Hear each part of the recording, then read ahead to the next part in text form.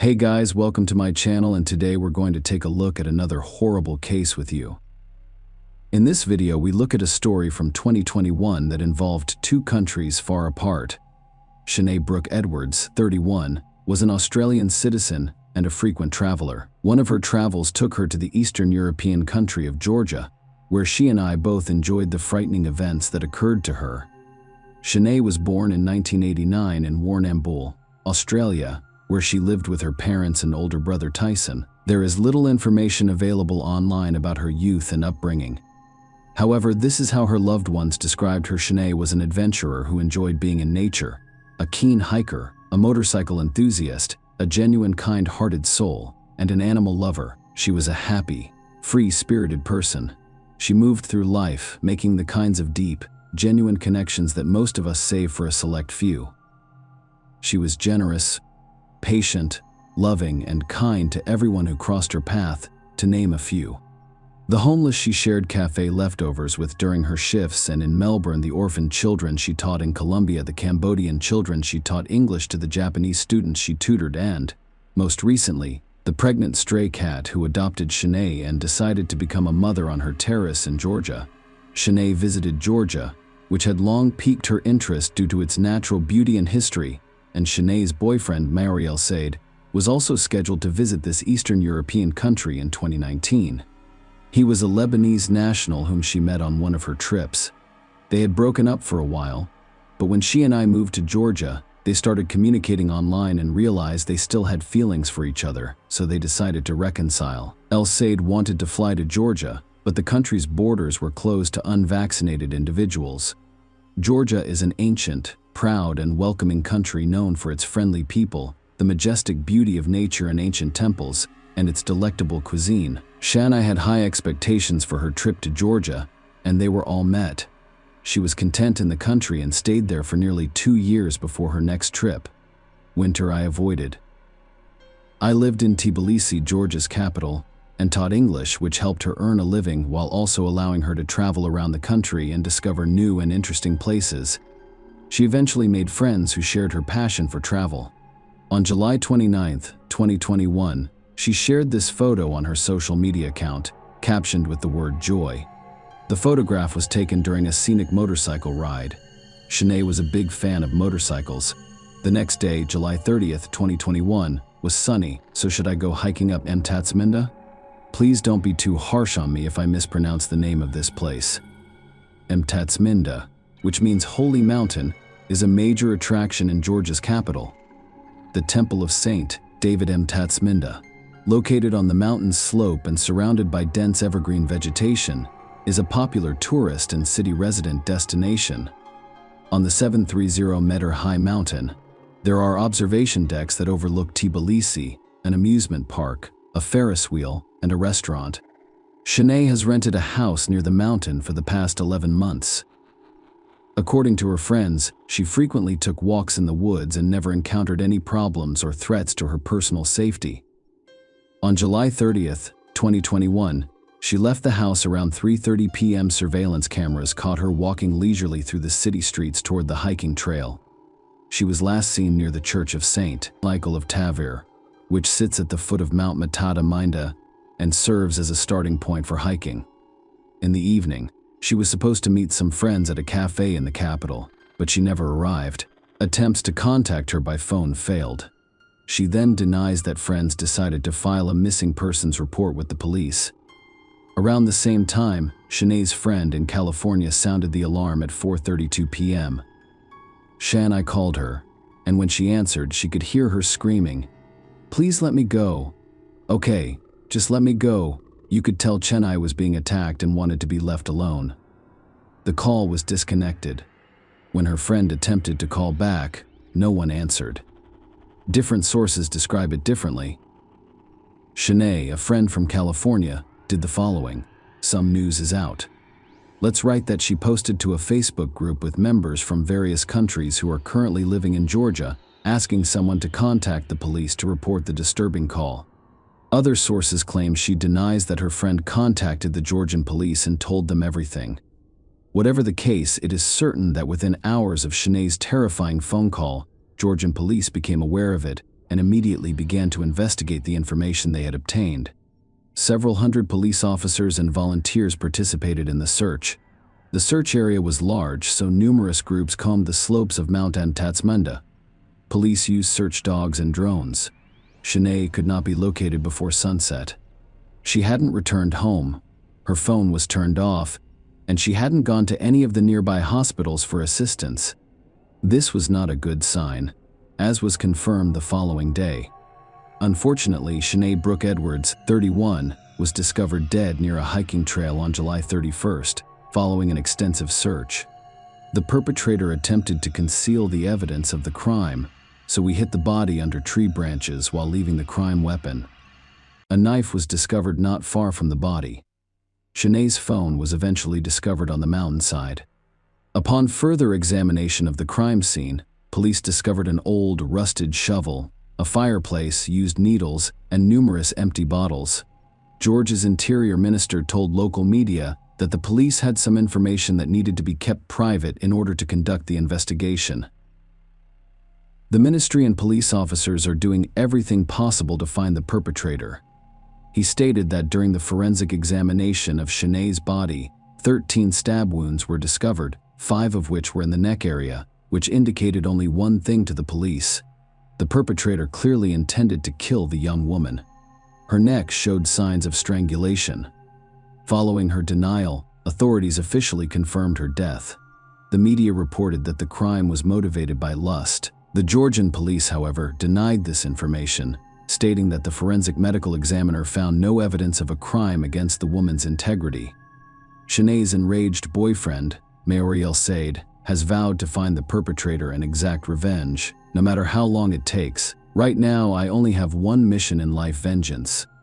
He stated, "I don't care if I spend the rest of my life behind bars, justice will be served, and the criminal will suffer as much as Sinead did." Sinead's death devastated her friends, and was especially difficult for her family, who lived on another continent. The relatives had to deal with the issue of transporting the body home, while the police had to find the perpetrator. There is no doubt that the police are directly responsible for crime prevention and criminal investigation. However, in this case, there was another significant factor.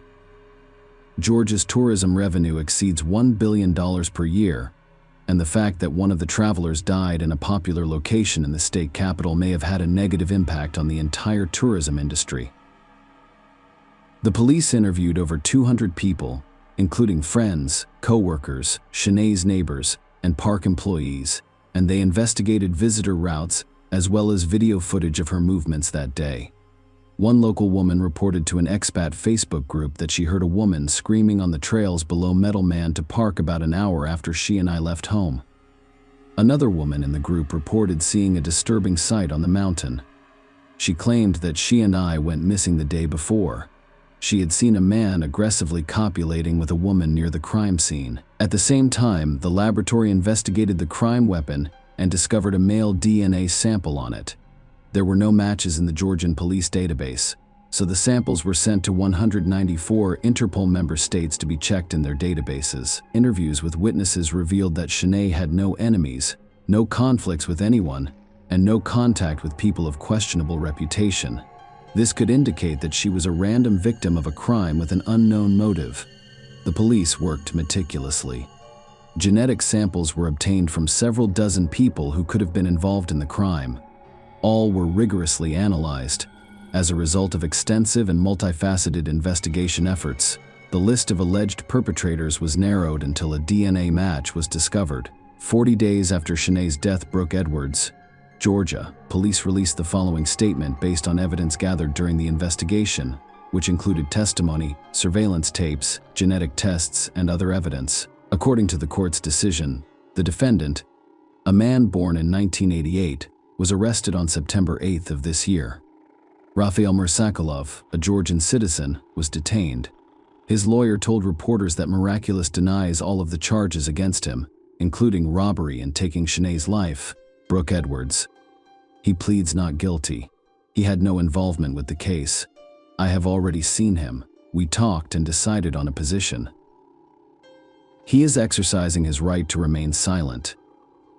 According to the lawyer, when information about the suspect's identity leaked to the press, Mursakilov's image was broadcast on television. Following that, a woman from Georgia and the capital posted on her Facebook page that her friend had been attacked by two wild beasts on Mount Emtatsminda a few months prior. Even though the police knew who the perpetrators were, the case was shelved. According to the woman's post, one of the attackers was Rafael Mursakilov. The author of the posts suggested that if the police had done their jobs properly, the Australian girl would still be alive. Rafael Mursakilov, according to the information he publicly shared on his Facebook page, was an activist for the ruling Georgian Dream Party. On September 10, 2021, a Tbilisi court refused to release Mursakilov on bail.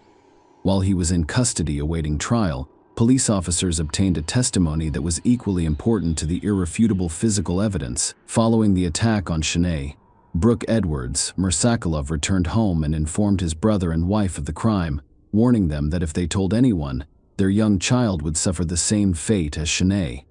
In October 2021, the Edwards family released a letter describing Sinead and thanking everyone for their support. They expressed gratitude to Georgia for their financial assistance in repatriating Sinead's body, as well as the Georgian people for their ongoing attention, love, and support during this difficult and tragic time. The first hearing on the case occurred in February 2022.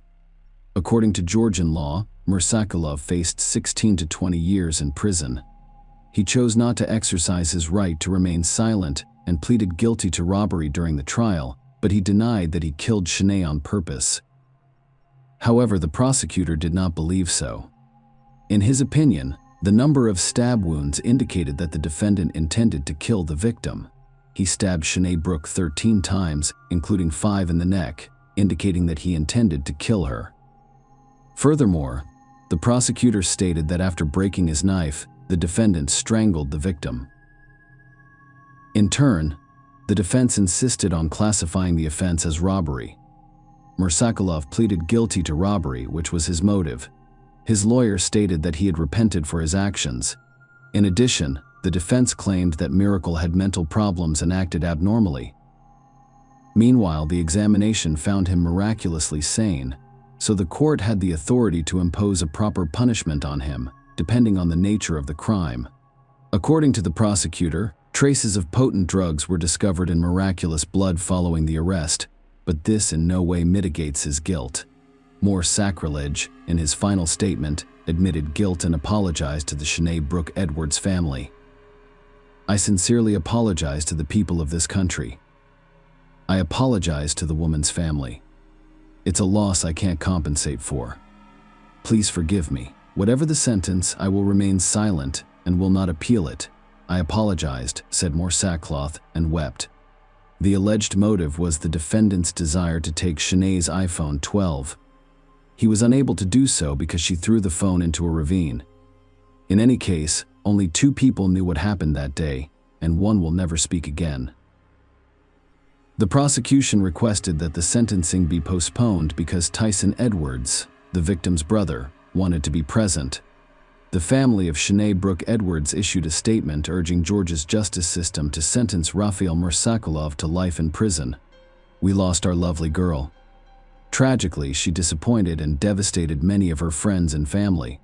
We are proud of Chennai's accomplishments in many countries during her short life. According to the Sinead Brooke Edwards family statement, Rafael Mursakilov was found guilty during the March 9, 2022 trial. Sinead, Brother Tyson, on behalf of the family, again requested that the defendant be sentenced to life in prison. Mercer Acula has apologized to Tyson Edwards, stating that he is not that type of person and that he simply got into this situation. As a result, Rafael Mursakilov, 33, received a 20-year prison sentence. According to Georgian law, the maximum sentence he can receive is 20 years. Share your opinion with us in the comments and subscribe to the channel for more.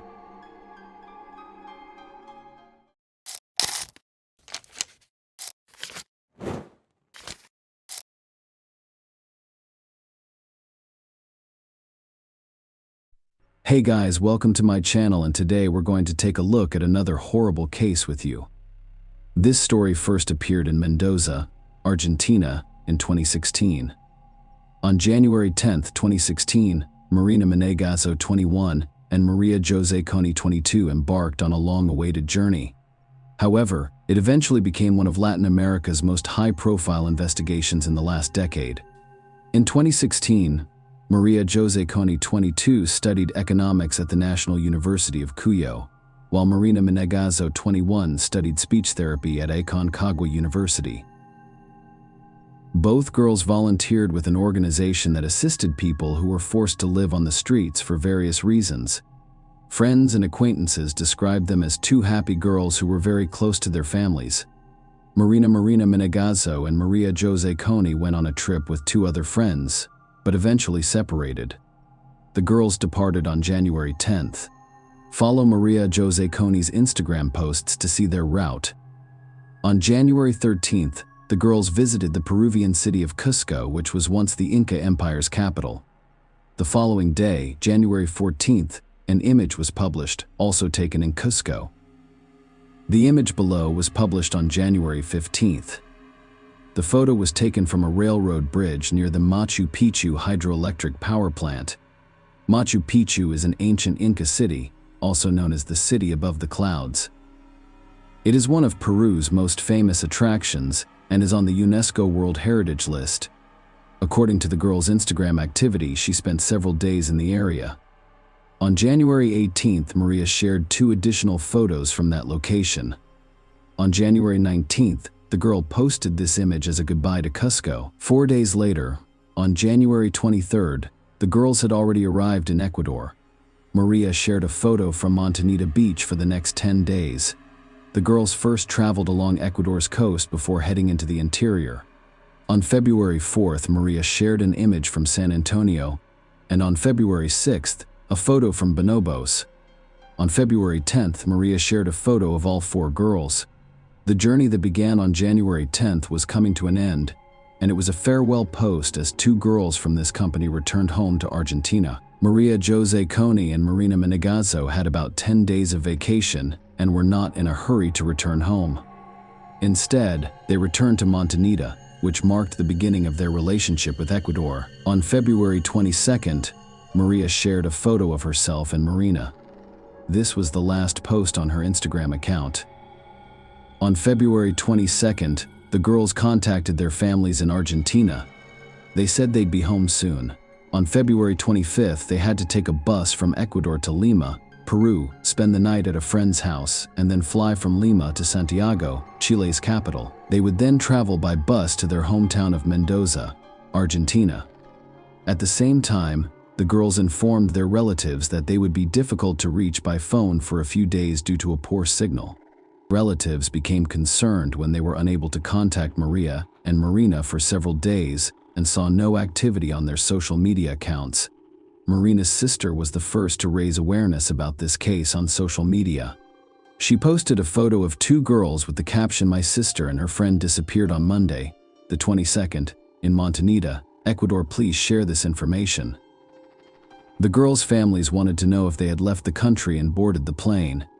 However, they were unable to obtain a response from the airline representatives. The latter stated that they would only disclose this information if the families provided a court order.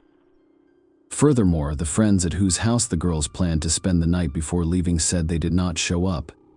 Maria and Marina's relatives contacted Ecuador's emergency services to report their disappearance.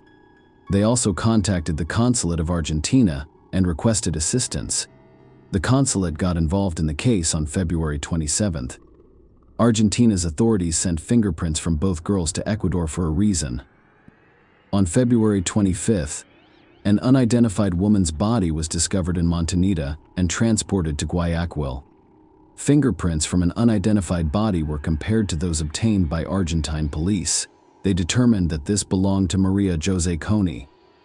This Saturday, February 27th, police discovered Marina Menegasso's body while investigating the location of Maria's body. It was just 43 yards from Maria's body. Both bodies were in plastic bags secured with duct tape. According to the Ecuadorian police, they did not find Marina's body right away because the criminal attempted to conceal it by placing something on top of it. The autopsy revealed that Maria Jose Coni died due to blunt force trauma to the head. Ecuadorian authorities described her injuries as genital, including a broken femur and toe. Furthermore, marks on Maria's wrists indicated she was tied up. Marina, a man of God, died as a result of 6 neck stab wounds. She had the same spots on her wrists, indicating that she was tied up. According to reports, the girls died on February 23rd. Toxic, illogical analysis revealed that their blood contained a high concentration of the drug used in psychiatric treatment. Given the circumstances surrounding the death, the police determined that the girls did not voluntarily take this drug. Perhaps they didn't even realize they had taken it.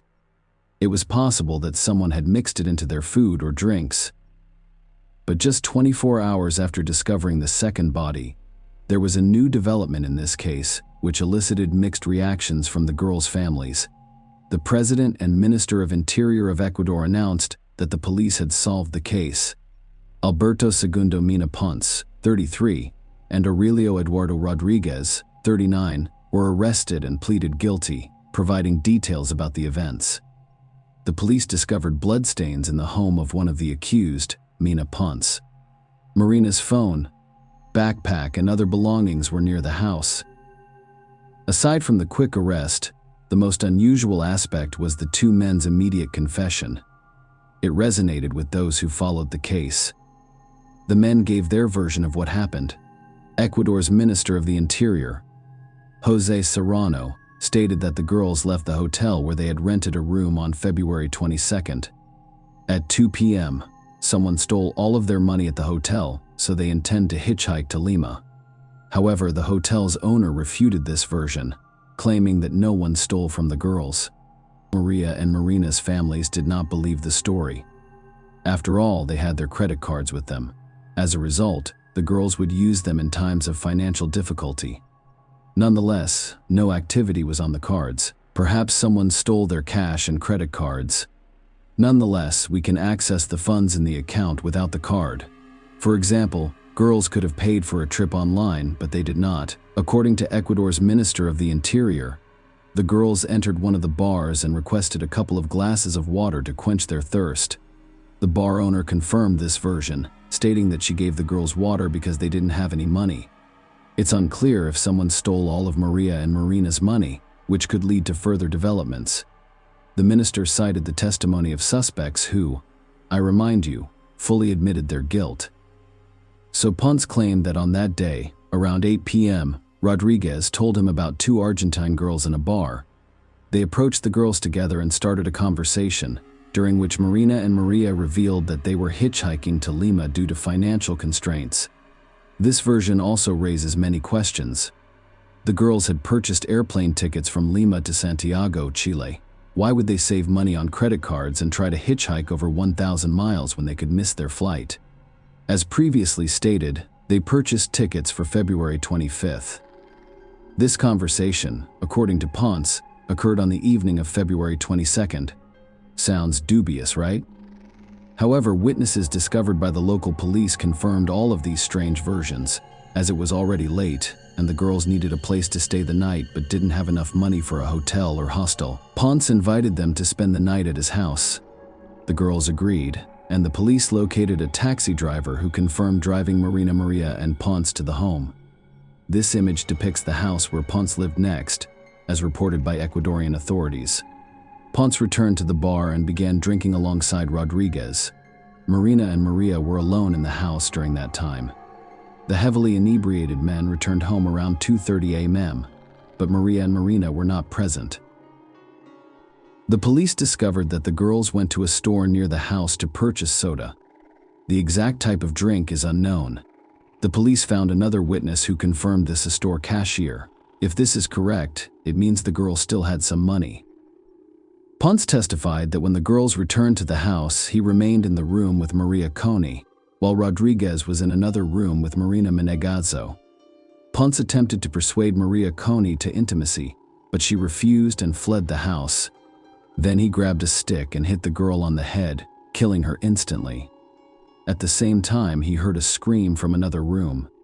When he entered the room, he discovered that Rodriguez had taken Marina Men of Gaza by surprise. Rodriguez immediately left the house, and according to Ponce, he began planning how to dispose of the bodies. Ponce attempted to clean up all traces in the house, wrapping the bodies in plastic bags and duct tape. In the afternoon, he borrowed a cart from someone he knew and drove them to a wasteland near the ocean shore, about 440 yards from home. Let me reiterate that everything mentioned is the official version of the Ecuadorian authorities. At the same time, it was unclear where the marks on the girl's wrists originated. There was also no explanation for the toxic, illogical analysis that claimed both girls' blood contained traces of a powerful drug. Given the circumstances and inconsistencies in the case, the girl's family began to question the version presented by Ecuadorian authorities. They believe the case is related to human trafficking and that Ecuadorian authorities were covering for someone. Marina and Maria's families had multiple reasons for doubt. First, the girls ran out of money but did not use their credit cards. Second, they were under the influence of drugs. Only 3 witnesses saw Maria and Marina that day: the bar owner, a taxi driver, and a cashier who allegedly sold them soda. The town had 5,000 residents. Furthermore, the families were perplexed as to why the bodies were discovered 2 days apart, despite being 43 yards apart. Maria and Marina sought assistance from Ponce and Rodriguez, which appears unusual. In Montanita, there are many Argentine tourists, so it would be logical for the girls to approach someone from their country and ask for help. When Ecuadorian police brought him to the crime scene, the brother of one of the victims reported seeing used syringes on the floor. When he inquired about them, they mysteriously vanished. Furthermore, the syringes were not even visible in crime scene photos, and the experts who investigated the scene denied their existence. According to the family, the 2 men were merely a front for something larger, such as human trafficking. The authorities ordered a second autopsy and a new toxic, illogical examination. Furthermore, both defendants' versions of events changed several times. According to one version, Mina Ponce denied that he and Rodriguez had committed the crime. He claimed that the man who killed the girls was an illegal substance dealer of Venezuelan origin who lived in the area. He only knew the man's pseudonym, El Chamo. This man has been detained by the police. However, the latter stated that he had nothing to do with what happened and was willing to take a polygraph test or provide a DNA sample. He wanted to prove he was not in that house at all.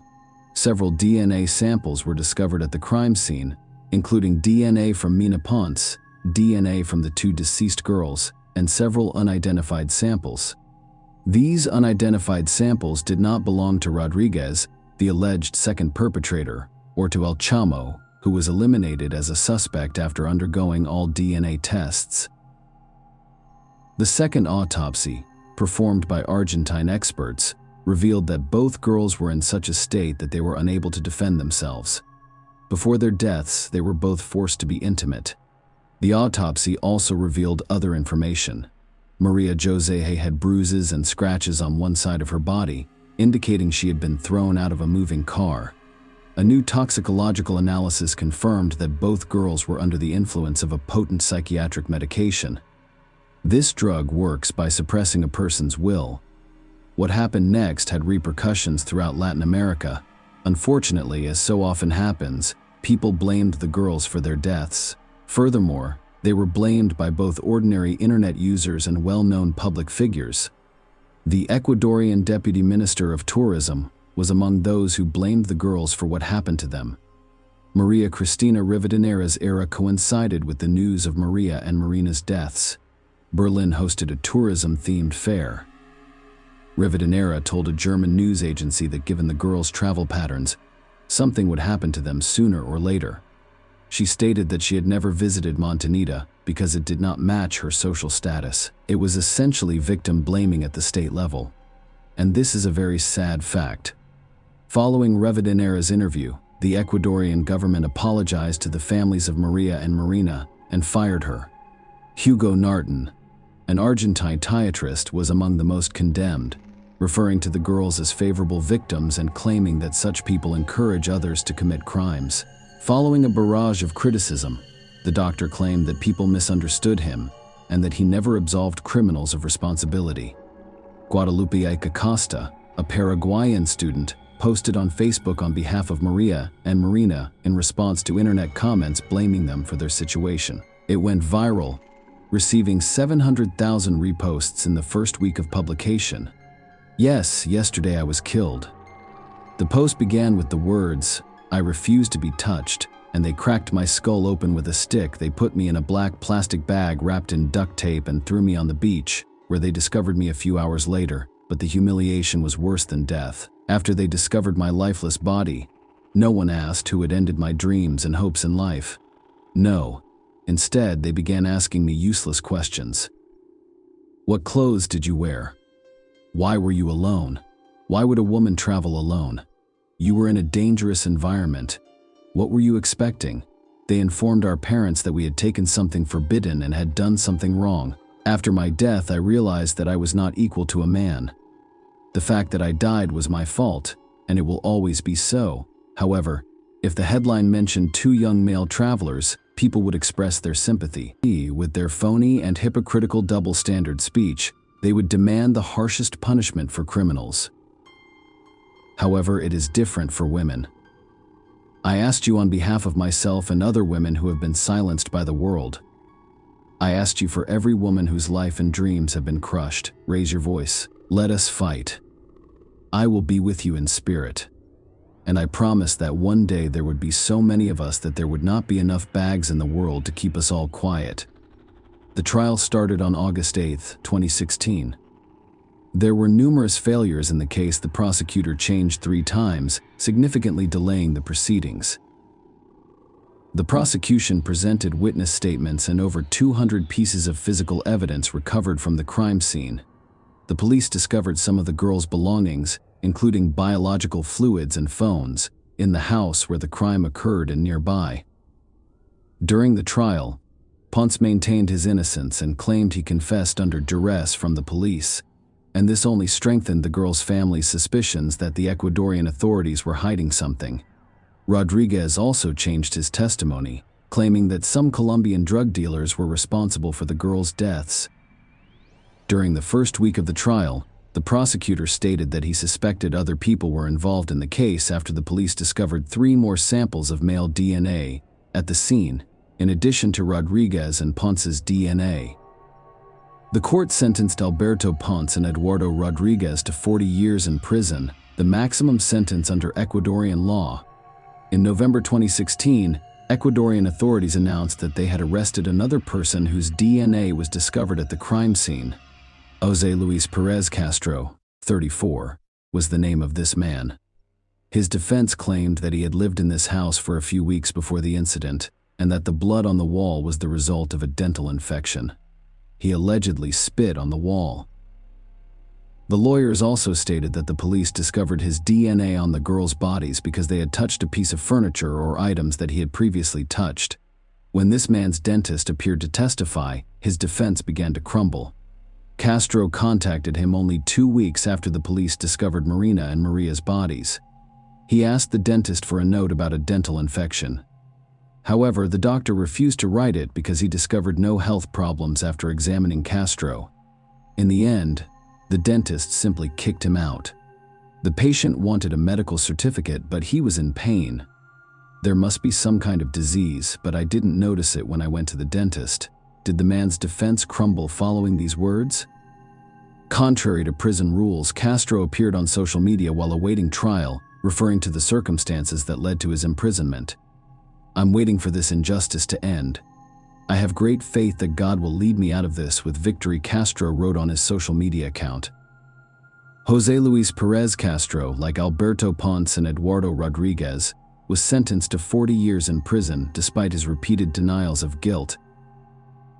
The girls' families questioned the story presented by Ecuadorian authorities, despite the fact that the family had ensured that police officers from Argentina participated in the investigation. The Ecuadorian authorities' version has not changed in any way, according to assurances from Ecuadorian police that the search for other men whose samples were found in the house continues to this day. Share your opinion with us in the comments, and subscribe to the channel for more.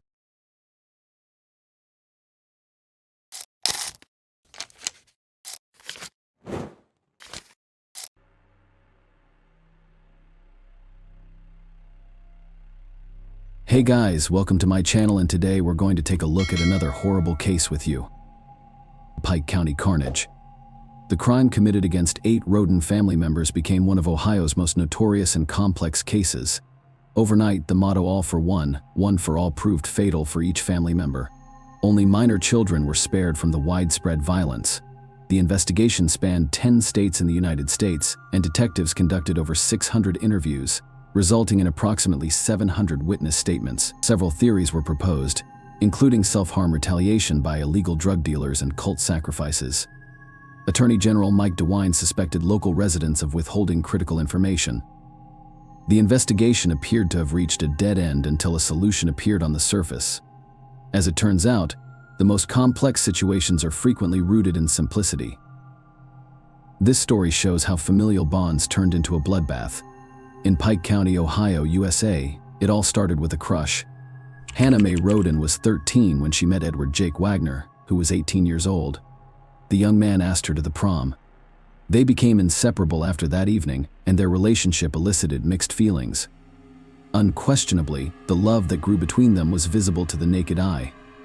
On the other hand, the age gap raised numerous questions and concerns. However, the young couple's parents did not interfere with their relationship. After all, everybody was young once. Over time, the Roden and Wagner families began spending weekends and parties together. Love was passionate and carefree. Hannah announced her pregnancy at the age of 15. Jake was overjoyed when he heard the news. He anticipated how excited his family would be about the new addition. Wagner highly valued traditions and lineage, which is why he adored his children, who represented the continuation of their lineage. Even ancestral names were passed down through generations. Jake's father was named George Wagner III, and his brother George Wagner, for the Rodens, had a more straightforward, less ostentatious approach to children. However, this did not diminish their family values. Hannah's parents, Christopher and Dana Roden, remained close and united after their divorce. They adored their 3 children and worked tirelessly to ensure their well-being. Unlike Wagner, the Rodens had a modest income. Christopher, 40, worked as a handyman at the Big Bear Lake family complex. Dana was 37 years old and worked as a nurse's aide at a youth rehabilitation center. Nonetheless, they instilled humanity and diligence in Christopher Jr. Hannah and Clarence Frankie were overjoyed with the arrival of little Sophie. To commemorate her birthday, a large party was planned. Soon after, Jake suggested that Hannah move in with him and his family, claiming that it would make their lives more comfortable. Living in a trailer makes it difficult to argue this point. His logic appeared sound, but Hannah declined. By then, she had a better understanding of her partner and saw the invitation as an attempt to limit her independence. Furthermore, the caring and attentive young man had developed suspicion and aggression. Jake had used physical aggression on several occasions, and his rough behavior soured Hannah's feelings for him. Her refusal became a source of contention for Wagner. Now, both Sophie's parents were determined to gain full custody of the girl. The families started advocating for their own interests. Driven by his desire, Jake threatened his beloved after she refused to sign a document transferring custody rights to him and his brother. In a fit of rage, he intended to message her, stating that if necessary, he would take the daughter by force. If you truly loved her, you would not be able to resist. He claimed that you would have given her up long ago to be raised in a safe environment. For some reason, he thought the Rodens were a danger to Sophie. Such conversations continued for 2 years, during which Jake became increasingly tyrannical. Hannah grew tired of being in complete control and ended the relationship in March 2015. Furthermore, she had learned something alarming. Jake's brother, George IV, had taken custody of a son by threatening the boy's mother with a weapon. This confirmed that the Wagners saw moral and physical coercion as acceptable ways to protect themselves and their daughter from this unscrupulous family, and the young Roden decided to distance herself. She intended to raise her daughter alone while working as a nurse's assistant and finishing school.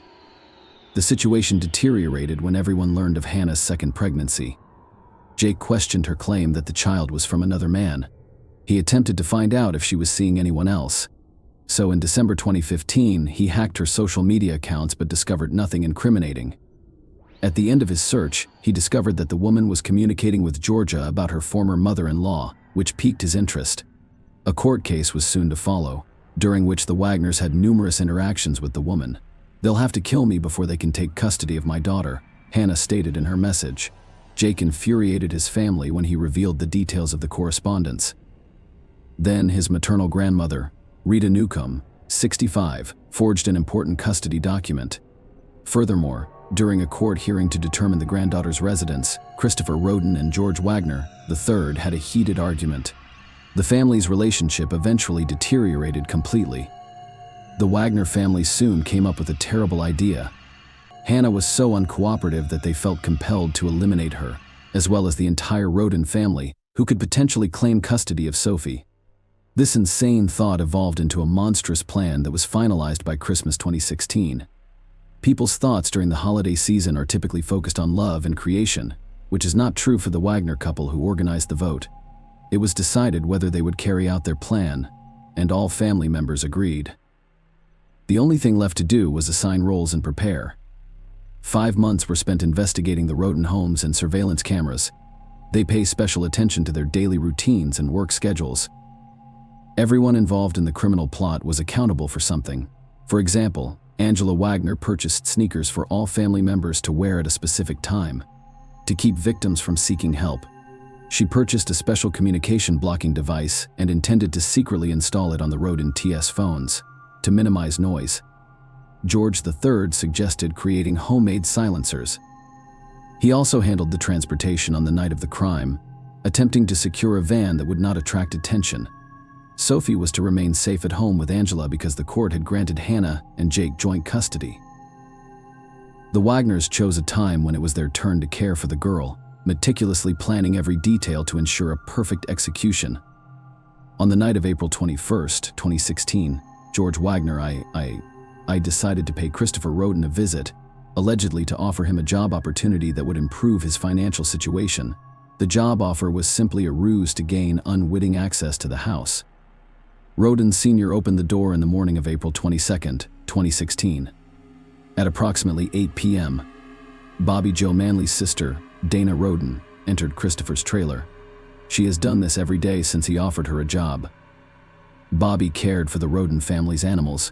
She noticed someone inside, which was unusual for the time when everyone was going about their business. Christopher and his cousin Gary, 38, lay in a pool of blood inside the trailer. The men lived together in horror. She picked up the phone and called emergency services, reporting what she had seen and requesting assistance at 4077 Union Hill Road. Barbie, shocked, went to the homes of her other relatives. She gave a loud knock on one of their doors. Soon, a 3-year-old boy named Clarence Roden appeared. She asked where his parents were, but he did not respond, instead pointing to the bed. Entering the house, she screamed at the sight of Clarence, 20, and his wife, Hannah Hazel. The couple had died, and their 6-month-old baby was alive but splattered with his parents' blood. Following Bobby's 911 call, the police went straight to the given address. As they approached the road and property, a neighbor stopped them. Sensing trouble, he requested that the officers check additional addresses of the family members. He was correct. In the third trailer, police discovered bloody bodies. The victims were identified as Dana. Hannah is 19 years old and Christopher is 16. The attackers spared Hannah's youngest child, a baby girl who was only a few days old. Another victim was discovered later, Kenneth, the elder Roden's brother, aged 44, who lived a 15-minute walk away from the others. By 2 p.m., 8 victims had been identified: Christopher, Dana, Clarence, Hannah Hazel, Christopher Jr., Hannah Mae, Kenneth, and Gary. The only survivors were small children, a 3-year-old, a 6-month-old baby, and a newborn only 4 days old, as well as 2-year-old Sophie, who was at the Wagner's home at the time of the incident. After examining the bodies, police concluded that all of the victims had died in their sleep from gunshot wounds. Detectives eventually pieced together the events of that night. The patriarch of the family was awake when the attackers broke into the house, as evidenced by a wound on his right arm. Christopher attempted to defend himself but received 9 shots to the head, torso, and limbs. Dana Roden had 5 bullets removed from her neck and head. The remaining members of the family were killed by gunshot wounds to the head. Gary was shot 5 times. Christopher Jr. was shot 4 times. Clarence and his wife Hannah were shot 3 times each. Hannah Mae was shot twice and Kenneth was shot once. The assailants fired 32 shots in total, including some posthumously. In addition, bruises were discovered on some of the bodies, indicating physical abuse. Because no one in the vicinity heard anything, investigators concluded that the perpetrators used silencers, indicating a well-planned and executed act. The victims were clearly not at random. Someone sought vengeance on the entire family. During the search, police discovered 5 different types of Remington shell casings, as well as an unused bullet from another gun model. Furthermore, the scattered nature of the trailers suggested that more than one person committed the crime. Leonard Manley, Dana's father, claimed the criminals were aware of the rodents well, or the dogs would have been barking all over the pike. The question of who would dare to commit such an act kept police officers busy. The Attorney General's office contributed more than $20,000 to the Road and family's funeral. The deceased were interred in multiple stages. Gary was the first victim, buried on April 28, 2016, in South Shore, Kentucky. Hannah Hazel followed him, and her farewell was held on May 1st in the village of Otway, Scioto County, Ohio. The other victims were buried on May 3rd in West Portsmouth, the same county. Many locals came to bid the family farewell and pay their respects. The surviving children were placed in the custody of relatives. A wave of panic swept through the neighborhood. The police urged the Rodens' relatives to exercise caution and advised all Pike residents to stay away from their homes at night. The cold-blooded mass murderer enraged residents across the state, who demanded that the investigation's findings be made public and the perpetrators apprehended as soon as possible. Jeff Ruby, a Cincinnati businessman, offered $25,000 for information that could help arrest and convict those responsible for the murder, but he later declined the offer. The investigative task force working on the Roden case included over 100 people. Following the funerals, as part of the investigation, 3 trailers belonging to the deceased family were towed away. The next day, several more vehicles met the same fate and were transported to a secure facility. This was done to protect the deceased's personal belongings while also preserving evidence. Following the investigation, the family's cars and farm equipment were scheduled to be returned to the victims' relatives. Forensic experts joined the investigation. Trailers were meticulously inspected. However, no DNA from the suspects was discovered in any of them. Cameras were installed in the mobile homes, but they too provided no information because they had been disabled. The perpetrators meticulously planned every detail of the crime. It appeared that there were no significant leads until detectives discovered one. 3 crime scenes in one location yielded approximately 200 cannabis plants. Officers suspected the cannabis was grown for sale rather than personal use, prompting speculation about the involvement of Mexican drug traffickers. However, the amount of cannabis discovered was insufficient to support an attack by an entire cartel. In January 2017, a close relative of the Roden family was arrested for drug trafficking, which was deemed an unrelated incident. Leonard Manley claimed that his daughter had no involvement in the cannabis operations. "They're trying to drag Dana through the mud, which I don't like," he asserted. Some family members confirmed that Christopher and Kenneth Roden, the older brothers, grew marijuana, but they were unaware of any large-scale production. The theory of a family feud over illegally obtained funds was also refuted. Along with the prohibited substances, specialized equipment for breeding chickens for cockfighting and cages with fighting cocks were discovered at the Roden TE. It quickly became clear that illegal cockfighting was not the cause of the homicides. Months passed without uncovering the true motive for the crime. On April 13, 2017, local authorities announced that there was insufficient evidence to make any arrests. Nonetheless, prosecutor Rob Young stated that the investigation was ongoing, implying that they had some leads they were not yet ready to share. Another year passed, and the second anniversary of the mass murder received little attention, with no coverage in the local press and no sheriff or prosecutor attending the memorial service. The community concluded that the investigation had unexpectedly stalled. On May 12, 2017, a SWAT team raided a home in Pike County, about 10 miles from the crime scene, initially looking for suspects but later revealing that they were gathering evidence. Detectives also searched a house in Adams County that Jake Wagner once owned, but had sold by June 20, 2017. The investigation shifted the spotlight to the Wagner family, 26-year-old Jake, 27-year-old Georgia, the third, 47-year-old Georgia, the fourth, and 48-year-old Angela, who lived 15 miles away from the victims. The Wagners relocated to Kenai, Alaska, citing difficulties in settling in the area. They claimed to have loved the road and their family, and that their deaths caused them great grief. Rob Young's words from a year ago proved correct, as the investigation had made a breakthrough and was now looking for information from the public on the Wagners' discussions about firearms, ammunition, vehicles, and so on, 2 years earlier. It wasn't long before the suspects, desperate for money, returned to Ohio, where detectives had gathered enough evidence to make arrests, including proof Jake had hacked Hannah's account. During the examination of the Wagner family's devices, search queries for guardianship were discovered.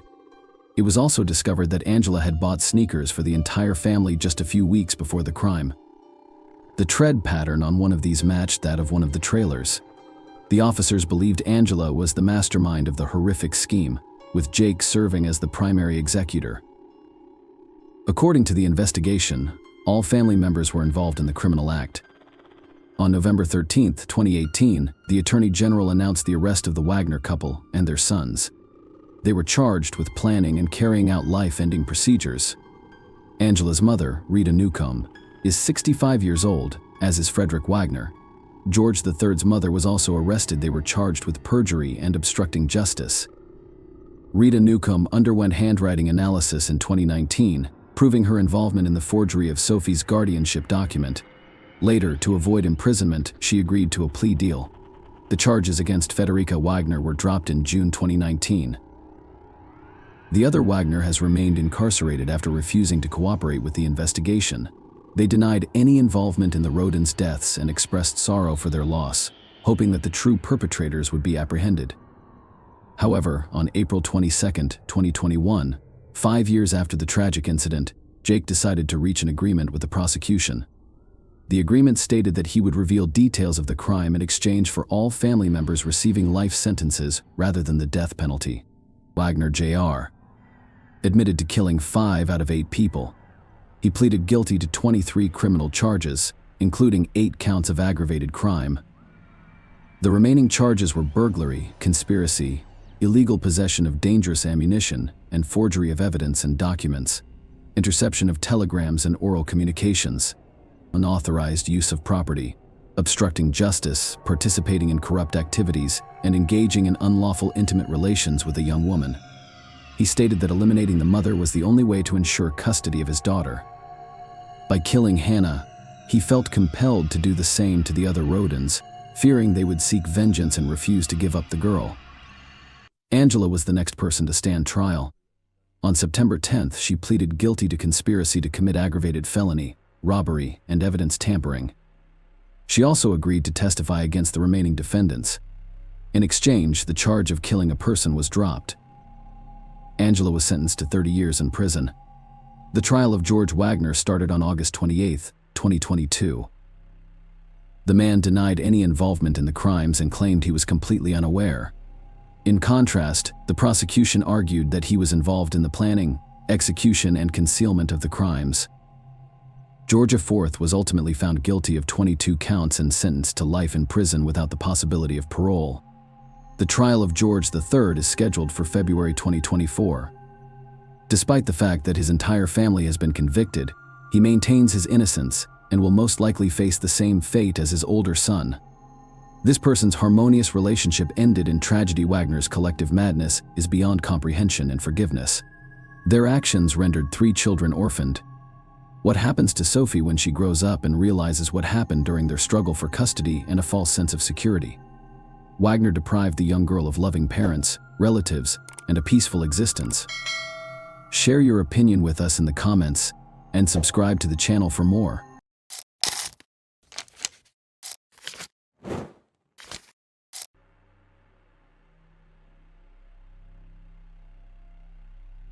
Hey guys, welcome to my channel, and today we're going to take a look at another horrible case with you. A woman spending time with her family on a normal Saturday morning heard the doorbell ring and went to answer it. What happened next resembled more the plot of a horror movie than a real-life incident.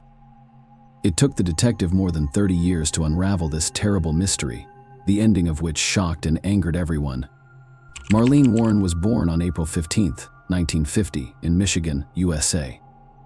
She grew up without a father, and since her teenage years, she has dreamed of having a large and close-knit family.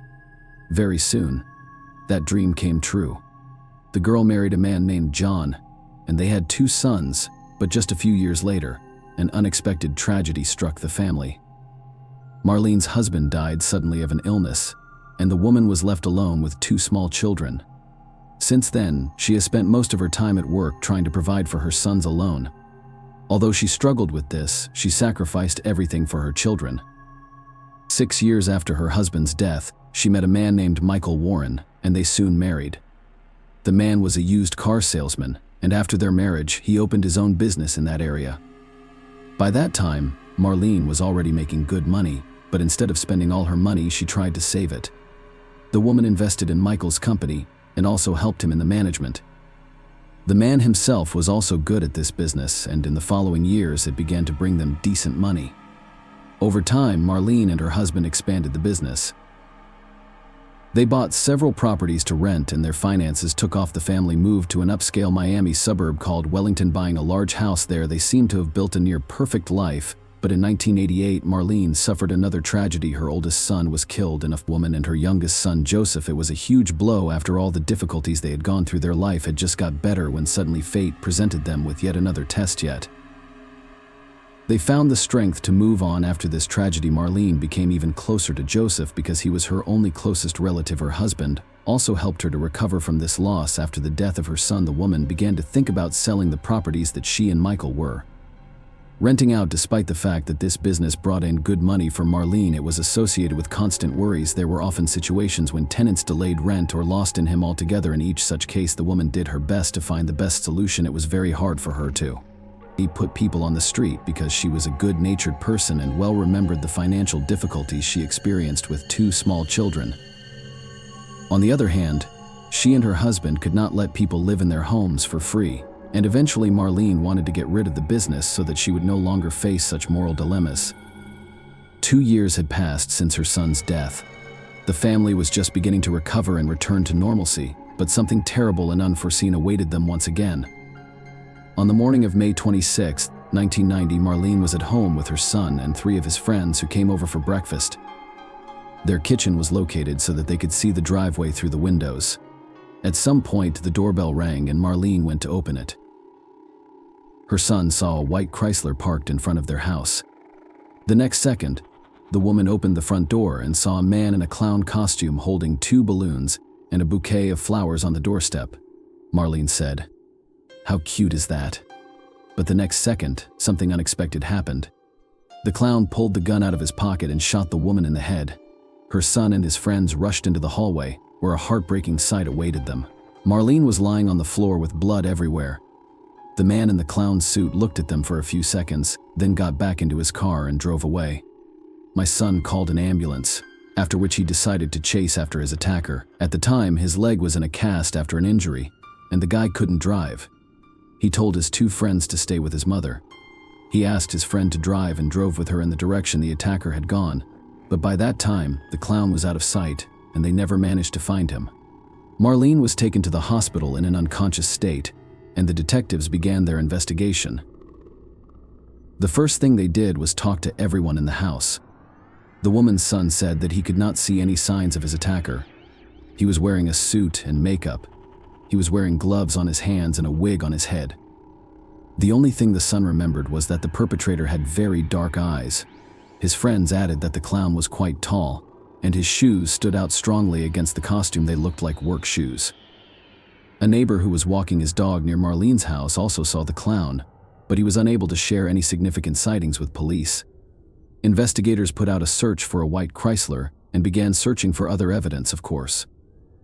Marlene's husband Michael was the first to be suspected that morning. He had just left for the racing stadium in Miami, and at the time of the attack on his wife, he was not at home.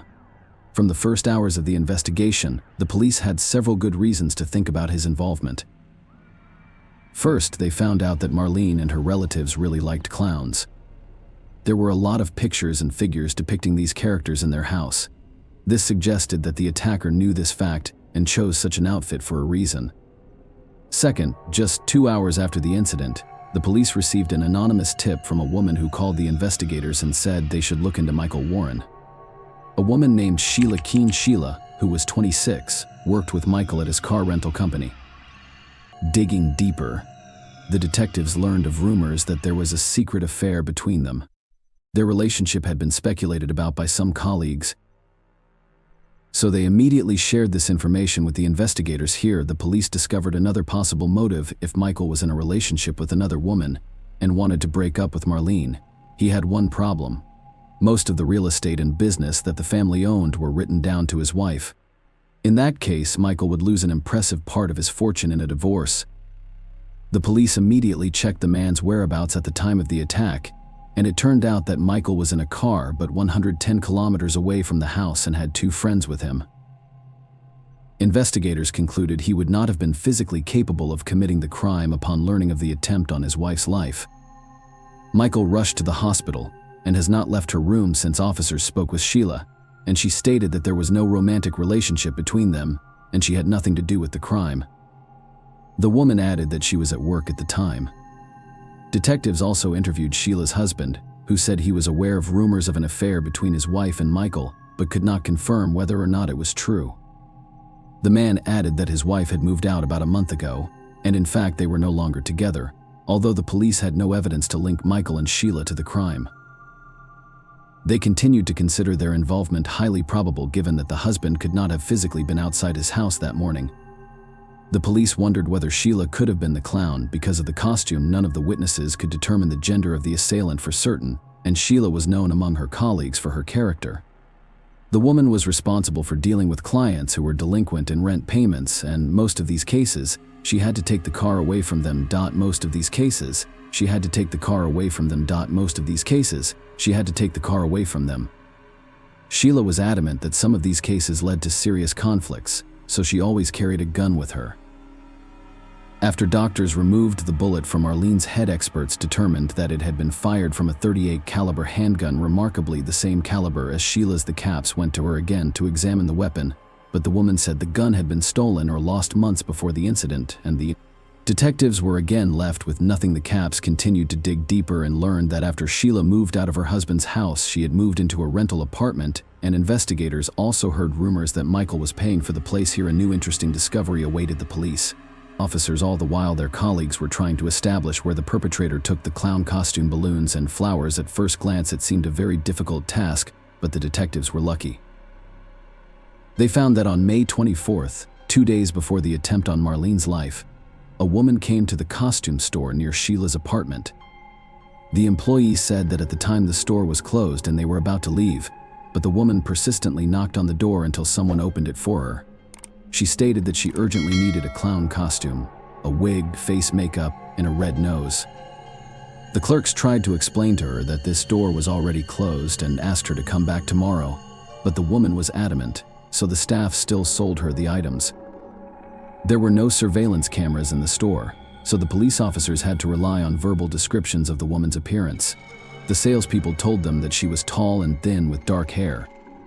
Detectives showed them pictures of several women, and the officer said the customer looked like one of them, Sheila. As for the balloons and flowers, they were traced to a supermarket about a mile from Sheila's apartment. The salesman stated that the same items had been bought by a woman just a few hours before the attempt on Marlene's life. He described her exactly like the costume store employees, a tall, thin young woman with long, dark hair. The salesman added another interesting fact. According to him, the female customer exhibited rude and to some extent even masculine manners. By that time, the investigation had lasted 2 days, and on May 28th, the doctors told the police that Marlene had died. Despite their best efforts, the effects of the point-blank shot were too severe. As a result, the case was reclassified as a homicide, and detectives continued to look for more possible evidence against Sheila. They asked the judge for a warrant to search her apartment. While the police were waiting, something else happened.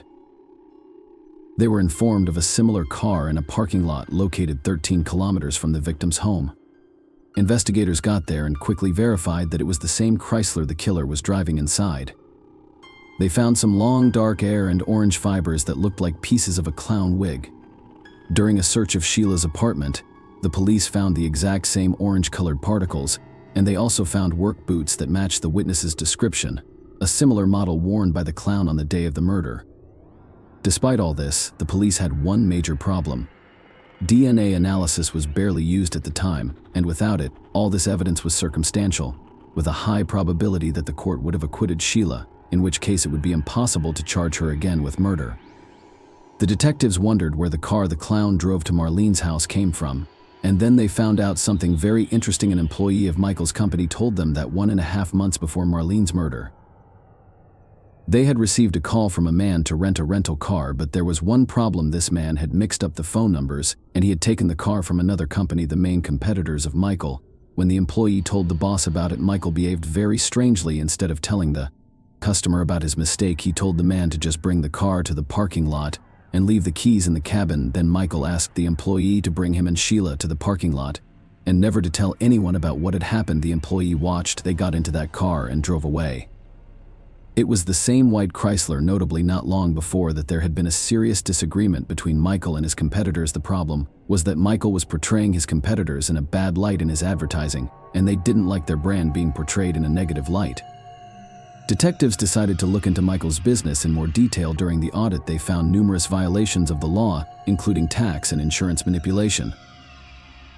Moreover, they found evidence that Michael sometimes resorted to illegal methods of returning cars, even when customers paid on time, and did not violate any terms. During this audit, the police also spoke to an employee who recalled something interesting. According to him, Michael and Marlene once had an argument in the workplace. When the woman left, Michael asked the employee, "How much would you charge to make my wife disappear?" Although it all sounded highly suspicious, detectives still had no evidence linking Michael to the murder. He was nevertheless arrested for various business manipulations.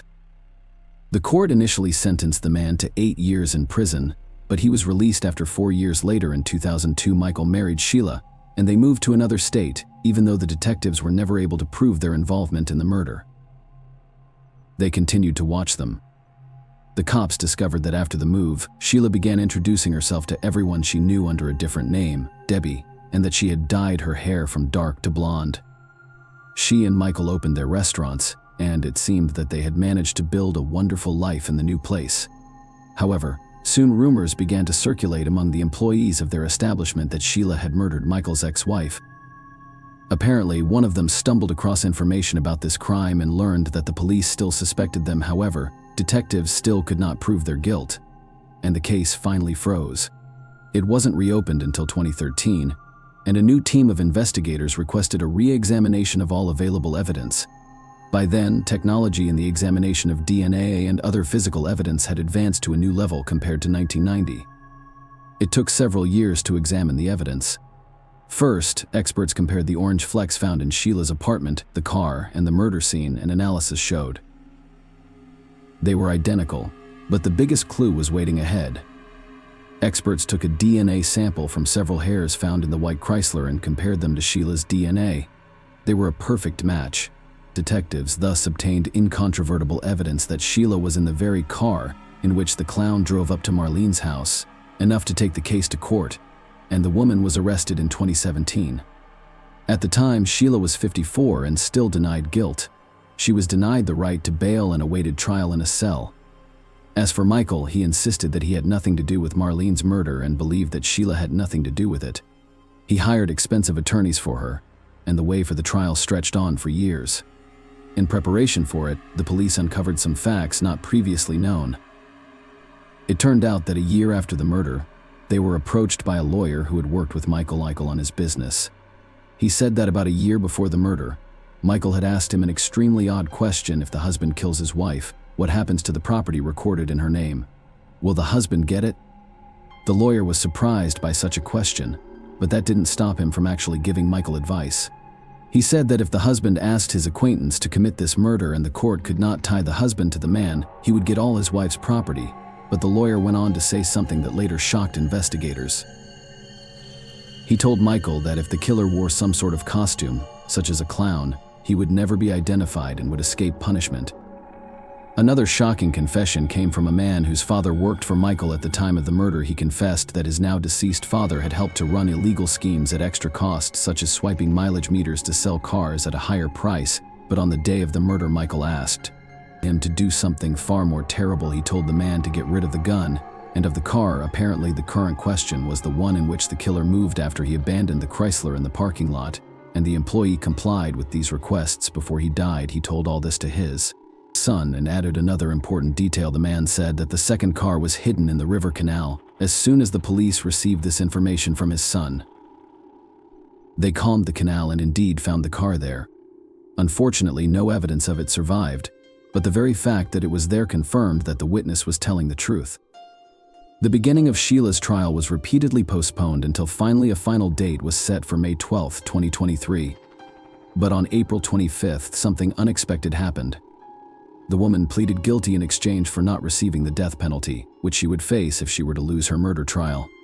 Her attorneys explained the situation as follows: Sheila is innocent of the murder, but she fears for her life, which is why she took responsibility for someone else's crime.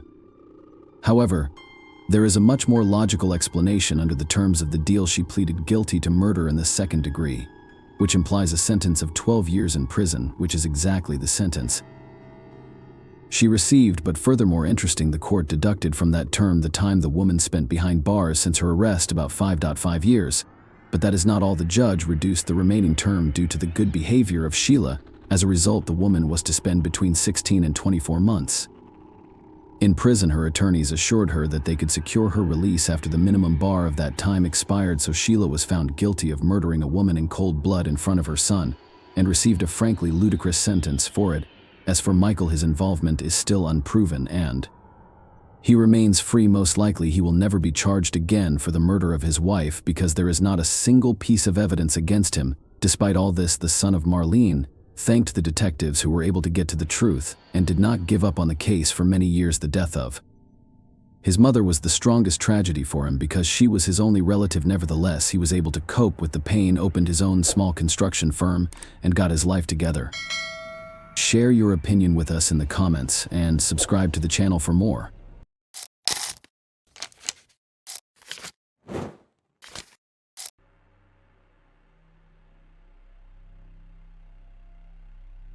Hey guys, welcome to my channel, and today we're going to take a look at another horrible case with you. The student disappeared on her way to the dormitory, and at first the police thought that the solution was right in front of them. However, with each passing day of the investigation, they became more convinced that there were many tangled moments in this case, and it was only by chance in the end that the truth was uncovered. Amy Blau was born on October 1st, 1969, in Homestead, Florida. She grew up in a loving family and had many friends, largely due to her cheerful and kind nature. When she was 14 years old, her father passed away. Despite this painful loss, Amy found the strength to maintain a positive outlook on life. After high school, she enrolled at Flagler College, located in St. Augustine, near Jacksonville. Although it was home to only 13,000 people, it was the oldest city in the USA.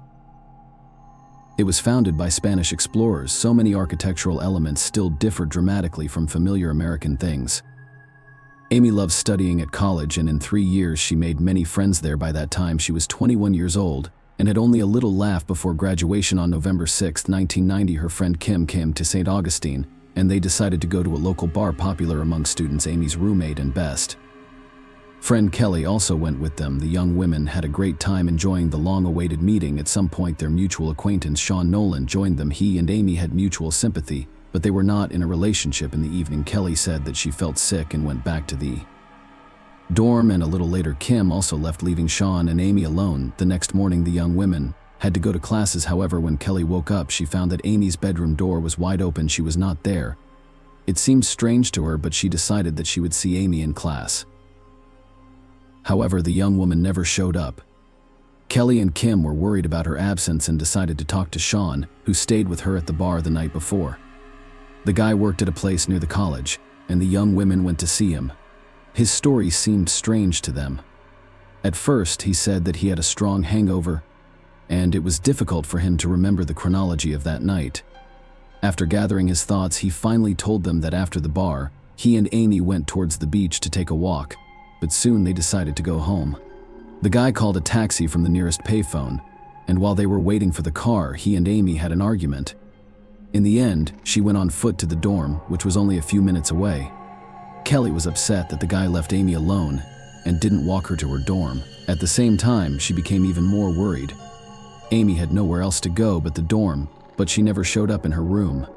Her friend was afraid that something bad had happened to her and began to seriously suspect Sean's strange behavior only heightened her anxiety. It seemed like the guy was not at all worried that Amy had disappeared.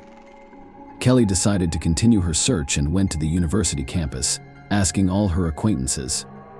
If they had seen Amy, the answer was the same. No one had met her that day, and no one knew where she could be. At around 6 p.m., her friend decided to call the police. She informed investigators about the young woman's disappearance, and they began to check the information. They called all local hospitals. But no one resembling Amy had been admitted. The taxi operators were also contacted, but none of the drivers had picked up the young woman that night. The police could not find any evidence that Amy had been in trouble or become a victim of a crime. Moreover, at the time, the young woman was already 21 years old, so they did not officially declare her missing despite her friend's requests. By that time, Kelly was 100% sure that something bad had happened to Amy. Realizing that she could not convince the police to start searching, she decided to call Amy's mother. Later, the young woman admitted that it was the hardest call of her life. The next morning, Amy's sister arrived in St. Augustine to participate in the search. The first thing they did was go to the police station, where they received the same response. They couldn't start an investigation because there was no indication of a threat to life. The investigators believed that the young woman had simply left for a couple of days without warning, so the sisters, along with Kelly and other friends of the missing young woman, decided to organize their own search operation. They printed flyers with information about Amy and began posting them all over the city. Soon, a local television channel came to their aid, spreading information about the young woman's disappearance. All of this led to a large number of volunteers offering to participate in the search. They split into groups and began combing both the city and the surrounding area. Volunteers searched forests, beaches, abandoned houses, but they were unable to find any clues. This continued for 3 days until the police finally decided to start an investigation. By that time, the whole town was talking about Amy's disappearance, apparently putting pressure on the local police department and forcing them to take action. The first thing they decided to do was talk to Sean, as he was the last person to see Amy, and here they encountered the first suspicious moment. The guy told them a story that was different from the one Kelly and Kim heard. Sean said that he and Amy left the bar and headed towards the beach, but on the way they decided to split up and go home. He approached the payphone and called the taxi, but when he turned around, Amy was nowhere to be seen. After waiting for some time, he got in the taxi and went home. Investigators found the story strange. How could a young woman disappear from the street in a matter of seconds and Sean, who was standing a meter away from her, not notice? Moreover, why did he give his friends a different version of events? All of this was enough to start considering Sean as a suspect. Decided to verify his story and find the taxi driver who was supposed to take him home that night, and soon they succeeded. The only problem was that his story also differed from the two versions told by Sean. The driver claimed that he did indeed pick up the young man near the phone booth. However, when he arrived at the location, Sean was sleeping on a bench, and the taxi driver had to wake him up. There was no young woman present at the time. On the one hand, this provided the boy with an alibi, but on the other hand, he had for some reason shared his version of what had happened, which only raised suspicion with the detectives. Despite this, there was no evidence against him, so the police continued to search for new leads. 10 days had passed since Amy's disappearance. During that time, there had been no activity on her bank accounts, which only confirmed that she had not left on her own initiative. By that time, the residents of St. Augustine and the police began to suspect that Amy's disappearance might be related to another series of gruesome crimes, about which we have a separate video. In August of the same year, an unknown maniac killed 5 students in the city of Gainesville, which was 120 kilometers away. People began to fear that this criminal had moved to their town and that they were all in mortal danger. Investigators contacted colleagues from Gainesville and began to compare the cases, but soon they realized that there were many inconsistencies. The Gainesville killer attacked students in their homes and left their bodies there. In Amy's case, the police didn't even know if she was still alive or what had happened to her. Furthermore, at the time of her disappearance, the police had already arrested a man who was highly likely to be the killer. Several serious pieces of evidence pointed to him. Therefore, soon the detectives stopped looking for a connection between that series of crimes and Amy's disappearance. Meanwhile, the police department offered a reward of $10,000 for any information that would help find Amy. They immediately received hundreds of tips, but most of them were lead. This happens in any case where authorities offer money for information. People come up with various stories hoping to get an easy check. It was also about 6 potentially important leads. Witnesses reported seeing her in different parts of the city, and many of them added that she got into some cars. Out of all this one call was much more interesting. A man reported seeing Amy in the city center on the night of her disappearance. A fairly old car similar to a Chevrolet Camaro pulled up to her. There were 2 men inside, and after a brief conversation with them, Amy got into the passenger seat, and they drove off at that time. This was the most detailed lead in the hands of detectives. However, something in the witness's behavior made them suspicious. After the call, he agreed to come to the station, answered all the questions, and tried to help, but for some reason the investigators treated him with suspicion. Detectives called it a police instinct and couldn't explain their doubts. They offered him to take a lie detector test to verify his testimony, and the man agreed. They asked him only 2 questions: whether he had anything to do with Amy's disappearance and whether he could take detectives to her. The witness answered negatively, and the polygraph operator did not detect any signs of lying. Thus, investigators understood that they finally had honest testimony that could help find Amy. The police began searching for all cars that fit the witness's descriptions, establishing the identities of the drivers, and checking their aliases for the night of the young woman's disappearance. All of this continued for several weeks, but the detective never managed to find a single potential suspect. Since then, there have been no leads in this case, but on January 1st, 2 months after Amy's disappearance, a disturbing call was made to the police. A man was walking his dog on the outskirts of St. Augustine. At some point, his dog noticed a pile of logs with bricks and started acting strangely, barking and pulling on the leash, trying to run there. The owner decided to see what is so upset his dog, and was almost speechless when he saw a skeleton hand sticking out from under the pile. He immediately called the police, and investigators began to extract the body. Due to the high degree of decomposition, they were unable to quickly establish her identity, but one detail immediately caught their attention: the body was wearing a green shirt, just like Amy Blount on the night she disappeared. The body was wrapped in a sheet. Medical experts conducted a more detailed analysis and concluded that the deceased was a young woman. She had received 5 sharp object wounds, indicated by cuts on her shirt. In addition, 2 serious abrasions were found on the body. Investigators suspected that the victim was Amy, so they immediately sent her dental records to experts, who soon confirmed that it was indeed her. Friends and relatives of the young woman were devastated by the news. They had hoped until the very end that Amy would return to them unharmed. Now the police had to investigate her murder. Along with the discovery of the body, they received their first lead. Amy had been partially buried and covered with logs on the outskirts of a large private property. Upon learning the name of the owner of this plot, they called him in for questioning. For understandable reasons, the man immediately became a suspect. However, after talking to him, the investigators began to doubt his involvement. First, it was a huge plot of land without a fence, and anyone could enter it. Secondly, there were 2 residential trailers on the property whose owners paid the landowner for rent. He added that he constantly had problems with one of the tenants. When they heard his name, the police were shocked. It was the same witness who had been polygraphed. The man was 22-year-old Timothy Gatchell. The police immediately asked the trailer owner to let them search the residence while the man was not at home, and he agreed. The first thing the police saw was a sheet very similar to the one in which Amy's body was wrapped. Upon further investigation, they found long female hair stuck in the mechanism of a floor exercise machine. It was the same color as Amy's hair. In addition, using special chemicals, forensic experts discovered blood traces in the living room. A sheet of paper with the name Toby and a phone number were also found in the house. The landowner said that a guy with that name did often visit Timothy. The police allowed that this person might also be related to the murder and contacted him. Toby agreed to meet with the detectives and told them his story. According to Toby's words, on the night of Amy's disappearance, he and Timothy were driving around town, stopping at different bars. At some point, they saw Amy walking alone on the street. Timothy asked Toby to stop the car, got out, and approached the young woman. He invited her to join them, and she got into the car. Together they went to Timothy's trailer and had a party. However, Toby's story started to sound strange, like a detective story. At first, he claimed that he just dropped off Amy and Timothy near the trailer and immediately left. Then he changed his version and said that he went inside with them, had a beer, then went to the bathroom and left immediately without going into the living room, and got into the car and left. Investigators doubted that he was completely honest with them. They didn't believe that Amy would go to the outskirts of the city with 2 unknown men at night. In the morning, she had to go to classes and was supposed to go to the dormitory right after the bar. It looked like Toby constructed his story in such a way that he couldn't be made, and an accomplice detectives did not rule out that Timothy and Toby might have actually abducted the young woman on the empty night street, but could not prove it yet. Moreover, Toby told something else. According to him, in the first week of the investigation, he saw flyers about Amy's disappearance and recognized her.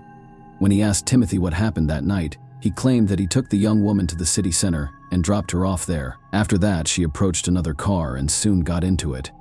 Toby told him that he should share this information with the police. Despite the fact that his story raised serious doubts, the police had enough evidence to arrest Timothy. They arrived at his house, and the man came out with his hands raised. During the interrogation, he told the investigators the same story. When Toby left, he began to flirt with Amy, but she rejected him. Then he got angry and decided to take her back to the city. Considering that he did not have his own car, he took the owner of the land's pickup truck and drove her to the center, where Amy allegedly got into another car.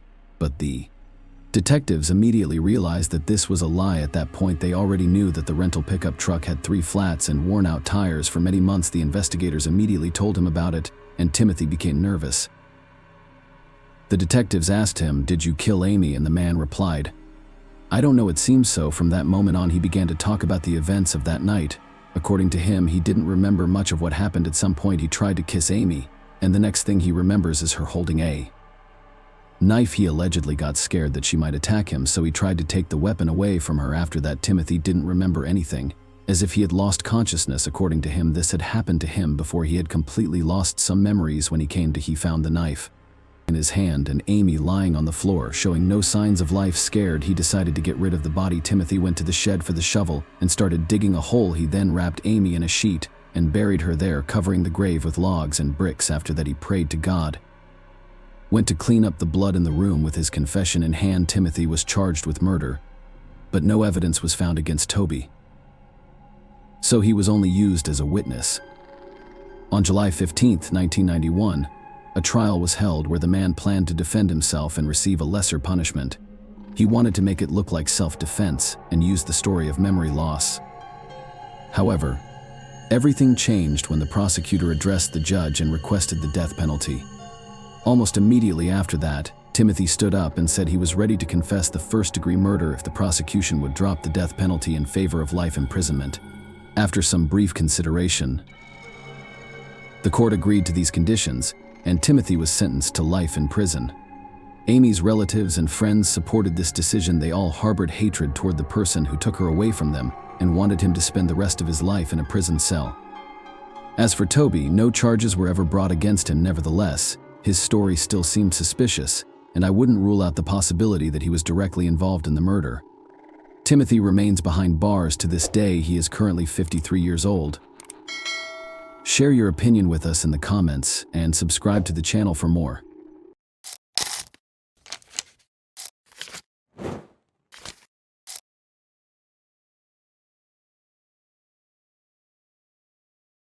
Hey guys, welcome to my channel, and today we're going to take a look at another horrible case with you.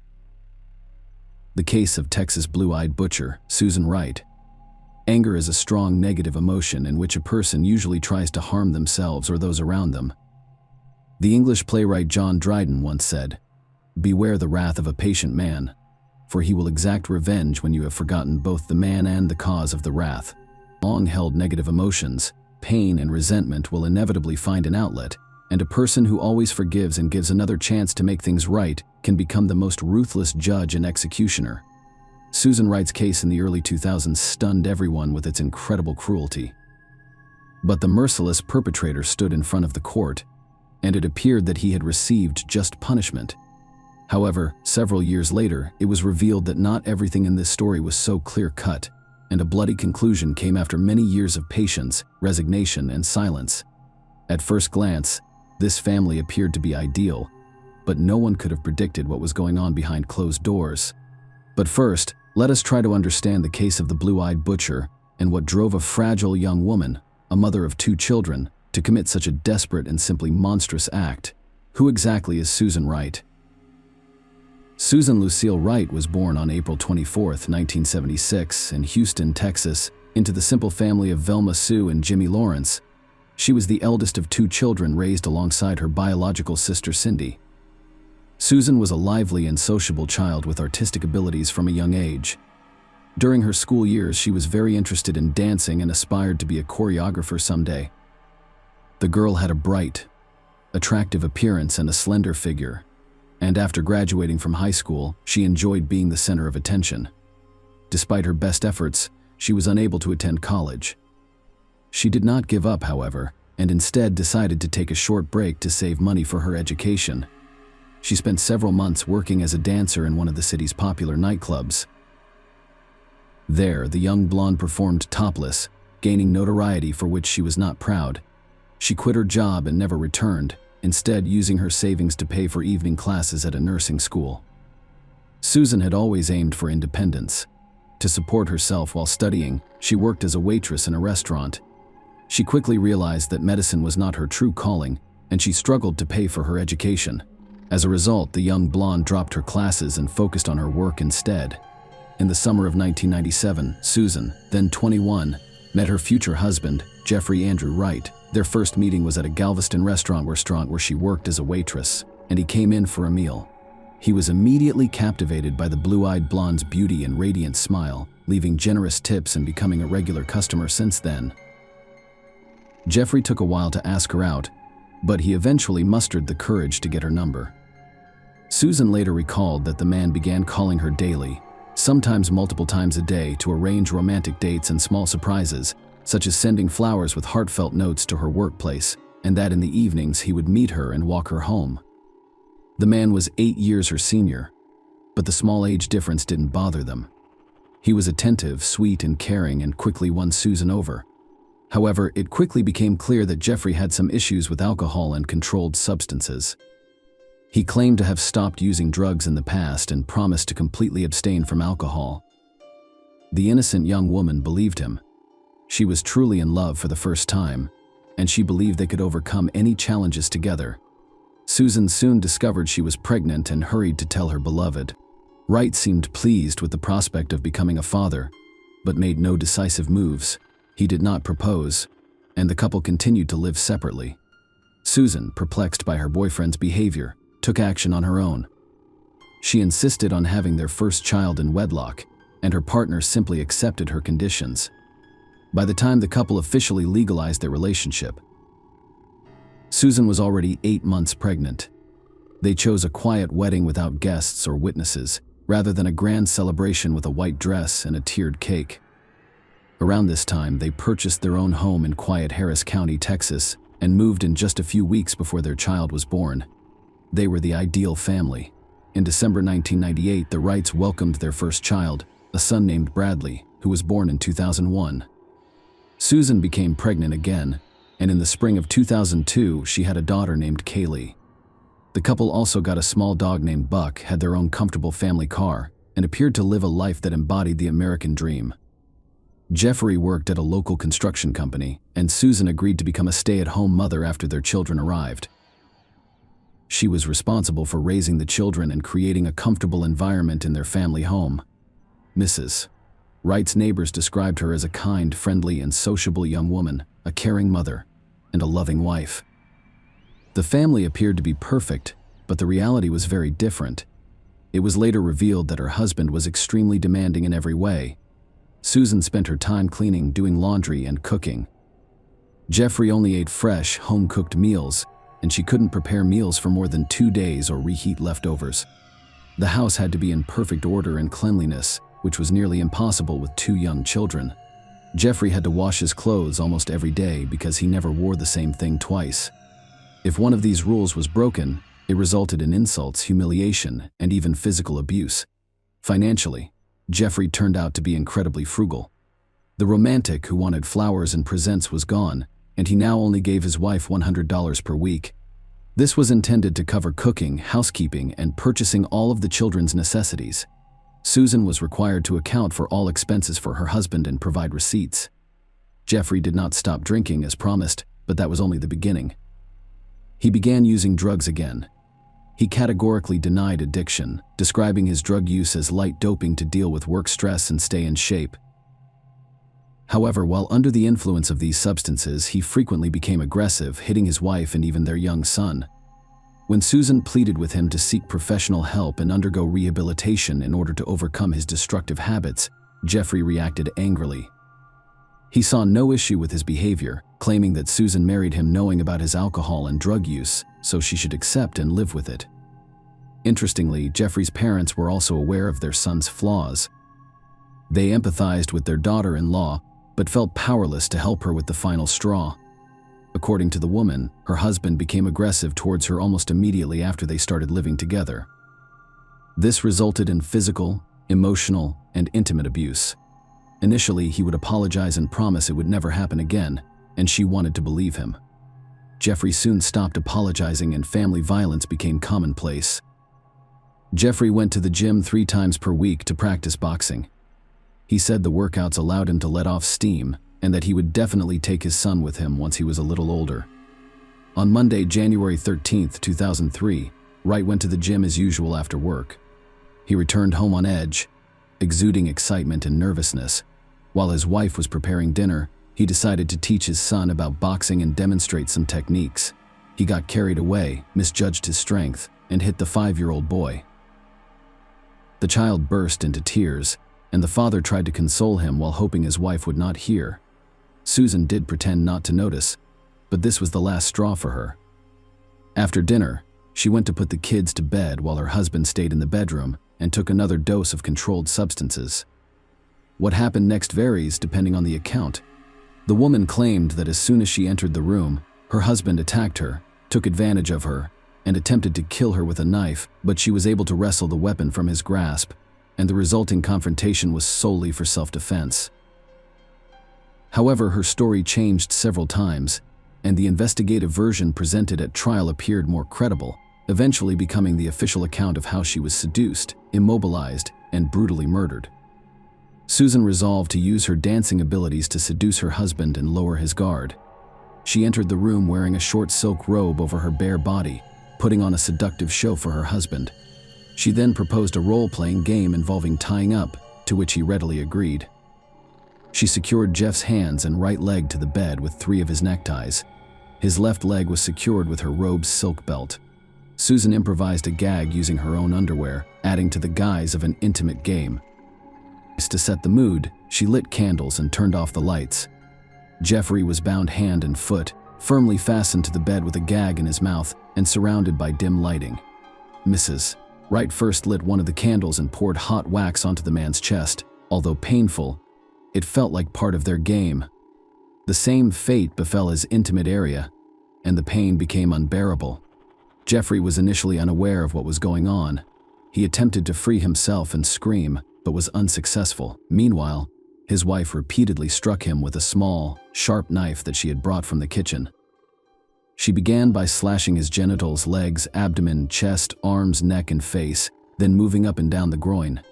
Susan began slowly, voicing her grievances with each strike, recounting the insults, humiliations, and abuse she had experienced.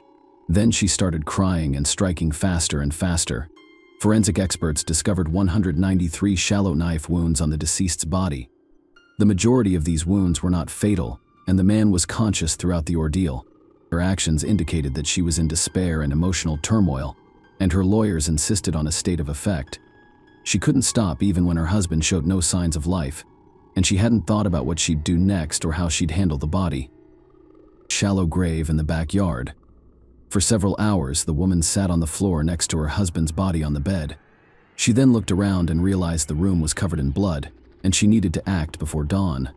Susan cautiously peered out the window, ensuring that no neighbors had turned on their lights and that the outside was quiet and deserted. Her gaze fell on a shallow pit dug by Jeffrey over the weekend to install a fountain in the backyard. A plan came together instantly. This pit would become the final resting place for her despised spouse. Susan used a common garden wheelbarrow to move the body from the bedroom to the yard. This aspect raised numerous questions for the investigators. As a petite, slender woman, she was able to load and transport a man twice her height and weight out of the house on her own. There was suspicion of an accomplice. However, none of these speculations were confirmed. The seemingly amazing strength that appeared out of nowhere gave the defense another reason to insist on a state of effect. The woman moved her husband's body into the pit and buried it at night, though a light covering would be more accurate. She then showered, removed the blood-stained curtains and bed linen, placed them in trash bags, and disposed of them in various bins. The bloodied mattress was simply flipped over to the other side because she didn't know what else to do with it. The remaining time until dawn was spent cleaning blood from the floor, walls, and carpet. The carpet presented a challenge because a large stain proved impossible to remove creatively. The lady doused it in bleach, hoping that the chemicals would remove any evidence of the violent confrontation that had occurred in that room. She attacked and fled. Susan sobbed as she called her husband's parents, who lived in Austin, Texas. She informed them that her husband, who was under the influence of alcohol and controlled substances, had assaulted her and their young son, then wreaked havoc in the house, spilling a bottle of bleach on the carpet before declaring himself fed up and leaving. Her Jeffrey's parents were stunned. They were aware that their son was far from perfect and felt deeply sorry for their daughter-in-law. But when they learned he had hit the child, they immediately invited Susan and the children to stay with them for a while. However, the young mother declined. She went on to say that she would file a police report and disclose everything that had happened in their home. Mrs. Wright went to the police station 2 days later because her husband's sudden disappearance was raising new questions and something needed to be done.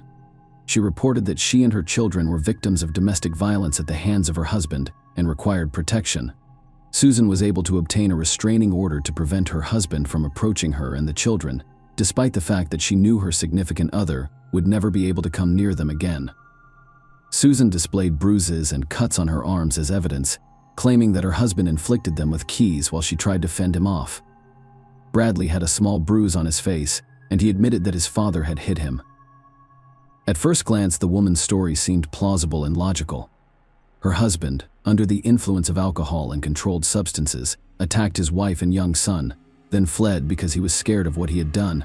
But Jeffrey made no contact over time, which raised suspicions. He appeared to have fled without his belongings or documents, leaving even his mobile phone at home. The man had not shown up for work or to see his parents, and none of his friends or neighbors had noticed him. It was as if he had vanished completely. Such behavior is typical of criminals who decide to hide, but he hasn't killed anyone or caused serious injury to warrant such a flight. The horrifying truth is that Susan found it unbearable to remain in the house where she confronted her husband and buried his body. She began to believe he was still alive and about to rise from his grave for vengeance. On January 17th, she was practically losing her mind, as was their dog, but she kept barking and attempting to dig up the grave. After taking her children, the perpetrator went to her mother's home. Her mother was aware of what had occurred, but after seeing her daughter, she realized the full extent of the situation. Velma simply asked, "You killed your husband, didn't you?" Her daughter started crying and nodded. She confessed what had happened and revealed where she had hidden the body, repeatedly saying she had no idea what to do next, on her mother's advice.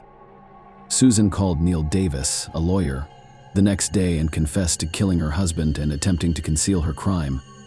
The experienced defense attorney learned all of the details and considered all possible scenarios. On January 19th, I called the Harris County District Attorney's office. Davis reported that Mrs. Wright had committed suicide and buried her husband's body in the backyard, as she had admitted, and was prepared to give a statement at the police station. Susan voluntarily went to the police on January 24th, 2003, and stated that she would make a complete confession. Her story was disjointed. She became confused by the details and sometimes contradicted herself. She spoke of her late husband as if he were still alive, claimed to be afraid of him, and asked for protection. As a result, she underwent a psychiatric evaluation, which revealed a nervous breakdown and depression. Overall, Wright was capable of comprehending her actions. The gruesome discovery came when the deceased husband's remains were extracted from a makeshift grave in the backyard. Investigators were astounded because they had never witnessed such brutality before.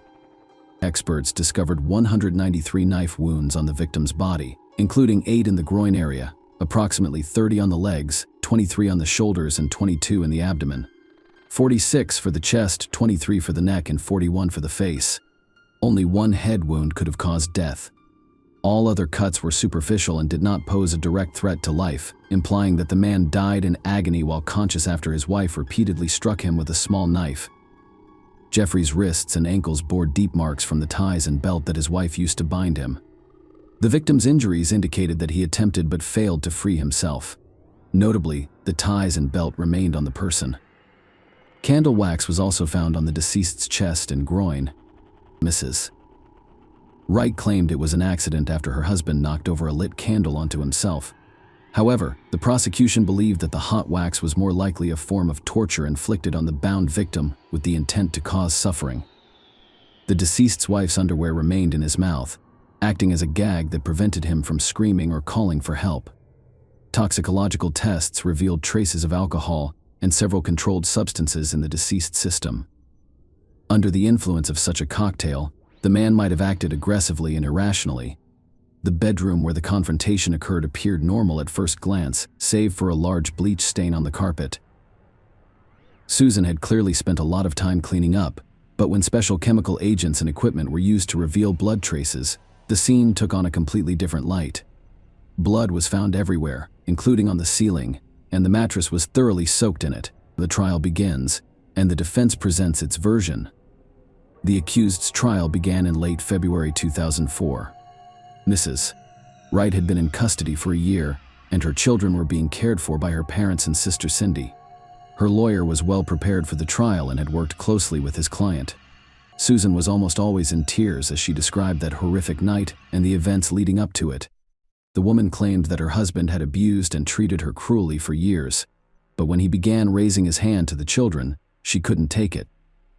The defendant claimed that on that fateful evening, her husband returned from his training in an agitated state, began demonstrating boxing techniques to their 5-year-old son, and promised that the boy would also take boxing. When Bradley refused, his father struck him in the face. Susan then put the children to bed and decided to have a serious talk with her husband, encouraging him to seek medical attention. He got angry, grabbed his keys, and was about to leave. She attempted to stop him, resulting in a struggle in which she sustained palm and wrist injuries. The defendant then claimed that her husband struck her, causing her to fall and temporarily lose her bearings. When she arrived, she noticed Jeffrey holding a knife. Following that, the woman's testimony became increasingly inconsistent, and she was unable to explain how the weapon ended up in her hands.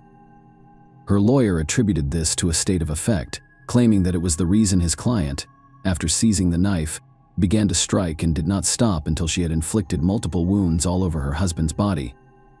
Susan claimed that after the confrontation, she tied the victim's limbs to the cart and transported him to the yard. As previously stated, the wax allegedly landed on his body by accident from a candle on her bedside table, which she lit in the evenings instead of a nightlight. However, she was unable to explain why her underwear was discovered in the deceased's mouth, as well as the prosecution's version and the verdict. The prosecution's version and arguments were much more persuasive and logical. Experts demonstrated that the deep wounds and abrasions on the wrists and ankles were inflicted while the man was still alive, implying that the binding was part of an intimate game played by the defendant too. As a result, the man's gag could be reasonably explained. Furthermore, all injuries were delivered at a specific angle, as if the perpetrator was above Jeffrey's body or sitting astride him, rather than in the midst of a struggle, which would have resulted in a different pattern of injuries. All of the cuts were made from the front, while the victim was lying on his back, securely fastened. It was unclear whether Susan planned her husband's death and intended to bury him in the pit he dug for the fountain. However, the prosecution leaned towards the theory that she had meticulously planned everything in order to receive a large sum from insurance. The case received a lot of attention, and Susan was dubbed the blue-eyed butcher or blonde meat grinder in the press. Jeffrey's relatives demanded the harshest possible punishment for her. While most neighbors sympathized with the woman, she recalls occasional bruises on her body that resembled signs of physical abuse, which she attributed to her clumsiness. The prosecutor initially sought life in prison for Mrs. Wright, but later reduced their demands to 45 years. In March 2004, the accused was found guilty and sentenced to 25 years in prison. She did not react to the judge's words and appeared completely detached. Susan's lawyers filed an appeal a year later, but it was denied due to new developments and a reduced sentence. Wright and her defense team appealed again in 2008. This time, a new witness testimony had a significant impact on the course of the case. The witness was Misty McMichael, wife of former NFL champion Steve McMichael. In the mid-90s, she had a long-term relationship with Jeffrey Wright and was even engaged to him for about a year. She shared her experiences with Wright's physical abuse, humiliations, and cruel treatment, which prompted her to end the engagement and permanently cut ties with him. Susan's prison sentence was reduced to 20 years in 2014 when she was 38 years old, based on these new circumstances and the witness testimony. She was eligible for parole for the first time, but was ultimately denied. In July 2017, she received a second denial. Finally, in the winter of 2020, after 16 years in prison, the blonde meat grinder was released. She was 44 years old when she was released. Reporters and photographers waited for her outside the prison walls, and she burst into tears and begged to be left alone. It's worth noting that Mrs. Wright's trial received extensive media coverage and was even broadcast on the National American Television Network CTTV. This story later became the basis for an episode of the popular documentary TV show 48 Hours Mystery and an episode of The Secret Lives of Stepford Wives titled Deadly Love, which aired in 2014. Blue-Eyed Butcher, a feature film starring Sarah Paxton as Susan Wright, was released in 2012. In 2014, Canadian documentary filmmaker Chloe Bland released The Wheel of Fortune, a 17-minute short film inspired by the Jeffrey Wright trial. Share your opinion with us in the comments and subscribe to the channel for more.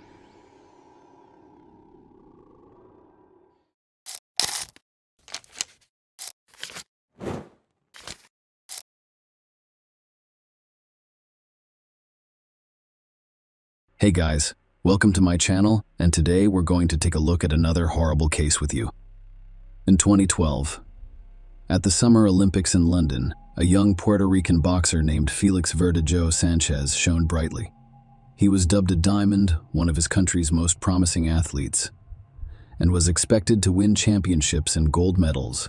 Then it appeared to everyone that this talented and motivated young man would achieve great things in sports. In 2021, the boxer's name appeared in all of the world's media, but this time in the Criminal Chronicles section. This story is about a teenage attachment that turned into an addiction and resulted in a terrible tragedy, as well as how the author of the main knockout of 2014, who was praised and promoted by two-time Olympic champion Vasily Lomachenko, nearly received a death sentence, but was eventually sentenced to life in prison.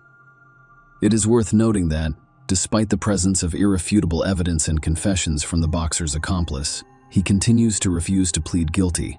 The future world boxing star was born in San Juan, Puerto Rico, in 1993. Born on May 19, he grew up in a large, modest family and developed an early fondness for sport. True in childhood. He intended to make baseball a part of his life, but a funny incident changed everything. When the boy was 9 years old, a family friend came to see them with his son of the same age. The boys were playing in the yard when they suddenly got into a fight. Parents separated the children, and the future athlete's father advised him that if he wants to fight someone in the future, he should wear boxing gloves. Following that fight, Felix was taken to a local gym at his request, where the boy fell in love with boxing, as he later admitted after the first training session. At the age of 16, he won the Pan American Junior Championship. A year later, he won his country's championship, and a year after that, he competed in the Olympic Games in London, reaching the quarterfinals. In the same year, he began his successful professional wrestling career. Verdejo competed in 29 fights, winning 27 of them convincingly, and in 2014 he was named the author of the best knockout in a fight against Sergio Villanueva. Felix won his first championship belt, the WBO Latino title, a year later, and defended it 6 more times over the next 2 years. Everyone who witnessed the fight was certain that this young man would leave his mark on the history of world boxing. Meet Keishla Rodriguez. The girl was born in San Juan in November of 1993. Her full birth name is Keishla Marlene Rodriguez Ortiz. Her parents, Josie and Kyla Rodriguez, shared another daughter, Belize Nicole, and they also raised Kyla's son, Jonathan. Keishla, who had a previous marriage with a woman, grew up to be an open and sociable girl.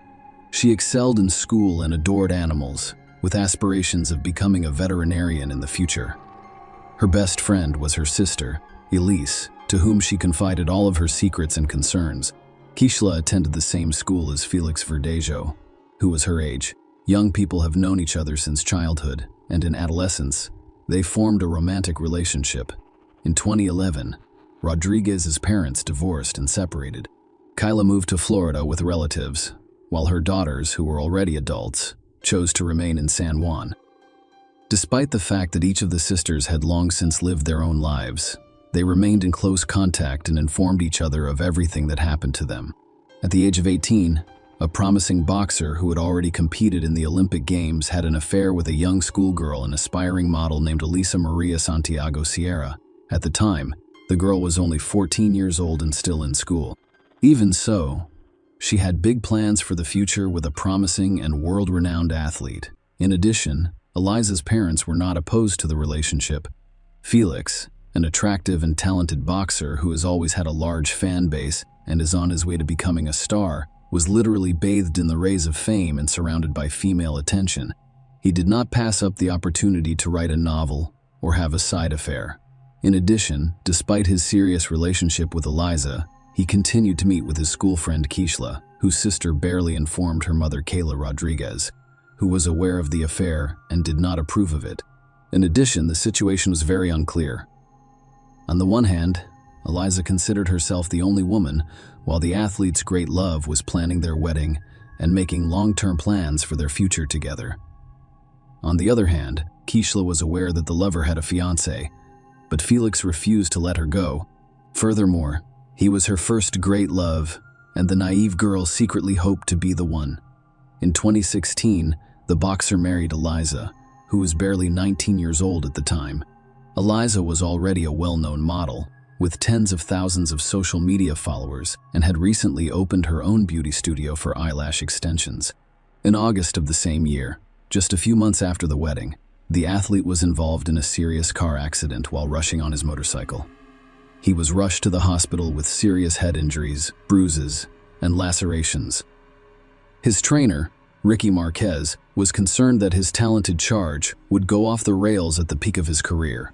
Despite the disappointing prognosis, Felix recovered quickly and returned to the ring. In September 2019, the boxer posted a photo of himself with Elise, who was pregnant for a long time, on his social media profile. In the photo's comment, he wrote, "Soon I will meet my daddy's princess," and a month later, he announced the birth of a daughter named Miranda Verdejo Santiago. The young man in public appeared to be a devoted husband, a caring father, and an excellent family man. But, hidden from his wife, he continued to meet with Keishla, who refused to let go. As Eliza later admitted, she suspected her husband was cheating on her. But every time he made a tearful vow to leave his mistress, Keishla tried to end the painful relationship, but Felix refused to let her go. She had no other men because the boxer threatened that if he discovered that Keishla had someone who was unsuitable for her and her chosen one, Keishla, who had fallen in love with Verdejo since high school, would continue to love him despite everything. Rodriguez, as planned, decided to devote her life to animal care and accepted a position at a veterinary medicine and aesthetic center. Colleagues described her as conscientious, hardworking, and responsible. She lived with 2 dogs and a cat, which he adored. In 2020, Eliza discovered her husband's correspondence with several mistresses, including Keishla. The wife scandalized her husband and threw him out of the house, threatening to file for divorce and forbidding him from seeing their daughter. Eliza's threats had some effect. Furthermore, the athlete's career at the time was in serious decline, with unnecessary problems that he didn't need for a while. He stopped seeing Rodriguez, but Felix refused to let her go. Keishla attempted to control almost every step after a few months of secret visits, and in April 2021, she discovered she was pregnant. She purchased a rapid test from the drugstore, which only confirmed her fears.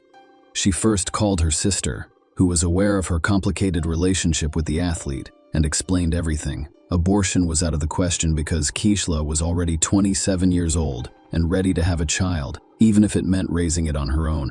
A few days later, Keishla broke the news to her child's father, hoping in her heart that he would accept it, but Felix was not pleased, to say the least. He became enraged and told his mistress that she should see a doctor, and if the pregnancy was confirmed, she would need to have an abortion. Rodriguez responded with a firm refusal, but the boxer began to threaten and insist. Felix stated that an illegitimate child will eventually destroy his reputation, which he cannot allow.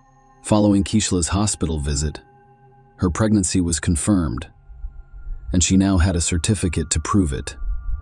She called Felix and told him everything, making him furious. Felix yelled and demanded that Kishla immediately get rid of the child, but she flatly refused. The athlete then decided to go undercover, claiming that he did not believe her and wanted to personally inspect the issued medical certificate. He invited Kishla to a meeting in the evening in a crowded location, which did not surprise her given that they always tried not to draw attention to themselves and did not stand in front of anyone. A few days before the meeting, the boxer visited his old friend, Luis Antonio Cadiz, who worked in a local machine shop and had connections to the criminal underworld, selling illegal drugs. Felix briefly explained the situation and requested assistance in getting rid of his pregnant mistress. Luis had previously been in the field of vision for the police and faced the prospect of imprisonment. It didn't scare him, but the athlete persisted, confident that everything would go well and that the cops would never come after them. Furthermore, Felix promised him a substantial monetary reward, and Luis agreed. Felix called Kishla and said he wanted to meet her on the evening of April 29 to confirm her pregnancy and decide what to do next. Kishla called her sister back right after speaking with her lover, telling her everything. She remained hopeful that Felix would accept her child and not insist on an abortion. However, the situation is not particularly alarming. She was aware that the boyfriend had threatened her sister, and she was concerned that he would not do anything to her. Marilise called her mother and expressed her concern. Even with their combined efforts, they were unable to persuade Kishla to cancel the fateful meeting. Rodriguez arrived at the meeting on time, driving her own Kia Forte and carrying a doctor's note. Verdejo arrived there in his pickup truck. In the back, Luis was hiding. Kishla immediately got into the athlete's car and showed him the test results. He mentioned terminating the pregnancy again, but Kishla, crying, refused. Against this backdrop, the couple began to argue violently, leading to shouting before Felix suddenly hit Kishla in the head with his fist, causing him to lose consciousness. Until Kishla regained consciousness, Felix injected her with a syringe containing a large dose of illegal substances that Luis had obtained at his request. Then, he and his accomplice carried her to the back of the car, where pieces of wire and a concrete block had already been prepared. The men tipped Rodriguez up, attached the load, and then covered her with a tarp to ensure that no one saw anything. Felix then returned to the pickup truck while his accomplice took the wheel of the cashless vehicle. They drove together to the bridge that crosses the San Jose Lagoon. It was almost deserted at night, and the men made certain no one could see them through Kishla, who was still alive in the water. However, they decided to fire a few test shots in pursuit, using the firearms they had brought with them, so that the victim would not have a chance. After finishing the massacre, each of the perpetrators returned home. Kishla and his co-workers were the first to become concerned when she failed to appear at the Veterinary Medicine and Aesthetic Center the following day. Kishla has always been a responsible person who would never skip work without informing anyone.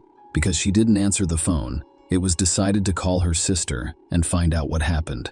After several unsuccessful attempts to contact her sister, she went to her home. No one answered the door, but Marilise had a spare key, so she was able to enter without difficulty.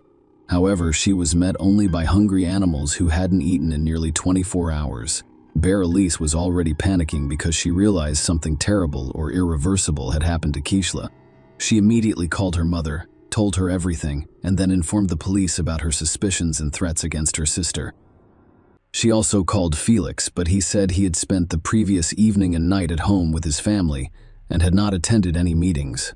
The missing girl's mother boarded the first flight from Florida to San Juan. She suspected that her lover had taken her daughter to a private clinic and paid for an abortion without her consent.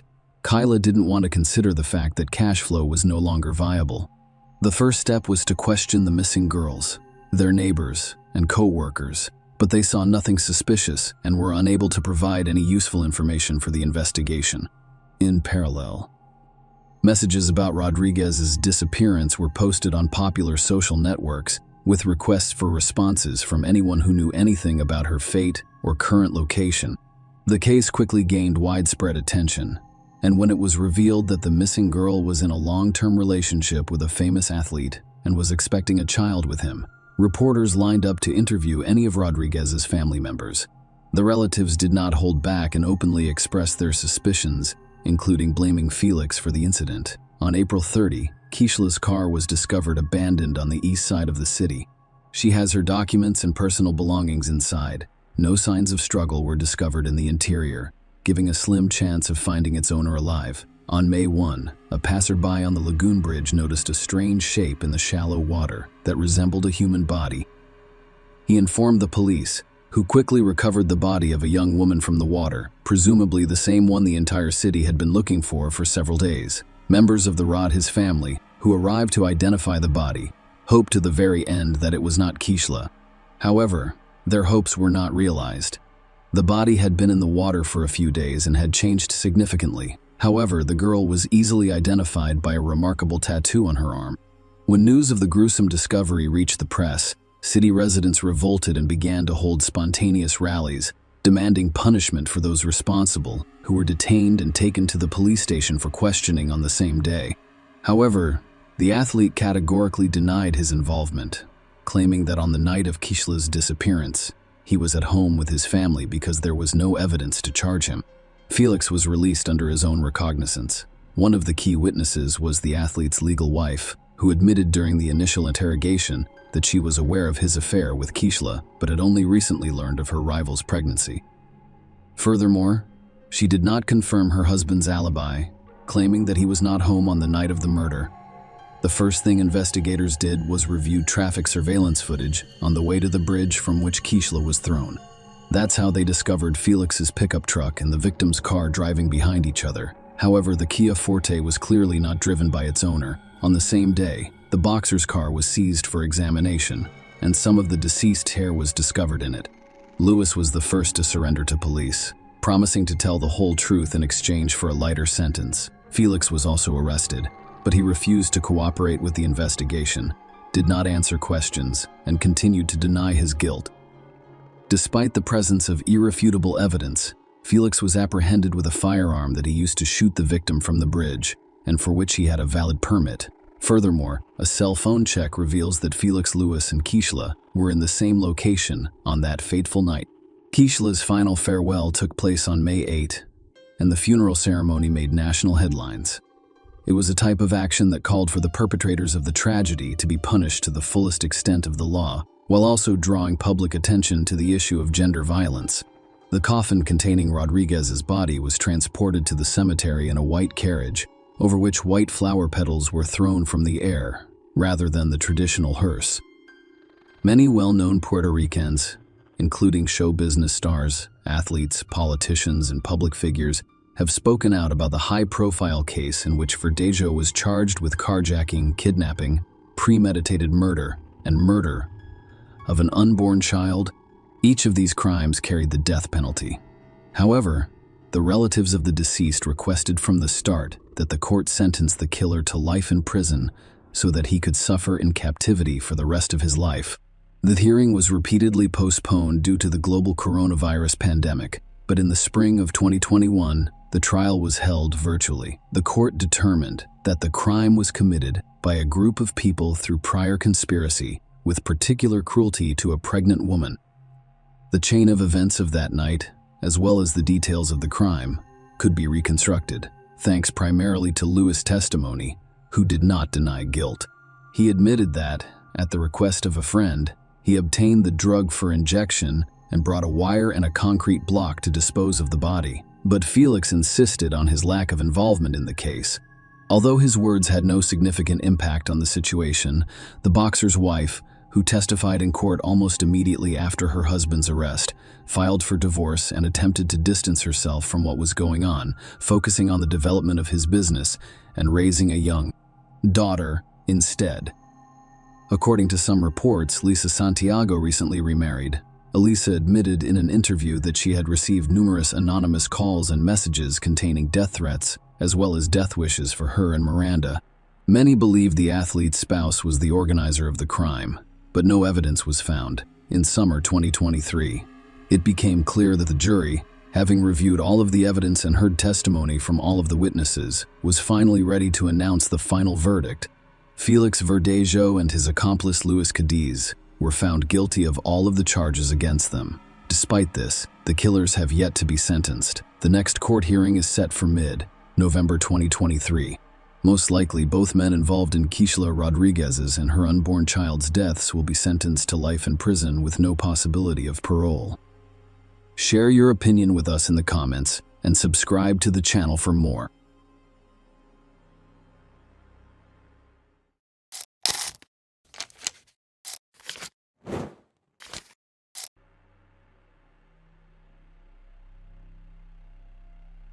Hey guys, welcome to my channel, and today we're going to take a look at another horrible case with you. In this video, we will discuss the events that took place in Texas.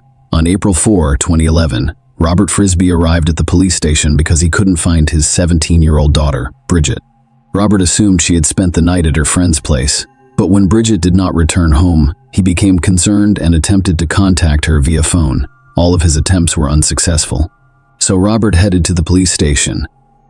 Bridget was born December 17, 1993. There isn't much information about her early life because she was raised in an orphanage before being adopted by Catherine Randall Frisbee and Robert Frisbee at the age of 18 months. When I mention Robert and Catherine, I'll refer to them as Bridget's father and mother, not her adoptive parents. Bridget grew up to be a cheerful, energetic, and inquisitive young lady. She enjoyed poetry, painting, and horseback riding. Unfortunately, the difficulties that had followed Bridget like a shadow since birth did not fade as she grew older. Catherine Frisbee, Bridget's mother, died from a long illness when she was 6 years old. Her passing was heartbreaking for both Bridget and her father, Robert Frisbee. Catherine died at age 49. Robert tried everything to make his daughter happy. They had a warm, trusting relationship, but Bridget was getting older, and her rebellious side began to show. On April 3, 2011, teenagers riding motorcycles through the woods on the outskirts of Katy, Texas, noticed something suspicious on the ground among the trees. They decided to stop and take a closer look at what they saw. As they approached, they discovered a young woman lying on the ground. She was clearly dead and had been lying there for quite some time. They reported the discovery of the body to the police. The police officers who arrived at the crime scene quickly determined that the location where the teenagers discovered the young woman was the site of her death, but she didn't have any identification with her. The detectives had no idea who she was or how she ended up in the woods. Thus, one of the detectives' primary responsibilities was to identify the victim. She looked about 20 years old. When the expert examined the body, he discovered an entry bullet hole in the back of the victim's head. The bullet passed through and through, as evidenced by the exit wound on the forehead. Police discovered a 9mm pistol shell casing next to the body. At the time, the shell casing was the only clue that could be used to solve the case. When investigators examined the crime scene, they discovered another suspicious detail. There was a small hole a few yards away from the body. It was clear that someone had removed the topsoil, but it was unclear whether this was related to the crime. In search of answers, the police began interviewing residents near the crime scene. It was a quiet, wooded area, and residents became concerned about their safety after learning about a brutal crime committed near their homes. The police wanted to know if they had seen anything strange. Perhaps someone noticed strangers or unfamiliar cars near their home. Any clue was valuable. The officers went door to door, but no one reported seeing anything unusual. However, one of the locals stated that she had heard something strange. She spent the night before with friends in the backyard. At approximately 2 or 3 a.m., they heard a loud bang, like a gunshot. They paid little attention to it and did not call the police. At the time, this was not a major concern. However, learning about the discovery of a dead young woman nearby has raised serious concerns. Thus, the police estimated that the crime occurred between 2 and 3 a.m. No other residents have provided significant information to the police. To solve this case, detectives first had to identify the victim. In most cases, the perpetrator and victim know each other's names, occupations, social circles, and enemies.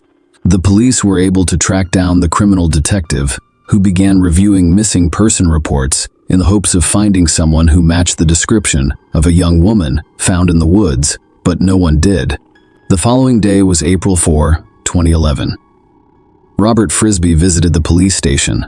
He became concerned after learning that the police were investigating the death of a young woman whose identity had not yet been determined. Robert couldn't contact his 17-year-old daughter, Bridget. He informed detectives that he had last seen his daughter 2 days ago. She thought she was spending the night with a friend. He began to worry when she did not return home. Robert's worst fears were confirmed when the detective showed him photos of the crime scene. He recognized Bridget among them, and this, of course, caused him unimaginable emotional distress. Many years ago, he lost his wife, and now he's lost his daughter, whom he loved despite her rebellious nature. The investigators asked him to describe everything about the last time he saw his daughter and the events leading up to his visit to the police station. The police now knew the victim's name, giving them hope that they would be able to find the person who killed Bridget quickly.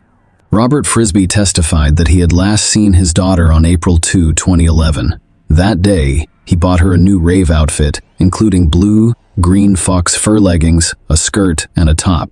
Kendall Suto, Bridget's friend, visited them in the evening and stayed for dinner. Robert drove Bridget and Kendall to a rave party, but it was closed, so they returned home shortly after 10 p.m. Kendall's ride was supposed to pick him up at midnight, so he and Bridget settled in to watch a movie. Bridget was still dressed in her new rave outfit when Robert went to bed and set the alarm for midnight. When he awoke, Bridget informed him that the candle ride had not yet arrived. When Kendall left, Robert wanted to lock up the house. When Robert awoke at around 3 a.m., he discovered the back door and garage door open. Bridget could not return without the man's knowledge because he was locked up. Then he realized his cell phone was missing. He had recently taken away Bridget's phone, so he assumed she had taken his when she went out. Robert repeatedly called his cell phone and searched the internet for its GPS location. He gave up waiting for her to return after being unable to contact her or locate the phone. The next day, he called several of Bridget's friends, but none of them knew where she was. Later that evening, April 3, he read on the internet about a body discovered nearby and began to suspect it was Bridget. He therefore decided to contact the police. Thus, based on Robert's information, investigators had their first potential suspect, Bridget's friend, Kendall Suto. But Robert Frisby didn't think Kendall could hurt Bridget. He claimed that only one person could have personal motivations to harm her, Bridget's ex-boyfriend, Jonathan Larson, with whom she had a complicated relationship, became the second potential suspect. Bridget's boyfriend, Zach Richards, was also considered a suspect by investigators. They needed to know what these three people were doing and where they were during the crime. The first person investigators decided to speak with was Bridget's friend Kendall Suto, who was at Frisby's house and may have been the last person to see her alive. Kendall had no prior issues with the law. When the police called, he agreed to meet with them. During a conversation with detectives, he admitted to watching TV with Bridget on the night she died. However, Kendall allegedly left Frisby's house shortly after Bridget's father went to bed. He denied involvement in Bridget's death, claiming they were friends, and he had no reason to harm her. The man was prepared to provide the investigators with any assistance they required. He mentioned it while he and Bridget were watching television. She was upset due to a disagreement with her ex-boyfriend, Jonathan Larson. They were together for several months, but the relationship was troubled and they eventually split up. Investigators checked Kendall's alibi, which appeared to be confirmed. Nonetheless, he was not removed from the suspect list because the case was still unclear. Next, the investigators decided to approach Jonathan Larson, whose name they had already heard from several people, in the hopes of catching him off guard. They showed up at his house without warning. However, they were not expecting a pleasant surprise. The house was empty. Larson's family apparently left the house quickly. The most surprising thing, however, was what the investigators discovered outside the windows. The front door and walls were bullet-ridden, as was revealed 3 weeks prior to the police visit. Someone fired all of those bullets at Larson's family home in a drive-by shooting. The police department investigating the murders was unaware of the shooting because no one was injured. When someone shot the house, the owner called the police, but the case remained unsolved. The police only had shell casings and bullets, but they had no idea who was responsible for them. After interviewing the neighbors, the investigators discovered that the next day after the drive, they shot Larson and fled because they felt unsafe. Detectives were now investigating whether Bridget Frisby's death and the shooting at her ex-boyfriend's house were connected. Let me remind you that Bridget's body was discovered on April 3, 2011, and the drive-by shooting happened 3 weeks ago. On March 14, Jonathan Larson was identified as the primary suspect, so the police began searching for him. During the investigation, Police went to Bridget Frisbee and Jonathan Larson's school. The school administration stated that Jonathan had not attended school in several days. When they couldn't find Jonathan, they decided to speak with Bridget's classmates. They wanted to know who she was feuding with, who might wish her harm, and if she had any enemies. Alexander Olivieri was among those with whom the investigators spoke. He claimed that he and Bridget were friends who frequently spent time together.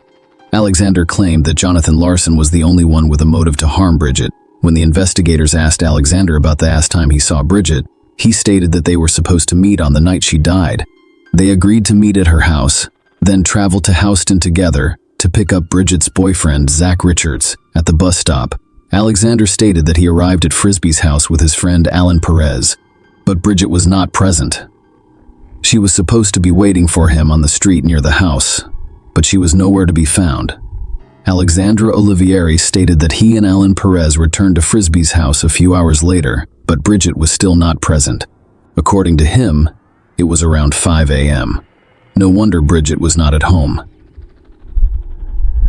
She had already died by that time. Olivieri stated that he learned about Bridget's death from a news report. After visiting the school, the investigators added 2 new names to their list of potential suspects, Alexander Olivieri and Alan Perez. However, the main person of interest in the investigation remained the same, Bridget's ex-boyfriend, Jonathan Larson.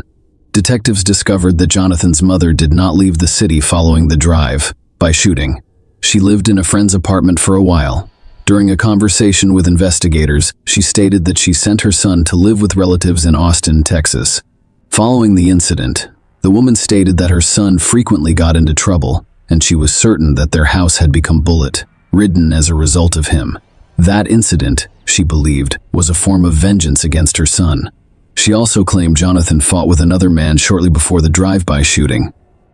She was certain there was a connection between the fight and the shooting at their house. The woman's relationship with her son was not ideal. She had no idea where Jonathan was at the time of Bridget Frisbee's death. She gave officers the address of her relatives in Austin, where she claimed Jonathan was supposed to be. However, the case's breakthrough came before the investigators discovered Jonathan. A lawyer representing the Perez family approached the police. He stated that his client, Alan Perez, has important information regarding Bridget Frisbee's death. When the investigators spoke with Bridget's classmate, Alexander Olivieri, they learned the name Alan Perez.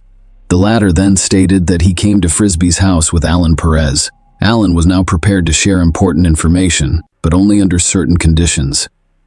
He was willing to discuss Bridget's death in exchange for an immunity agreement. The authorities needed answers, so they accepted this condition. Alan Perez claimed that the drive-by shooting at Jonathan Larson's house was linked to Bridget Frisbee's death. This shooting occurred just 1 week after Jonathan and Bridget split up. Alexander Olivieri, 17, whom investigators had previously spoken with at school, assisted Bridget in exacting revenge on Jonathan and firing the shots at the house. Perez and Olivieri met in high school. They joined the National Guard together, but when Olivieri returned from basic training, he began attending a new school. According to Perez, Bridget was one of Olivieri's new friends at his new school. Perez testified that Bridget had been bragging about participating in a drive-by shooting with a friend, and that Olivieri later told Perez that he was the shooter. Specifically, Olivieri told Perez that Bridget drove, and he shot at her ex-boyfriend's house with his Hugo semi-automatic rifle. Perez testified that Olivieri approached him for a favor on the evening of April 2, 2011. Olivieri explained that he wanted to punish Bridget for informing friends about the drive-by. He wanted Perez as a backup. Olivieri told Perez to bring a weapon.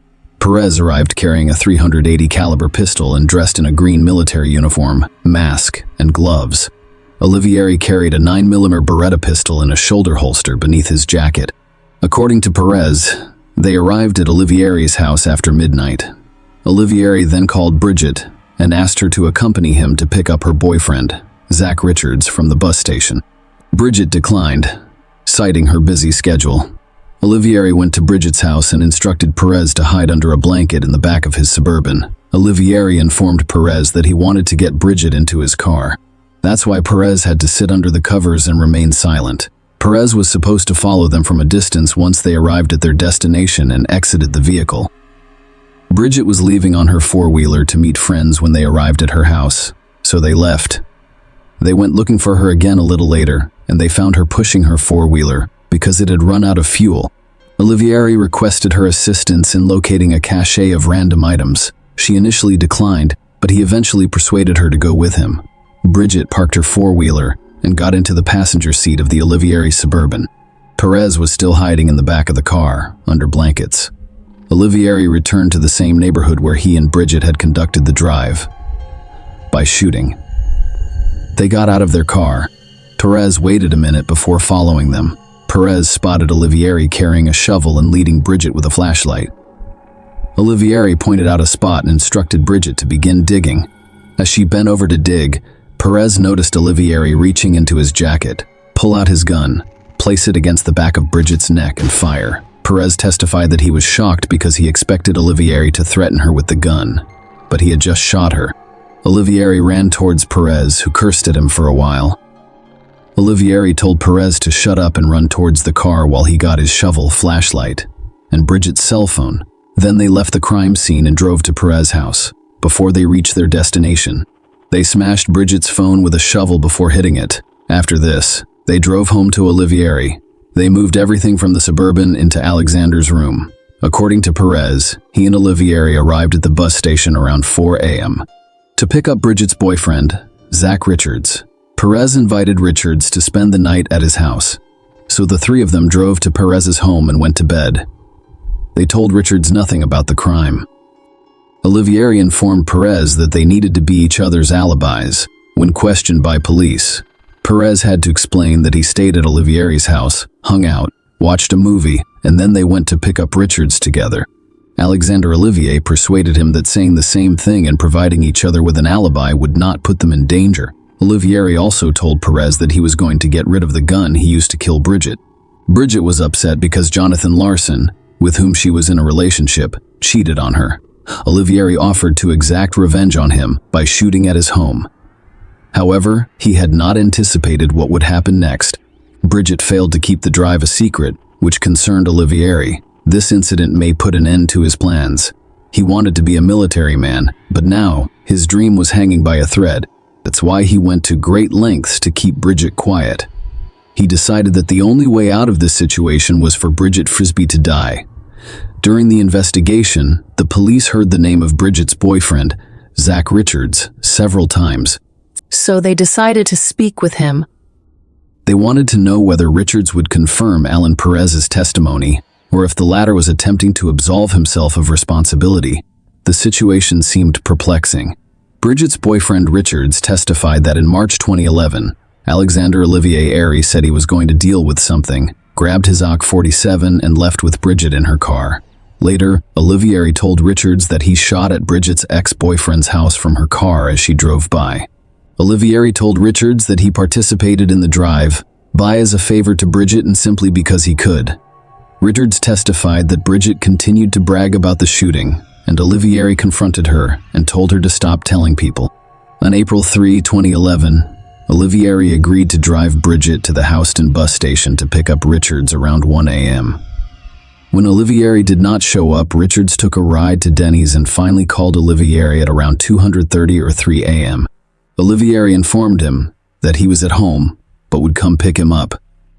Alexander finally arrived several hours late, and Perez accompanied him. When Richards inquired about Bridget Olivieri, he stated that he attempted to contact her and visited her house, but she was not there. Richards stated that he went to Bridget's house after sleeping for a few hours. Her father answered the door and explained that Bridget had been out all night, and he had no idea where she was. Richards spent the next few days attempting to locate her through friends before learning of her body's discovery. Richards told the investigators that he had previously visited the woods, which have now become a crime scene, with Bridget and Olivier. According to him, Olivieri was familiar with this area, and it was not unusual for him to carry a weapon at all times. Thus, everything pointed to Alexander Olivieri being responsible for Bridget Frisbee's death. 4 days after her death, police issued an arrest warrant for Olivieri. Given that the suspect possessed a variety of weapons and was proficient in their use, the police requested assistance from SWAT teams in apprehending him. After the surveillance team confirmed that Alexander Olivier was at home, the SWAT team began their work. Fortunately, they did not have to use weapons, and Olivier surrendered without resistance. He was calm and emotionless. He understood why he was arrested, but he denied having any involvement in Bridget Frisbee's death. Alexander's father, Samuel Olivieri, agreed to a search of the house and car. The police discovered neither the AK-47 nor the Beretta, but they did find an instruction manual for a 9mm Beretta pistol. It matched the shell casing discovered at the crime scene.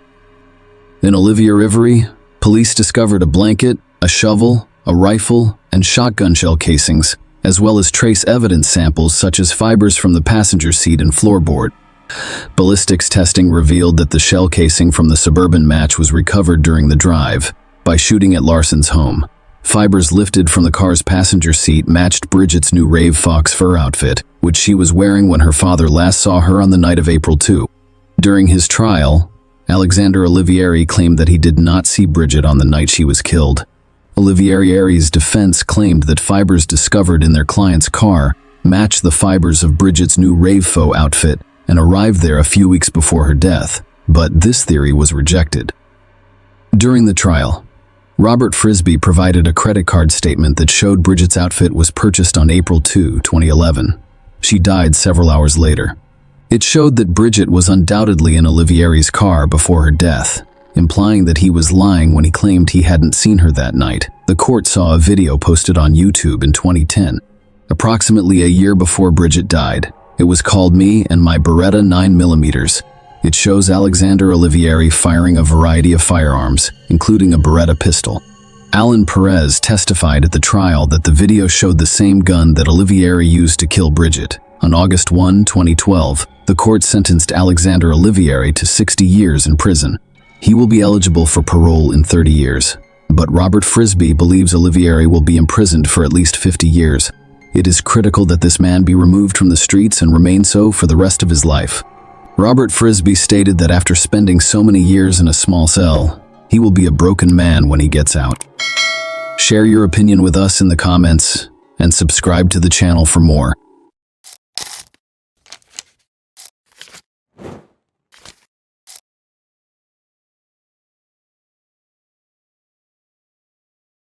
Hey guys, welcome to my channel, and today we're going to take a look at another horrible case with you. In this video, we'll look at what happened in 2019 in the English town of Yarm. Yarm is a small town in North Yorkshire with a population of about 10,000 people. Luke Jobson was on his way home from a fun night out with friends in the Keys. But things didn't go as planned. A chance encounter permanently altered his and his family's lives. His disappearance sparked an incredible response from the Teesside community, who banded together to help find the popular 22-year-old. Unfortunately, the search was in vain. Luke's death devastated a close-knit community, and tributes were paid to him from all over Teesside, as well as from the worlds of sports and entertainment. Luke, who attended St. Patrick's Comprehensive and Harewood primary schools in Thornaby, was months away from becoming an electrical and mechanical engineer. Following 4 years of study and an apprenticeship, he was a handsome and popular man who excelled in sports. Luke used to play football for Thornaby Central, where he was a center forward. One coach referred to him as the fastest thing on 2 legs. His father, Stuart, also described his love of clothes and looking his best, adding that he would always tell me if my shirt had a crease in it. He took pride in his appearance. He adored his clothes, and he was spotless. If I wanted to go anywhere with him, he would inspect me thoroughly. He was proud of his physical appearance, but he was also beautiful on the inside. He was a very genuine person. On Saturday, January 26, 2019, Luke and his friends visited one of Yarm's most popular nightclubs, the Keys. As previously stated, Yarm is a small town, and the only nightlife available was on the High Street, where the Keys still work today. As you can see, the street is quite busy. There are numerous establishments here. Luke was at the Keys on Saturday night, but he never got home. His parents attempted to call him on Sunday morning, but the young man did not answer. Furthermore, none of his friends knew where he could be. His family issued an urgent appeal on Facebook, and dozens of people joined the search for him. The first official word that police were looking for Luke came later on Sunday. According to a Cleveland police spokeswoman, Luke has not returned home or communicated with family or friends. and they are extremely concerned because this is unusual for him. Police have asked members of the public for private CCTV or dashcam footage from the area. Shortly before Luke Jobson went missing, the police became aware of a possible conflict involving him. According to reports on social media, he got into a fight with several people. All this occurred around 2 a.m. in front of the nightclub. The last time anyone saw him was around 2:15 a.m. near Yarm School. The police, of course, began investigating this information, but the priority at the time was the search for the missing young man. Luke's girlfriend, Donnie Ord, made a desperate plea on social media, claiming she was going through a nightmare and begging anyone with information to report it. Luke's cousin Jake appealed to all concerned individuals on Facebook for assistance in the search. He wrote, "Surely someone knows where Luke is.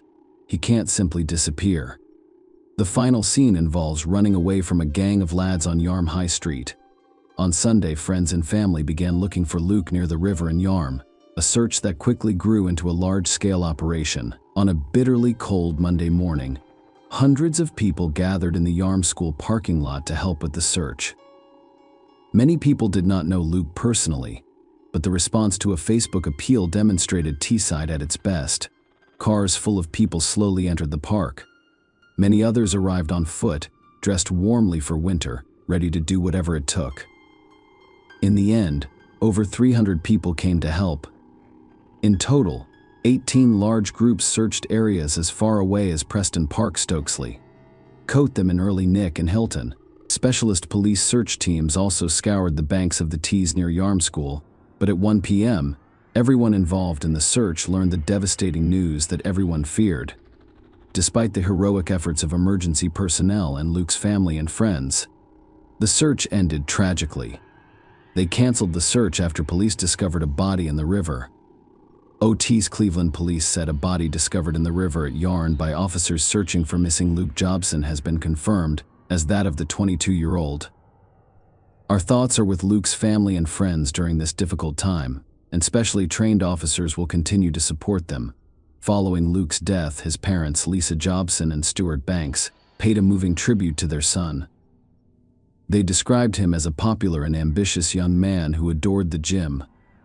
Lisa, his heartbroken mother, said, "Me and his father are very proud we created someone like him. I could not have asked for a better son. We want to celebrate everything he has accomplished and who he is. We want everyone to remember him for good." Luke's death triggered a phenomenal outburst of emotion on T's side. Tributes from friends and loved ones flooded social media as people were heartbroken by his unexpected death. On Tuesday evening, a large crowd gathered in Yarm to observe a vigil in his memory. Everyone lit candles and added ribbons to their social media profiles to commemorate his passing. Nearly 1,000 people attended the vigil, and the family expressed their gratitude for the public's assistance in the days following Luke's disappearance. The gathering featured a fireworks display and the crowd singing Robbie Williams' Angels. People left a large number of ribbons, balloons, and flowers in his memory near the site of his death. Pop star Robbie Williams was among those who paid tribute, tweeting, "Luke Jobson, rest in peace, Brother X."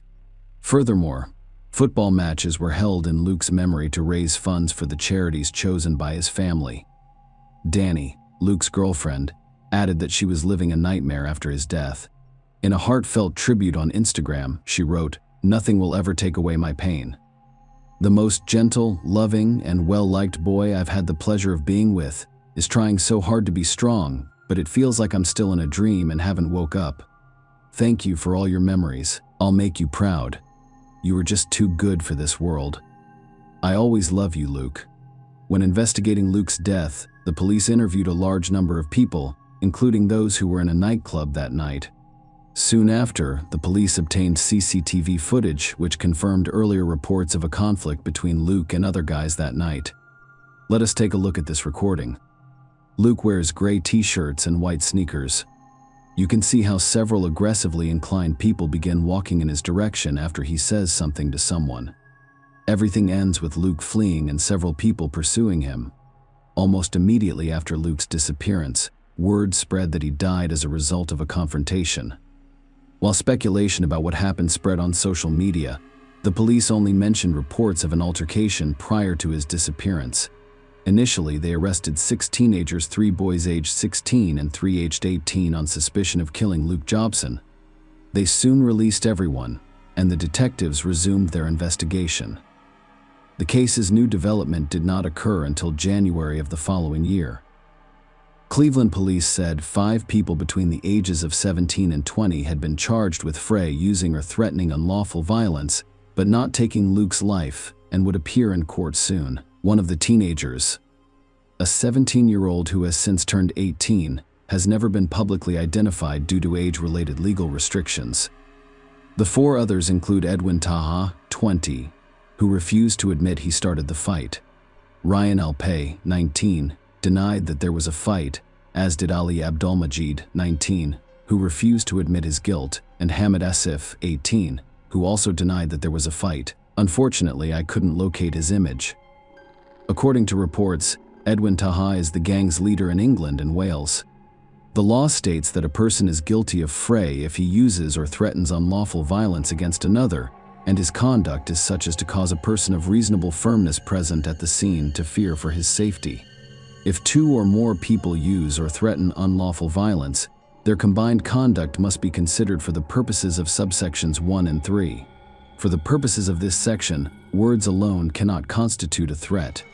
Given what we see on the video, particularly Luke running away, there is no doubt that he was concerned about his safety.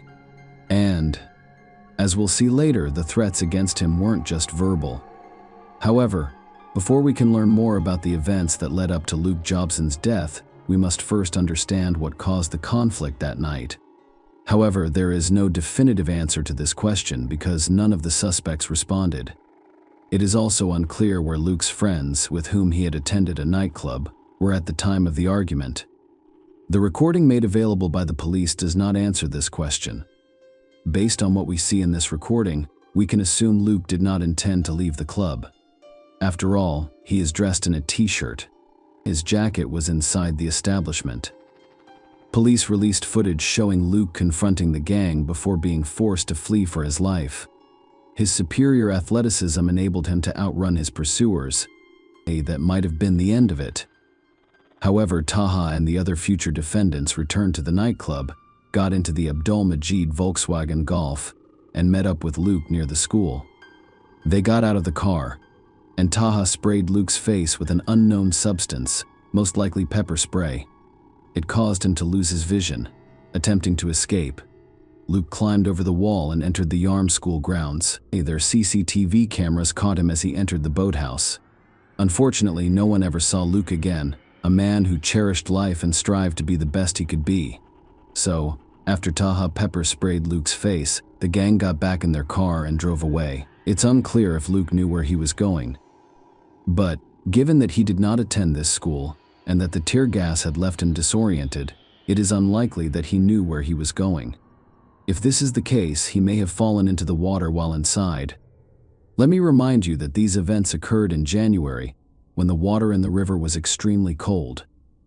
According to the police, only Luke entered the boathouse that night. Luke never got out of there. 2 days later, police discovered his body in the water near the school. The young man died due to drowning. As previously stated, all of the suspects have refused to admit guilt. None of them were in custody before the trial began. They released Edwin Taha on bail. Edwin Taha and Ali Abdulmajid changed their minds and admitted fault in the fight. During the first court hearing on September 28, 2020, pathologist Dr. Nigel Cooper and Dr. Jennifer Bolton performed an autopsy and announced the findings during the trial.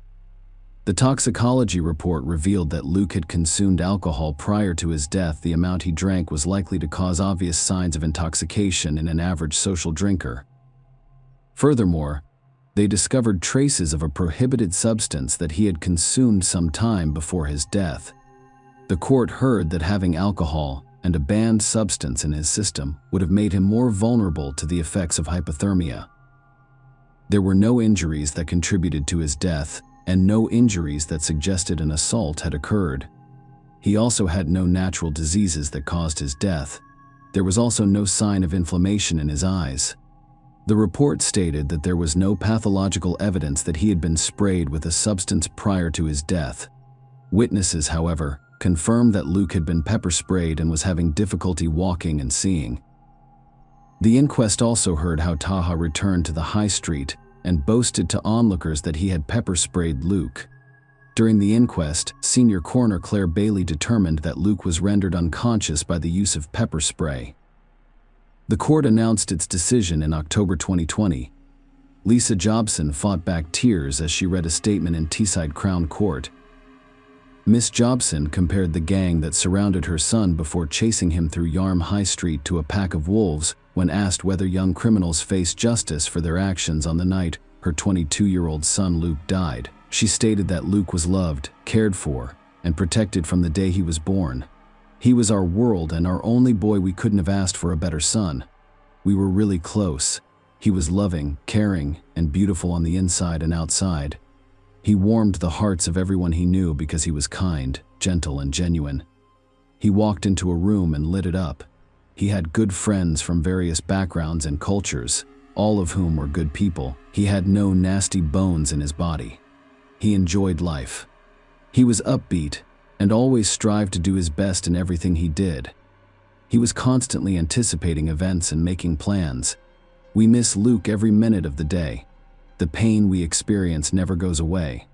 Our lives have been destroyed, and we will never be the same again. This should never have occurred. Luke was 22 years old when his life was cut short. His life was only beginning. That night, in that car, you were all out to hurt Luke, and he was fleeing for his life. He was alone, scared, and vulnerable. You all behaved like a pack of wolves hunting him down. I knew Luke was attempting to flee from safety. He was heading to his aunt's house, and you all prevented that from happening by getting to him in that car. You understand exactly what you did. When you sprayed our boy's eyes and face, causing Luke pain and suffering, you were completely evil. We'll never forget what Luke had to go through that night. None of you have had the courage to admit what you have done to our son. Knowing your faces, or the last faces of terror our son had to see on this earth, is a living hell, and the fact that he could not flee safely is torture. We wish someone could take away all of our pain and bring Luke back, but no one can. We're angry, sad, and bitter. You've transformed us into something completely different from what Luke stood for. Whatever happens to each one of you will never be enough. I, Luke's father, and his sister will be serving life sentences. At the trial, Abdul-Majid's lawyer stated that his client was unaware that Taha was carrying pepper spray. He stated that his plea is based on the fact that he was unaware that his co-accused possessed pepper spray. Only one person in the dark realized they had a weapon, and it wasn't Mr. Abdul-Majid. He had not expected the victim to be assaulted with a weapon. During the hearing, his lawyer stated that his client had a difficult childhood. But can that be an excuse? His lawyer claimed he made the wrong decisions. On that night, something was said that sparked everything. It doesn't matter because what happened should never have occurred. He acknowledges this through me today. The lawyer defending Taha, John Nixon, told the court that his client and his brother had arrived in the UK from France when he turned 4 years old. He couldn't speak any English. He stated that when he was 10 years old, their mother abandoned them to return to France, and they were placed with a foster family. In Stockton, Judge Howard Krause informed the couple that neither of them was legally liable for Luke's death. However, if he had not been chased down Yarm High Street, he would not have entered Yarm High School or the boathouse, nor would he have drowned in the River Tees. On October 30th, 2020, Edwin Taha, 20, was sentenced to 21 months in prison after pleading guilty to a fray. He was also sentenced to an additional 4 years and 4 months in prison on drug charges. A second man, 19-year-old Ali Abdulmajid from Corvus, Dr. Stockton, admitted to fray. The court imposed a 15-month sentence with an 18-month suspension. He admitted to driving the car that pursued Luke at Teesside Crown Court. The court also ordered Abdulmajid to complete 300 hours of unpaid work. Following the hearing at Teesside Crown Court, the senior investigating officer, Temporary Detective Chief Inspector Sarah Robinson, stated that a police investigation revealed that an altercation occurred on Yarm High Street before Luke was pursued by a group of males in a vehicle. When these men caught up with him, Luke was sprayed in the eyes with a noxious substance, which had a negative impact on him. Whatever the intentions of the males who pursued Luke that evening, his family is now without their beloved son and brother, and the impact on his entire family is immeasurable. Nothing can ever bring Luke back. However, now that the criminal case has been concluded, we hope that this brings some sort of closure for his family and that they can now look forward to moving on with their lives. The prosecution dropped charges against 19-year-old Ryan Alpay. Hamada Asif is 18 years old. To conclude, I'll quote Chris Atkinson of the Crown Prosecution Service. Following the sentencing in October 2020, Chris Atkinson stated that, while Taha and Abdulmajid have been sentenced for these charges, our thoughts are with Luke Jobson's family, who will undoubtedly face a particularly difficult time. While we have proven beyond a reasonable doubt that both men had an affair with Luke prior to his death, there is no evidence linking their actions to the tragic events that occurred following their attack.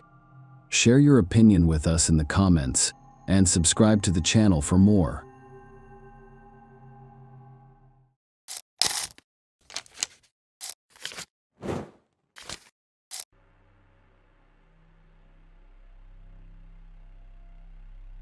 Hey guys, welcome to my channel, and today we're going to take a look at another horrible case with you. Gloomy love. Teenage years are the most difficult of all stages of development. You are no longer a child, but you are not yet an adult. This time, the body experiences a massive hormonal overhaul. This transitional period is further complicated by the fact that yesterday's obedient child has become unstable and rebellious. A teenager's worldview is a picture of contrasts in black and white shades. The dominant color in teenagers' judgments and actions is heavily influenced by their surroundings. The story we're about to tell took place in Medicine Hat, in the southeast of Alberta, Canada. The Richardson family suffered unspeakable cruelty and betrayal, and their tragedy captured national attention. Once again, the Gothic subculture came under fire. In town, the Richardson family was regarded as exemplary. Deborah and Mark, along with their two children, Tyler, 8, and Jasmine, 12, lived in a beautiful and cozy home. They were very hospitable and sociable. As are all Canadians, their home was frequently full of guests, and the atmosphere was based on love and respect. Everything was going well until the eldest daughter reached puberty. The calm girl transformed beyond recognition. First and foremost, Jasmine's personality shifted. She became bold and frivolous. Conflicts between her and her parents began to arise, and her academic performance declined. Second, her music and clothing preferences changed. She used to enjoy modern pop, but now prefers heavy rock. Bright colors and clothing were replaced by shades of gray and black, and her dressing style became provocative. Jasmine wanted to appeal to boys, so she started emphasizing her rounded features. Her interactions with former friends declined noticeably. She began to spend more time alone in front of her computer screen, and the door to her room was frequently closed. With the advent of the internet at home, she became interested in Gothic themes, dark poetry, criminal psychology, and human anatomy. Miss Richardson even identified as a witch and preached the Wiccan religion. For this purpose, she visited various similar websites and discovered a circle of friends who shared her interests. The greeting on her social media page read, "Welcome to my tragic world." It appeared to be a typical adolescence, complete with excessive dramaticism and mysticism. However, the girl's relationship with her family grew increasingly distant. In her profile, she used a fictitious name and stated her age as 15. She preferred older interlocutors and aspired to be like them. During this difficult time, her parents tried to support her by suggesting that they spend time together. They searched for common ground activities. However, she found this uninteresting. Jasmine thought her younger brother was an annoying nuisance. She spoke to him less and less, but she could spend hours on end on the computer talking to strangers. Deborah and Mark recognized that their current state was only temporary. She would grow up and gain wisdom. As a result, they were very accepting of her new hobbies. Jasmine one day expressed an interest in attending a punk rock concert. Her parents agreed. If only they knew what this excursion would lead to. Early 2006. Jasmine Richardson attended a local youth band concert, pursuing her own interests, knowing that he would be present. The boy who had been stirring her heart for months, Jeremy Allen Steinke, was also fascinated by Gothic culture. They met on a vampire enthusiast website and occasionally communicated. Jeremy portrayed himself as a 300-year-old werewolf looking for blood. To prove it, he wore a vial of blood around his neck, but it was unclear whether the fluid was human or animal in origin. Nonetheless, the boy clearly considered himself unique, which Jasmine found appealing. The young people's feelings for each other grew stronger after meeting at the concert. Steinke eventually asked her out, and she happily agreed that everything would be fine, except that Jeremy was 23 years old. The couple knew her parents would not approve of their relationship, so they kept it a secret. Furthermore, his troubled past will not endear him to them. The young man was poor, living in a trailer with his mother and sister. His relationship with his mother was strained due to her heavy drinking. Jeremy had to deal with her constant stream of volatile partners, many of whom beat him in drunken rages. As a result, by the age of 13, he was struggling academically and had a fragile mental health.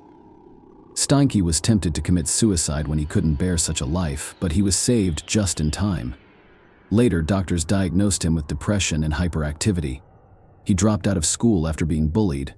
Over time, Jeremy imagined himself immortal and began visiting websites with similar themes. His online profile included topics such as pain, self-harm, blood, and razor blades. Except for their friends, no one knew about the couple's forbidden relationship, which they found strange. Their communication would have remained private had the Richardsons not begun monitoring their daughter's excessive internet usage. Deborah and Mark discovered Jasmine was communicating with strangers, which alarmed them as any parent would. They therefore decided to remove the computer from the girl's reach. Furthermore, they were surprised to learn that she had fallen for an adult man with questionable interests. His nickname, Soul Eater, spoke volumes. As a result, Jasmine and Jeremy's relationship was forbidden in order to help their daughter break free from this toxic relationship. Deborah and Mark saw two psychologists and sincerely believed that counseling would improve their parent-child relationship. It worked out well for them. Jasmine demonstrated compliance and appeared to be returning to normal life, as if everything was behind her. She received her computer back. This became Richardson's final fateful decision, resulting in their demise. Saturday, April 22, 2006. Mrs. Richardson was getting ready for bed when she heard a noise in the basement. Rats again, she thought. As she descended, she turned on the light and noticed someone wearing a ski mask. He stood opposite her and looked at her. She screamed out, startled. The stranger rushed towards her, covering her mouth. His efforts were vain. Deborah struggled and screamed louder. He stepped back, drew his knife, and stabbed her in the chest, then again and again. When Mark heard his wife scream, he dashed down and grabbed the first thing he could find, a screwdriver. He had been fixing an outlet that day and, by chance, had left the tool out. When he entered the basement, he was confronted with a horrifying scene: his wife lying in a pool of blood, with someone standing beside her. Mark immediately attacked the intruder, but was stabbed in the stomach, followed by more stabs as the agonizing pain subsided and his eyes closed. "Mr. Richardson asked quietly, "Why? Because your daughter wanted it." The attacker responded. Upstairs, Tyler was the only one remaining. The boy sat on his bed wearing his pajamas, too afraid to move. The approaching footsteps became louder, and the bedroom door opened. Several days before the murder. Jasmine was overjoyed. Her parents believed in her remorse, which allowed them to communicate again. Mobile phones were just becoming popular at the time, so the computer was the only way to communicate. When Miss Richardson regained internet access, she immediately wrote to Jeremy, "It all begins with them disappearing and ends with us remaining together," she told him. During her visits to the psychologist, the young lady devised a terrible plan. It solidified after several days of punishment. Surprisingly, Steinke found it enticing, but emphasized the importance of being creative and paying attention to detail. The couple knew they couldn't be together as long as the Richardsons were alive. Later, Jasmine's friends recalled how frequently she mentioned her parents, particularly how much she disliked them. Therefore, she wanted to end their lives. However, nobody took Jasmine's words seriously. Saturday, April 22, 2006. Garrett walked across the street to his friend Tyler's house. The boy wanted to play.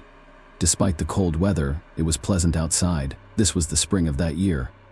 Garrett approached the house and noticed that the blinds were still closed. Nobody answered his knock at the door. Strangely, he assumed the Richardsons would be home. Their car was parked in the driveway. The child looked into the living room window, hoping to see someone, but there was no one there. Garrett then decided to walk around to the back of the basement, where he frequently plays with Tyler while peeking through the window, and he noticed something strange on the floor. It appeared as two silhouettes in a pool of blood. The boy informed his mother, who was skeptical, so she decided to check on the family across the street. They approached the house together. Garrett pointed to the window he'd looked through earlier. The woman looked inside and recoiled in horror. She immediately contacted emergency services. Something happened at the Richardsons. They appeared to be lying on the basement floor, covered in blood. A neighbor reported. The police arrived promptly. They broke down the front door and descended to the location where Garrett and his mother had seen something. When the officers entered the dark basement, they had difficulty recognizing the people lying on the ground. Their bodies were mutilated and bleeding. However, there was no doubt. It was Mark and Deborah Richardson, and they had died. Blood was all over the floor, walls, and ceiling, a bloody mess. There was no other way to describe what lay before them. Later, the police searched the house. In the upstairs children's room, they discovered a small child. The boy lay in bed among toys covered in blood and visible knife wounds. The child's throat was severely cut. Medicine had never witnessed such horror. One officer said, "It would take me decades to forget what I witnessed today." After searching the house, police discovered that one family member was missing. Richardson's eldest daughter was gone. Officers are concerned she may be in danger. Everything indicated that the attack took place in the basement and child's room. The rest of the house was undisturbed, and at first glance, nothing was amiss. The state of the body suggested that the crime had occurred the night before. Apparently, the perpetrator broke into the house and assaulted the boy and his parents. So what happened to Jasmine? And where was she? The police began to develop theories about what had occurred. Perhaps by chance the girl was safe outside the house, or the perpetrator had abducted her and was now harming her, or a ransom demand from relatives would arrive in due course. However, as time passed, there were no obvious answers. Detectives quickly turned to the media, requesting assistance in the search for the missing girl. They hoped Jasmine would make contact or that someone would provide useful information. Meanwhile, the investigation into the crime continued. Investigators spoke with relatives, friends, and colleagues about every aspect of the slain family's life. Were there any adversaries or enemies capable of such heinous acts? However, as the investigation progressed, the situation became clearer. There was no reason to wish death upon anyone in the Richardson family. With the exception of the eldest daughter, they were truly wonderful people, faithful spouses, and loving parents. The officers discovered that the girl had been causing a lot of trouble lately. This time, the investigation aimed to find a person of interest. It was entirely possible that the girl was aware of the crime or had been involved in it. Given the suspect's age, the media could no longer publish her real name under Canadian law. As a result, news outlets began to refer to Jasmine Richardson as Jr. When her relationship with Jeremy Steinke was revealed, the couple was declared wanted. Initially, the search for the young lovers began among their friends and acquaintances, believing they were hiding with them. However, while this lead proved to be a dead end for the police, they did discover something intriguing. Several hours after the crime, the young couple was seen at a restaurant and a party hosted by an acquaintance. Someone in their circle of friends mentioned that Jasmine appeared unchanged. There was no evidence she had been abducted or was in shock. She was drinking and having fun. When friends asked how they got away from her parents, Jasmine laughed and Jeremy and I just took care of them. Yes, the boy agreed. I cut them up like fish. The party guests laughed, believing it was a cruel joke, not realizing that the statement was true. A comic found in Jasmine's school locker confirmed her involvement in the crime, as it detailed how she would deal with each of her family members, with her boyfriend acting as her accomplice. Photographs of the suspects were widely distributed. It was only a matter of time before a citizen came forward with information on their whereabouts. Soon enough, information arrived. A couple was spotted in the community of Leader, Saskatchewan, about 130 kilometers from Medicine Hat. They got caught off guard. Jasmine Richardson and Jeremy Steinke were discovered sleeping peacefully inside a pickup truck. They were escorted to the police station without resistance. Naturally, the couple was interrogated separately, beginning with Jasmine. She revealed that she was deeply in love with Steinke, and he reciprocated her feelings. However, their age and social status differences served as a barrier. Jasmine believes the Richardsons would never have accepted their relationship. As a result, Jeremy committed the ultimate act of love. He ended her parents' lives, giving them the opportunity to be together. When detectives asked if Jasmine was involved in the crime, she replied, "I wasn't home when it happened. I wasn't sure what had happened. When I found out, I accepted it. I loved Jeremy so much that I ran away with him."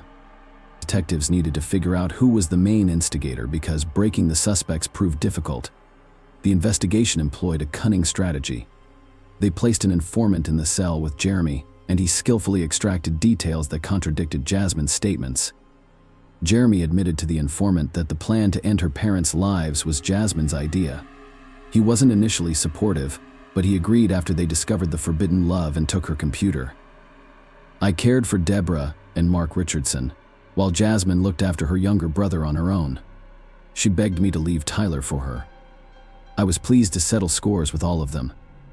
Jeremy made a cruel revelation. Following the confession, investigators confronted Miss Richardson with the recording.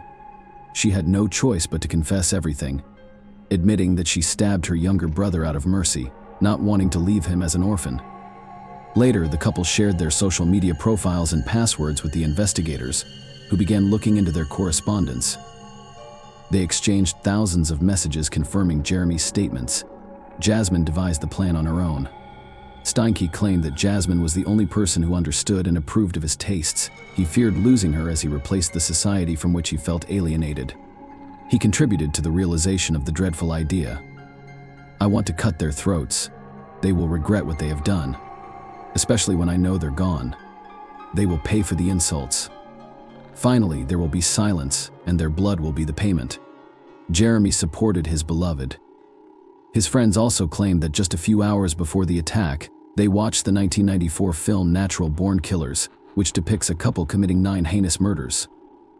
This story inspired their friend, who said he wanted to carry out a similar plan with his girlfriend.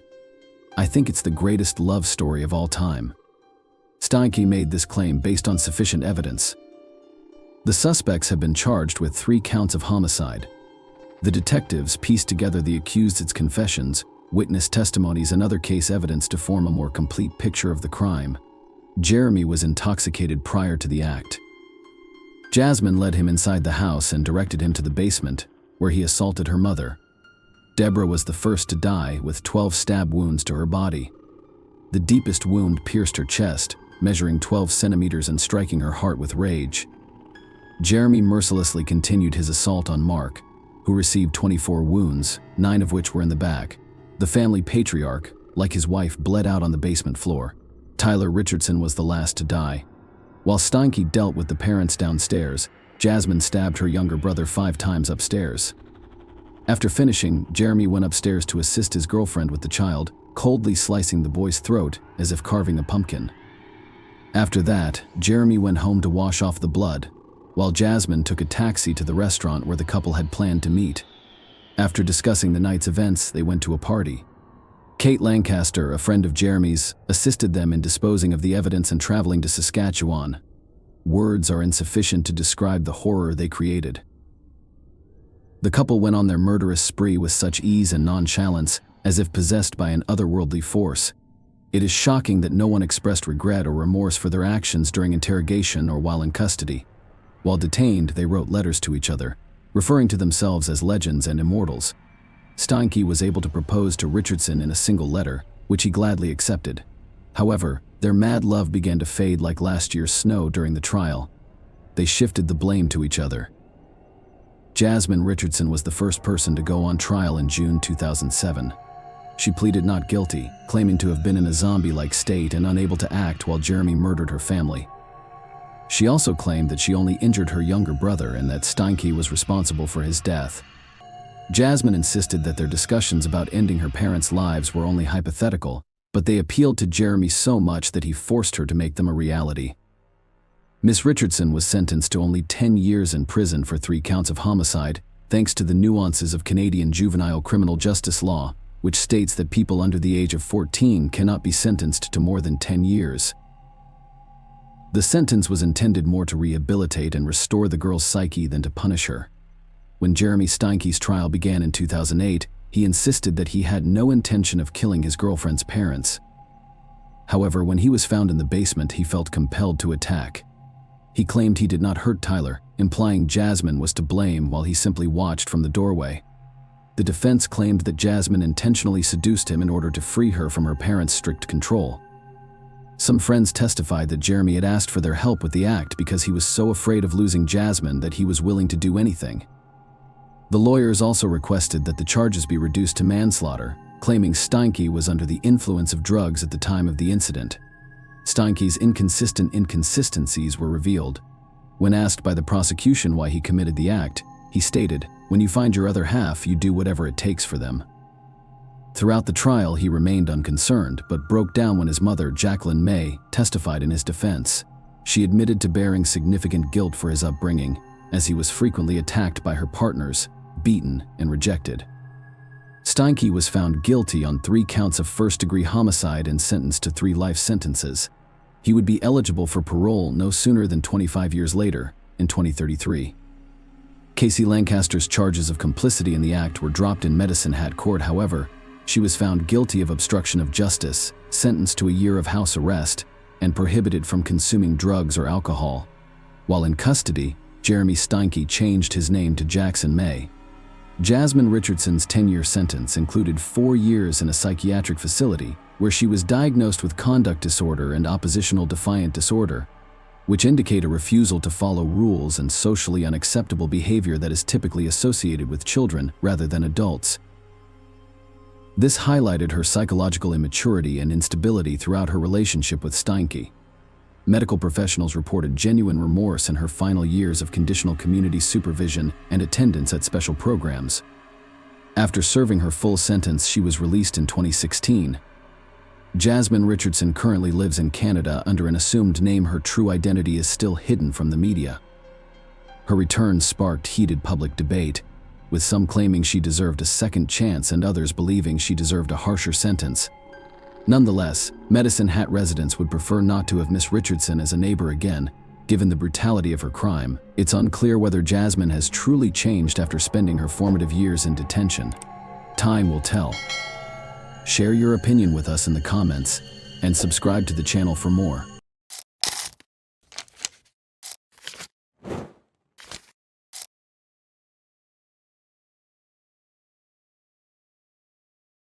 Hey guys, welcome to my channel, and today we're going to take a look at another horrible case with you. The love quadrangle has sharp corners. If Dave Krupa had known how his online dating would turn out, he would not have registered on a dating site.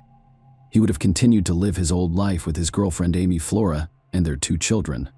Maybe he would have legalized the 12-year relationship after all, especially since Amy and Dave remained close friends after their breakup.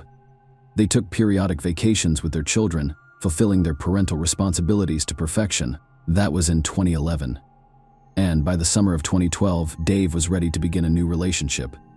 Only the man was not looking for a commitment and preferred to remain single. He wanted to meet women who were open to a casual relationship and did not have long-term goals. With these thoughts, he went to a dating site where everyone is looking for something unique. The modern world has brought with it new technologies that allow you to communicate at a distance, avoiding many nuances, the awkwardness of the first acquaintance, the appearance at the same time, and the fear of being rejected. Meeting someone you're interested in has become much easier. It is sufficient to select the intended partner based on a set of characteristics specified by him in the questionnaire. Leaving the house for this is unnecessary. However, who is hiding behind a cute avatar profile is unknown, and whether he corresponds to those features that describe him, and the true goals of dating are not always voiced in advance and discovered later in the relationship. Carrie Leah Farver was born on November 30th, 1974, in Macedonia, Nebraska, USA. She had previously failed relationships. Her son, Max Maxwell, was raised entirely by her. Initially, the child served as both a reward and a challenge for her. Despite her strong feelings for the baby she wants, she spent a month in bed, deep in depression. Kari's mother, Nancy Rainey, cared for the child despite her difficult relationship with the child's father. Unsettled living conditions contributed to the appearance of a young, 20-year-old woman in such a heightened psychological state. Doctors eventually diagnosed Farver with bipolar disorder. People with this diagnosis are like two halves of the same coin. The individual experiences extremes. His mood becomes either too good or too bad. Euphoria, increased efficiency, and extreme friendliness give way to depression, bitterness, impotence, and other negative emotions. The disease severely disrupts a person's normal life. However, in the early 2000s, Kari's doctor discovered an effective treatment for her, allowing her to live a normal life. The question of whether she wanted to settle her personal life is rhetorical. On the one hand, undoubtedly, what woman does not desire a worthy companion? On the other hand, why tie yourself to someone who could later become the source of many problems and misfortunes? Kari grew up in a loving family, had an active lifestyle, participated in sports, and aspired to become a doctor. However, dreams were not permitted to materialize. At her first practice at the medical college, the girl lost consciousness when she saw blood. As a result, she decided not to put her own or her patient's health at risk. She studied to be a programmer. In the fall of 2012, Kari was offered a good job in Omaha, a neighboring city. She couldn't pass up the opportunities that lay ahead of her, so she accepted the offer. Since Max was in middle school, he did not want to leave his familiar surroundings and relocate with his mother. He continued to live with his grandmother in Macedonia. Amy Long, Kari Farver's friend, recalled how she couldn't help but be noticed. When she walked into a room, everyone focused on her and her radiant smile. Perhaps that's what Dave Krupa liked about her on that November day in 2012. Kari met Dave at the auto repair shop where he works. While looking at Kari's Ford Explorer, he realized he was very attracted to her. She was showing me something inside the car, and we were standing there, very close, with some tension. Dave later recalled how quickly the date arrived. And then they went up to Dave's house, only to have their privacy invaded by numerous calls and messages from a certain Liz, who later stopped by the man's apartment to pick up something left for her earlier. David informed Kari that this was his former partner, Liz Goliar, whom he met on a dating site about 6 months ago and had been dating for a while. He also explained that the woman was extremely clingy, which was the cause of their breakup. Kari was very understanding, so she was not surprised when she noticed another woman in the man's apartment. After all, everyone has a unique handle on this suitcase from the past that occasionally makes itself known. So Kari remained unconcerned, but Liz was clearly disturbed to see a strange woman in Dave's home. 2 weeks after moving in, Kari started dating Dave. They had previously discussed their relationship and agreed to a brief, unencumbered affair. Shanna Elizabeth Goliar, also known as Liz, was the first person Dave met online in 2012. Liz was born in 1975 in Michigan. Dave liked her at first. She claimed that she was not looking for a serious relationship, especially since she was a mother, and that she should spend the majority of her time with her children rather than men. By the way, they both had children of similar ages. Dave repeatedly stated that Liz was unlikely to be a real-life partner for him. She wasn't well-read or educated, which was important in a man-woman relationship. They had few topics of conversation, and the relationship was more focused on the horizontal. Liz became curious about what Dave was doing in her absence and who he was seeing, but the man repeatedly reminded her that they were in an open relationship and she shouldn't be concerned. Dave also told her that she could do whatever she wanted and that he did not stop her from dating other men. However, Liz appears to be dissatisfied with this. She began to pester Dave more and more. Liz was most envious of Dave's children and their mother, Amy. She couldn't understand how they maintained a warm relationship after their breakup. Liz's actions eventually drove Dave away. Then Kari appeared on the horizon. Kari was beautiful and intelligent. Dave could talk to her for hours and they agreed on everything. I felt as if I had hit the jackpot, Dave claimed, and Liz, sensing that the man was drifting away from her, began to remind him of himself through increased activity. She texted, emailed, and called. He wasn't about to stop seeing Kari or anyone else for her. Kari and Dave started spending more and more nights together. Dave allowed himself to do this because it was convenient for Kari to get to work, and he liked her company. Kari pretended she wasn't looking for anything serious and was simply enjoying herself. In December 2015, Liz was shot. The woman probably guessed who it was. Fortunately, the wound did not prove fatal. This cannot continue any longer. I need to do something about it, Liz reflected. On November 13, 2012, I will leave for work. Carrie kissed Dave and agreed to see him later. It was the last time he saw her at 9:45 a.m. The contents of a text message from Carrie caught Dave off guard at work. She texted him that she wanted to live with him permanently. Kropp was very perplexed by the correspondence. He couldn't understand Farver's abrupt shift in mood. They had agreed beforehand that they would not rush into a relationship. They were as happy as they were today. However, the message conveyed a different story. Dave gently replied that he was not prepared for such a change. Kari's counter message was unpleasant. A lot of profanity. He explained the message. I wasn't sure what to think. I was shocked. When he returned to the apartment, he discovered that all of Kari's belongings that she had brought him were gone. Apparently, that is why he believed the woman had abandoned him. The same day, Carrie deleted him from her Facebook friends list. That appears to be the end of it. However, Dave began receiving text messages and emails from Carrie multiple times per day. They contained curses and threats that would ruin his life. There were so many of them, and everyone was rude. Carrie also failed to show up for work, which was unusual given her reputation for punctuality.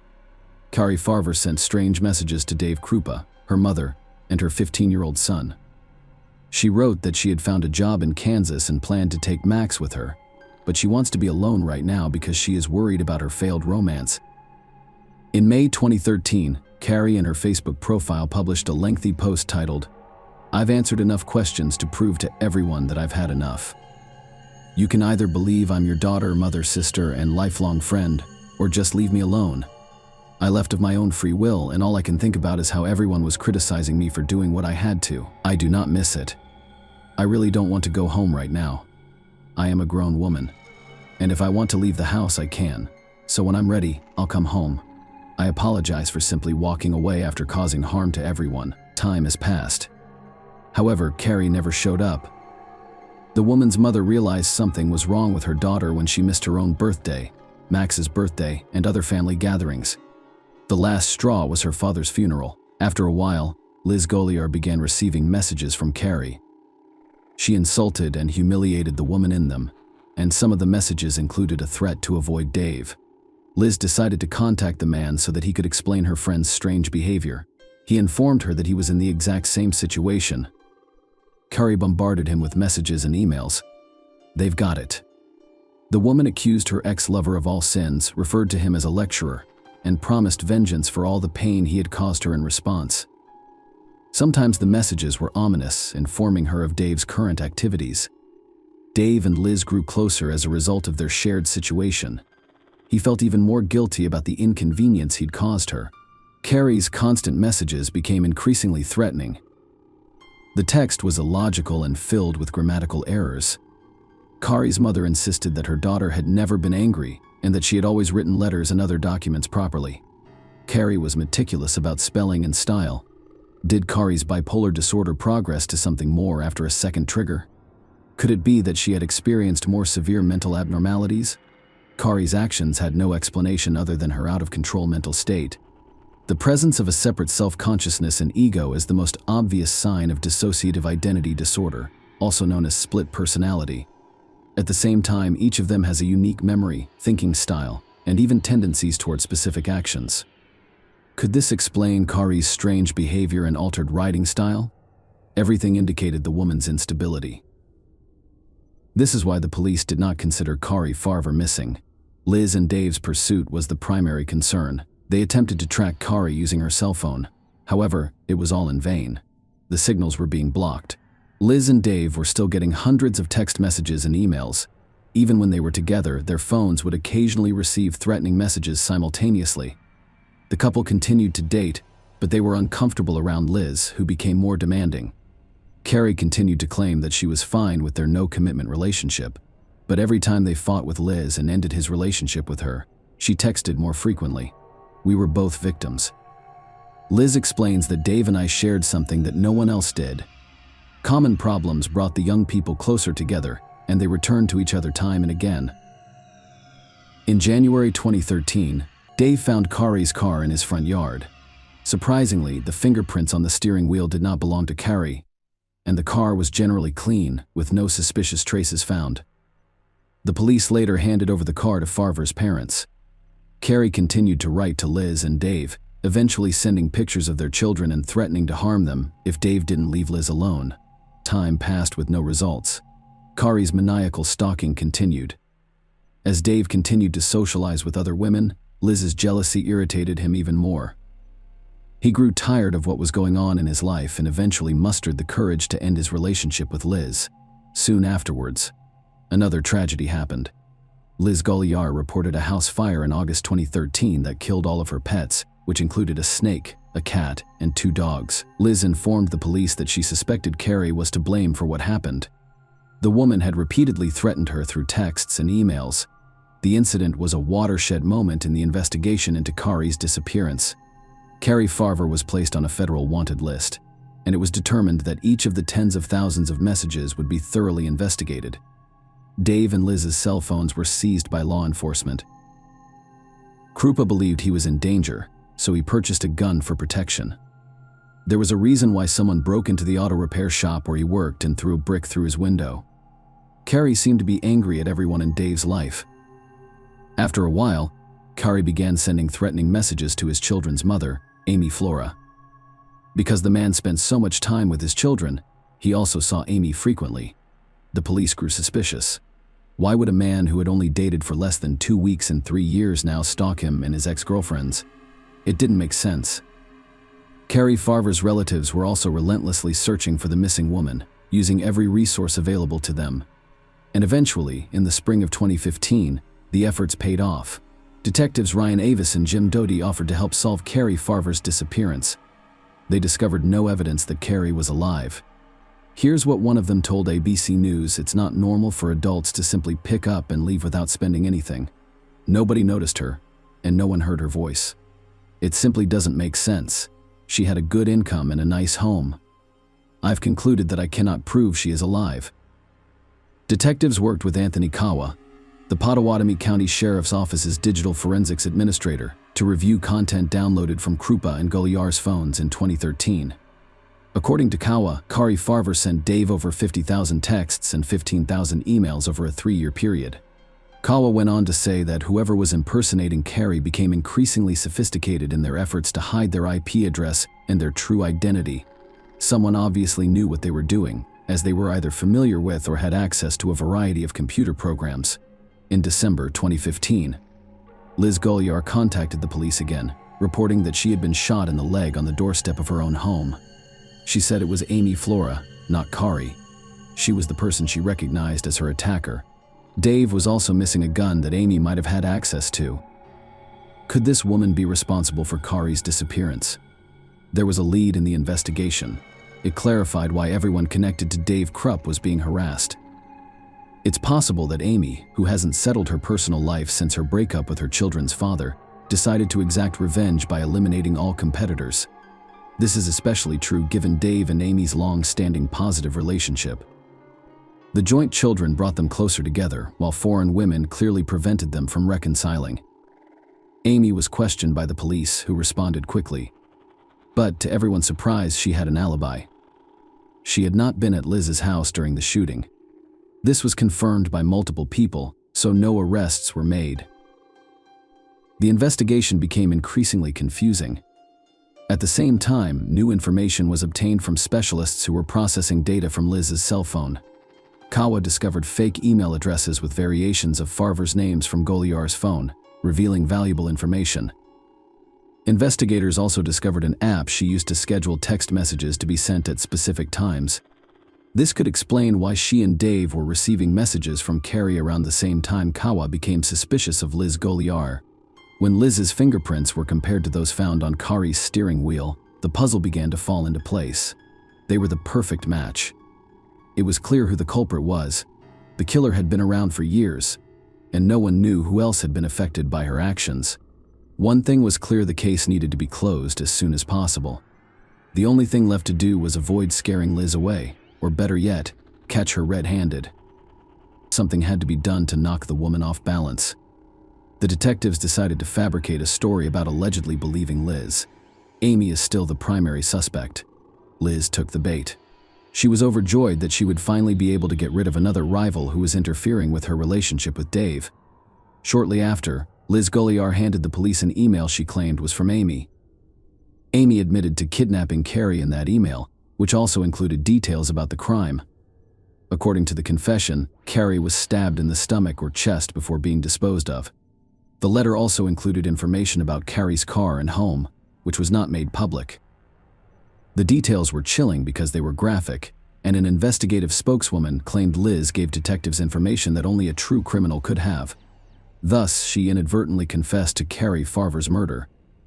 The letter clearly stated that the crime had occurred in the car. As a result, it was decided to conduct another examination of the victim's car.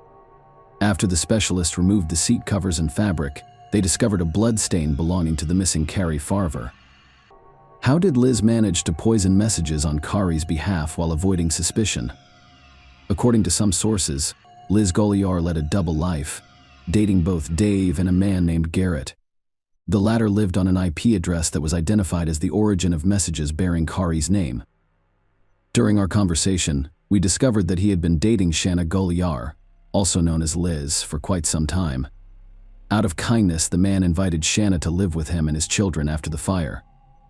However, the two's relationship became complicated and deteriorated significantly after they started living together. Garrett would watch over Goliar's children while she secluded herself in her room or went elsewhere. The man was astounded by what the police told him. Goliar spent 40 to 50 hours per week pretending to be the missing woman.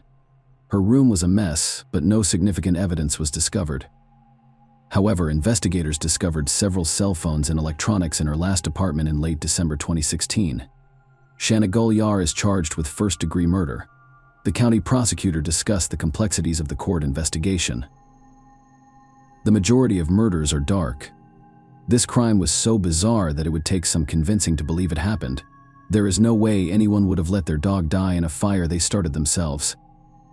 There is no way anyone would have shot themselves in the thigh. However, Shanna Goliar did it to avoid suspicion. James Martin Davis, Shanna Goliar's attorney, hoped the case would fall apart because it relied primarily on circumstantial evidence. Carrie's body was never discovered, nor was the crime weapon. Goliar never confessed. There was no evidence that Carrie died at all. The defense team chose a mistrial, which means that a judge, not a jury, will determine Shanna's guilt. Mountains of complicated electronic evidence were presented alongside physical evidence.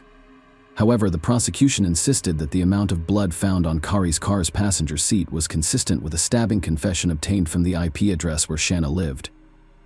Investigators were able to establish Shanna's direct involvement in Carrie's murder. Deleted images, including a photo of a human foot with a Chinese symbol tattooed on it, were recovered from a tablet in Dave's possession after analyzing the memory card she was using at the time Carrie went missing.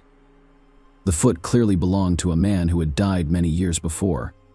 In addition, Carrie had a similar tattoo. Later, the woman's mother confirmed that the tattoo actually belonged to her daughter. The photograph confirmed Shanna Goliar's conviction.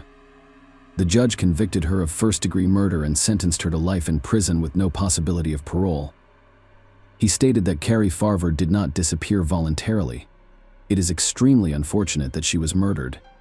Authorities believe Shanna was murdered. Carrie allowed her body to decompose before burning the remains to eliminate any trace of evidence. She decided to get rid of her rival, most likely out of jealousy. After disposing of her, she purposefully took her cell phone to make Farver look insane and regain Dave's trust. When her plans were successful, Shanna wanted to free her lover from Amy as well. But she became so engrossed in the game that she ended up falling into a trap of her own design. It's a bloody love square, to say the least. Goliar was also found guilty of setting fire to her own home in August 2013, which she tried desperately to blame on Carrie, because the fire not only destroyed the house but also killed pets. She received another 20 years in prison. The woman is currently incarcerated at the Nebraska Correctional Center for Women. Shanna maintains her innocence. Dave admitted to receiving thousands of emails and text messages signed by Carrie over the years. However, he never noticed her stalking him while they were together, which Shanna cannot claim. He also stated, "I want her to leave and not do this to anyone else." Justice has been served. For a long time, Carrie Farver's name was on everyone's mind. She was innocently accused of stalking people and burning down Shanna's house. Carrie is now recognized as a victim, and her good name has been restored. Kari's mother wanted her daughter to be remembered as a fun, intelligent, and talented woman. So what happened to Kari's son Maxwell Farver of Macedonia? According to his LinkedIn profile, he followed in his mother's footsteps and became a computer programmer. He graduated from the University of Iowa with a degree in software engineering and data science before marrying. It's unlikely that he was able to forget what happened, but he could have found solace in the family he built as a result of his past. Dave Krupa has now decided to live away from the limelight. In fact, he does not have a public account on any social media platform. The chilling crime story is a brutal reminder of the tangled complexities that can arise in human relationships as a result of various forms of manipulation, which can sometimes go to extreme lengths to maintain control of the situation. It is a story about how vulnerable we can be in our familiar surroundings without understanding the true nature of humans. Share your opinion with us in the comments and subscribe to the channel for more.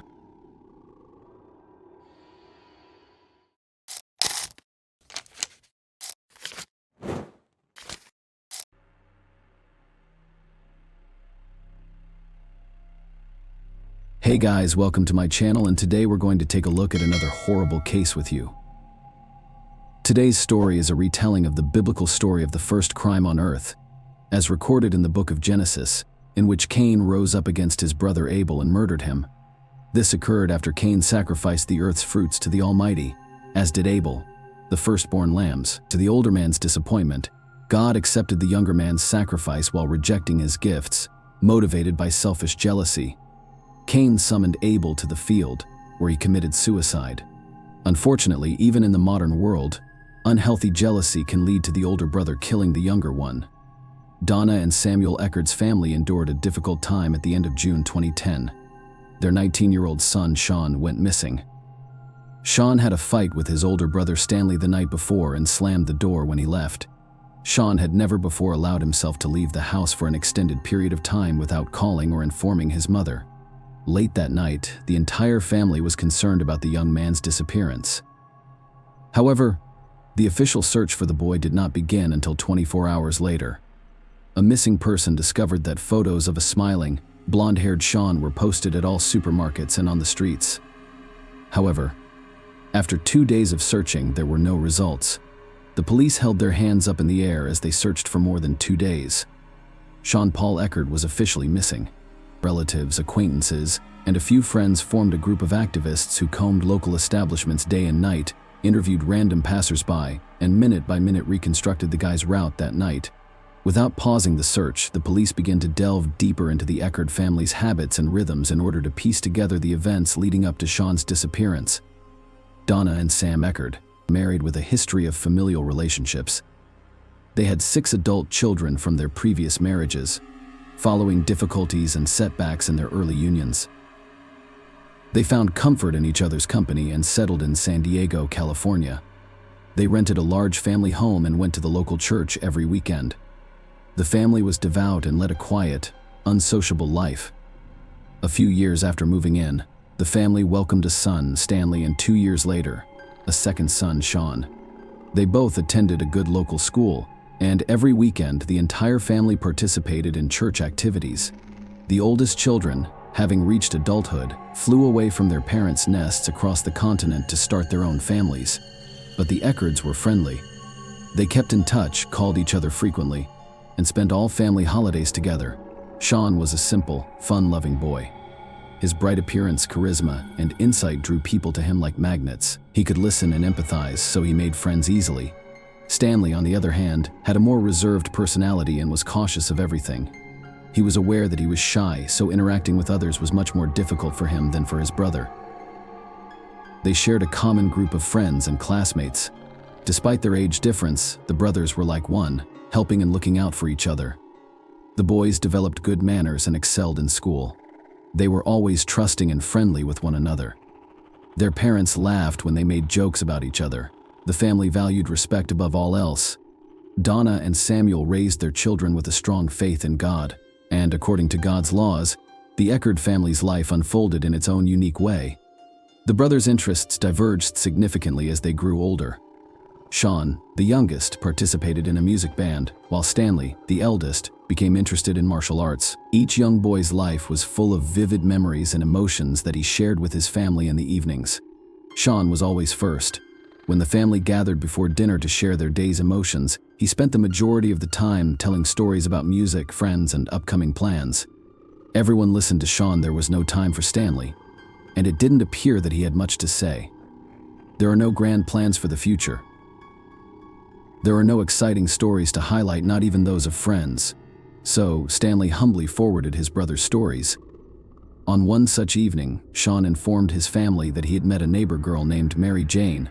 A fragile young girl with bright brown eyes and long blonde hair put Sean in a trance. Through the open window of the girl's home, he heard a magical piano playing, as if mesmerizing. Sean's confidence in his own charm enabled him to walk out of such a funny situation with dignity and meet the girl he liked. Despite the fact that she was a few years older than Sean, they maintained a friendly relationship. The company's soul shone through, and they organized picnics to which Mary Jane was invited. They walked a lot, went to parks, and visited observation decks. The burgeoning adolescent love affair was cut short by the harsh realities of adulthood. The Eckards were devastated to learn of Donna's elderly mother, Sean, and Stanley's grandmother's illness.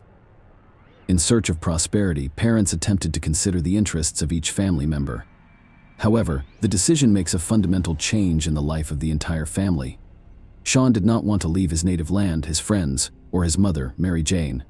But the parents' decision had already been made. The Eckards leave the city where their children were born and raised and relocate to another state.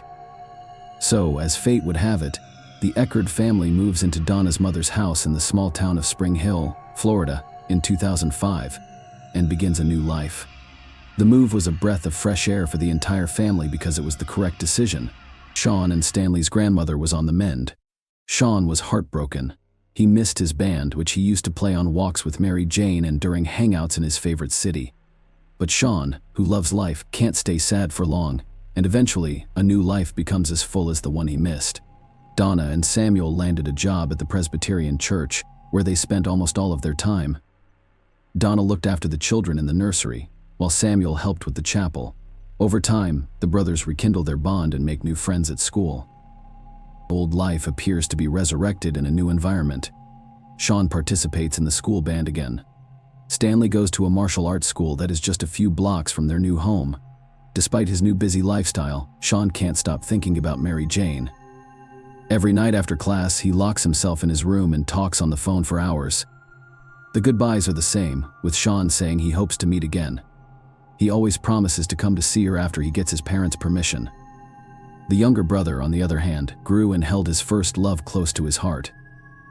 The elder Stanley attempted to establish himself in the family in his own way. Stanley, despite his quiet and calm demeanor, appeared to be deprived of parental warmth and attention, in pursuit of self-expression. He makes a series of bad decisions that have serious consequences for the entire family. In May 2006, he tells his parents that he plans to drop out of school and devote his life to studying martial arts and starting a martial arts club. However, youthful maximalism leads the guy into bad company, where he begins to engage in petty fraud and experiment with illegal drugs. In 2007, Stanley's arrest resulted from dysfunctional connections. He was caught stealing and charged with felony fraud offenses. Donna suffers her first major setback when she learns of her elder son's antics. She ends up in the hospital with a heart attack, but the situation is quickly resolved thanks to the services of a lawyer hired by Jennifer's sister. He skillfully defends Stanley, demonstrating the lack of direct evidence, allowing the man to go free with only a suspended sentence. This episode terrified Stanley. He feels guilty and isolates himself in the hopes of being understood and accepted by his family. Sean does not discuss his decisions with his parents after surviving the frightening events that occurred to Stanley. During his summer vacation, he works as a waiter. "I've saved up some money." He only leaves a note for his mother, telling her to go to California for Mary Jane. The 2-day bus ride to his beloved felt like an eternity. The scenery changed outside the window. Tonight, the day changed. Sean imagined seeing Mary Jane at the final station. When the driver announced the final stop, the bus came to a stop. Sean was ready to run to her, because he'd seen her happy face through the window and her long hair, which she was tucking behind her ears with her fingers. They had shared some of their happiest days together. They'd had picnics, just as they had in his best high school years. Sean had confessed his desire to marry for the first time, and the feeling was mutual. After another walk, the youth sat down on a bench. Sean felt faint. His eyes turned black. Sean was admitted to the hospital after falling unconscious. The young boy was fading like a match in a matter of days. Mary Jane contacted Sean's sister, and Jennifer flew to California, where doctors determined what was causing a strong and sturdy man to fade so quickly. Tick-borne encephalitis begins suddenly and quickly, causing a variety of complications, including brain inflammation. A difficult struggle for Sean's life and health began. Doctors fought for the boy's life for a long time, more than a month in a coma, and 6 months of rehabilitation enabled him to return from the other side of the world. Sean struggled to recover for quite some time. An ordinary tick bite on a summer walk resulted in a serious injury for him. Jennifer returned her brother to Florida, where he underwent therapy and a long recovery. Mary Jane was left waiting. Again, the lovers' only means of communication was the telephone. A slew of problems and unexpected illnesses brought the Eckerd family together. Donna does everything she can to completely free her beloved son Sean from the effects of a serious illness. She closely monitors his diet and exercise. Such attentive care leads to Sean's complete recovery, as well as Stanley's inner resentment and jealousy, which he nurtures in bits and pieces. Sean regained his strength and resumed his studies in music. In 2009, he completes his studies and dreams of returning with his mother, Mary Jane, to introduce her to his parents as his favorite. However, Sean's plans are unlikely to come true. Stanley introduces his brother to Samantha Rowe, his dream girl. Samantha, a Florida native, quickly discovered a common language with the two brothers.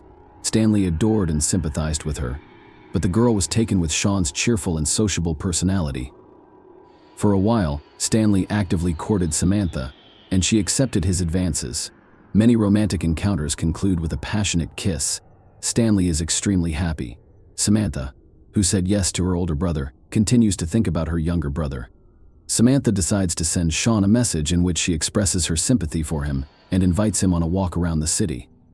The guy agrees, and they spend the evening walking along the waterfront, discussing Stanley and Mary Jane. Sean does not seek to win the girl. After all, he has long belonged to or rejected her.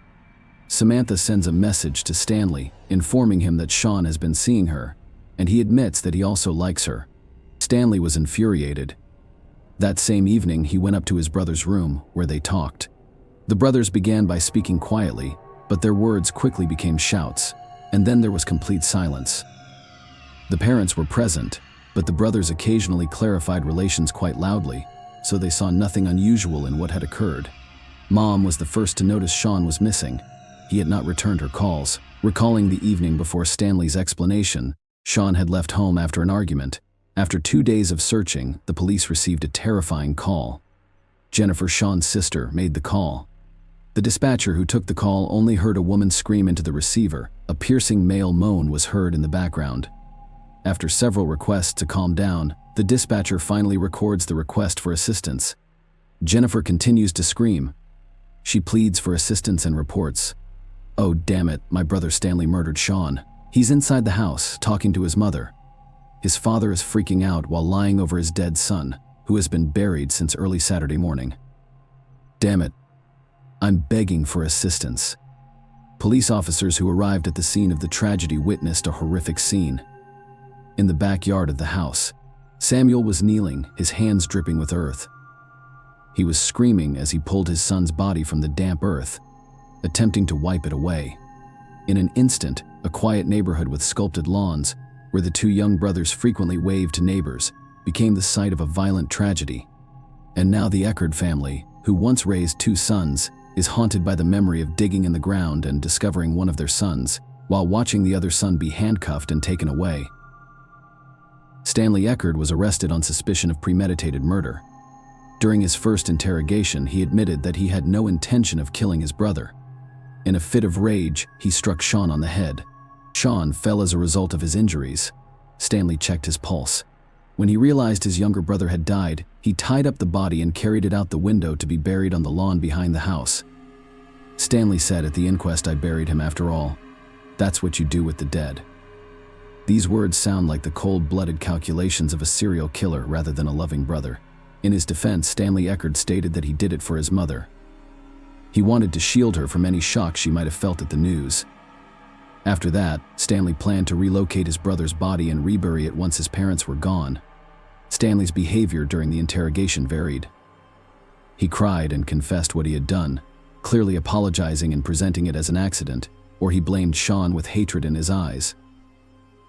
Stanley spoke harshly and unpleasantly about his younger brother. He blamed him for all of his problems and admitted that he had won the battle for his mother's and Samantha's affection. Stanley was charged with second-degree murder and arrested without bail the same day. 2 days later, Dr. Barbara Wolf conducted an autopsy on Sean's body. She presented the court with the results of the forensic examination, which revealed that the victim's neck had bruising under the skin and rope marks, indicating that the neck had been compressed to make breathing difficult. The examination determined that the death was caused by an inflicted head injury and asphyxiation. Assistant State Attorney Pete Marino investigated the case. The first hearing began on February 25, 2011, and was presided over by District Judge Stephen. Donna and Samuel Eckert, Stanley's parents, rushed to the second row. On April 9, 2013, they wept as they watched their oldest son be escorted into the courtroom. The trial began in Hernando Court, which was presided over by District Judge Anthony Taddy. Attorney Alan Hunter led the defense, while Pete remained on the prosecution's side. The primary goal of the prosecution was to persuade the jury that Stanley had meticulously planned the crime. According to defense attorney Allen, the tragic outcome stemmed from a spontaneous fight. In conclusion, Allen urged the jury to take note of Stanley's attempt to conceal the crime in the name of good intentions.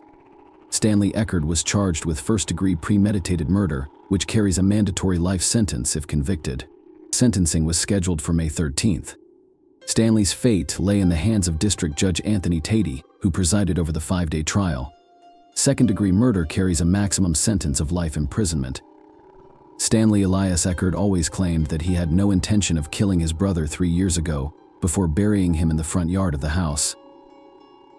Before trial, Eckert turned down prosecutors' offer to plead guilty to second-degree murder in exchange for a 20-year prison sentence.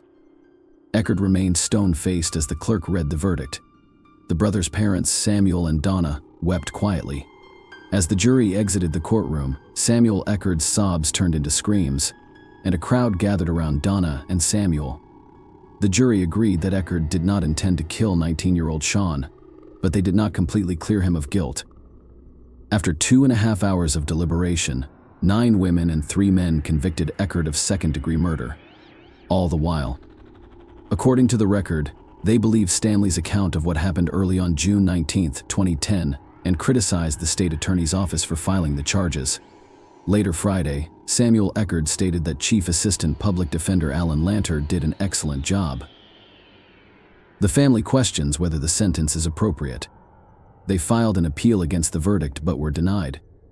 "I don't understand how the jury returned a verdict of second-degree murder," and after about 2 hours, Samuel Eckert stated that our faith had not been shaken. He stated that one fact was not disputed during the trial. After his brother died, Stanley removed his body from Sean's bedroom window and buried it in a shallow grave in the family's Spring Hill backyard. Samuel Eckert discovered Sean's body 2 days later.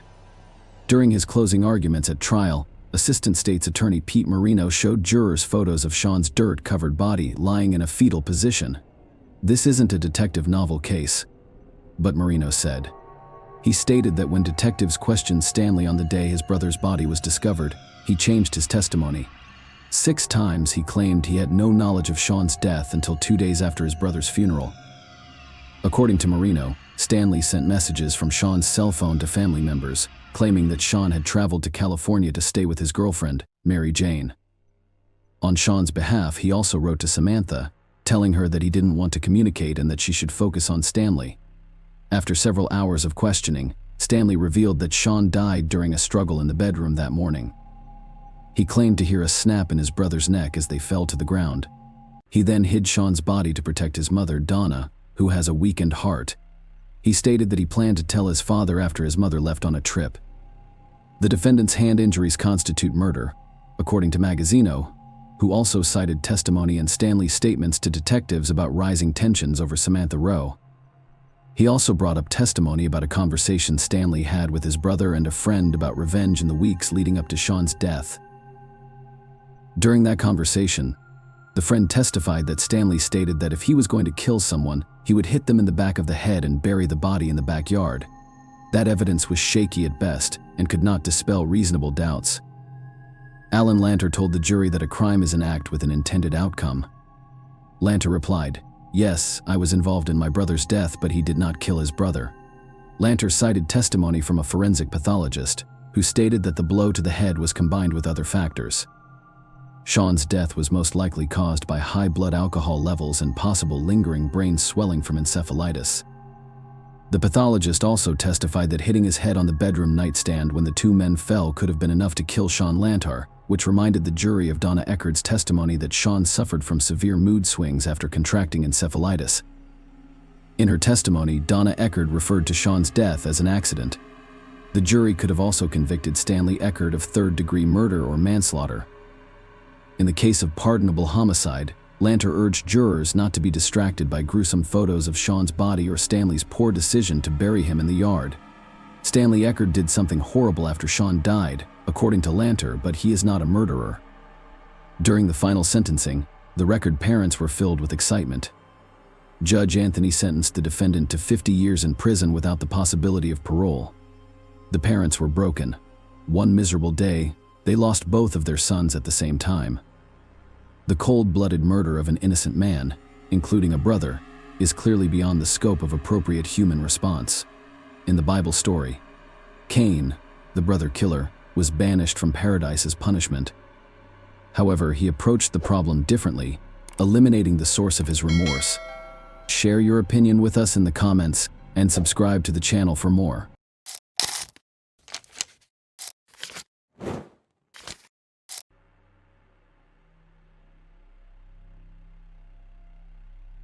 Hey guys, welcome to my channel, and today we're going to take a look at another horrible case with you. On the eve of Christmas, a young woman was abducted from the apartment where she lived with her boyfriend. An unknown criminal tied up the young man and took the young woman out through the back door, disappearing without a trace. The police were unable to identify the perpetrator and the caveman for 36 years until an unexpected truth came to light. Leslie McRae was born on April 14, 1968, in Jacksonville, Florida. She was kind-hearted, determined, outgoing, loved to have fun, had a sharp mind, and had a great sense of humor. Leslie grew up in a loving family but was particularly close to her 4-year-old cousin Joey. Despite living in different cities, the girls tried to spend as much time together as possible. Leslie even considered moving to her city when she turned 18. After graduating from high school at the age of 17, Leslie enrolled at the University of North Florida, dreaming of building a career in the modeling industry. She moved out of her parents' house and into an apartment complex with her 21-year-old boyfriend Edgar McQuarrie. On the night of December 24, 1985, they were sleeping in their apartment when Edgar woke up around 3 a.m. to a noise to his horror. He saw a man with a knife above their bed. The unknown criminal tied Edgar's hands and fed him with ties, threatening him with a weapon to prevent him from resisting. He then tied up Leslie in the same way and took her out through the back door of the apartment. Edgar, still tied up, could only watch in horror as the kidnapper took Leslie away. He took him 3 hours to free his hands, and around 6 a.m., he called the police. The taxis arrived at their apartment, took Edgar's statement, and began searching for Leslie, considering that the room was almost pitch black at the time of the abduction. Edgar could not see the perpetrator's face or any other distinguishing features except for brown hair. The police also did not know what kind of vehicle the kidnapper had used, although it was evident that he had used some form of transportation to abduct Leslie. They received a call at their station 3 hours after the kidnapping. A man went out for a morning run and noticed a female body lying in a ditch next to the road, 8 kilometers away from Leslie's apartment. The investigators arrived at the scene and immediately identified the young woman. Her body was covered in various injuries. Some of her clothing was torn or missing. Medical experts determined that the young woman had received more than 20 sharp object wounds, and there were also many bruises on her body. In addition, the killer had subjected the victim to violence, and experts were able to extract his biological material. Considering the DNA analysis was not yet used in those years, this evidence could not help the police identify a suspect. There were no other useful clues at the scene, so the investigators decided to focus on examining the victim's apartment. Soon they had serious doubts about what had happened that night. According to the victim's boyfriend, the criminal had quietly entered the apartment, but no signs of a break-in were found, and there were no signs of a struggle in the rooms. In addition, the back door through which Leslie was allegedly taken out was covered in cobwebs, and no fingerprints were found on it. There were no shoe prints, despite a thick layer of dust around it. All of this suggested that the boyfriend's story may have been fabricated, and in that case, an obvious question arose: does he have anything to do with the murder? The investigators doubted that the boyfriend could have taken out and killed his girlfriend, then returned to the apartment and called the police. Experts suggested that her body was dumped on the street after Edgar called 911, so he was no longer considered a suspect. Over the next few months, the detectives tried to find new leads. But each time they hit a dead end, the investigation was finally suspended in 1986.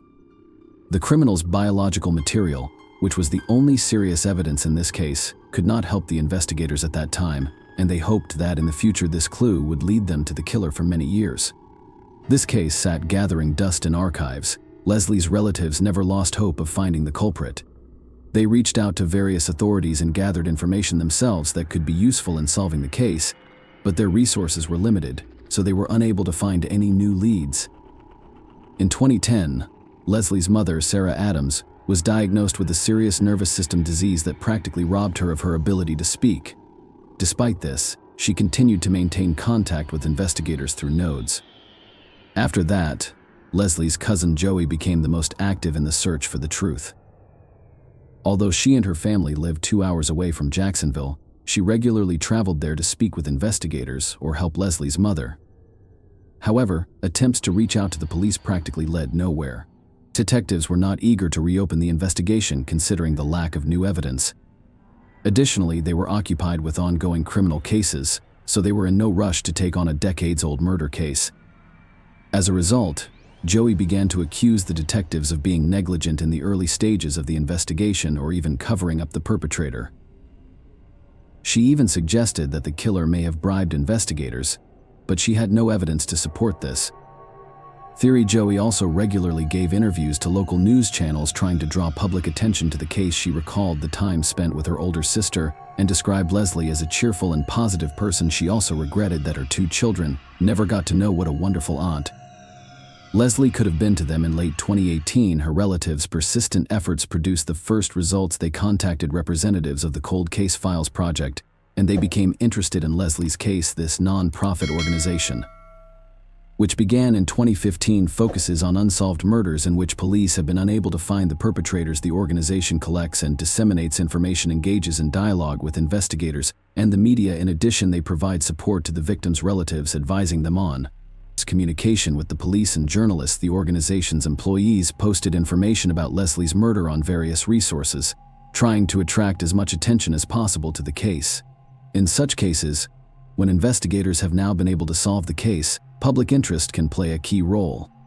First, the more people hear about this crime, the more chances there are that potential witnesses to the events will be among them.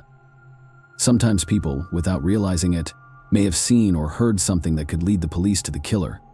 Second, under pressure from the public and the media, the chances of detectives reopening the investigation increased throughout this time. They had the perpetrator's biological material, but wanted to study it.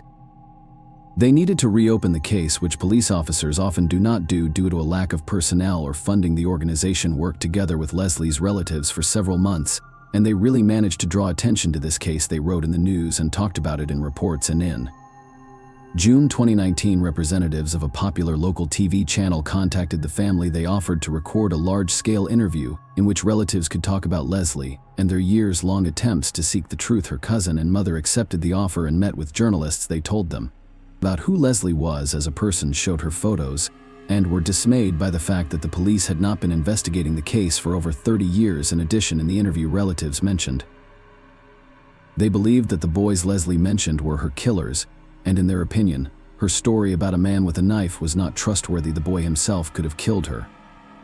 But the journalist decided to cut this moment out, as Edgar was not a suspect in this case, and there was no evidence against him. Representatives of the TV channel contacted the sheriff's office hoping to get some additional information, but the police refused to comment. They referred to rules that prohibited them from discussing with journalists cases that were not currently under investigation. Leslie's family was disappointed with this outcome, but they were not going to give up. Joey continued to write letters to investigators demanding that the case be reopened, and ultimately it paid off. The family was able to organize a meeting with law enforcement representatives, and detectives indicated their intention to revive the investigation. The Leslie family was interviewed again, and the police began to re-examine the evidence. In April 2020, they sent biological material from the victim's body to a laboratory, and soon experts extracted a DNA profile that was entered into the FBI's national database and immediately received a match. Almost 35 years later, the investigators finally had a possible killer's name. He was 58 years old, David Nelson Austin. After studying his biography, the detectives found many interesting moments. His DNA was in the FBI database, not just by chance. Since 1991, the man has been serving a sentence for 2 sexual crimes committed in 1988 and 1990. At that time, he lived in Michigan, where he moved from Florida. Detectives determined that at the time of Leslie's death, he was living in Jacksonville and was 24 years old. 2 months before the murder, he attacked a mentally disabled young woman and attempted to assault her, but he failed. The man was arrested, but the justice system treated his act very lightly. Austin received no serious punishment and remained free. In addition to this, he had a whole series of less serious crimes, including drug possession, disturbing the peace, and more. Detectives had no doubt that he was behind Leslie's murder and began preparing the case for trial. Gathering all the necessary materials in early 2021, they went to the Michigan prison to interrogate Austin. For the first time, the man denied his involvement, but no one was going to believe him on his word. Investigators took his DNA sample to directly compare it with the biological material found on the victim's body. This had to be done as part of the standard procedure, and the result was expected to be a complete match in August 2021. Austin was officially charged with the murder of Leslie. Since then, detectives have been working to have him transferred from Michigan to Florida, where the crime was committed. The need for transfer was due to one simple fact: Florida had the death penalty, unlike Michigan, and Austin could have received that sentence for the murder of Leslie. The process took a year, until September 2022, when he was finally transferred to a correctional facility in Florida. He is currently behind bars awaiting trial, and investigators have no doubt about his guilt. The only way for the perpetrator to avoid the death penalty is to make a deal with the prosecution and confess to the murder in exchange for another life sentence. During a press conference, investigators admitted that Austin was never a suspect in the case and was never questioned. According to them, the man did not leave any clues that the police could use to pursue him, and DNA analysis was impossible at that time. Furthermore, his DNA was only added to the FBI database in 1991. 6 years after the murder, Joey also gave an interview in which she said that she had always believed that Leslie's boyfriend was the killer. It was only after investigators revealed the real perpetrator's name did she realize that Edgar was also a victim in the story. It is expected that she will be the main witness in the trial. Leslie's mother said she forgave her daughter's killer, which surprised her family members, but they all respected her decision. Interestingly, Austin has a son named Owen whom he has never met. Nevertheless, they regularly communicated via email. Journalists contacted Owen and learned that he was shocked by the charges against his father. Austin himself wrote to him about it, adding that he had nothing to do with this crime. At the same time, his son was well aware of other criminal episodes from his father's life but continued to communicate with him. Austin's trial is expected to begin soon. If there are no bureaucratic delays, he may receive his sentence in a few months. Despite the fact that the truth has finally come out, the victim's relatives still blame investigators for negligence, believing that if they had periodically reopened this case, the perpetrator's identity could have been established in the early 90s rather than 30 years later. Share your opinion with us in the comments and subscribe to the channel for more.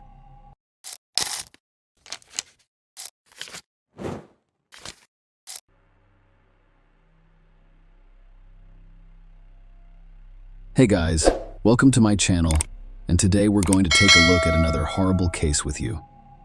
In this video, we'll look at a story that happened in Pennsylvania in the year 2017. On June 28, 2017, witnesses began calling 911 to report a car accident on one of the highways. When police arrived on the scene, they discovered a Chevy Malibu that had gone off the road. Unfortunately, the driver, Bianca Robertson, 18, did not survive. However, her death was not an accident, as initially assumed. Bianca Nicole Robertson was born on October 17, 1998, in Pennsylvania. She graduated from Bayard Rustin High School in Westchester with all A's. Bianca was a member of the Black Student Union at Rustin, where she also received several awards and was on the honor roll her senior year. She received a 4-year merit scholarship to Jacksonville University in Jacksonville, Florida, and plans to major in criminal justice and become an FBI forensic agent. She has previously been a Girl Scout, a cheerleader, and a basketball player. She studied flute, violin, clarinet, and guitar. She was also an artist.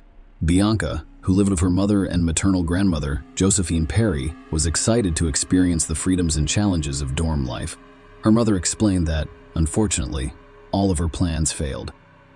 On June 28, 2017, Bianca, her mother and grandmother went shopping at Walmart. Bianca was preparing to relocate to Florida and looking forward to a new chapter in her life. After purchasing everything, Bianca and her family went to the parking lot. They all got into separate cars. They intended to meet at home later, but her mother and grandmother had other plans, and Bianca immediately returned home. She had to drive approximately 10 miles. Bianca was very familiar with this road. However, this was the young woman's last car ride. About 10 minutes after she left the Walmart parking lot, witnesses to the accident began calling 911. The first responders arrived at the scene right away. Bianca Robertson was the driver of the Chevrolet Malibu. The paramedics were unable to help her, and she was pronounced dead on the scene. At first glance, Bianca's head injuries appeared to be the result of a severe blow when the car veered off the road. Many people driving along the highway at the time of the accident came to a stop near the scene before the police and ambulance arrived. After interviewing eyewitnesses, the police discovered one crucial detail. One of the witnesses claimed Bianca went off the road after colliding with a red pickup truck, which then fled the scene without stopping. "I hope it isn't Bianca." That was what the grandmother told herself as she drove past the car crash scene, intended to meet her granddaughter at home. She had no idea that the traffic she was stuck in was caused by a crash involving her granddaughter. When Bianca's grandmother returned home, 2 police officers had already arrived to report the car accident that claimed her granddaughter's life. Bianca's mother, Michelle, could not believe what was happening to her. The death of a child is one of the most devastating events that parents can experience. Michelle, a nurse in Delaware County, said she never imagined anything like this would happen.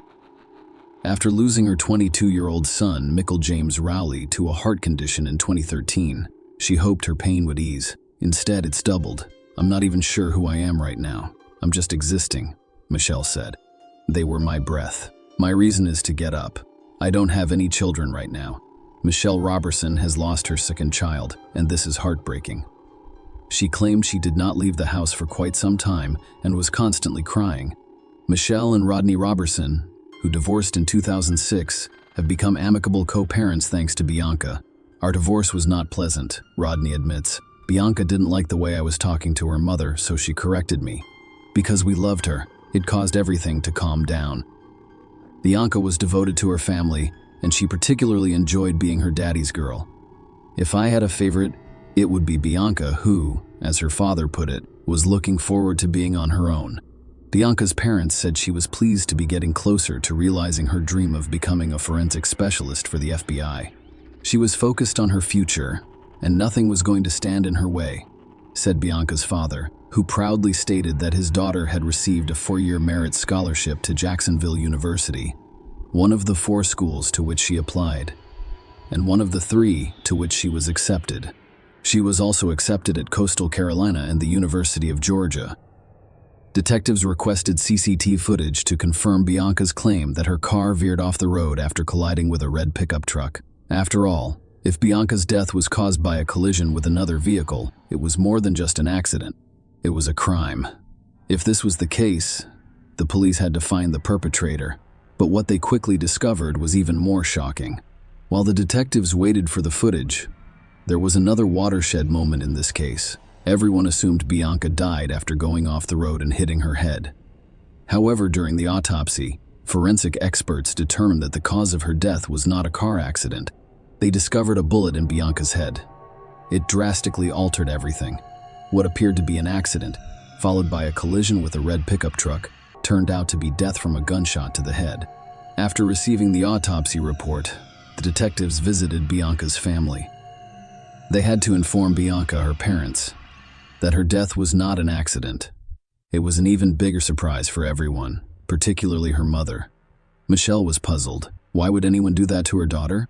The family was unable to identify anyone who could wish Bianca harm. She had a friendly relationship with everyone. Robertson needed answers, and investigators were doing everything they could to find the person responsible for Bianca's death.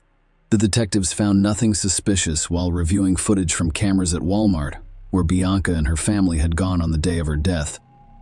They scrutinized every move Bianca and her family made, from getting out of their cars to leaving the parking lot. The detectives ruled out the possibility that someone at Walmart chased Bianca and fatally shot her.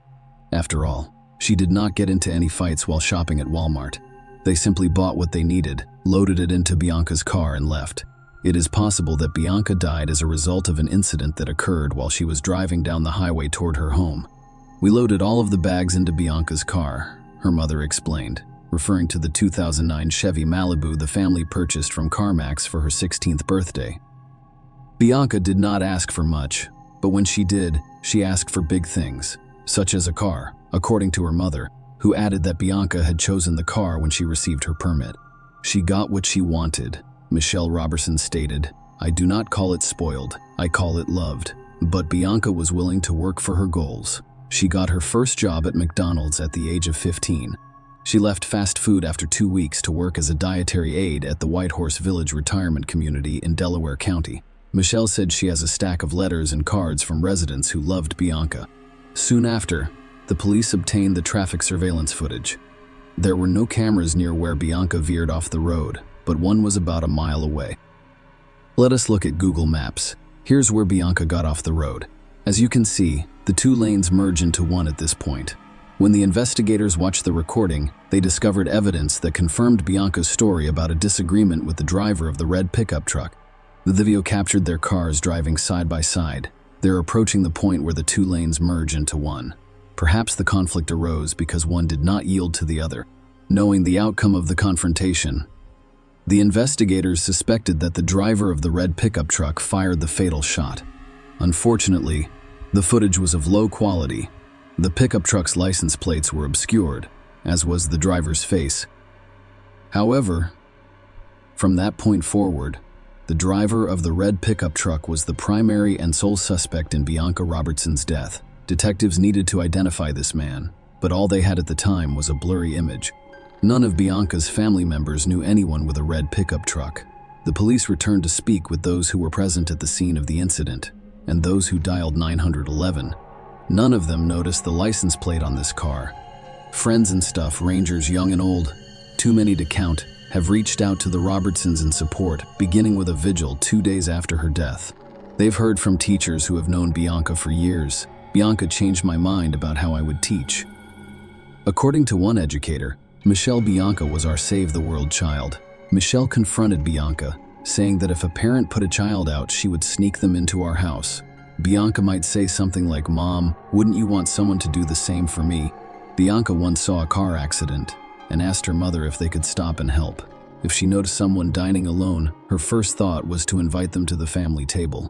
The investigators determined the direction of the pickup truck's movement after the incident by reviewing recordings from cameras located further away from where Bianca's car crashed. They needed a higher quality recording to determine the car's make, model, and license plate. The police also asked the media to spread information about the red pickup truck, hoping that the public could help identify its owner. Detectives determined that following an incident, the driver of a red pickup truck turned onto Paoli Pike. They began walking around the neighborhood, visiting houses and shopping centers. I was looking for cameras that could have recorded the pickup truck. They discovered one surveillance camera, and the footage was of high quality this time. While analyzing the recording, the detective noticed a red pickup truck driving down the road about 5 minutes after witnesses called 911 to report an accident involving Bianca Robertson's car, but the license plate could not be seen. Furthermore, it was unclear whether it was the same car or another that matched the description. While the investigators searched for additional recordings and moved from one door to the next, another breakthrough occurred in the case. 2 days after the incident, a woman called the police and said she had seen the car they were looking for. She also saw the face of the person sitting behind the wheel. This woman stated that her red pickup truck overtook her, came to a stop at the Paoli Pike intersection, and then turned left. This information was critical to the investigation because it limited the search area. Furthermore, it indicated that the pickup truck in this video was not the vehicle they were looking for. It was simply a similar-looking truck. The woman who contacted police assisted the forensic artist in creating the suspect's sketch. She described him as a white male between the ages of 25 and 35, with brown hair and a stubble beard. The police were hoping that someone would recognize this person and report it to them. They presented the suspect's sketch to Bianca's family. However, they didn't know anyone who resembled the sketch. The investigators also began to suspect that Bianca's death was a hate crime. Knowing that the red pickup truck had turned left at this intersection, the detectives went around the shops and houses on this street, hoping to find a high-quality recording that could answer some questions. Soon, they discovered what they were looking for. The owner of the house, which is less than half a mile from the intersection, provided the police with a recording from a surveillance camera pointed at his driveway. After calculating the approximate time it would take to get there from the crime scene, the police quickly located the required vehicle. Although the footage was of higher quality than the previous one, the angle of view prevented law enforcement officers from identifying the vehicle or the driver. The police worked hard to find another recording from the camera at a closer distance, and luck was on their side. Although they couldn't see the license plate, they did notice the car's distinguishing features. The vehicle had a sticker on the right side window, a vertical dent on the passenger door, and damage to the hood. These distinguishing characteristics could greatly simplify the search for this vehicle. The police wanted to expedite the process. As a result, they used the media to request assistance from the general public. They offered a $5,000 reward for information that could help them locate the truck or its driver. The investigators were confident that someone would recognize this particular vehicle. 3 days after Bianca Robertson died, a lawyer called the police station and said he had a client who wanted to turn himself in, mentioning the latter's involvement in the incident that resulted in the death of 18-year-old Bianca Robertson. This incident occurred on Wednesday, around 5:30 p.m. Bianca Robertson: I am 18 years old and recently graduated from Westchester Ruston High School. I am on my way to Jacksonville University. Her entire summer and life were spent in front of her loving family. She was driving on Route 100. Route 100 is a 2-lane highway that connects to Route 100 Spur just a few miles away before merging with Route 202. And where it merges, it reduces from 2 lanes to 1. That is the same merge that people in southeastern Pennsylvania perform thousands of times per day. People all over the world do this without issue. But last Wednesday, as Bianca was merging from 2 lanes to 1, a man in a red pickup truck joined her, and they were jockeying for position, which irritated him. So he pulled out his gun and shot Bianca in the head. The driver of the red pickup truck was identified as David Desper, 28, of Pennsylvania. He arrived at the police station with his lawyer. Desper refused to testify but consented to a search of his home. He also told them where his pickup truck was.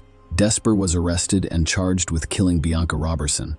The police found the pickup truck at the location indicated by Desper stickers on the side windows, and the rims made it clear that it was the vehicle they were looking for. During a search of Desper's home, investigators discovered the gun used to shoot Bianca Robertson in the head. The police were certain they had found the culprit. However, the motive for this crime was unknown. On July 7, over 800 heartbroken family, friends, and community supporters gathered at St. Paul's Baptist Church in the borough of Westchester, 25 miles west of Philadelphia, for her homegoing service. During the funeral service, a church banner read patience, kindness, goodness, gentleness, and self-control. Among those who paid tribute were her brothers, officials from Bayard Rustin High School, where she had recently graduated as Chief Admissions Officer at Jacksonville University, where she was set to enroll in the fall, and friends. What emerged was a portrait of an extraordinary young woman, with speaker after speaker after speaker praising her brilliance and virtues. In his eulogy, Pastor Wayne Croft Sr. compared the shooter to George Zimmerman and Michael Dunn. Zimmerman killed black teenager Trayvon Martin in Florida in 2012. Zimmerman was acquitted of murder in 2013. In 2012, Dunn fatally shot Jordan Davis, another black teenage male, in Florida. A verbal altercation over music in the teenager's car escalated when he fired shots into the vehicle while it was driving away. He was convicted and sentenced to life plus 90 years in prison. The black community is unconcerned about whether Bianca's murder was motivated by rage or racism. All we know is that we have lost another bright young black star. The pastor announced that another good sister had passed away. At the September 2018 trial, they asked David Desper to explain his motivation for committing the crime. Instead of responding to this question, he asked for forgiveness from the Roberson family. Bianca's parents were not looking forward to confronting her alleged killer. Rodney had ordered t-shirts featuring Bianca's face on the front for family and friends to wear as they gathered at the Chester County Government Services Center. They also had bracelets engraved with the words, "Bianca Roberson, a rose in God's garden," and a banner reading "Justice for Bianca Nicole Roberson, who was murdered on Wednesday, June 28, 2017. I'm not sure how I'll react when I see him. My daughter was shot by the man who held the gun. I know I won't do anything stupid. Rodney claimed Desper simply stole her dreams. He did not have that. Right, Michelle claimed I couldn't get her back. I need to get her back, and I can't. I need to comfort her, but I can't. I'm her mother, and I can't do that while he's still here. She shed more tears, and he was able to talk to his parents and hug them. He is 28. She's just a teen, a baby. The prosecutor suggested that the traffic jam was caused by Bianca's failure to yield to Desper when the two lanes merged. He then rolled down the passenger side window and pulled the trigger. Recognizing the consequences of his actions, Desper fled the scene, leaving his pickup truck with a friend in Pennsylvania and attempting to flee to Delaware. However, when his sketch and the distinctive features of his pickup truck made the news, he decided to hire a lawyer and turn himself in. The police investigated his social media accounts and interviewed his friends, but found no evidence of a bias-motivated crime. As a result, they did not charge the man with a hate crime. District Attorney Hogan added that there was no evidence that we were aware that this was a race or hate crime. Many people disagree with that assertion. Before the sentencing, the defense described Desper as a harmless, almost juvenile 28-year-old who enjoyed playing with cars in his spare time. They called him a big kid and claimed that Desper essentially gave the government the case by turning himself in. According to the defense, Desper was driving home when a car unexpectedly approached him. He took the gun and shot it. They claimed there was no monster or threat. If you're a 28-year-old man driving a car with a loaded firearm, you're not a big kid, argued prosecutor Chris Miller. It turned out that Desper's mother had shared a Facebook post about police searching for the man who killed Bianca Roberson. She later realized it was her own son. Wendy Desper expressed her love for Bianca's family and prayed for her. "I apologize for what my son did." She said this while her son sobbed. Rodney Roberson struggled to speak through tears as he confronted his daughter's murderer. "My questions to the defendant are simple. Why in God's name did you shoot my daughter because she was young and black? Because she was a girl? You wanted to be the first on the road because you had a bad day?" "All of my dreams for Bianca were coming true."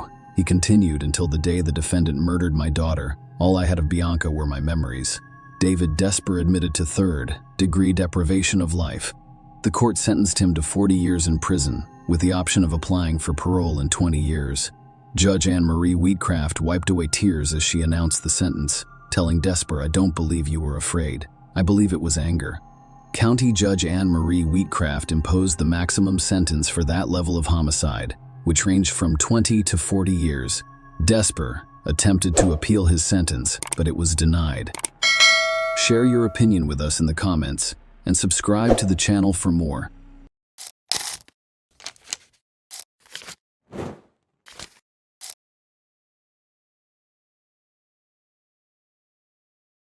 Hey guys, welcome to my channel, and today we're going to take a look at another horrible case with you.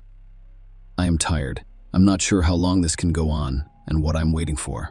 I really adored him. I loved him wholeheartedly. Yes, I was too young a girl when we married, when we stood in front of the altar, and his parents were damned when I swore to God that I would love him forever and that only heaven would forgive us. Why can't I return it? Do I have to torture myself day after day just because I made those promises?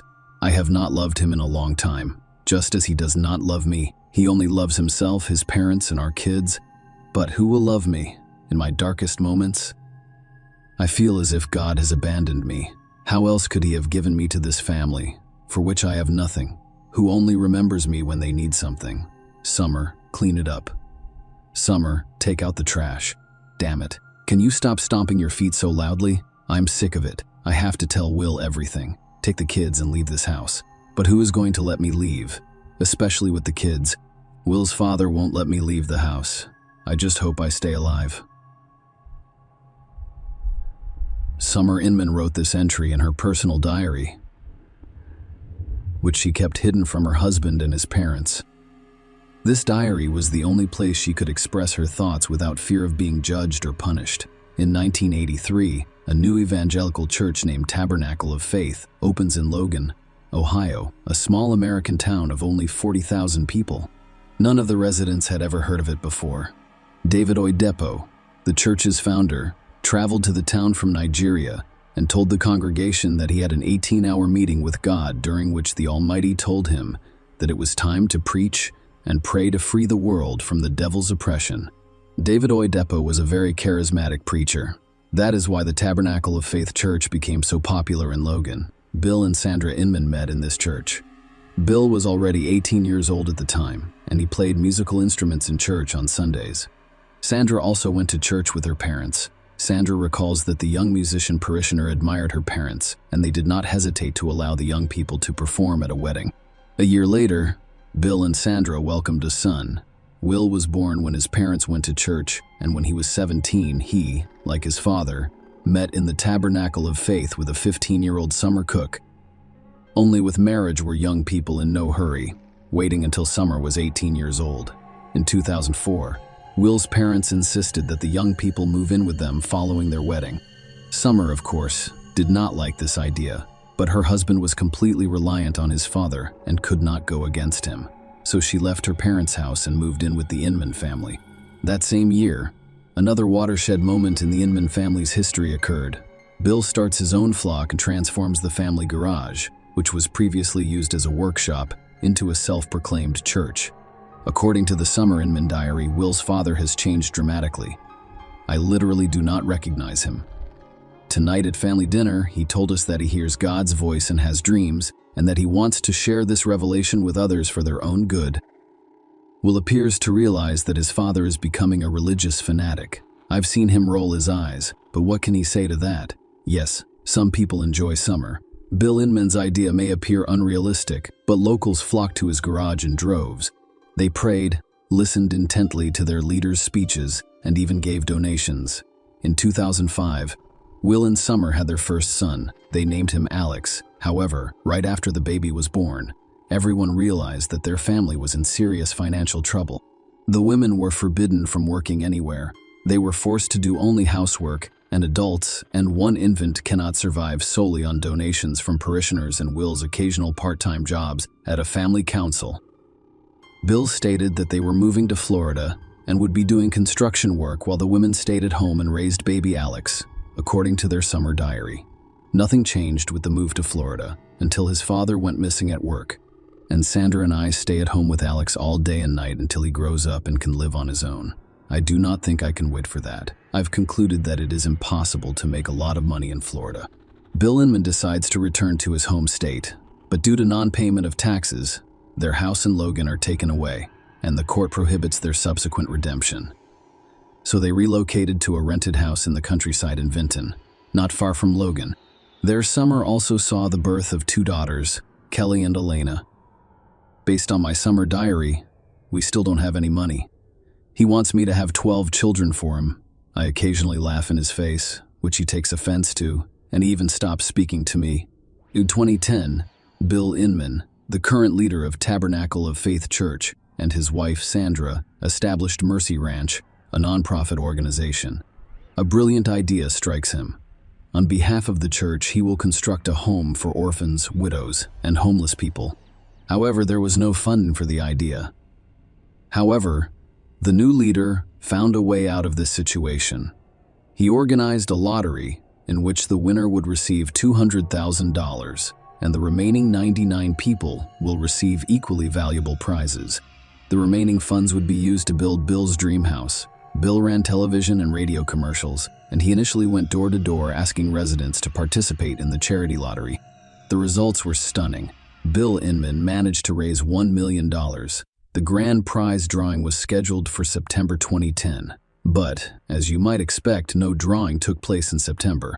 Similarly, it did not take place in October or November. Bill Inman simply defrauded those who trusted him, and he had no plans to return the money to anyone. During this time, Will's father hires Adam Peters to do their landscaping and other household chores. Adam sees Summer all the time and develops sympathy for her. What he doesn't realize is that Summer and Will are experiencing a relationship crisis. Nonetheless, he perseveres and shows interest in the young woman. After a while, some people file for divorce.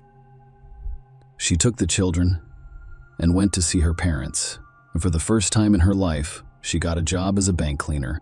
Unfortunately, due to her early marriage and constant confinement in the Inman home, she had no education or work experience beyond raising children. Summer did not expect to get a higher-paying job, but deep down she was even happier because for the first time in many years, she felt independent and no one told her anything. Despite her resentment of Will, she did not mind her father seeing the children as much as he saw fit. She believed that the children needed their father just as much as they did their grandparents. Indeed, despite his tyrannical nature, Bill Inman treated the children with affection and cared enough to deny that this was foolish. One day in December 2010, a bailiff arrived at the Inman home and ordered the family to leave due to non-payment of rent. Someone found out about it, so she went over to the house to pick up everything she hadn't had time to pack when she moved in with her parents. It was terrifying to arrive at a house where she was now considered a traitor, so she asked Adam to help her with the packing. When the Inman family discovered that Summer had arrived with her new lover, they refused to let anyone enter the house. They hurled curses at them and promised to burn all of Summer's belongings in the backyard. Even the police were powerless to intervene. They attacked and even beat up an arriving officer, while Adam, horrified by what he had witnessed, vowed to find and kill him. That same day, Summer decided to file a report against her husband. She emphasized that nothing will ever be the same. He didn't gain complete control over her until after the wedding. Her calls, texts, and emails. He even had control over her lunchtime, including how much he needed to eat, how long he needed to shower, and how much time he could spend outside. Periodically, he even took her phone away, and Summer could be out of touch for a week, including with her own parents. He also told her that he wanted to find a second wife, and without hiding for the summer, he signed up for dating sites where he posted intimate photos of himself and openly corresponded with other women. Summer frequently wrote in her diary about wanting to divorce Will but being afraid. The fear was understandable. Will had warned her repeatedly that if she divorced him, he would shoot her. The police returned to the Inman home after taking a statement from a terrified Summer who had been hiding her fear for years. When questioned, he admitted that he had taken his wife's phone away from her, but only so she wouldn't talk to her lover 24 hours a day. Yes, he watched her diet, but only because he was concerned about her health. The police did not believe his answers and forbade him from seeing his ex-wife. He also received a fine and probation for his actions. The men's family couldn't ignore what appeared to be their son's abuse, so they wrote a response. But we're already on Adam Peters. In their statement, they stated that when he worked in their home, he demonstrated an unhealthy interest in Summers and young children, and that the subsequent presence of children in his company could be disastrous. There are, of course, fictions. We have not been confirmed. After that, the worst day of Summer's life happened around midnight on March 22, 2011. Summer was finishing up her work at Logan's main bank. The branch had closed by then, so all she had to do was clean up her workspace, dusting and emptying the trash. She texted Adam, telling him she didn't have much time left and would be home soon. It was already 12 o'clock at night. Summer was late. Although she had never been late before, Adam was becoming increasingly concerned. There was no telling what this was up to. Peters chose to meet Summer. By then, The doors to the ward were locked. There were no lights in the windows, indicating that Summer had not arrived. Adam walked around the building, but saw no one. So we went to the dumpsters, where a young woman was hauling trash bags that had accumulated throughout the day. She wasn't present either. But near the bins, he discovered Summer's belongings. Her purse, cell phone, and red jacket were all in the grass, a little farther from her belongings. There was no time for hesitation. He immediately dialed the police's phone number. The police arrived, searched the belongings, knocked on the bank, and interviewed the security guards, who stated that Summer had left over an hour ago, and they had not seen her again. In the glow of the police car lights, 3 individuals approached. As it turned out, they had witnessed the kidnapping. The 2 women were out for an evening jog when they noticed a white Ford pull up to the bank cleaner's house. When the woman screams, 2 men in black masks rush out and push her into the back seat. Another witness ran up to the car and attempted to save her, but the blonde woman behind the wheel sprayed him in the face with a gas can, and the man collapsed in the car as the kidnappers drove away. The women were without phones, so they dashed to the nearest police station, where they interrupted each other emotionally and attempted to recount what they had witnessed. The police officers on duty simply laughed at their story, believing that the night runners had made it all up. Who would consider kidnapping a bank cleaner with garbage bags in her hands? However, the story turned out to be completely true. Because of the cops' slowness, it was now impossible to track down Summer on a hot tip. As I previously stated, Logan is a small town. That is why the news of Summer's kidnapping by 3 unidentified men spread throughout the town overnight. By morning, proactive citizens had formed groups to search for the missing woman. They searched parks, vacant lots, and abandoned warehouses. But Summer was not to be found, a week before her disappearance. Willa Inman attempted to contest his child support payments. According to the court order, he was required to pay $150 for each child, but because his monthly salary was only $500, he requested that the payment be reduced to $150. He will also seek full custody of his 3 children, but the court has denied this request. Summer was not in contact with anyone due to her long reclusive life, so the police focused their suspicions solely on the Inman family. They were discovered in the home of Bill's mother in a nearby town. All 3 claimed they had heard nothing about the disappearance, and on the day of the kidnapping, they were in Cleveland, looking for a new home. Unfortunately, they never made it there. They were concerned that because their car had broken down on the way, they would be stuck at night on a deserted highway until morning. They needed to return to Logan. Furthermore, their old grudge against Adam resurfaced, and they started blaming everything on him. The car breakdown couldn't be proven or disproven. However, during the interrogation, the police discovered a white Ford in the yard, identical to the one described by witnesses to the kidnapping. At that time, a GP's receiver was removed from the vehicle. The inspection revealed that it had been turned off during the Summers abduction. The police also decided to search the Inman family's cell phones, which revealed that they had not left Logan that night. The police soon learned that, at 7:30 a.m., on the morning of Summer's disappearance, the white Ford had stopped at a car wash, where all 3 of them, Bill, Sandra, and Will, were dry cleaning the interior. The entire family was detained and taken in for questioning. Bill, who was already being led away by the police, yelled to his elderly mother that they were not guilty and that it was the work of the devil against whom he and his parishioners were fighting at the station. The invasions, as if possessed, repeated the same pattern, only when it became clear that they lacked an alibi and faced execution. Sandra accepted the blame. From Sandra Inman's testimony, this Summer's kidnapping was entirely my idea. It was my idea, and I drove the white Ford that night. Of course, neither of us intended to kill Summer, and I swear it was an accident. On the night of March 22, we drove up to the bank where Summer worked and waited for her to finish her shift. We saw her around 11 p.m., near the garbage cans by the bank. I drove up to her, and my husband Bill and son, while wearing black masks, pushed Summer into the car. Again, we had no intention of killing her. We only wanted her to let us see the kids because we were family. To intimidate Summer, we tied her hands and feet with plastic ties to prevent her from fleeing. Apparently, one of the times he tightened around her neck, he overestimated his strength, causing Summer to choke and turn red. He wanted to cut the tie, but he couldn't find any knives, and the knife we'd brought with us had gotten under my seat. When he finally found it, it was too late. Summer had died. Sandra Inman revealed the location where they hid Summer's body. It was an old well near the Tabernacle of Faith Church. Yes, the same church where Bill and Sandra first met, as well as Will and Summer, where they married and had gone to pray and confess for many years.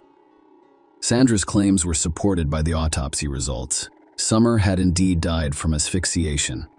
No other injuries were discovered on her body. Bill and Will Inman were sentenced to life in prison in 2012, and Sandra Inman was sentenced to life in prison as well, despite accepting full responsibility, but the court allowed her to request parole after 15 years. Why is that?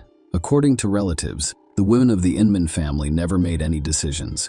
The entire family obediently obeyed only the bill, and if it was someone's cruel plan to reclaim custody of the children, it was his, and Sandra accepted responsibility in order to save her husband and son, but she was never successful. Share your opinion with us in the comments, and subscribe to the channel for more.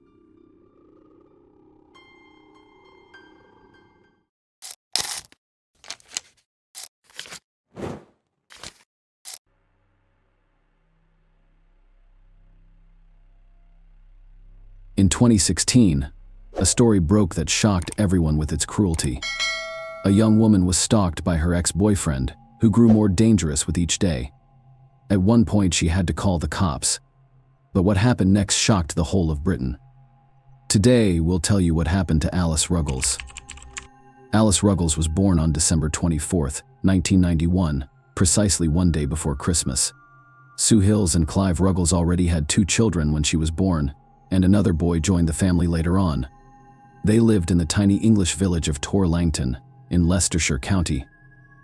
The village was very close-knit, and the older children always looked after Alice and her younger brother. Alice joined the local school's drama club and quickly fell in love with acting. She performed in numerous theatrical productions, and all of her teachers recognized her natural talent. After graduating from high school at the age of 18, Alice enrolled at Northumbria University to study design. After receiving her diploma in 2014, she relocated to Gateshead and began working for Sky, a major British media company. Alice rented an apartment with her roommates because it was difficult for her to afford separate housing initially. Alice, 23, met Harry Dillon in October 2015. He found her Facebook account through a mutual friend's page. They began talking and quickly grew fond of each other. Harry was from India and came to the UK as part of a student program. He moved from a local Indian university to Queen Margaret University in Edinburgh. After finishing his studies, he chose to stay in England and join the army. After some time, he was sent to Afghanistan, where he began communicating with Alice via Facebook. They first exchanged messages, then began calling each other several times a week, and eventually formed a relationship. They eagerly awaited Harry's return to Great Britain so they could finally meet. When it happened, they went on a few dates, and Harry impressed Alice. They had a great time, and their mutual attraction grew even stronger. However, after a few weeks, they were forced to separate again. Harry had to return to Afghanistan for 2 more months, after which they intended to continue their relationship. The couple continued to communicate online until Harry returned to England in April. He lived on a military base in Edinburgh, nearly 200 kilometers from Alice's home. But Harry tried to pay her a visit whenever he could. Months after Harry returned to England, Alice invited him to a family celebration, and it appeared that their relationship was strengthening. However, over time, acquaintances began to notice significant changes in her behavior. Previously, she was always cheerful, sociable, and optimistic, but something was changing in her every day. Alice became withdrawn and depressed, and she stopped spending time with friends. She even stopped communicating with them on social media, and no one knew what was going on with her. Alice became increasingly irritable, and she even got into a fight with her apartment neighbors. She packed her belongings and moved into her colleague's apartment. Alice's family and friends began to suspect that her new boyfriend, Harry, was responsible for these significant changes. She was initially reluctant to discuss her relationship issues, but they became impossible to conceal over time. Harry was not the kind and caring man he had appeared to be in the first few months of their relationship. The longer they were together, the more he attempted to control every aspect of Alice's life. Harry was against her hanging out with friends or speaking with other men, even if they were old acquaintances or colleagues. He began to monitor her social media conversations and repeatedly accused her of wanting to cheat on him.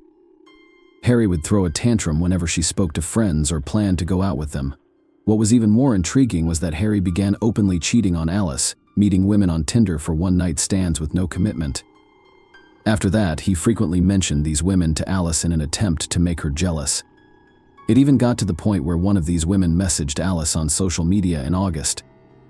At that point, the young woman decided to end her relationship with Harry, but he refused to let go. He bombarded Alice with messages and phone calls, using any means necessary to get her back. He initially expressed his love for her, cried on the phone, and promised to change for the better. Then he began openly manipulating the young woman, promising to end his life and blaming her for everything. It even escalated to direct threats. It turned out that Harry had secretly photographed Alice while she was changing clothes, and he threatened to post the photos on the internet if she did not return to him.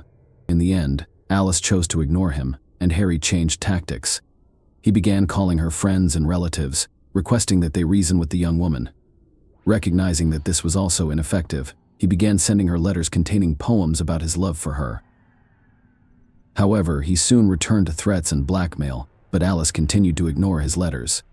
Later, it was discovered that Harry had hacked her Facebook account and was monitoring her correspondence. He discovered that Alice had been communicating with a man named Mike since September, who was an army officer and was in another country at the time. Harry was infuriated. He began writing to Mike, claiming that Alice was still in love with him and sleeping with him, as well as saying various negative things about her. But Mike was already aware of Harry and paid no attention to his words. He continued his relationship with Alice, and it appeared that the young woman had gotten out of her situation with Harry. She regained her sociability, cheer, and happiness. Unfortunately, this did not last very long. On September 30th, Harry left her a voice message begging her to answer the phone. Alice ignored him, so he decided to go to her house. The man drove 2.5 hours from his military base to her apartment, but then acted strangely. First, he rang the doorbell and ran away. Alice was at home, but she did not open the door because she couldn't see anyone through the peephole. The situation occurred several times. A few hours later, Harry climbed over the fence and approached the window in her bedroom. Alice lived on the first floor of a 2-story home with a fenced yard. Harry knocked on the window and hid, leaving a box of candy and a bouquet on the sill. But what happened terrified Alice. She knew right away that Harry was responsible for everything. Furthermore, as she approached the window, she noticed a man hiding outside her field of vision. But that was not all. While hiding in her yard, Harry recorded several creepy voice messages, the contents of which caused Alice to panic. One of them began with the words, "You said guys like me end up killing people." He then repeatedly stated that he did not want to kill her. Alice got the impression from his tone of voice that he was primarily trying to persuade himself of what he said. Finally, he wished her good night and departed. All of this was enough for Alice to call the police. After what had happened, she began to seriously fear for her life and didn't know how else to defend herself against Harry. The operator gave her 2 options for resolving the issue: obtain a restraining order against Harry or request that the police issue an official police information notice, known in Great Britain as a PIN. It authorized the police to arrest the man if he approached or contacted Alice. The young woman chose the latter option. The next day, the police arrived, took her statement, and assured her that Harry would face the consequences if he bothered her again. After some time, the police contacted the military unit and informed the commanding officer of the actions taken against Harry. Interestingly, the police did not contact him personally, even by phone, let alone pay him a personal visit, despite the fact that they were required to do so by law. When he discovered that Alice had contacted the police, he became enraged and sent her another letter, along with a box of items that reminded him of her. In the letter, he stated that his phone, tablet, and laptop had been taken away as a result of her complaint. He also promised not to bother her again, but Alice was certain he would not simply calm down. When she first contacted the police, they instructed her to call them right away if Harry contacted her again. So she did. She informed the operator about the letter and the box of items, but he was unsure how to proceed in this case. Furthermore, he questioned Alice about the action she expected from them.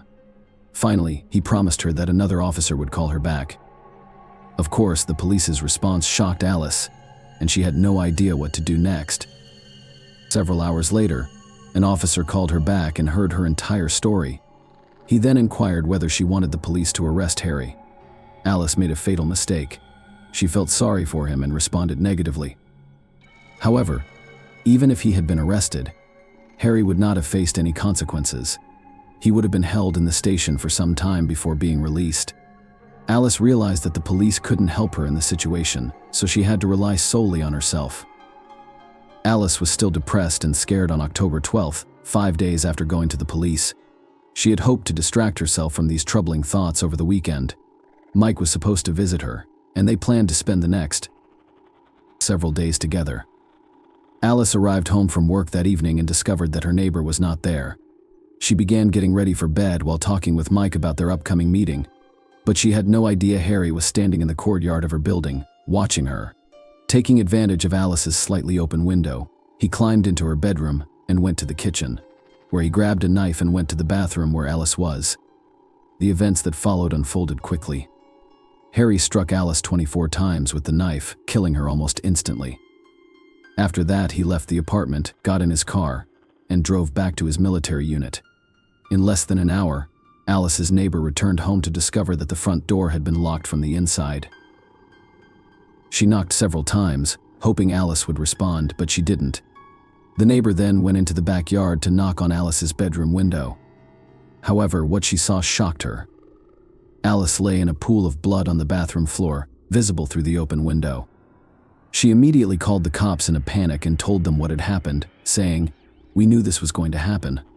Her ex is a real psychopath. Less than 2 minutes later, the neighborhood heard police sirens and paramedics arrive, confirming Alice's death. They realized immediately that this was a murder. The police immediately began searching for Harry Dillon after the neighbor identified him as a potential killer. After running the numbers on his car, they discovered that he had driven from Edinburgh to Newcastle that day. His car was captured on several surveillance cameras. Only a few hours later, police arrived at the military base and arrested Harry. They took him to the station and started interrogating him. The man admitted that he had visited Alice but denied any involvement in the murder. He claims he approached her to talk, and she allegedly came out onto the street and hit him in the face during the conversation. Following that, Harry allegedly got into his car and drove back to the base. But detectives quickly realized that his story had nothing to do with reality. The surveillance cameras revealed that Harry had arrived at Alice's house before she returned from work. He parked his car and waited. But that is not all. Investigators examined his phone and discovered that while Harry was sitting in the car, he was messaging with a random girl on Tinder and planning to meet her that night. Detectives also discovered blood stains on Harry's steering wheel, which were later identified as Alice's. Furthermore, the man stole her phone and carried it with him, so the geolocation of the device perfectly matched the killer's movements that day. All of this was enough to file murder charges and take the case to court. However, the first hearing occurred nearly a year later, in April 2017. Harry's lawyers realized that with such a large body of evidence against him, they needed to come up with a new story. As a result, the man claimed that he had come to Alice's house to collect his belongings. But after an argument, Alice allegedly took a knife and attacked him, inflicting 24 wounds on herself. After that, he watched her die and heard her final words. She allegedly said she despised her family.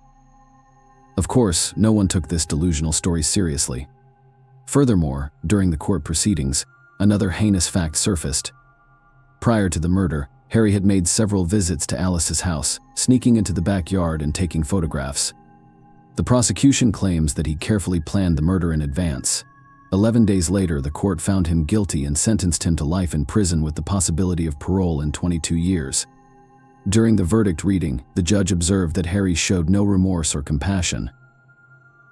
Instead, he concentrated solely on creating the most plausible story. During the trial, another horrific detail about Harry's past was revealed. 3 years prior to these events, his ex-girlfriend obtained a restraining order against him because he stalked her in the same way that he would stalk Alice. However, the police were completely unaware of the situation. Following the murder, society and the media sharply criticized the police, accusing them of failing to protect Alice from a dangerous psychopath and allowing the case to go unsolved. Later, 2 officers faced discipline. The army also came under fire. The public was outraged that such an unstable and dangerous individual was permitted to join, and no action was taken against Harry when the pin was issued against him. Alice's family eventually established a foundation named after her. Its goal was to ensure that stalking victims receive immediate and appropriate police assistance. Alice's case demonstrated that law enforcement agencies cannot provide such protection, so legislative changes are required. In 2019, a law was passed that makes it easier to issue restraining orders against stalkers. However, Alice's family continues to work on the foundation, hoping that it will help to improve the country's situation. All of her relatives and acquaintances now believe that the tragedy could have been avoided if the police had been more serious about their duties. Please share your thoughts on this story in the comments section, and thank you for watching.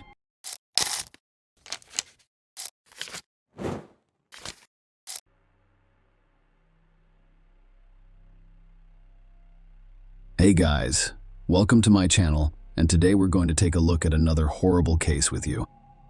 Life in an orphanage is not ideal. You do not have your own corner, you do not have your own time, and if you can't fight back, you'll be beaten up by those who've been around for a while. Amanda and Anna Marie McClure are a little luckier than the rest. When there are two of you, the chances of fighting back rise. Aside from these juvenile aggressors targeting loners, the sisters were content to be alone and did not attempt to make friends. They hoped their stay in this hell wouldn't last long. Their mother would soon learn that their father had been imprisoned, so the girls were placed in an orphanage and taken away as soon as possible. It's impossible not to learn that their father, Larry McClure, was imprisoned. It was widely covered on television and in newspapers for a long time. Time has passed. Days progressed into weeks. As the weeks turned into months, we realized we could forget about returning home. One day, the sisters rescued Meredith, a newcomer, from being bullied. The girl lived with her drug-addicted mother, who was extremely thin, terrified, and flinched at the slightest rustle. She arrived at the shelter after her mother died of an overdose. Meredith was also afraid to call the emergency services, so she stayed with her body for a few days. When a friend came to visit her mother one day, she called emergency services from a payphone to avoid getting involved. Meredith became friends with the McClure sisters, and the three of them started having more fun and feeling safer. Amanda and Anne-Marie had never told anyone why they were here. Meredith had asked about it once, but Anne-Marie dismissed it and blurted out something about a police officer's father who had attempted to apprehend a dangerous criminal but was killed on the job. Amanda listened to the story with wide eyes, but her sister gave her a look that told her not to get involved. Meredith, enthralled by their father's posthumous deed, told the other students at the orphanage about the sisters' fate, and the sisters became instant celebrities. They were respected. They were envied because the majority of those present had parents who died from illegal drugs or went to prison. Eventually, all of the children wanted to be friends with the sisters, and their isolated existence came to an end. Unfortunately, this beautiful life, albeit in an orphanage, came to an abrupt end. It is unclear where the information that Anne-Marie and Amanda's father is not a deceased police officer originated. On the contrary, a living criminal was imprisoned for sexually violent acts against a young girl, and the sisters' fate was transformed into hell. However, after a while they were fortunate. Fortunately, two different families decided to adopt the girls nearly simultaneously, giving them the opportunity to begin a new life. However, the connection between them had already broken and been lost. There is no information about the sisters' life or foster homes. Amanda and Anna Marie could have remained in this story as the rapist's only children, but their adult lives led to the most high-profile case in Virginia. Amanda is married to John McGuire, who is 38 years old. They met when she was 29 years old. Amanda's adoptive parents began to worry that she would be a loner for the rest of her life. Her psyche suffered as a result of her lack of biological family, as well as her mother's betrayal. The foster parents breathed a sigh of relief when Amanda revealed to them that she had a young man with whom she planned to marry. It was John's second wedding, and he already had 2 sons from his first marriage. And Marie had never been able to establish a family. One could feel happy for Amanda. She could have a strong, loving family. John was a very positive person. What could be said against it? Even with his ex-wife, they maintained a warm and friendly relationship. After a while, the sisters' father, Larry McClure, was released on parole and settled in the same Virginia in a mobile home. He made no small efforts to locate his daughters. He first went to Amanda's foster parents, Glenn and Alex. Larry went straight to their house, said hello, introduced himself, expressed his desire to see his daughter, and requested her contact information, address and phone number.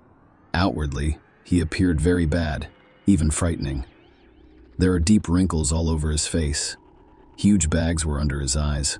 Furthermore, he appeared to be inebriated. No, he didn't smell of alcohol or stagger from side to side on shaky legs. However, his overall behavior was inadequate. Glenn declined Larry's request, but promised that they would inform Amanda that her biological father was looking for her. Larry was shocked when he heard the phrase biological father, but he thanked him and left. Glenn had actually kept his word. He informed Amanda that her father was free and looking for her. Amanda was haunted by a demon who denied everything and advised her to damn her father, and an angel who advised her to give her father, despite his criminal record, another chance, though it was unclear who she should listen to. Amanda first called her father. He expressed his pleasure at hearing from her and inquired about her well-being. She told him she was doing well in her marriage and was happy. Larry was pleased for his daughter and invited her to a joint dinner with her husband. Amanda had no idea if she'd live to see her father, but he seemed to know exactly what to push. Come on. Forget old grudges. All these years, I've had one thought. To see you and Anne-Marie. Anna, unlike you, I believe you missed me. You have already seen her, Amanda wondered. Of course I did. We went on a nature trip with her and had a great time, just like a real family, father and daughter. It was as if those years of separation never occurred. She also asked many questions about you. If Amanda didn't know how to deal with her father, she wanted to see her sister, who had been separated from her in the orphanage nearly 2 decades ago. And she agreed. The case file contains no description of their first meeting, but 2 facts are known. Larry lied about Anne-Marie. At the time, she lived in North Carolina, which is 186 miles from Virginia. Larry had never seen or spoken with her. Matt, like his father and daughter, Larry's meetings resulted in Amanda and John becoming addicted to illegal substances he brewed in his camper. Larry literally used his daughter and son-in-law before meeting the father. The couple's financial situation was stable, but Larry took money from them for the production of illegal substances. When Amanda and John lost their jobs as a result of their addictions, Larry persuaded John to register because drug addicts received $180 in state assistance, which was insufficient to purchase substances and ingredients. This is when Anna-Marie appears in the story. Larry treats her the same way. He gets her addicted to drugs and extorts money from her. Amanda and John have reached an impasse. They have no jobs due to massive debts. They have lost their home, and the only way to stay afloat is to move into Larry's camper. At this point, John's parents still didn't know. He called his parents. His mother was seriously ill at the time, and John told them he and Amanda were going on a trip together. That was the last time John's parents heard him alive. In fact, no trip was scheduled. Amanda and John moved in with Larry and formed a small group of people who used illegal drugs and drank alcohol. The whole tragedy happened on Valentine's Day.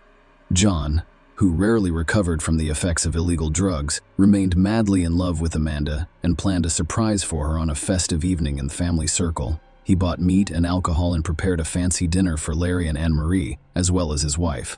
Under the prolonged influence of drugs, a terrible madness struck the family. Amanda and Larry grew much closer than father and daughter. Unfortunately, John didn't see it coming. Yes, you all had correct thoughts. The father and daughter considered themselves a couple. As a result, John has become redundant. Throughout the meal, John spoke very warmly to Amanda. Larry was extremely nervous about it, and the tension increased. Larry eventually interrupted his son-in-law's speech, asking him if he could be completely honest with his wife. The man agreed. Larry then proposed a game in which John's legs were tied, and he was asked to honestly answer all of the questions about his previous life. Yes, at first the questions were quite innocent. Childhood, school, university, and so on. However, Larry, under the influence of drugs, began accusing John of being an undercover FBI agent. When John denied it, they began beating him up. It came to an end when John, begging for mercy and hiding behind his children, attempted to untie his legs, and was smashed over the head with a bottle of wine. Yes, it was the same wine he had purchased for the family dinner. Larry, Amanda, and Anne-Marie tortured John for 2 days while simultaneously using illegal substances. When they had had enough, Amanda pulled a black bag over her husband's head, squeezed it around his neck, causing him to stop breathing. John was buried in the backyard, and the crazy family celebrated Larry and Amanda's, father and daughter, engagement with a new batch of psychotropic substances and alcohol. On the 3rd day, their minds went haywire. They began to see John's ghost police sirens, and the ground where they buried him appeared to be on Earth, as if John had managed to escape and report everything to the police. It sounds insane, but the crazy father and daughters decided to back up. They dug up John's body and examined his pulse and pupil responses to the flashlight light. Even though the body was already in the decomposition stage, they didn't think that was enough. To keep John from resurfacing and fleeing, they used a wood axe to cut his body into pieces and drove an aspen stake through each one. The remains were buried in various locations and covered with lime to hasten the decomposition process. Larry and Amanda got married 3 weeks later. Larry changed his name so no one would realize they were related. The new family decided to begin a new life. To accomplish this, they relocated to Kentucky and agreed to quit using illegal substances once and for all. To avoid suspicion, they hid in their rented house. They even hung a U.S. flag over the door, as their neighbors did. By this point, John's ex-wife and parents were concerned about his lack of communication. In 2019, John's mother filed a police report regarding his disappearance. Larry failed to notify the police of his move from one state to another, and that violated the terms of his probation, so he was returned to jail. Larry's psyche eventually failed while he was in prison. It's difficult to expect anything positive when you've been using illegal substances for a long time, mixing them with alcohol, and then suddenly find yourself in a situation where you can't get them. Withdrawal syndrome works. Increased nervousness and blurred lines between reality and fantasy. It is pretty obvious if you marry your own daughter. Larry was fairly certain that the parole violation was just an excuse to dig up the backyard and discover John's remains. He needed to contact Amanda or Anna-Marie immediately and tell them to have his daughters dig up the body parts and rebury them somewhere far away from home. All prisoner calls are always monitored. As a result, the information had to be conveyed discreetly. Larry even planned a speech and thought about everything in detail. However, he was denied calls. Finally, he couldn't take it any longer and called the police officer on duty, telling him he had something to confess. Larry reasoned that if he confessed to the murder before being charged, he could avoid at least the death penalty. And if he blamed his daughters, that would be even better. The cop didn't believe Larry at first. What murder? What body parts were buried in the backyard? What was this crazy idea? Why would a junkie dig his own grave? However, by law, the man's word must be verified. Initially, the check preferred to be organized only formally. Yes, there was a statement. Yes, the location was checked. No, nothing was discovered. However, it was discovered that John was truly missing, and a police detachment was dispatched in case Larry's residence was a source of concern. On the ground, they discovered traces of the lime that Larry had mentioned. The criminal's words were then confirmed in their entirety. The McClure sisters were arrested immediately. Amanda and Anna-Marie were shocked and couldn't believe that their father, someone else, and their husband had confessed to such a brutal murder. They were even more shocked to learn that Larry attempted to transform himself into an innocent sheep, and his testimony indicated that his daughters were responsible for John's death, with him acting as an unwitting accomplice. Then each member of the family began to save their own skin and persuade the police that it was only him in this terrible story, an accident. It was especially difficult for John's family in this situation. In fact, there was no body, just remains. These remains had to be recovered from the criminals, transported to his parents, and buried in a closed coffin. It has been stated numerous times that John was a very nice man. Despite these difficulties, his parents were able to bury him. Some of his friends assisted with finances, transportation, and funeral arrangements. On February 15, John was buried at a Lutheran church on October 25, 2019. The day after Valentine's Day, someone in the McClure family posted a Facebook post on John's behalf, stating that he was leaving on a trip where he would be unable to communicate for an extended period of time, and asking his friends not to be concerned about his long absence. This indicated that the insane family knew they were going to kill the poor guy soon, so they misled everyone so the family wouldn't raise the alarm. Larry and Amanda were sentenced to 6 months in prison for the marriage of their daughter and father, despite the fact that they committed such a heinous crime during the trial. As a result, marriage is criminalized in the state. Larry was given the opportunity to speak as the trial began. For the majority of my life, I have felt remorseful for my own children. Yes, when they were very young, I committed a serious crime that sent them to an orphanage. Their birth mother abandoned them, and I was the only one who felt sad for my children. I am extremely grateful to those who adopted my children. I will not hide. I even went to church and prayed for their adoptive parents after I got out. I desperately wanted to make up for the years I had missed. That is probably why I behaved the way I did. I mean, I could have walked away from the crime if I had persuaded a man not to commit it. But, truthfully, I didn't. Mr. Judge and jury, you will most likely not understand me, and I understand their point of view, but they were not in my shoes. John was a fine young man. I feel bad for him. If I could, I would make things right. However, no one can raise the dead. And I could not say no to Amanda, my favorite and youngest daughter. But she wasn't concerned about John. All she wanted was to be able to withdraw government funds from John's account. Have you ever been willing to kill someone for $180? No. Then, if you don't understand me as a father, you should understand her personality. She is a monster, not a person. Me, Amanda, and Marie, we are excessively addicted to illegal drugs. So we deserve to be punished. I'd like to address the jury. Whatever sentence you choose is for me. I'm honest about my health and estimate that I won't live more than 10 years. I am deeply sorry for this situation. I also apologize to all of John's loved ones. Again, he was a fantastic guy. The trial lasted a long time because the defendants kept changing their minds about whether or not to kill John. Amanda, who couldn't stand such a long trial, even made a deal with the investigators, promising to be charged with involuntary manslaughter. Larry's next trial speech was very different. When it all began, the four of us purchased the ingredients for illegal substances and returned to my trailer, where I began making them. Amanda approached me and said she wanted to get back at John. The truth is that John, under the influence of drugs, raped Anna Marie, and she became pregnant. And, as for me, I had to earn my daughter's trust after so many years apart. I couldn't refuse. I blame myself for that. Every day, I think about hanging myself, but why should it be my fault if the crime is theirs? After Larry's speech, John's family took the floor. His mother sobbed so hard that she was unable to speak. Even if I can't forgive the McClure family, I'll never forget what happened. I also know that I wish I could live to see one of them die before I do.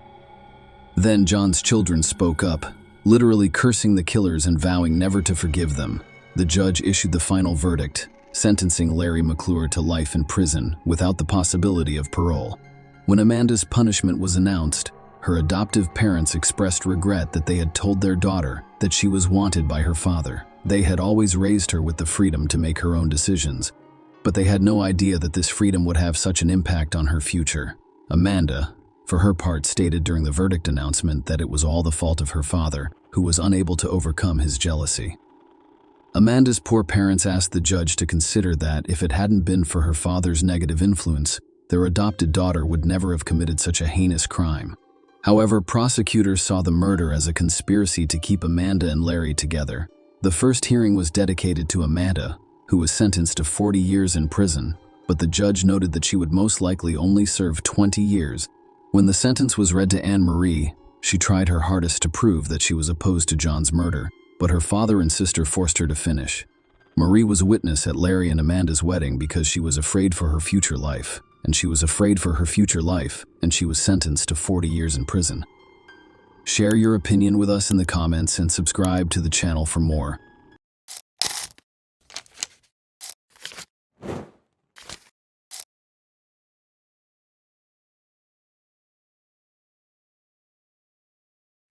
Hey guys, welcome to my channel, and today we're going to take a look at another horrible case with you. In this video, we will discuss what happened in 2021. In Georgia, United States, Mariam Abdulrab was heading home after a shift at a bar. She arrived at her house but did not have time to enter it. What happened to her had a significant social impact.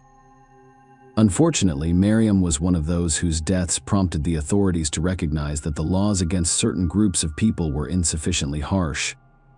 Georgia enacted Miriam's law before the criminal appeared in court, and the case was only recently resolved. Miriam Abdulrab was a 27-year-old bartender at the Reverie VR bar in Midtown Atlanta. Her co-workers and loyal customers adored her. Miriam was an outgoing individual who could always strike up a conversation. That is how her best friend, Alicia Kim, described her. She is the most compassionate person in the world. She would literally hand you the shirt off her back. She was a daughter, younger and older sister, girlfriend, and best friend. She worked in the service industry.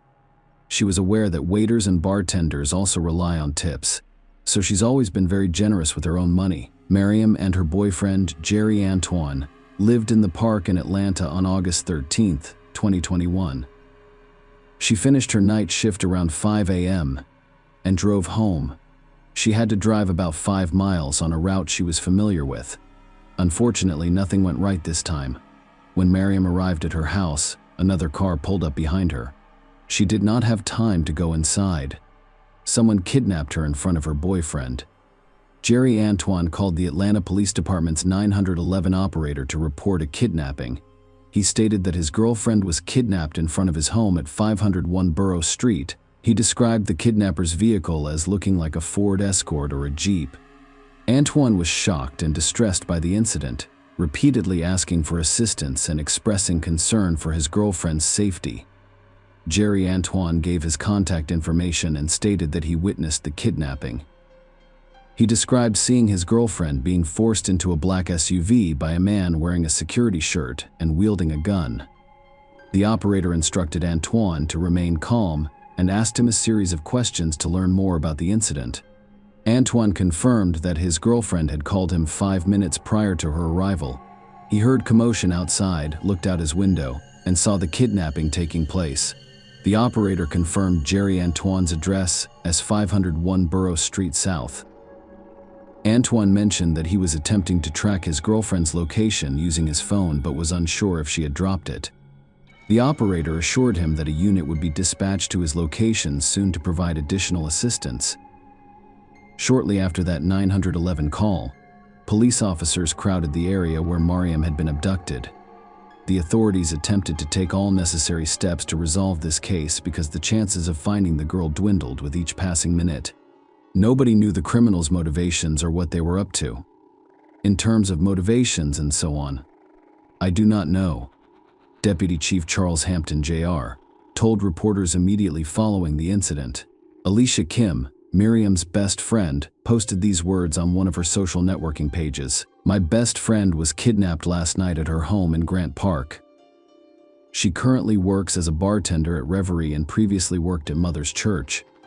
If you've met her, you know she's an amazing person.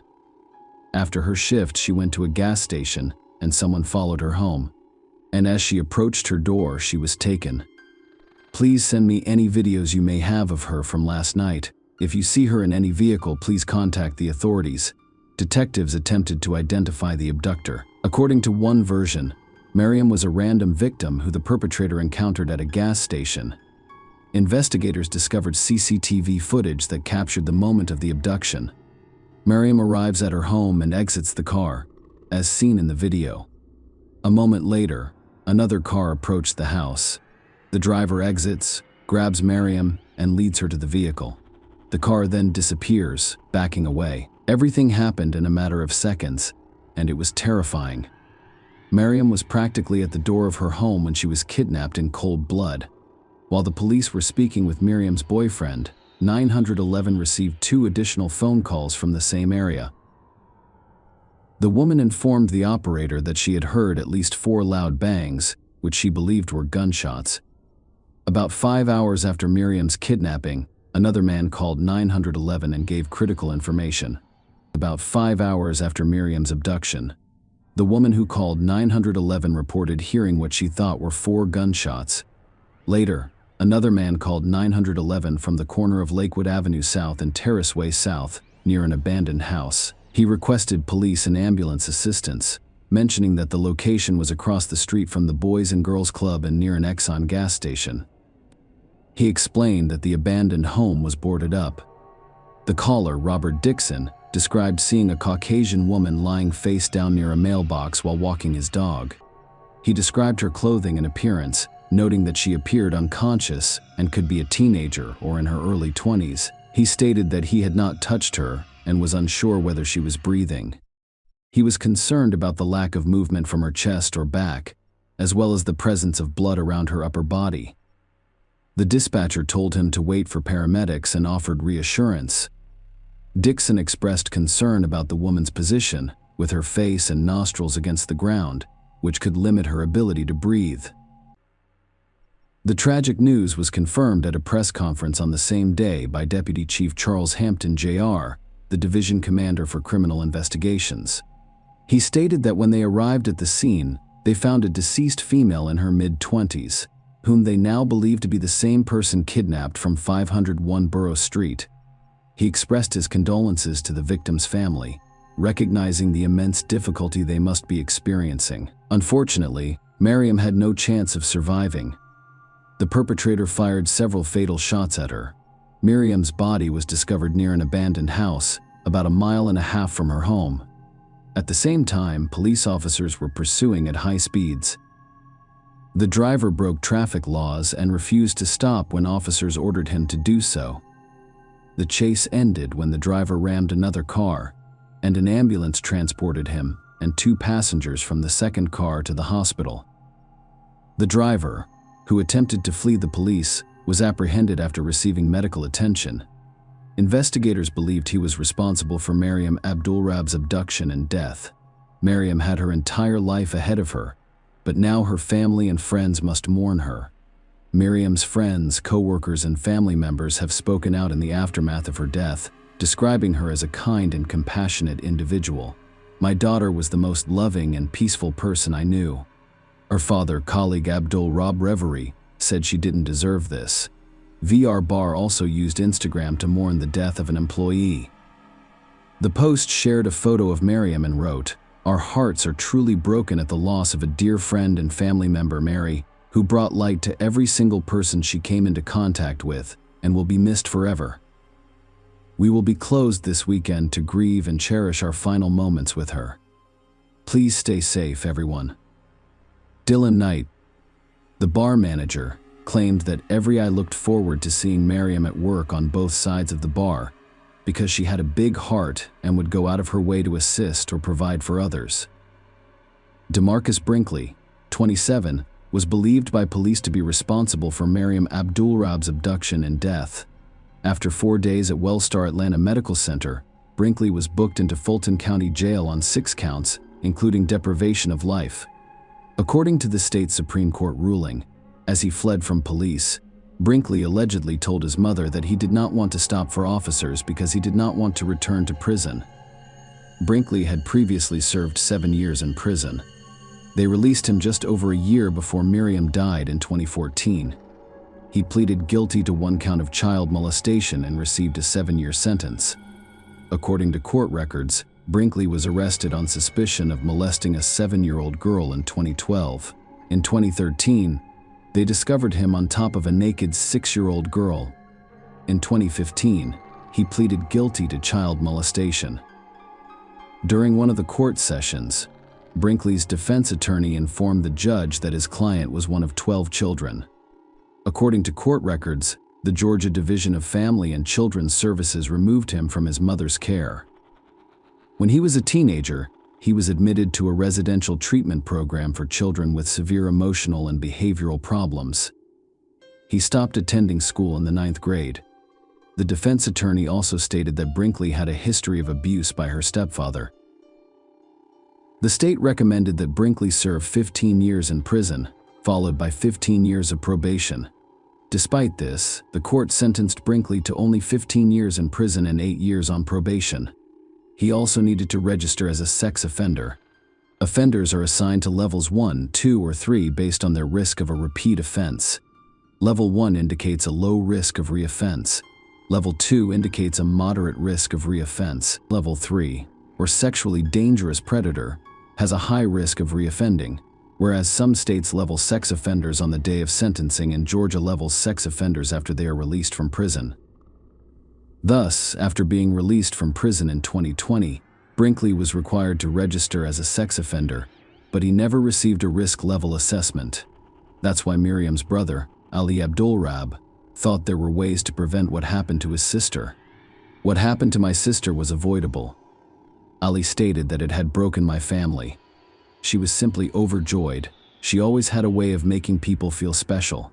She was finally becoming the woman she aspired to be, and everyone around her could tell she was getting ready to live her dream life. Ali Abdulrab stated that it still does not appear real. It's still difficult to talk about. Brinkley has dealt with a wide range of state officials throughout his life, from judges in the courtroom to mental health counselors. Ali Abdul-Rab believes that his sister would still be alive today. If any of them handled his previous convictions differently, Miriam's family has advocated for changes to state laws to prevent similar crimes in the future. While DeMarcus Brinkley was still awaiting trial in May 2023, Georgia's Governor, Brian Kemp, signed legislation imposing new restrictions on convicted sex offenders. House Bill 188, also known as Miriam's Law, improved ways to track these individuals. The law requires sex offenders who have not undergone a risk assessment to wear an ankle monitor. After receiving their assessment, the most dangerous offenders are required to wear the monitor throughout their probationary period. Lower-level offenders may have them removed if approved by the State Department of Community Supervision. Her brother, Ali Abdul-Rab, stated that love always wins. The love Mary left behind played a significant role in the passage of this law. It will play an important role in preventing similar crimes to Miriam's. I believe it will save lives. There may be more DeMarcus Brinkleys out there. Ali stated that we don't want this to happen to anyone else. We immediately wondered why this guy was out walking freely in the first place, and we hear he works in security. This is insane. Ali said it hurt even more knowing that this guy slipped through the cracks in our system. DeMarcus Brinkley reached an agreement, pleading guilty to several charges during the trial in November 2023. On December 5, 2023, the courts sentenced him to life in prison with the possibility of parole after 30 years and an additional 15 years. Miriam's family was dissatisfied with the verdict, which is understandable. A criminal with a long track record may be able to leave prison one day. Michael Sidon, Mary's brother Ali, and Abdul-Rab responded to the plea agreement reached by prosecutors and his sister's killer in a text message to Channel 2. We weren't pleased with the outcome of the sentencing. After all of this time waiting for a trial, DeMarcus Brinkley decided to plead guilty in the hopes of being granted parole one day after serving his life sentence for 30 years plus 15. Despite hearing the details of everything he has done in court, they still allow him to have the one thing that will make his time in prison a little more bearable. In these situations, it is easy to place the blame on the criminal. But the reason my sister was murdered in the first place was that a judge in court did not accept the prosecution's recommendation for his previous charges of sexually assaulting 2 children. The ruling in this recent case is all too familiar, and it appears that the judge's only goal is to make everyone happy. More so for the criminal defense attorneys, who I'm sure will take this as a victory. I understand that their role is to promote fairness and justice for their clients, but at what cost? The criminal justice system, as I understand it, is a never-ending cycle of injustice and reconsideration, particularly for potential victims and those who suffer. Our family believes it is not fair to the children whom this monster has harmed. It wasn't fair to my sister, who had her entire life taken from her. Miriam Abdul-Rab is more than a crime statistic. She is a real person with real family and friends who care deeply about her. The defendant will spend the rest of his life in prison and away from our community, where he has proven himself to be a serious threat to the public. According to District Attorney Fonnie Willis, nothing can be done to restore Mary Ann's life, which was tragically taken away from her, her family, and her friends. We hope that knowing that her killer will spend the rest of her life paying for her murder will provide some comfort.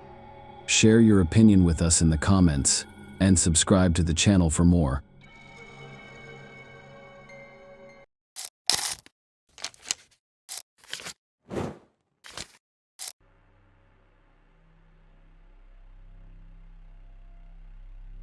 Hey guys, welcome to my channel, and today we're going to take a look at another horrible case with you. A woman was found dead in her own bedroom.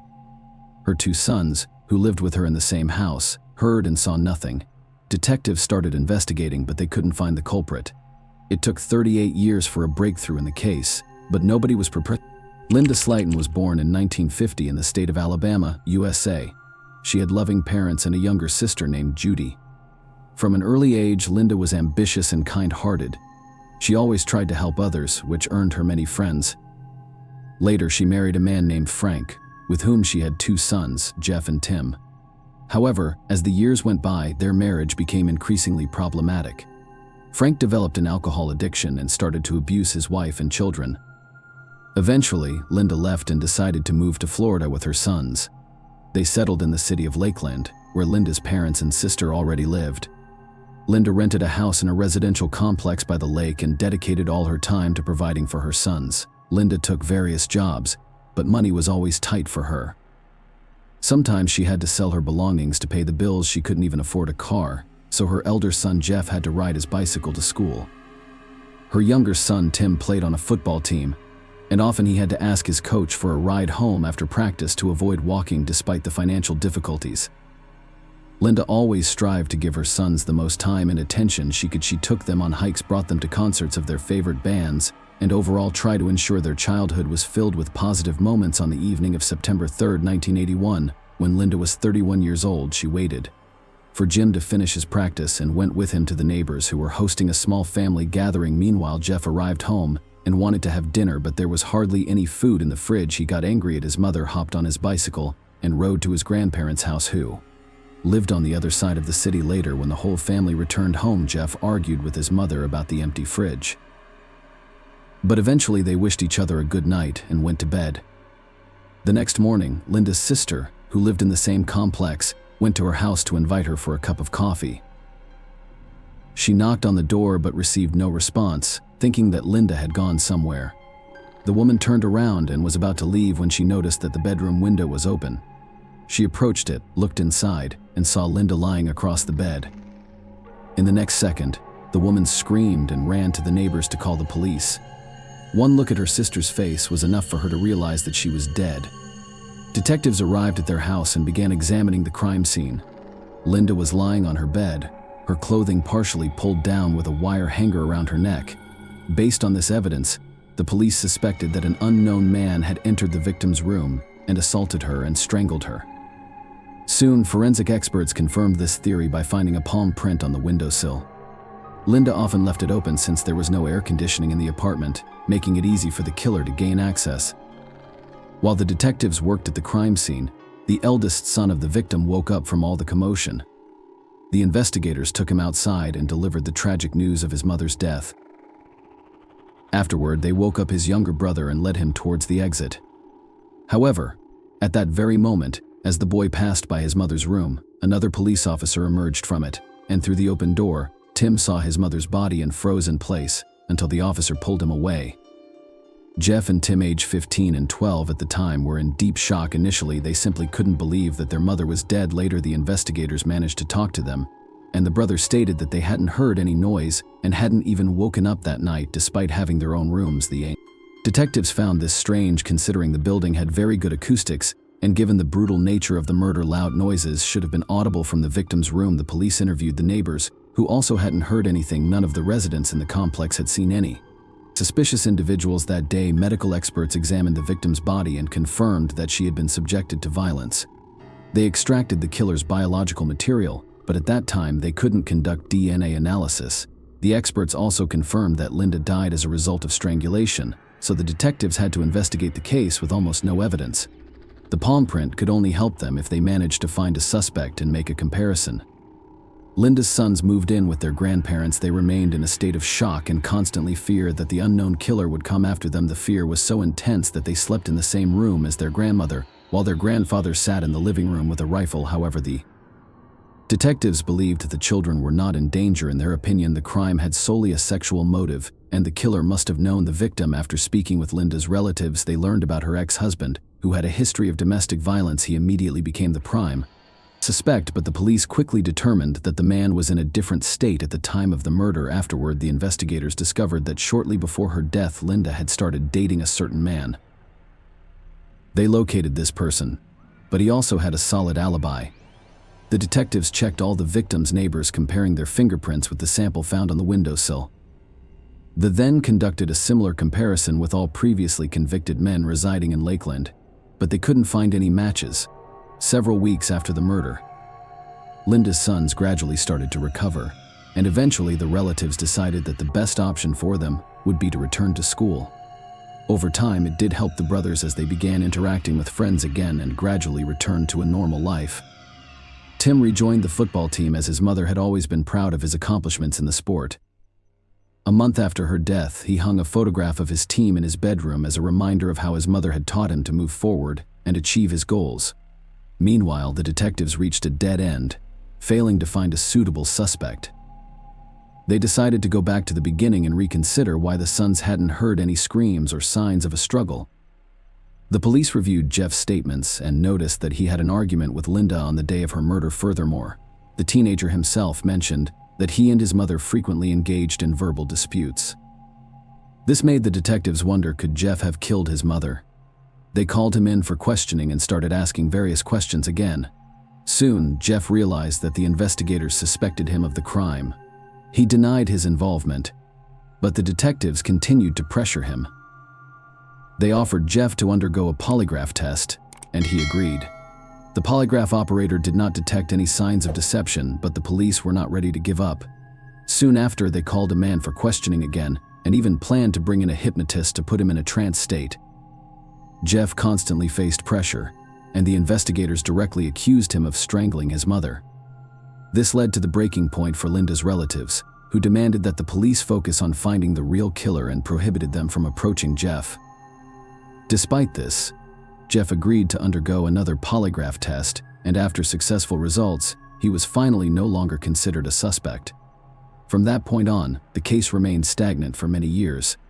Jeff and Tim grew up, got jobs, and started their own families. The murder of their mother still haunts them. But every time they contacted the investigators, they received the same response: no progress had been made in the case. In March 1999, experts extracted a DNA sample from the biological material found on the victim's body. 2 years later, a new detective assigned to the case compared it with samples from all the suspects, including Linda's 2 sons, but there were no matches. Even comparing it with the FBI database yielded no results. When Jeff met with this detective, he realized that they had been acquainted for many years. It turned out that the men regularly played bowling together with mutual friends. They talked, and the investigator promised Jeff that he would solve the case, no matter what. Around the same time, Tim and Jeff heard about another unsolved crime that had remained unresolved for many years. After it received widespread media attention, new evidence emerged leading to the capture of the perpetrator. That's when the brothers decided to approach journalists and share their family tragedy. They gave a detailed interview, and the story made it into the local newspapers. In September 2001, the detective received an interesting lead. He learned that a man named Jimmy Ulmer had abducted a young woman through her bedroom window a year after Linda's murder, for which he received an 80-year prison sentence. What made it even more intriguing was that during Linda's murder, this person lived in the same residential complex just a few meters away from her house. At the time of Homer's arrest, the DNA of criminals was not yet entered into a common database, since it simply did not exist. The man himself passed away in '96, and there were no remaining biological samples. However, the detective contacted the perpetrator's mother, who provided several personal belongings from which the experts managed to extract the sample. Unfortunately, it did not match the DNA of the killer, but despite the setback, the detective was not ready to give up. He continued to search for new suspects, consistently asked the FBI to run the DNA sample of the killer through all available databases, and stayed in touch with Linda's sons. At that point, Jeff and Tim had almost resigned themselves to the thought that they would never find their mother's killer. However, in 2019, a new hope emerged when C.C. Moore, a renowned expert in genetic genealogy, took on the case. She took the DNA sample of the killer and uploaded it to public databases, then began searching for any matches. Typically, such databases can even help find the most distant relatives of the DNA owner, who could be living in different parts of the world without the slightest knowledge of each other's existence. With this information, it is possible to trace their family tree and find common lines. filter out thousands of relatives, and identify the DNA owner. After conducting all this extensive work, Moore was able to pinpoint one family living in the area at the time of the murder. Within that family, there was only one person who fit all the parameters, leaving her to conclude that he was highly likely to be the killer when the detectives heard his name. They immediately realized they had come across him in old reports. His name was Joseph Clinton Mills. Tim's football coach, who regularly gave him a ride home from practice, had never been on the list of suspects, but back in 1981, the police took a statement over the phone as he had dropped Tim off at home on that same day. None of the detectives even considered the possibility that Mills could be the killer at that time. He was only 20 years old, and there was absolutely no evidence against him, so the police didn't compare his DNA and fingerprints with the samples found at the crime scene. The investigators decided to hold off on informing Jeff and Tim about this discovery. First, they needed to make sure that Mills was truly behind their mother's murder. After studying his biography, they discovered that Mills was arrested in 1984 for forgery of a will, and his fingerprints were taken, which are still kept in a paper archive to this day. Experts compared them with the fingerprints found on the victim's windowsill and obtained a perfect match. After 38 years, they finally learned the identity of the probable killer. Immediately after they discovered that the man still lived in the same house as in 1981. Mills was now 58 years old, owned a small business, was married, and had children and grandchildren. The detectives monitored him for several weeks, hoping to obtain some item with his DNA. It could have been a cigarette butt, a coffee cup, a bottle, and so on. However, they never had the opportunity, so the police decided to discreetly retrieve his trash. They handed the bag to the laboratory, where experts tried to find an item with his DNA, and soon they succeeded. Mills' DNA matched completely with the sample found on Linda's body. Afterward, the detectives met with their sons to inform them of the progress in the case. They were both shocked, but Tim had a much harder time accepting it. He couldn't believe that his football coach turned out to be the same monster who had killed his mother. Tim respected him and looked up to him, and what's more, Mills continued to give him rides home from practice even after the murder. The man constantly encouraged him and always asked if there were any developments in his mother's case. For all these years, a photo of his football team hung in Tim's old bedroom, with the monster who killed his mom standing right behind him. In the same year Mills was arrested, he remained calm and didn't even ask what he was being accused of. When brought in for questioning and asked about Linda's murder, he claimed to have no involvement. According to him, he dropped off Tim and left. Mills insisted that he never entered their house, but the detectives knew it was a lie. They informed him about the DNA and fingerprint match, after which the suspect suddenly changed his version of events. Now Mills insisted that on that night, Linda herself invited him to sneak into her bedroom through the window for an intimate encounter. Then she asked him to lightly choke her with a hanger, but Mills miscalculated his strength and ended up killing her. Of course, the detectives didn't believe this story for a second, considering all the existing evidence. They had a much more plausible theory based on the fact that Mills had repeatedly given Tim rides home. He had seen his mother and could have targeted her as a victim. On the evening of the murder, he dropped off the boy, who immediately went to a party at the neighbor's house with his mother. Mills took advantage of the fact that no one would be home in their house. He drove away for some distance and returned on foot, sneaking into Linda's bedroom through the window and hiding in the closet. He spent several hours there waiting for everyone to go to sleep. In that same closet, he took a wire hanger and used it as a murder weapon. After subjecting the victim to violence, he left the house through the window. Based on all the available evidence, charges were brought against Mills for the murder, and the case was handed over to court in the state of Florida. The death penalty was a possible sentence for such a crime, and on February 9/2022, Mills decided to make a deal with the prosecution to avoid this fate. He confessed to the murder, but under the conditions of the agreement, he was not required to disclose the details of the crime. Linda's sons were unhappy with this fact. In the courtroom, Tim shouted at his coach, demanding to know why. Dull. He took his mother away from him, but the man remained silent, looking down only when given the opportunity for a final statement. Mills said, "I'm a good person. I'm not who they're trying to portray me as."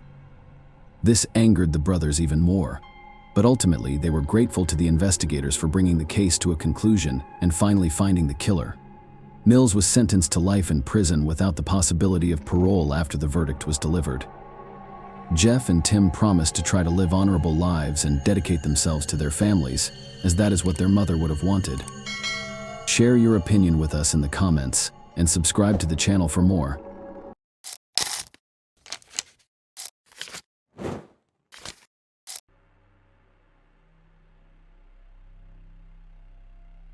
Hey guys, welcome to my channel, and today we're going to take a look at another horrible case with you. In this video, we will look at the events that took place in California. Corey Desmond, 28, went missing in Redondo Beach while leaving her bartending job on Valentine's Day, 2009. A few days later, her body was discovered in a plastic trash bag on the side of the road and in Running Springs in San Bernardino County. The police had differing accounts of what happened. However, after a few months, the investigation came to a halt. The breakthrough came after a woman saw a billboard with a picture of Corey and called the police. Corey Desmond was born March 18, 1980, at the Torrance Memorial Hospital, and she was the center of attention from the start because she needed to fight for her life. She had to undergo multiple surgeries due to a hole in her diaphragm, and her chances of survival were only 20. Miraculously, she not only survived, but thrived. Desmond's friends and family described her as a smart, self-confident young woman who was not afraid to express her opinions, was energetic, and had a lot of affection for the people she cared about. Desmond graduated from North Torrance High School and later earned a master's degree in criminal justice from Long Beach State. Unsure of her life's purpose, she changed her mind and decided to become a teacher. Her goal was to educate autistic children. A week after her death, she received a notice in the mail that she had earned her teaching certificate. She was adored by many people, including her friends. She was sweet at times, but tough as nails.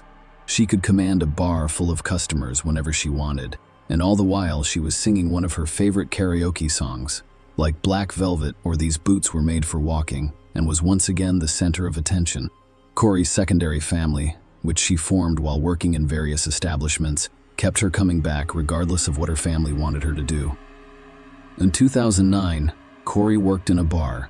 On Saturday, February 14, she worked a shift that ended at 9:30 p.m. She then went 2 blocks to the popular bar and street lounge. Corey was well known among the bar's employees because she had friends who worked here. She was captured on surveillance cameras assisting her friends at the bar. She left only after it closed around 2 a.m. Following that, none of her friends saw her again on Monday, February 16, at around 2:20 p.m. The San Bernardino County Sheriff's Office received a terrifying call approximately 100 miles from the bar where Corey was last seen.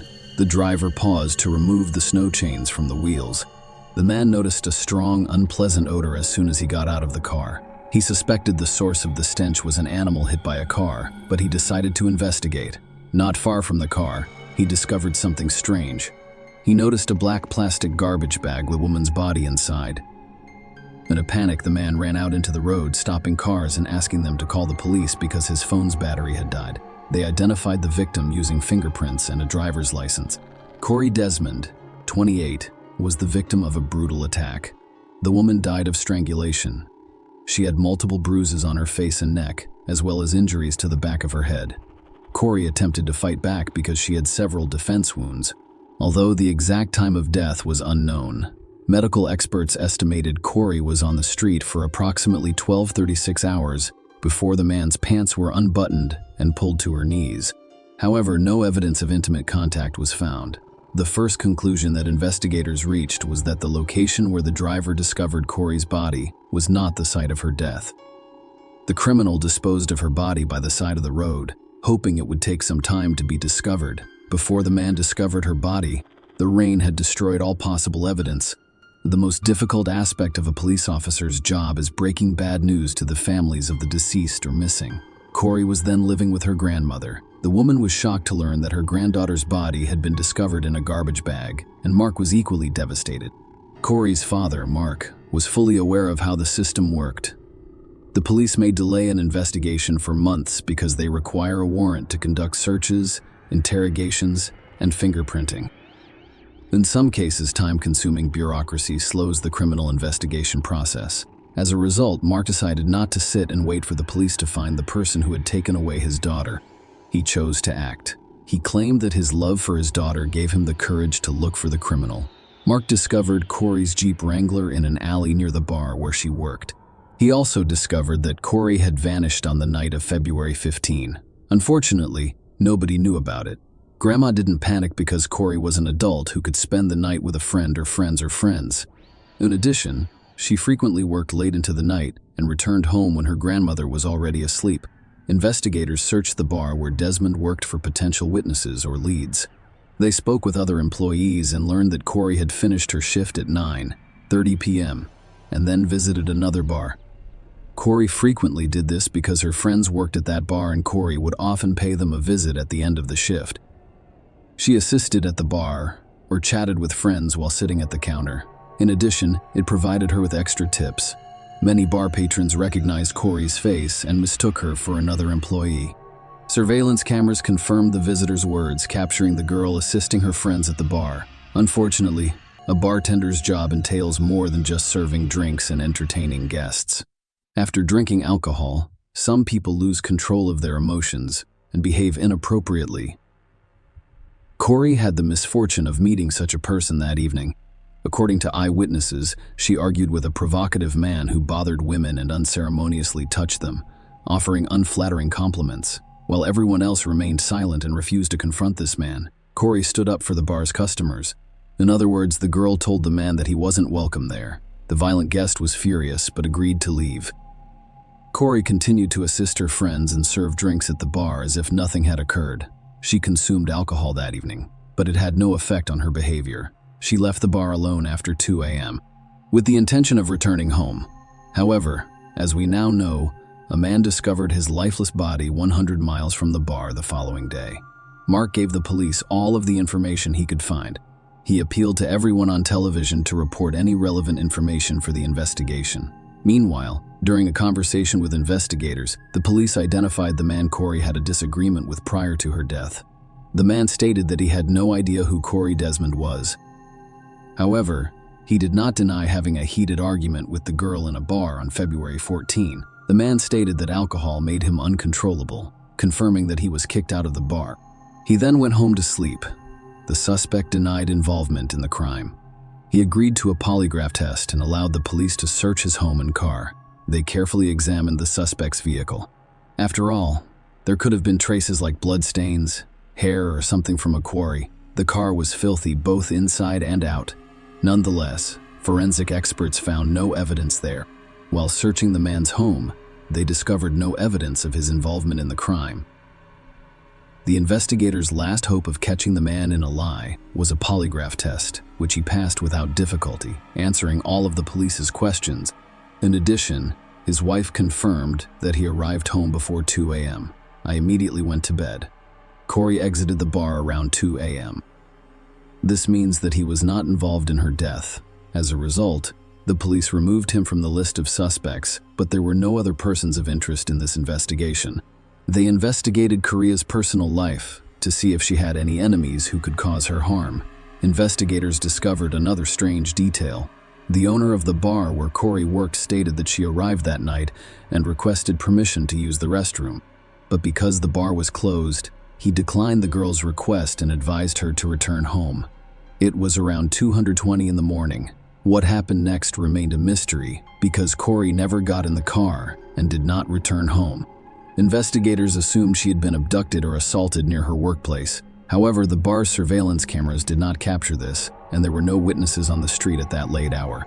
Corey died with a blood alcohol content more than 4 times the legal limit for driving. It was unclear whether she intended to drive or find another way home. Unfortunately, she didn't meet anyone who could help her that night. A month later, the investigation came to a dead end. The police investigated all versions and clues, but discovered no new suspects. Korea's father, Mark, was not about to give up. He rented 3 billboards along Artesia Boulevard in Redondo Beach. The billboards featured a photo of his daughter and the question, "Who killed Corey Desmond?" The man offered a $15,000 reward for any information that helped the police. "I'm going to leave them up there to let people know the guy is still out there." Mark Desmond said it might save someone to some extent. This story is comparable to that of Alexandria Camp. Roger, the latter's father, did everything he could to find the criminal, and billboards were crucial in solving the crime. If you haven't seen this story yet, please click the link at the end of the video. Corey's information was periodically displayed on 50 electronic billboards. Eventually, it produced results. When the phone rang at the police station in May 2009, Tiffany noticed one of the billboards featuring Corey's photo. This woman helped the police solve this case. Tiffany spoke quietly. The woman was distressed and terrified. She rambled as if she didn't know where to begin. Finally, she focused and said, "Hello, my name is Tiffany.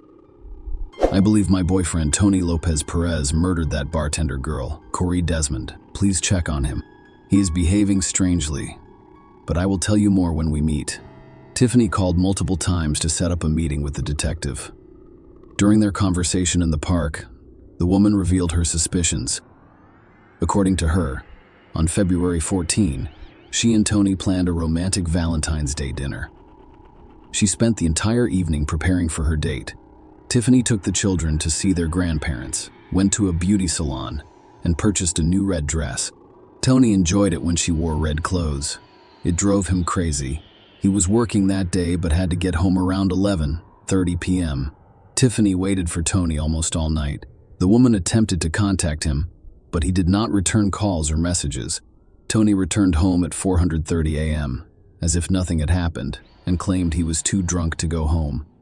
He claimed he fell asleep in his car. Tiffany mentioned that Tony rarely cleans the interior of his car.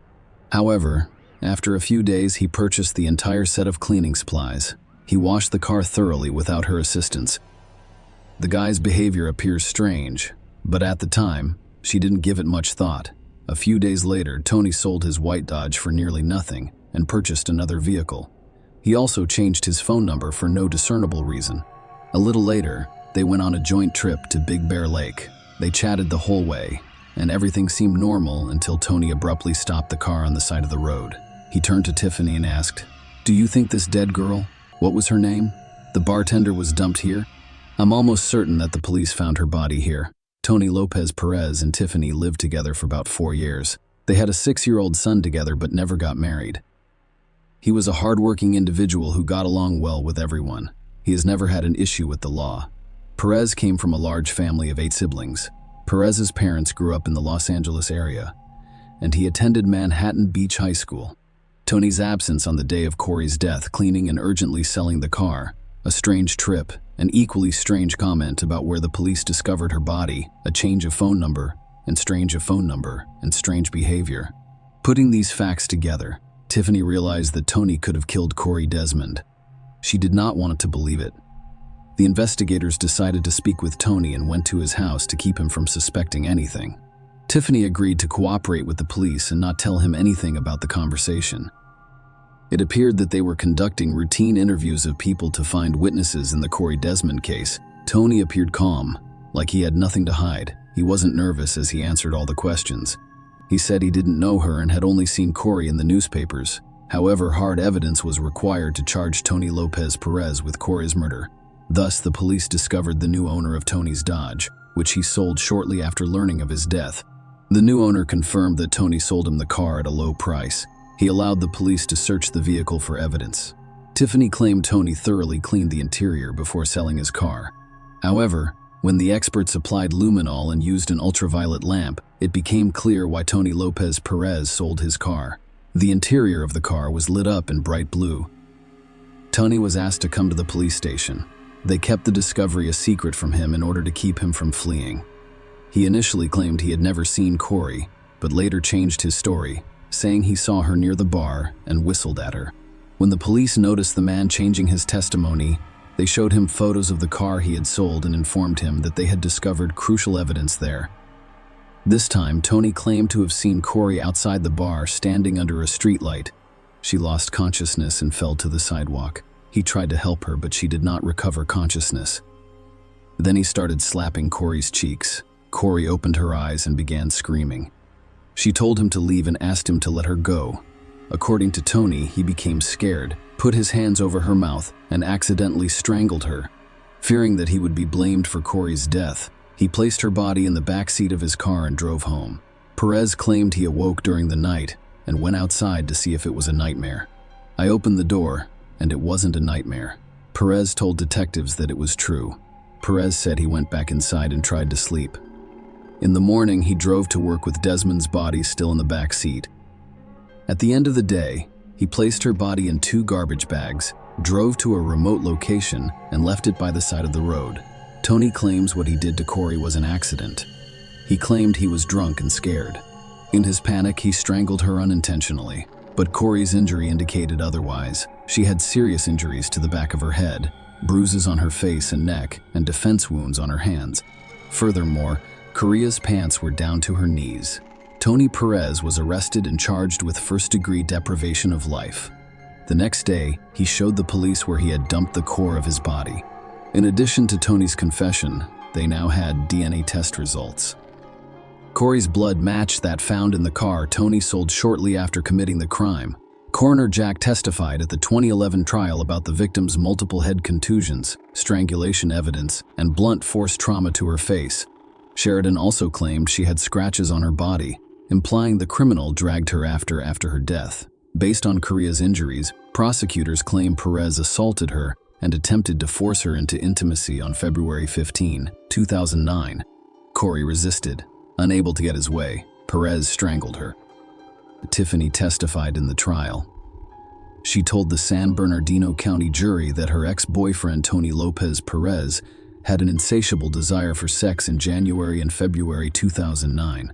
Even though they were making love almost every day, where claimed Perez was still unsatisfied. Tiffany also testified in court that Tony had twice engaged in sexual activity with her against her will. It occurred approximately 1 month after the birth of their son.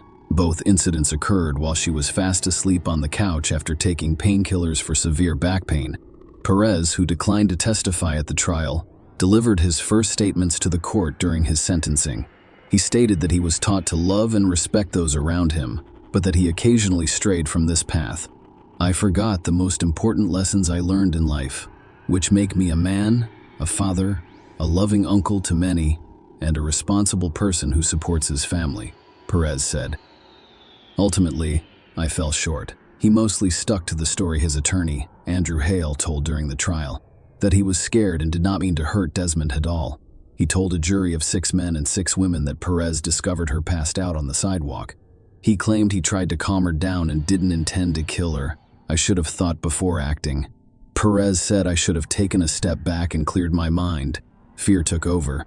I was extremely scared and careless." Korea's father, Mark Desmond, stated that his daughter had a bright future ahead of her before her life was cut short at the age of 28. Tony Perez should live the rest of his miserable life, knowing that he killed his own children's hopes and dreams while killing Corey. Her father claimed that he represents all of the characteristics that women in society fear. Perez begged God in the court for mercy just before his sentence was handed down. "My heartfelt apologies to the Desmond family and to my own family. I have caused the Desmonds so much pain and sorrow that their lives will be forever changed." Beverly Desmond's grandmother commented, "I hope he never gets out on the street again. I hope he suffers as much as she did." In July 2011, a jury of 6 men and 6 women convicted Tony Lopez Perez, 36, of first-degree deprivation of life. He was sentenced to life imprisonment with the possibility of parole after 25 years. Corey Desmond's family thanked Tiffany Ware for helping the police solve this case. "If it hadn't been for her, I don't think they would have ever discovered it was him," said Leslie Schwab, a family friend who attended every day of the trial, along with about a dozen others in San Bernardino County. Share your opinion with us in the comments and subscribe to the channel for more.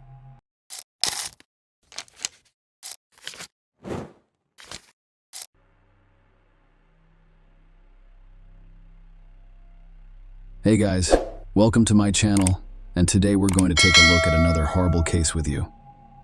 In this video, we will talk about what happened in Windsor, Canada in 2018. Autumn Taggart, 31, lived on the 3rd floor of this building with her son, Gavin. On June 10, the boy awoke and went into his mother's room. Her room was completely disorganized. He tried to wake up his mother, but Autumn lay motionless. The Autumn Taggart case received widespread attention, and Canadian police enlisted the assistance of their American counterparts to locate and apprehend the suspect. Autumn Taggart was a single mom in 2018. Her son Gavin was 9 years old, and they lived in Windsor. about a mile from the border between Michigan and the United States and Ontario, Canada. On Saturday, June 9, 2018, Autumn and Gavin spent the afternoon with the child's father, Chris Sherwin. Autumn maintained friendly relations with him after their breakup. They both did their best to ensure that the breakup did not have a significant negative impact on Gavin. At the end of the day, the three of them went grocery shopping before Chris drove Autumn and Gavin to their third-floor apartment. After that, Chris returned home. Before going to bed, Gavin played video games with his mother, unaware that the following night would be an unimaginable nightmare for him. Gavin awoke to a noise while it was still dark outside. He was startled and opened his eyes to see an unknown man standing next to his bed. Before leaving Gavin's room, the stranger instructed him to close his eyes and sleep. His mother's room was behind a wall. It's on the right in this image. After about a minute, Gavin heard her scream. The boy had never felt such fear before. A few minutes later, silence hung in the air. His mother stopped screaming, and he quickly fell asleep. When Gavin awoke, it was already morning, and he was getting out of bed. He first went to his mother's room. Everything there was shattered and destroyed. Autumn was lying on the bed. Gavin, 9, initially believed his mother was sleeping, but when he saw the blood on her nose, he knew she was dead. It shocked him. The boy was unwilling to believe it was true. He spent the first half of the day playing on the console and watching YouTube videos, attempting to distract himself from the fact that his deceased mother was lying in the next room. In the afternoon, he couldn't take the pressure anymore. He began crying and decided to tell someone about it. After entering his mother's room, he took her phone and used Messenger to contact his father. He texted him that Autumn hadn't woken up. Chris and his girlfriend drove immediately to Autumn and Gavin's house. After parking and exiting his car, Chris noticed his son standing behind a sliding glass door on the third floor. Chris did not have an electronic key to enter the building, so Gavin went downstairs and let him in. He asked his son to stay with his girlfriend while he investigated why Autumn hadn't woken up, then entered the apartment and the bedroom. Chris noticed that Autumn was very pale. She had bruises on her face and body, and her nose was bleeding. The man immediately dialed 911. The police and an ambulance arrived at the address he provided, but the paramedics were forced to declare Autumn dead due to the injuries on her body and the signs of a struggle in the bedroom. It was clear that it was not an accident. Investigators began searching for possible evidence in the apartment. Meanwhile, a child interrogation specialist speaks with Gavin and learns about the overnight guests who told him to sleep. The boy claimed he heard his mother's screams, but they quickly stopped. He described the man he had seen in his room at night. The boy thought the man was white, about average height, and had messy hair. He looked like he'd just gotten out of bed, the boy testified. I believe he was thin, but not too thin. I believe he was skinny. The forensic experts who conducted the autopsy determined that Autumn died as a result of strangulation. Someone beat her up before she died. Furthermore, there were injuries in her genital area and male DNA samples found on her body. Among other things, the police had to answer the following questions. How did the perpetrator enter the apartment? What was his motivation? And, most importantly, who was the man who entered the building? People required an electronic key. The police immediately ruled out the possibility that the killer was one of the building's tenants because Gavin knew all of his neighbors, and the man he saw on the night of the crime was not one of them. In addition to obtaining an electron key to enter the building, the perpetrator had to enter the victim's apartment. However, there were no signs of forced entry on the door leading to Autumn's apartment. This could indicate that she let the perpetrator in herself or that she failed to lock the door. Eventually, the police will discard both of these assumptions after discovering evidence that the perpetrator climbed to the third floor. He began by ascending to the second-floor balcony and then to the third. The door was open, and he entered the apartment without difficulty. In addition to the DNA sample, the police discovered fingerprints whose owner they were attempting to locate. Only 12 days after the body was discovered did the police release the victim's identity in the hopes of receiving tips from the public. Authorities have urged anyone with information that could aid the investigation to contact detectives. On the night of the crime, someone noticed a new black SUV, possibly a Honda Pilot, in the parking lot next to the building. It was there until around 6 a.m. detectives suspected that the owner of the SUV was involved in Autumn's death. They believed he first climbed onto his car's roof and then went higher from there. The building's corners have repetitive, decorative protrusions that could have served as steps for the criminal as he climbed from the second to the third floor. The crime happened at night, so investigators began looking into the activity of mobile phones in the area where Autumn lived. In this case, the fact that the crime occurred at night simplified the task because most people are asleep at that time. There were few phone numbers that were active near the crime scene. During the investigation, the detectives learned that one of the phone numbers belonged to Autumn's neighbor, despite living in the same building as Autumn. She stated during the police interview that she knew nothing. However, she was not only talking on the phone in her apartment, she had moved around the city several times and turned off the phone around the same time that someone had killed her. She was either in her apartment or close to it at the time. It was impossible to say for certain because there is always an error rate when determining the phone's location, but there was no doubt that this woman was concealing information from the detectives investigating the case. So they went to speak with her again. Her name was Michelle, and she insisted that she didn't know or hear anything. But the police warned her that if she withheld critical information for the investigation, she could become an accomplice to the crime. She therefore began to speak. She said that around 2 a.m. that night, a man they knew as Jay contacted her boyfriend, who was looking to buy an illegal substance and hire an escort girl. All three drove to the ATM, where Jay took out cash. They then gave Jay some of the substance. Michelle admitted that she and her boyfriend were dealing with the issues themselves. Jay eventually asked them to sell him more. Then, according to Michelle, she directed Jay to the parking lot near her building. The woman admitted that she and her boyfriend intended to rob Jay. When they arrived at the building, all three consumed illegal substances, and Michelle and her boyfriend decided to flee with the remainder. Interestingly, before fleeing, Michelle hid a bag of the substance in her genitals. Fortunately, there are no details on how she did it, but it's worth remembering this moment. It will be necessary in the future. According to Michelle, she and her boyfriend fled, taking not only the substance but also some of Jay's money. They dashed to the building's entrance and then went upstairs to their apartment, where they locked themselves in, sat quietly, and did not turn on the lights. Jay was unable to enter the building because he did not have an electronic key. He couldn't shout or honk because someone would have called the cops. Furthermore, according to Michelle, when they looked out the window, they noticed shoe marks on Jay's car roof. The man drove away around 6 a.m., and investigators assumed Jay climbed into the building to find the people who stole the substance and money from him, but he had no idea where Michelle lived. So he probably entered Autumn's apartment by mistake. The police now had the suspect's phone number and photo. These images are from a camera at the bank's entrance, where he was withdrawing cash to buy the substance, as well as an ATM camera. After checking the phone number, investigators discovered that his name was not Jay. The man's real name was Jitesh Bogle, and he was a 27-year-old Canadian citizen living and working as a car development engineer in Warren, Michigan. He also owned a black Honda Pilot SUV and used to visit Canada almost every day. To get to Windsor, he only needed to cross the river via bridge or tunnel. Authorities were able to track his movements and discovered that he had left Canada on the morning of June 10. The day Autumn died, he left the country and has not returned since. Jitesh sold his car after the police released details about the black SUV incident at the victim's home.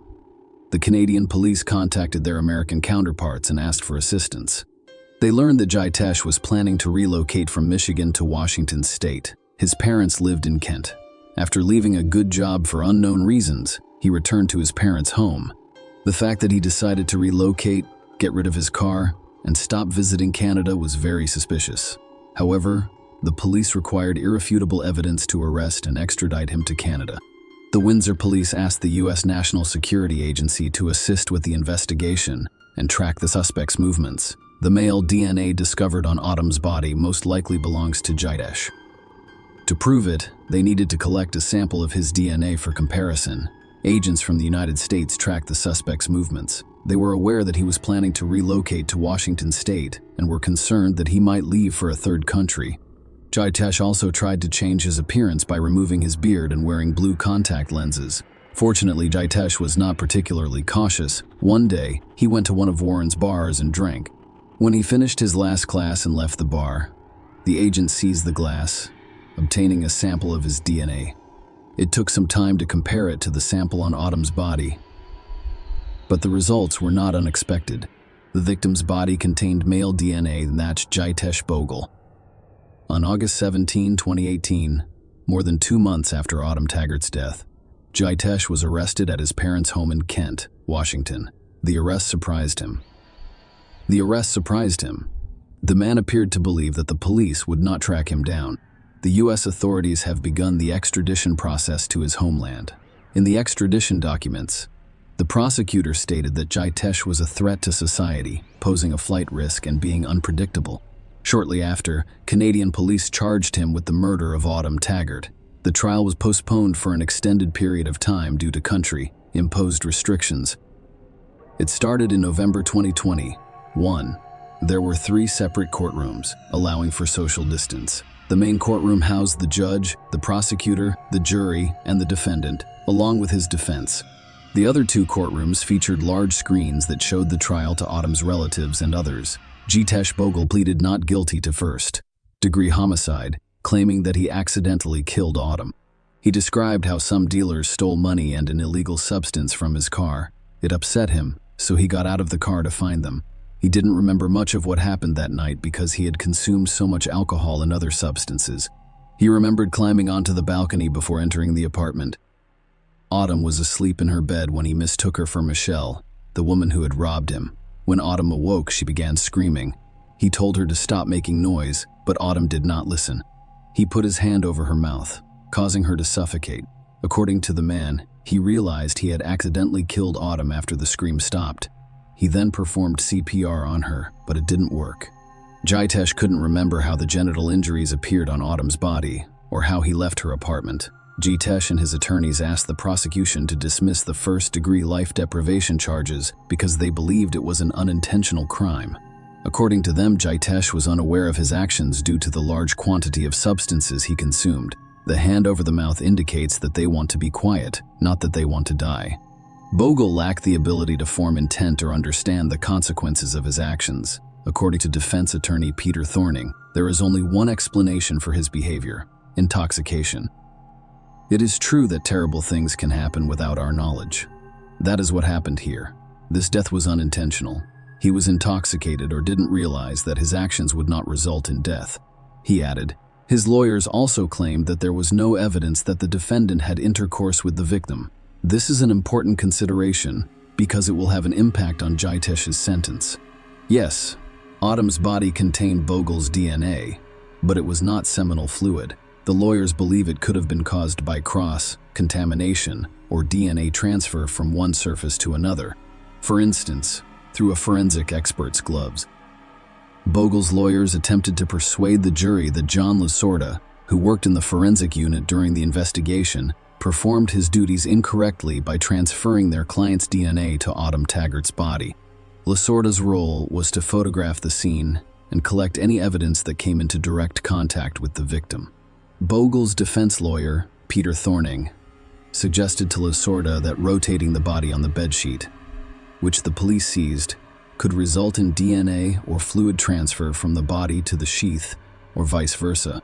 This is known as cross-contamination. It is not impossible, Lasorda stated during cross-examination. Thorning asked Lasorda if he had the necessary training to work as a forensic identification expert. Lasorda stated that he changed gloves between touching each piece of evidence and grabbing his camera to photograph it to avoid cross-contamination. Lasorda examined the evidence in Taggart's room, looking for fluids, urine, saliva, and sperm. Lasorda testified that the likelihood of actual assault increases when there is a deceased female victim compared to a male victim. The court heard that Lasorda discovered no fluid depositions consistent with a jewel assault. He admitted his examination of the body was limited because he was not a trained medical official, such as a coroner. Nothing overt on or around the body would indicate a sexual assault, Lasorda stated in court. He also stated that there were no visible signs of a struggle. Lasorda clarified in court that signs of a struggle would include broken furniture or glass, forced entry, tampered locks, or blood spatter, none of which were found in Autumn's apartment. However, the prosecutor held a different view. Recalling that Michelle hid the substance in her genital area, The prosecution claimed that the defendant was aware of it and searched for it in the same part of Autumn's body, and that even though he did so with his hand, nothing changed. He committed all of the assaults. You searched her, the prosecutor said, which is disgusting. I disagree, said Bogle. Why didn't he call 911? The prosecutor asked. Autumn stopped breathing. Jitesh responded that he was afraid the police would arrest him because he was sure no one would believe him. Nobody believed me. I barely believe myself. Bogle testified that he does not remember much of what happened in Autumn's room. He said he recalls performing CPR on Autumn after she stopped screaming. He previously testified that he remembered counting 5 or 6 ribs down before beginning CPR, and that he performed 15 compressions and 3 breaths. The prosecutor also disputed that the defendant's strangulation of the victim was accidental. After all, he could have simply placed his hand over Autumn's mouth to stop her screaming, but he also closed her nose, depriving her of the ability to breathe. And he needed to do it for a while, so he knew what he was doing. Autumn's son, Gavin, who has since turned 13, also testified at the trial. The boy testified at the trial? The boy testified in a separate room in the courthouse from the main room, which housed the judge, jury, lawyers, and accused. He was accompanied by a support worker as he gave his testimony. That was how he described the events of that night. Someone came into my room and said something I can't recall. He was kind of close. He also testified that no contact was ever made. When he left my room, it was quiet for a short while. Then I heard my mother scream that night. That scream lasted a while before ending. And then before I knew it, I had fallen asleep again and woke up. When the boy woke up in the morning, he went into his mother's room. Everything was knocked down, broken, and destroyed. My mom was sleeping. Well, that was what I thought at first, but there was blood on her nose, which led me to believe she had died. She was killed. He said I was shocked. He said I was shocked. I could not believe it. I cried, but I tried to cope with it. I simply went about my day unconcerned. The boy testified. He claimed to have spent some of the day playing video games and watching YouTube videos. The date was June 10, 2018. Later that day, he sent a message to his father using his mother's phone. I could not take it anymore. I needed to tell someone about it. Gavin said. Chris Sherwin Taggart, his former partner and their son's father, testified that he last heard from her via text message around 12:30 a.m. On June 10. In the morning, he texted again, but no one responded. At that point, he expressed concern. Later that day, he claimed to have received a text from Taggart's phone. He soon realized it was his son. A copy of the text messages was displayed in court for the jury to view. On December 1, 2021, a 12-person jury convicted Jitesh Bogle of first-degree life deprivation. They discovered no conclusive evidence that Bogle had intercourse with Autumn. I can't say we were not nervous. It's definitely the correct decision. Autumn deserved it. Her son deserved it. John Taggart, Autumn's father. Justice. That's exactly what we wanted. That's what we have. The family members hugged and expressed relief. On January 5, 2022, the court sentenced Jitesh Bogle to life in prison. He will have to serve 25 years before being eligible for parole. He appeared on video in jail wearing an orange jumpsuit and a black mask. He sat against a wall away from the camera while listening to the victim's impact statements. Finally, the judge asked if he had anything to say. It's difficult to express my sorrow and remorse, but I'm glad for the family that they have a sense of justice and can move forward. That day, a part of my soul also died.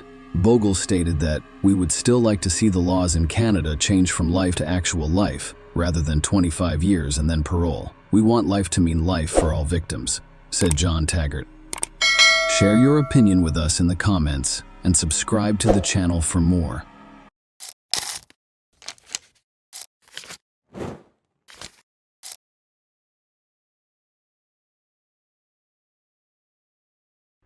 Hey guys, welcome to my channel, and today we're going to take a look at another horrible case with you. This video discusses events that occurred on October 2nd, 2009 in the Canadian city of Laval. Natasha Cournoyer, 37, did not come to see her mother. She didn't answer the phone and wasn't home. It quickly became clear that none of Natasha's friends or co-workers saw her that day.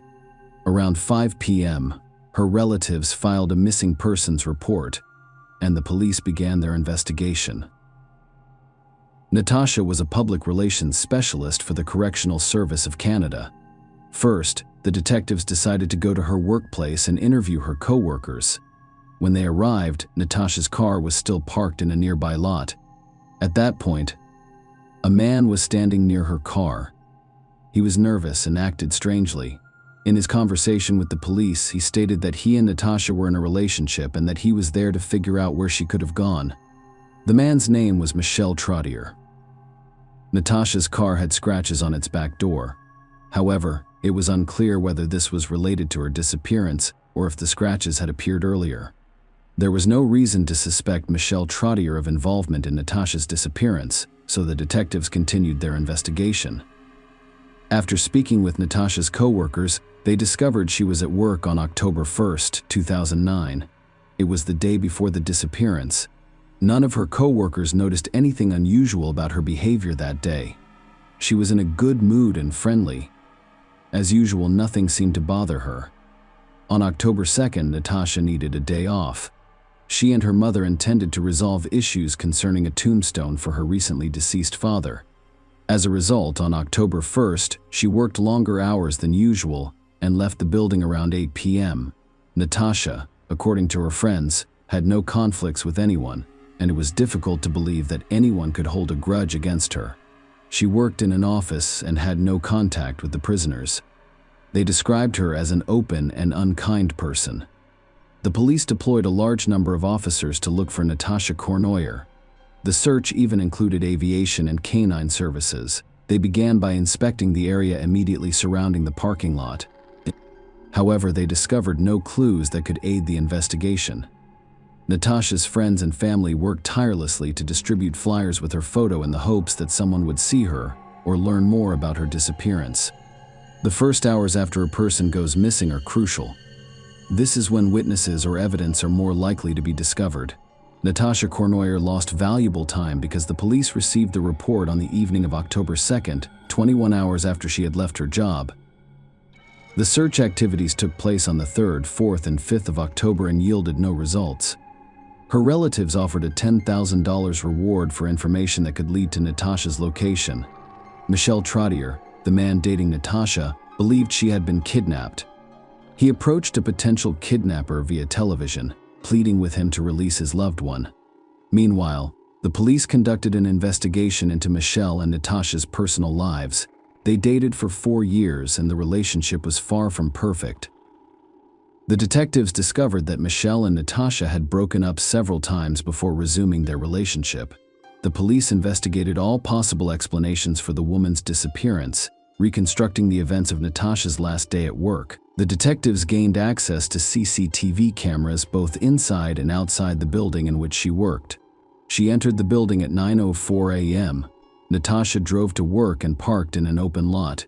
There were a few free parking spaces that morning, so she parked on the opposite side of the street. After reviewing the recordings, they discovered that Natasha left the building at 8:07 p.m.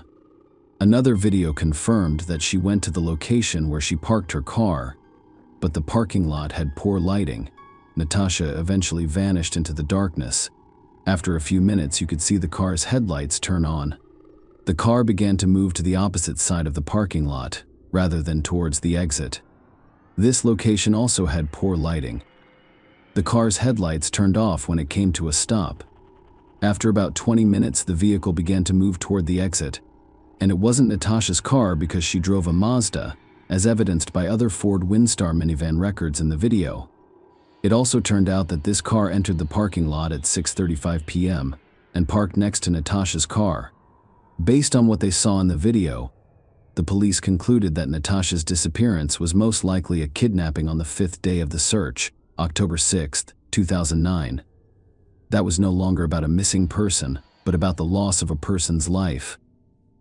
They discovered Natasha's body in a vacant lot in the Pointe-aux-Trembles neighborhood, about 20 miles from where she worked. The body lay next to a dirt road leading to the riverbank. Natasha's family and friends were devastated to learn of her death. They felt even worse after hearing the medical examiner's report. Natasha died due to strangulation. Before she died, someone hit her 9 times in the face, breaking her nose. Marks on her wrists and ankles indicated that she had been tied up at some point in her life. They discovered seminal fluid inside the body. It served as a source of DNA. While awaiting the results of the DNA analysis, the detectives attempted to identify the owner of the minivan seen on the day Natasha vanished in 2009. There were 2 motels near where she worked 10 days after the body was discovered on October 16, 2009. The police went to both of them and checked the cards that guests fill out at check-in.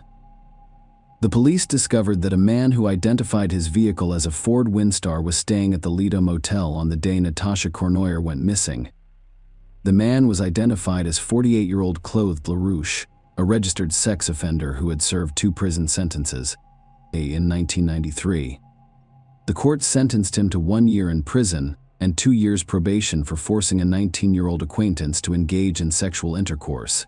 In 2005, the court sentenced LaRouche to 40 months in prison for attempting to kidnap a 7-year-old girl who miraculously managed to escape his grasp and run into a neighbor's home. Consider this: for attempting to kidnap a 7-year-old child, he was sentenced to 40 months in prison. Please leave a comment below with your thoughts on this punishment. Is it not too soft? LaRouche regained his freedom in November 2008. He began working as a carpenter and married a woman with 2 sons in 2009.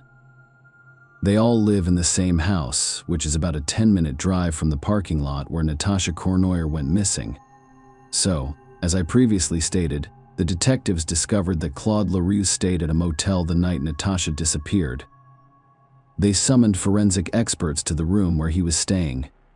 They discovered badly rubbed dark red stains on the carpet and sent samples for analysis. On the same day, the detectives went to the address where LaRouche lived to speak with him. Because of the nature of the previous cases for which he had been imprisoned, the police already had his DNA. However, they needed time to compare it to the DNA discovered on Natasha's body. The man denied knowing Natasha Cournoyer, but admitted to frequenting the Lido Motel because it was cheap. According to his story, he was dissatisfied with his intimate relationship with his wife and frequently rented a room in a motel where he called women offering sexual services for money. When asked where he was and what he was doing on October 1st, the day Natasha went missing, LaRouche said he had no memory of anything, including his stay at the Lido Motel. LaRouche attributed this memory lapse to an excessive use of illegal substances. However, the memory returned to him quickly, albeit incompletely.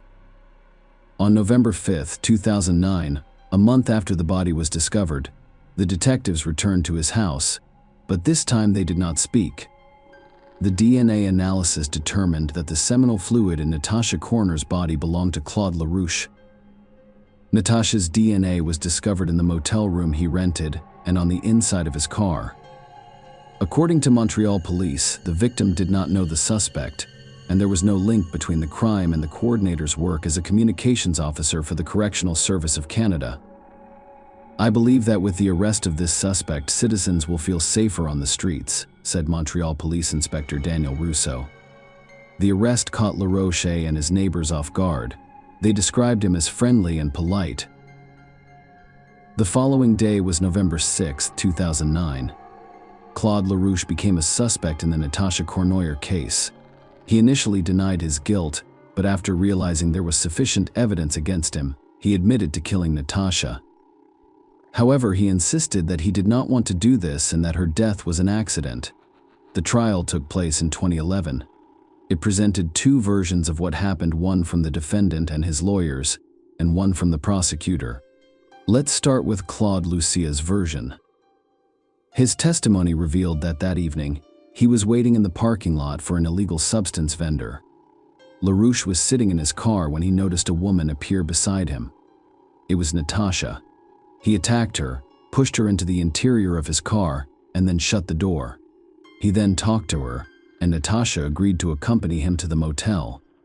Memory lapses prevented Claude LaRouche from recalling why he stood on the other side of the parking lot for 20 minutes, and he miraculously remembered only the moments that could not be used against him. According to LaRouche, while they were in the motel room, Natasha offered to satisfy him in exchange for letting her go.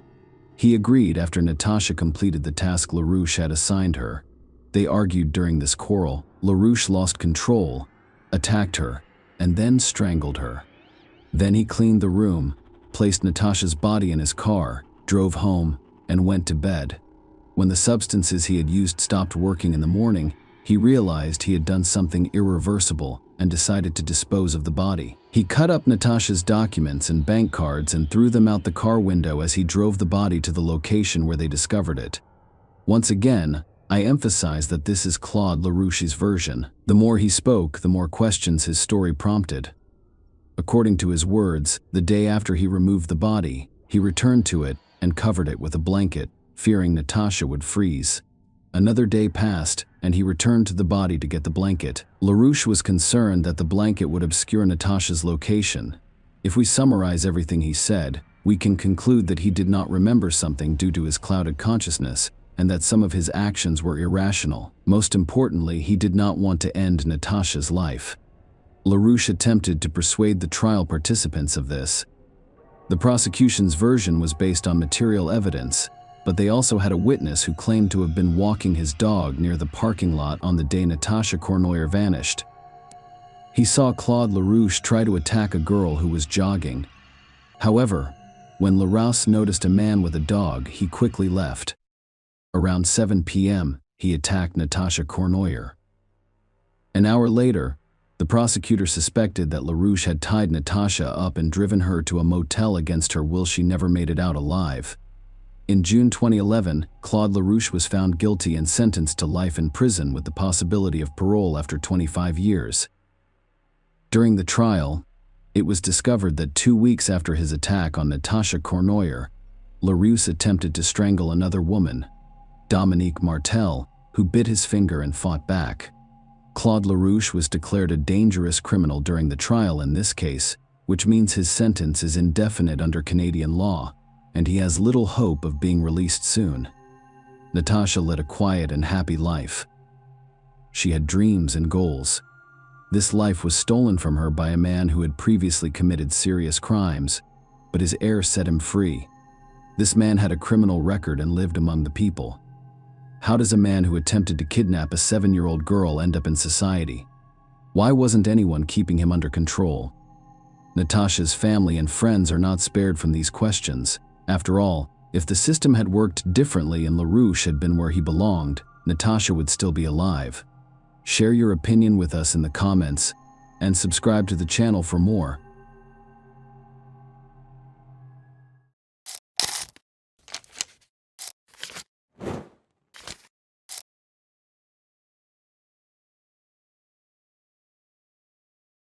Hey guys, welcome to my channel, and today we're going to take a look at another horrible case with you. Today we will look at a case that occurred in Minnesota. In 2013, Kira Steger, 30, worked as a store clerk at a mall-based clothing store. She was enthusiastic about her job and never missed a shift. So, on February 23, 2013, she did not show up for work. Her co-workers became worried. They attempted to contact Kira, but she did not return their calls or text messages, and the police were quickly informed that she was missing. Kira K. Steger was born on November 19, 1982 in Des Plaines, Illinois. She was Marcy and Jay's daughter. Steger described her as a lively, dedicated, and affectionate daughter. Kira worked for 2 Mall of America stores, Wet Seal, and, most recently, Delia's. Kira considered her co-workers to be more than just friends. They were like family. Kira had a unique talent for identifying people's strengths that they themselves did not notice. She envisioned and hoped for a bright and peaceful future. Unfortunately, all of her dreams came to an abrupt end when Kira mysteriously vanished. On Thursday, February 21, 2013, Kira worked a shift. Her co-workers reported that she had been feeling well and planned to go to a nice restaurant with her husband after the store closed. Kira and Jeffrey Trevino met 3 years ago and immediately struck up a romantic relationship, which eventually led to a wedding. Overall, Kira and Jeffrey appear to be a happy and stable married couple. There may have been occasional disagreements between them, but everything was kept within their immediate circle. At least 2 days later, on Saturday, February 23, no relatives, friends, or coworkers knew about them. When Kira failed to show up for work, her coworkers were concerned because such behavior was unusual for her.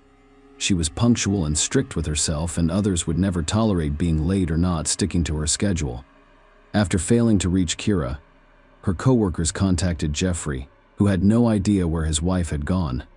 Kira had left the house the previous morning and had not returned since. Kira had a habit of disappearing for a day or two at a time, so he wasn't worried. She would spend the night at a friend's house or visit a relative unannounced.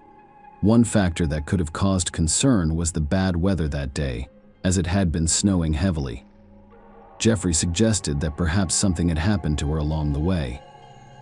Perhaps her car became stuck and her phone battery ran out of charge. On the same day, after not hearing from his wife, Jeffrey filed a missing persons report and contacted Kira's family. Her family members were taken aback by their loved one's mysterious disappearance, which was a devastating blow to them. After receiving a missing persons report for Kira Steger, detectives immediately went to work, as is customary in such cases. The investigation began by questioning the spouse and searching the immediate surroundings. This was no exception. Detectives went to Jeffrey's home to speak with him. Jeffrey told detectives that he and Kira planned to spend time together on Thursday. They had dinner, talked, bowled, and then left the mall. According to Jeffrey, he and Kira immediately went home because Kira wanted to watch a movie. Jeffrey also told detectives that his wife left their home the following day, a Friday, around 8:30 a.m. An event was scheduled at work, and her presence was mandatory. He noticed nothing unusual about her behavior. Jeffrey thought it was normal for Kira to disappear on occasion, despite the fact that he had no idea where she was or who she was with. They'd been having relationship problems for a few months, Jeffrey explained. However, he did not consider it serious or alarming. Consider them to be minor conflicts that occur in all families. The detective began asking Jeffrey who Kira might be staying with and if she had a lover. The man refused this suggestion because he had personally asked Kira about it and received a negative response. Jeffrey describes his wife as someone he truly loves and trusts. The investigators relayed all of the information they gathered about Kira and her car to the on-duty patrols. The detectives went to the Mall of America to confirm the credibility of Jeffrey's statements and possibly find some clues. The Mall of America ranks among the world's largest shopping malls. It is located in Bloomington. It includes 520 stores and theme parks. There is an ocean area movie theater, a golf course, and much more. As a result, it's unsurprising that the mall is outfitted with numerous security cameras. Knowing what time Kira had left work on February 21st, the detectives investigated that moment. The footage showed nothing unusual. Jeffrey's account proved accurate. He met Kira after work, and they spent some time at the mall before heading to the parking lot and driving away. There were no arguments between them, and the evening appeared to have gone well. Nothing is worse than waiting without knowing what is going on. And with each passing day, Kira's anxiety about her life grew worse. After not hearing from her and growing tired of waiting for a cure, his family traveled to Bloomington to assist with the investigation. They printed flyers with her pictures on them, posted them on poles, and handed them out to passers-by on the street. Their goal was to draw as much attention as possible to the search for Kira. They realized they couldn't just stand by and had to do everything they could to find their loved one. The wild, curious family was handing out leaflets, and the investigators continued their investigation. When officers interviewed the couple's neighbors, they discovered a surveillance camera installed on one of their homes. The camera rotated sideways, and one of its angles captured Kira and Jeffrey's house. Thus, the investigators requested that the homeowner copy the camera footage for them in the hopes of uncovering some clues. Meanwhile, investigators received records from a cell phone company, which provided them with a new lead. According to his phone records, she was dating someone other than Jeffrey. He turned out to be Ryan Go, the manager of the store chain where she worked. They had an intense and long-term relationship and communicated frequently. Police discovered Ryan was out of state, and while the search for Kira was ongoing, Ryan was driving to Colorado. This man was highly relevant to the investigation, because In addition to having a romantic relationship with Kira, he relocated out of state around the same time she vanished. Maybe it was just a coincidence, or perhaps things were completely different, and his escape concealed something. The investigators would be responsible for determining the answer to that question. Regardless, the detectives were able to reach Ryan, who agreed to appear for questioning in Colorado, where he was asked numerous questions. He stated that he last contacted Kira while driving across South Dakota and texted her. These text messages were sent shortly before Kira disappeared. Detectives discovered that Kira had communicated with her new lover while dining with her husband. The correspondence made it abundantly clear that Kira was growing apart from Jeffrey. The investigators examined Ryan's phone to determine his location in relation to the cell towers and reviewed his credit card statements. He appeared to be completely out of it that evening and had no way of being connected to solve his disappearance. He was released and removed from the suspect list on that basis. The message's timestamps revealed that Kira was still texting Ryan when she arrived home with her husband. However, their conversation ended at 11:44 p.m., and their curious phone has since been inactive. Meanwhile, another team of investigators was preparing to examine video footage from the surveillance camera installed at Kira's neighbor's home. This camera covered most of the street, sweeping left and right. However, it was turning far too quickly. And this made observation difficult because if the investigator spotted something suspicious, the camera would immediately rotate to the other side. Jeffrey and the curious house were only seen for a few seconds. As the camera shifted to the right, Jeffrey explained that after dinner and bowling, he and Kira returned home, watched a movie, and went to bed. However, when investigators reviewed the video footage, they discovered that Kira's car reversed into the yard shortly after 2 a.m. Because of the poor quality of the footage and the camera's constant movement from side to side, it was difficult to tell exactly what was happening on screen at the time, but the car soon drove away from their house. Jeffrey attributed the night drive to Kira's request that he pump gas in her car before her commute tomorrow, so he headed to the gas station. Interestingly enough, his story was true. He was actually seen at the gas station around 3:30 a.m. However, the detectives discovered that after leaving the gas station, he did not return home but instead proceeded to the highway for unknown reasons. It's unclear where he's going next. The neighbor's camera did not record him returning home, but this could have been a coincidence because it rotated constantly. Thus, it is theoretically possible that Jeffrey returned home later in the day, when the camera was facing the opposite direction. When investigators examined the footage further, they discovered that the curious Chevrolet drove away at 9:21 a.m., but there was no way to tell who was behind the wheel. On Saturday, February 23rd, police received a missing person report, and the police department received a call on Monday, February 25th. 2 multi-story parking lots near the shopping center where Kira worked are available for reporting the discovery of a suspicious vehicle. Security guards noticed that a specific car had been parked there for several days and requested a tow truck. The tow truck driver examined the car before picking it up and discovered suspicious-looking red smudges on the trunk lid. He then called the police. It turned out to be a white Chevrolet. There wasn't much blood, just a few minor stains, but it was present. That was an extremely bad sign. Kira's purse, which was recovered from her abandoned car, contained divorce court forms that appeared to have been downloaded from the internet. In addition, the investigators noticed a small, dark item lying in the snow behind the car. When they got closer, they noticed a rolled-up trunk mat with dark stains on the reverse side. DNA testing revealed that it was Curious Digger's blood. With regret, the investigators realized Kira was most likely no longer alive. Her family and friends were devastated by this horrific discovery. Their last hope of seeing Kira again was dashed. But this sparked a slew of questions in their minds. How did she die? Did she suffer? Who could have resented her enough to take her life? The absence of care in his body exacerbated the situation, as it was much more difficult to bear the grief that had befallen them without it. The detective's top priority was now to identify the person who had abandoned the vehicle in the parking lot. The car left the house at 9:21 a.m. About 20 minutes later, the mall's cameras caught it. There were no cameras in the lot where the car was found, but there was a camera pointed at the path leading to the car. The camera was near Kira's car. After reviewing the camera footage, the detectives noticed that a few minutes later, the white Chevrolet drove into the parking lot. The footage showed a man with a hood covering his head. It was fairly cold, and the man's hoodie didn't seem unusual, but the detectives wanted to know where he was going.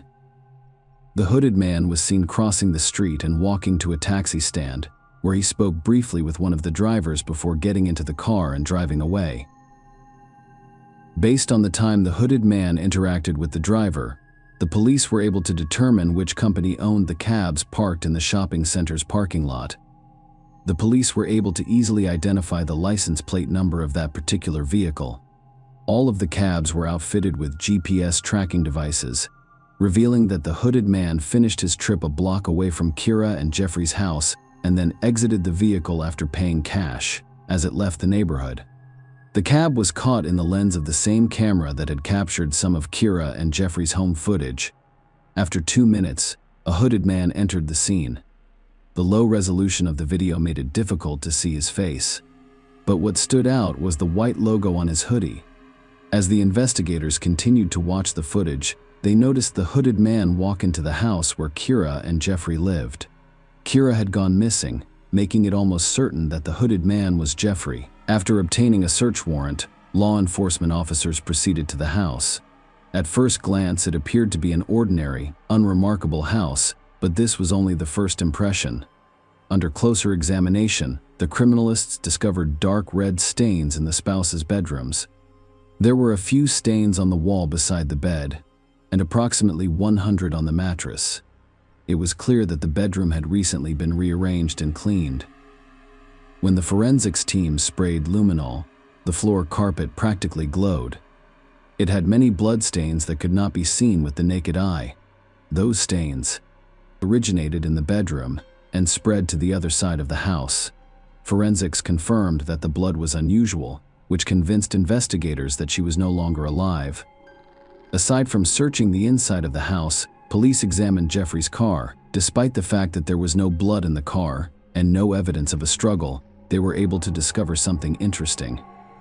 Jeffrey's car contained a gas station receipt from an hour and 40 minutes before Kira's car was left in the mall parking lot. The receipt indicates that the purchase was made with Jeffrey's card. Detectives went to the gas station to review the security footage. The video shows Jeffrey filling up his car, then going inside and withdrawing money from an ATM. This footage provided a glimpse of Jeffrey's face and revealed that he wore a logo on his jacket in the chest area that resembled the logo on the man seen earlier. Jeffrey Trevino, 39, was arrested based on this recording and other evidence discovered in the house. He was brought to the station for questioning and became the primary suspect. Directly from the interrogation room, Jeffrey contacted his attorney, who advised him to exercise his right to remain silent. The police had enough evidence to charge him, but the body provided the most compelling evidence of his guilt. Nobody had any doubts that Kira had died. In late March, as the snowdrift began to clear, the police, Kira, his family, and some volunteers searched for her for months. Volunteers discovered a strange bag by the roadside at Keller Lake, a few miles from Trevino's home, and contacted the police. The bag held a bloodied pillow, a shirt, and a bra. The forensics team linked the discovery to Kira because her DNA was found on the items. The lake was still encrusted with ice, which hampered the search, but divers continued to survey it. They still found no remains in it. The area surrounding the lake was searched several times with search dogs trained to locate bodies, but this, too, proved fruitless. 2.5 months after Kira's disappearance, on May 8, 2013, the St. Paul Police Department received a disturbing call.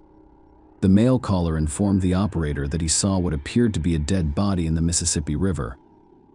What police recovered from the water turned out to be a body. There was no clothing on it. Kira Stegger's body was identified through dental records. She sustained severe blunt force trauma to her forehead and a fractured index finger on her left hand. Due to the level of decomposition, the medical examiners were unable to determine an exact cause of death. Using the new evidence, investigators attempted to reconstruct the timeline of events leading up to his death and what happened afterward. They speculated that when Kira and Jeffrey returned home, he became aware or noticed that she was texting someone else. Kira refused to show her husband the correspondence, so he violently snatched her phone and broke her finger. After seeing the romantic correspondence, Jeffrey became even angrier and, in a fit of rage, took his own life before attempting to conceal evidence of the crime. He drove her car to the house, put the body in the trunk, and then went to a gas station before disposing of it in the river. He then drove back home, dumping the bag with the pillow and clothes along the way. The next morning, he went to a gas station and took out cash from an ATM because he knew he'd have to pay for a cab after leaving his car in the mall's parking lot, and he'd rather do so in cash. After disposing of the curious car, Jeffrey returned home and spent the rest of the day cleaning the house. Jeffrey's trickery was intended to give the impression that Kira had driven away in her car by herself that morning and was fine. However, due to surveillance cameras, his plan failed. In October 2013, a jury convicted 39-year-old Jeffrey Trevino, agreeing with the defense that his actions were not premeditated and that the crime was the result of a heated and unexpected argument after discovering his wife's infidelity. Before the judge announced the sentence, curious family members made statements. Carrie Ann Steger, a curious sister, described the monster as a calculated criminal who deserves no mercy. Marcy stated that Trevino showed no mercy to her daughter and dumped her like trash into the nation's most polluted body of water. She said. But her father Jay insisted that no punishment would ever compensate for the pain Trevino had caused their family. No amount of time spent with Mr. Trevino will suffice. Never enough, he said. In November 2013, Jeffrey Trevino received a 27.5-year prison sentence. He will be eligible for parole in 2031. Share your opinion with us in the comments and subscribe to the channel for more.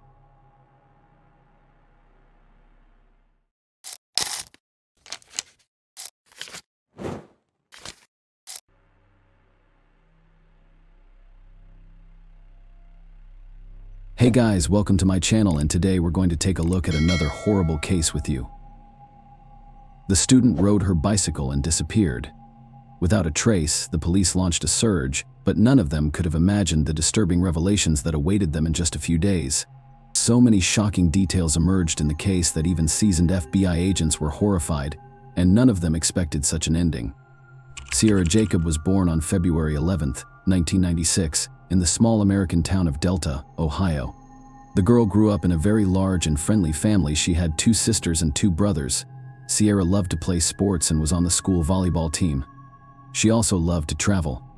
The girl dreamed of visiting Italy and put a lot of effort into making that wish come true until she finally managed to go there. During her studies, she started dating a guy named Josh. After graduating high school, they went to different universities. Sierra planned to get a job with her uncle, who owned a metal fabrication company, and the young woman decided to major in human resources.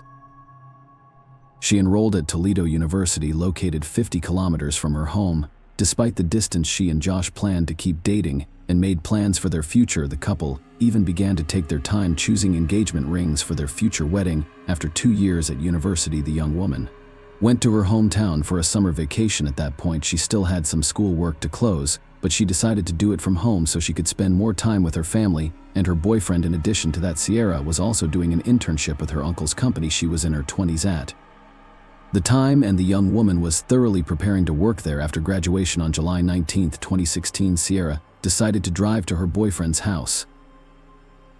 She had bought a new bike a few days before, and she couldn't wait to try it out. The young woman left the house at about 5 p.m. and headed toward Josh's house. Around 9 p.m. her mother came home and found her daughter not there. This struck her as a little strange. She thought Sierra would have come home by now, but it was summer, and it was just starting to get dark outside. Besides, the young woman was already in her 20s, and her mother didn't worry about it. She had assumed that her daughter would stay at the boyfriend's house, but that all changed when Josh called her at 1:30 p.m. He asked if Sarah was home since the boyfriend couldn't reach her. According to the young man, they broke up at about 7 p.m., and she hasn't been in touch since. Considering that more than 3 hours had passed since then, the young woman's mother began to get seriously worried. Together with Josh, they started calling friends and relatives of the young woman, hoping she had stopped by one of them.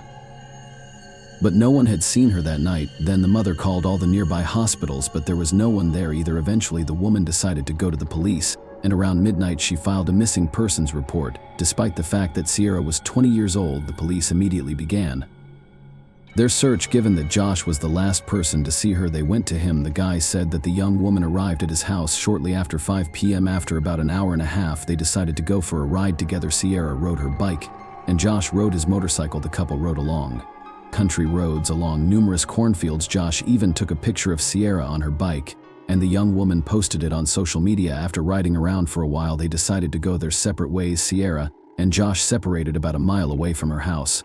The guy rode back on his motorcycle, and she headed home on her bike.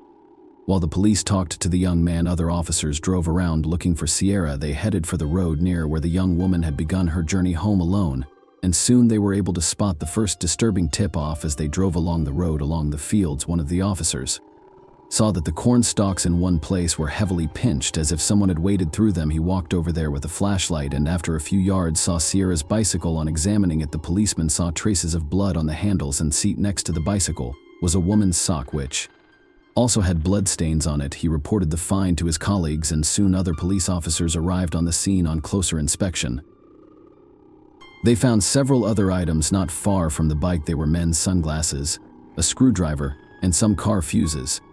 Just as interesting was the fact that motorcycle tire tracks led to the bicycle across the cornfield. All this was enough for the investigators to come to a disappointing conclusion. It was likely that Sarah had been stolen. As the case took a serious turn, they began to look closely at Josh as a possible suspect. First of all, statistically speaking, it is the people closest to them who are most likely to turn out to be the perpetrators. Second, that night Josh was riding a motorcycle, and next to the bike, Sierra found similar tire tracks. Besides that, the detectives wondered why the guy didn't walk the young woman home. She had less than a mile to go, and he was on a motorcycle and could have gotten home quickly anyway. Josh allowed the police officers to look around his house, his car, and his motorcycle, and that's where the officers came across his work overalls, which showed signs of blood. The young man said he wore the clothes when he was hunting, and the blood belonged to animals. Investigators turned the overalls over to experts, and they quickly confirmed that he was telling the truth. Otherwise, there was nothing to suggest Josh was involved. The experts also examined the items found in the field and extracted one DNA sample from them that belonged to an unknown person. Josh immediately volunteered a sample, and they did not match. As a result, he was no longer considered a suspect, and the police started looking for other leads. The next day, they received a call from a farmer. The man told them that on the evening of Sierra's disappearance, he was driving down the same road with his son. At one point, they noticed a motorcycle helmet on the side of the road, and the father told his son to bring it to the car. The farmer later examined it more closely and saw traces of blood on it, and then contacted the police. Detectives admitted that the helmet may have belonged to the kidnapper, but his identity remained a mystery. At this point, the FBI was already involved in the case, and the agents decided to take a close look at the photo that Josh had taken of Sierra shortly before her disappearance. Thanks to the photo, they knew what kind of clothes she was wearing, but the detectives noticed something else. The young woman was wearing a fitness bracelet on her wrist. They immediately requested geolocation data for the device, but here the investigators were unsuccessful. The device had been turned off shortly after Sierra disappeared. The police received another tip shortly thereafter. Josh told them that as he and the young woman were driving down the road, a suspicious white van followed them. The guy got the feeling that the driver was following them. The vehicle was traveling at a slow speed and slowed down. When the couple slowed down at one point, Josh even tried to drive up to him, but the driver pulled away. The guy thought it was strange, and he even remembered part of his license plate number. The police quickly found the vehicle and its owner. She turned out to be a woman, and detectives determined that she had nothing to do with the crime. During the conversation, she herself accused Josh of trying to drive up to her and push her off the road. As a result, investigators decided that there had simply been a miscommunication between them and continued to look for more leads. Several days had passed since Sierra's disappearance, but the police were still unable to find any additional clues. Then they decided to go through all the residents who had been previously convicted of violent crimes and lived in nearby communities. Going through the list of these people, they immediately noticed one man, 57-year-old James Worley. He lived only a few kilometers from the field where Sierra's bicycle was found. The reason the police were so interested in him was very simple.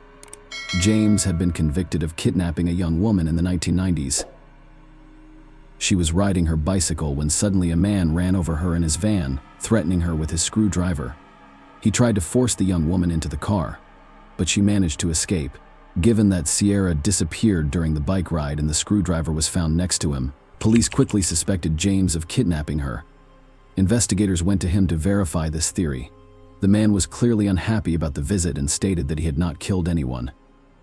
Nevertheless, he voluntarily allowed the officers to inspect his home. James and his mother lived on a 120-acre farm, and there were many different structures on this huge property. It took the detectives a long time to look at them all. During this process, James kept repeating to the police that he had not kidnapped Sierra and had only heard about the case from the news. This behavior began to seem strange to them. The man was literally repeating the same thing over and over again, but something more interestingly awaited them next. Suddenly, James said that on the night of Sierra's disappearance, he had just driven along that road and his motorcycle had stalled near the very spot where the police later found the young woman's bicycle, according to James. He saw her bike and decided to get closer, so he headed into the field, pushing his motorcycle nearby. The man added that, as he walked there, his car fuses, sunglasses, screwdriver, and helmet fell out. Suddenly, his motorcycle started up again, and James drove on, forgetting to pick up all those items. As you might have guessed, the detectives were very suspicious of this story. In addition, just a few hours earlier, a witness had approached them and said that the evening of Sierra's disappearance, he had seen a strange van on that road. The witness noticed it because the vehicle was driving at a very high speed, breaking all possible rules. He memorized the license plate number and gave that information to the police. After running the blades, detectives learned that the van belonged to James, and during a search he spotted it near the house. The man also allowed them to examine the van, and the officers found something of interest inside, where a ski mask, duct tape, plastic clamps, handcuffs, and amazed, the items themselves did not in any way indicate his guilt, but given James's criminal record for kidnapping, such a set made investigators suspicious. But the creepiest finds awaited them in one of the barns. Detectives found a separate room where, behind a hidden door inside which was an air mattress, beside it were chains that looked as if they had been designed to keep a person in the room. Next to the mattress was a refrigerator, inside of which the police found traces of blood. There is also a strong smell of bleach, from which they deduced that the blood had been thoroughly cleaned, but the main clue was the contents of a small box. There were bras and several pairs of women's underwear, one of which had blood on it. All this was enough to arrest James, at least temporarily, while experts examined the collected evidence. The man was taken in for questioning and asked to explain the secret room with the blood and chains. In response, James gave them another dubious story. He said he had made the room because he wanted to set up his own studio to shoot adult material, so it was just his improvised film set. Of course, the detectives didn't believe what he said. The room looked as if it had originally been made to hold people against their will. Nevertheless, they still could not connect it to Sierra's disappearance, nor could they determine her whereabouts. But that all changed on the third day after her disappearance. During a lengthy search, the police found a freshly dug grave in a field that contained Sierra's body. Her hands were handcuffed, and the young woman had a large plastic toy in her mouth. She was also wearing an adult diaper. Medical examiners determined that the victim died from strangulation, but they were unable to determine even the approximate time of death. In addition, they did not find any signs of violence. Around the same time, forensic scientists were actively examining all the evidence collected from James' barn. They found female DNA on one of the pieces of duct tape lying next to the mattress, and it matched Sierra's DNA. The cops also obtained geolocation data on James' smartphone. It turned out that on the night of the young woman's disappearance, he had spent almost 2 hours near that location. They received another disturbing piece of evidence from the psychologist James had court appointed for a previous abduction. According to him, during one of his sessions, James stated that he was learning from his mistakes with each new abduction, and then next time he was going to bury the bodies. Apparently, the psychologist decided not to inform the police of such disturbing statements made by his client, and did so only after he had been accused of murder. With this set of clues, the detectives formed the most likely chronology of events. Apparently, James spotted Sierra on the road that night, hit her with his helmet, and dragged her into a field with his bicycle. Based on his geolocation data, the man sat there until the sun went down. During that time, he called his brother and told him that his motorcycle had broken down. Apparently, this was his way of creating an alibi. As soon as it got dark outside, James drove home, got off his motorcycle onto his van, and returned to the field, picked up Sierra, and took her to his barn. At that point, the young woman was either unconscious or restrained. What happened next, only James knew. He apparently abused the victim for some time before killing her and burying her in a field. Experts only speculated that the victim may have been there for 3 days. The man himself continued to deny all of these allegations, and the case went to trial. The trial began in March 2018 with the prosecution presenting additional evidence that further pointed to his guilt. It turned out that the key to the handcuffs placed on the victim's hands was found on James' keychain. His lawyers decided to stick with the theory that James simply wanted to set up an adult film studio in his barn, and the cops pulled that into the murder. However, they did not provide any adequate arguments for their client's innocence. The trial ended in less than a month, and on March 28th, the jury found him guilty.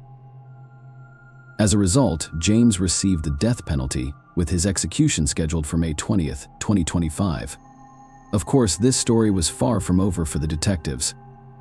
Given everything they had learned about the man, the police were certain that James had committed similar crimes before, but he had managed to avoid responsibility.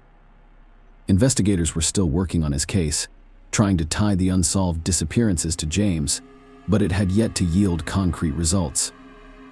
The victim's parents established the Sierra Scholarship and also participated in the creation of a bill that would have required the state to make an open registry of people previously convicted of murder and kidnapping. The bill was quickly supported and went into effect on March 20th, 2019. Share your opinion with us in the comments, and subscribe to the channel for more.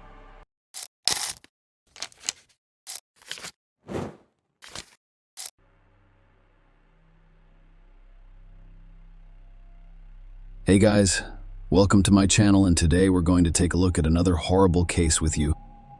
The dramatic story began in 1995. The bodies of 2 lovers were discovered on the shores of Juliet Lake in Georgia. It took authorities nearly 2 years to identify and apprehend the criminal. The final word in this case was spoken 18 years after the crime was committed. Juliet is an unincorporated community and census-designated place in Monroe County, Georgia. Just a few days ago, the new year of 1995 arrived, and many people were still in the holiday spirit. However, it was a difficult time for a local sheriff who had grown accustomed to believing that his job was easy. On January 3, a man called the police to report that he discovered 2 lifeless bodies while walking near Juliet Lake. The sheriff and his deputy went to the crime scene. You can get a sense of Juliet's size by looking at the sheriff's office. Nothing more serious than a fight or theft has occurred here. That's why the sheriff and his deputy were astounded by what they witnessed.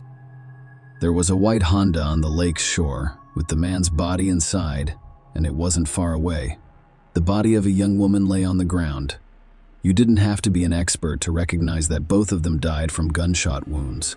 There were personal belongings of the victims inside the car, including their documents, which revealed that the male body in the driver's seat was 22-year-old Grant Patrick Hendrickson. Michelle Lee Cartagena, 19, was the second victim in this violent crime. The state police were notified of the incident. Soon, officers from the Major Crimes Unit arrived at the lake, along with forensic experts. The first thing detectives noticed, which could have been a motive for the crime, was Michelle's partially exposed body with her skirt pulled up. Based on the location of bullet holes on the car's body, detectives assumed that the criminal opened fire on the couple while they were inside. Grant was hit with 3 bullets. Unfortunately, he had no hope of survival. Michelle was shot twice and was presumably conscious when the criminal pulled her out of the car. The position of her body, with her legs spread wide open, indicated that the criminal may have wanted to take advantage of her helplessness, but did not, as life had left her. Forensic experts discovered dark mucus on the insides of her thighs, which turned out to be saliva containing chewing tobacco particles. The saliva samples were sent to the laboratory for analysis. During the investigation of the crime scene, the police discovered significant evidence, specifically bullet cases of 2 different calibers, 13 .220 caliber casings and 4 9mm casings. If 2 types of weapons were used in the crime, it is possible that there were 2 criminals. When Grant and Michelle's families learned what had happened, they were both shocked. They had no idea who or why would want to do this to their children. Grant, like Michelle, was his parents' only child. Michelle Lee Cartagena was born May 2, 1975, in Monterey, California. She was a member of the school marching orchestra band, the top singles tennis player, the softball team captain, and a member of the National Honor Society. Michelle spent her free time volunteering with the Red Cross Society, and the Animal Welfare Association, as well as visiting the elderly. Her father described her as a gifted and talented woman full of love and life, who aspired to be a doctor so that she could help others and contribute to society. Grant Patrick Hendrickson was born September 20, 1972, in Macon, Georgia. He enjoyed fishing, golfing, canoeing, and camping. He, like his girlfriend, was involved in community life and began volunteering at Macon's Museum of Arts and Sciences at the age of 15. Those who knew the couple assumed that their active lifestyles attracted them to one another. Who could have committed such a cold-blooded crime? Residents of Monroe County were concerned for their safety because the man who had dealt with a young couple by the lake was still free and could strike again. Michelle did attend Mercer University. Grant was in his 5th year while Michelle was in her 2nd year. They'd been dating for a little more than a year and had already planned their future together. We are about to have a wedding. Detectives had to figure out who ruined their plans when their relatives couldn't name anyone who would wish them harm. The investigators traveled to Mercer University in Macon. I was talking to Grant and Michelle's classmates. The officers hoped to learn something useful for their investigation. Michelle and Grant were both in good standing at the university, had no conflicts with anyone, and were generally described as pleasant, caring individuals. The detectives suspected that the crime had been committed by a man who had feelings for Michelle but was rejected, but this theory was not confirmed and was pushed to the sidelines. As a result, visiting Mercer University provided the police with no information that could have assisted them in locating the criminal. Detectives discovered that Grant and Michelle visited a restaurant on January 2 while reconstructing the chronology of events leading up to their deaths. Following a meal, they went to the cinema. After the film, they went to a vacation camp at Juliet Lake. This camp was open 24 hours a day and featured a boat launch, parking lot, small dock, and picnic tables. The public could use these places for free, so there was no personnel or security. On the night of the crime, there were other people in various parts of the lake. Some of them claimed they heard loud popping noises, but because it was January 2, they mistook the sound for firecrackers. Someone also stated that he saw a 1980s Hendrickson leaving the parking lot at high speeds. Meanwhile, experts extracted DNA from saliva found on Michelle's thigh. However, at the time, the DNA database was in its infancy. The U.S. Congress passed the DNA Identification Act in 1994, allowing the FBI to create a national DNA database of convicted criminals, as well as separate databases containing information about missing people and forensic samples collected from crime scenes. That is why there was nothing to compare the DNA sample extracted from Michelle's saliva to. It could only have yielded a match if directly compared to the criminal's DNA. The survey of employees at the restaurant and cinema that Grant and Michelle visited before their deaths yielded no results either. There were no conflicts or unusual circumstances at either location. The authorities speculated that Grant and Michelle could have been unintentional victims or had crossed paths not long before they died. The detectives saw no other explanations. The young couple studied diligently. We are not associated with any shady individuals and do not use illegal substances. And the fact that the criminal did not take any money or other valuables from the car indicates that the crime was motivated by something other than greed. The state forensic lab determined that the weapons used in the crime were most likely an AR-15 rifle and a 9mm Ruger pistol. The police interviewed over 100 people, and a few dozen potential suspects were ruled out after voluntarily providing DNA samples for comparison. As a result, the investigation has come to a halt more than a year and a half after the crime in the fall of 1996. Agent Randy Upton of the Georgia Bureau of Investigation took over the case. After thoroughly studying the case, he decided to take a different approach and began looking for the criminal himself, as his predecessors had. But for his weapon, which he used in the attack on Grant and Michelle, Agent Upton went to Macon's largest gun store and requested a list of people who had purchased an AR-15 rifle between 1985 and 1985. Now the agent had a list of 108 names. He began calling people on the list, telling them that they would be extremely helpful to the investigation if they allowed their weapon to be examined and provided a DNA sample for analysis. Most people readily agreed to cooperate. Following the appropriate tests, the list of potential suspects began to shrink. On November 27, 1996, Upton called Andrew Allen Cook, 22, who was also on the list, in conversation with Andrew. Agent Upton explained the purpose of his call and requested permission to examine Cook's rifle. Andrew replied that it was impossible because he sold it in April 1994, 8 months before Grant and Michelle died. However, according to gun store records, Andrew Cook was unable to sell his rifle in April 1994 because he had purchased it in August of that year. Agent Upton realized his interlocutor was lying. When Upton asked Cook to provide his DNA sample, he said he needed to speak with his father, an FBI agent, first. And then he hung up. Upton immediately realized that Andrew Cook could be the person he was looking for. It was discovered that 5 months after Grant and Michelle's deaths in May 1995, a cook pawned his rifle at one of the gun stores. The police also discovered that in December 1993, a Cook's acquaintance purchased a Ruger pistol on his behalf because he was too young to do so himself. He sold the pistol to one of his friends in July 1995, just after pawning the rifle.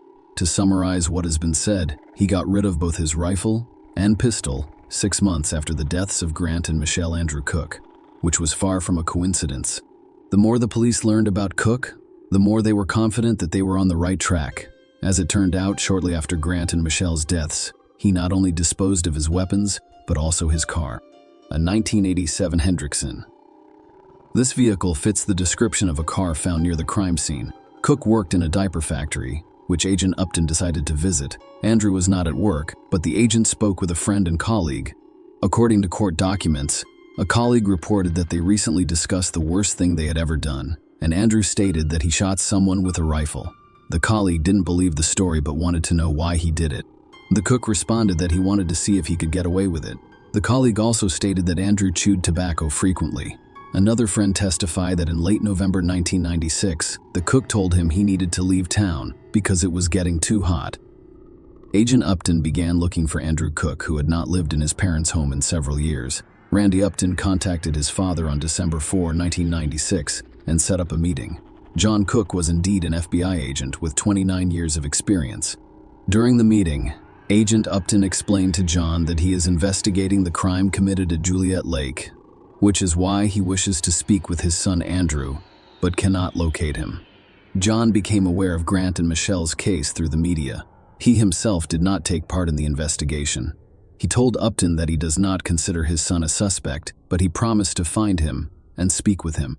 Later that day, John was able to reach Andrew on the phone. He informed his son that the detective in charge of the Juliet Lake case was looking for him and inquired whether he knew anything about it.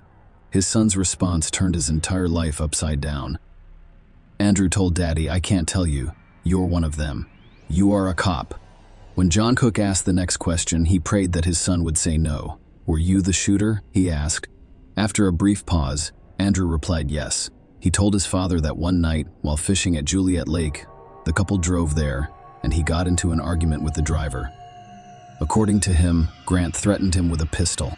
He became enraged, took his rifle, and did something that could not be undone. John Cook asked his son to contact the authorities, but Andrew replied that he would just disappear. John was stunned by his son's story. It was extremely difficult for him, but he remained professional. The next day, John went to the Monroe County Sheriff's Office and informed them about his son's confession.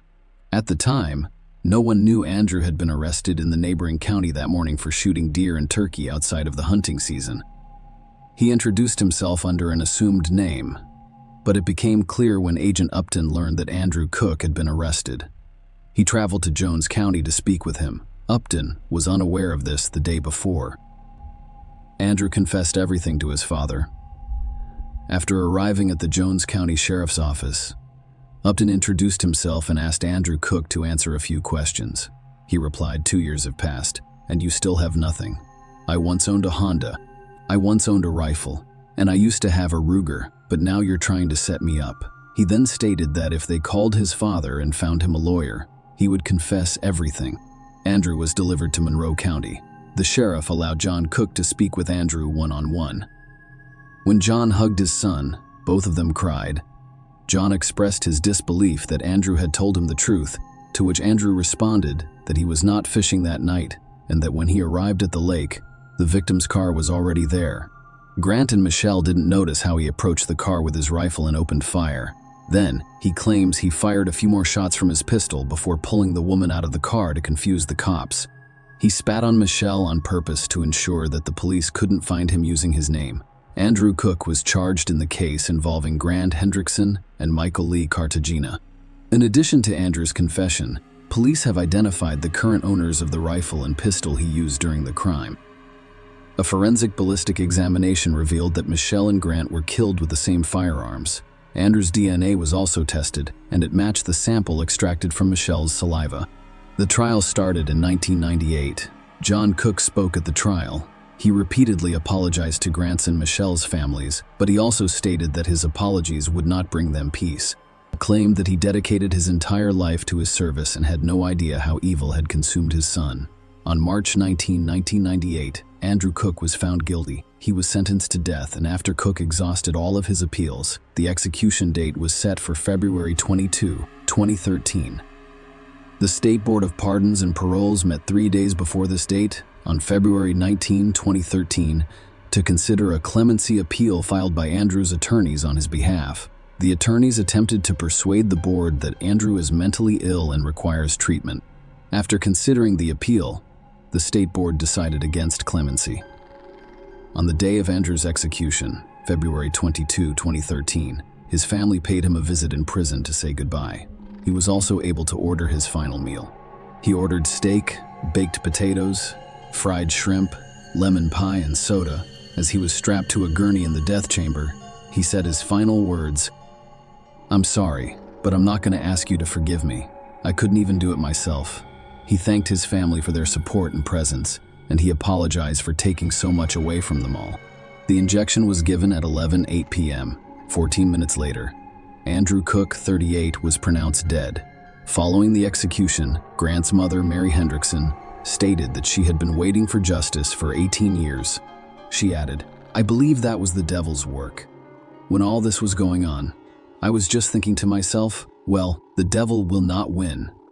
He's not going to win my heart. He's not going to win my heart. He is not going to win." On June 21, 2023, the media reported that John Cook had died at the age of 81. Share your opinion with us in the comments and subscribe to the channel for more.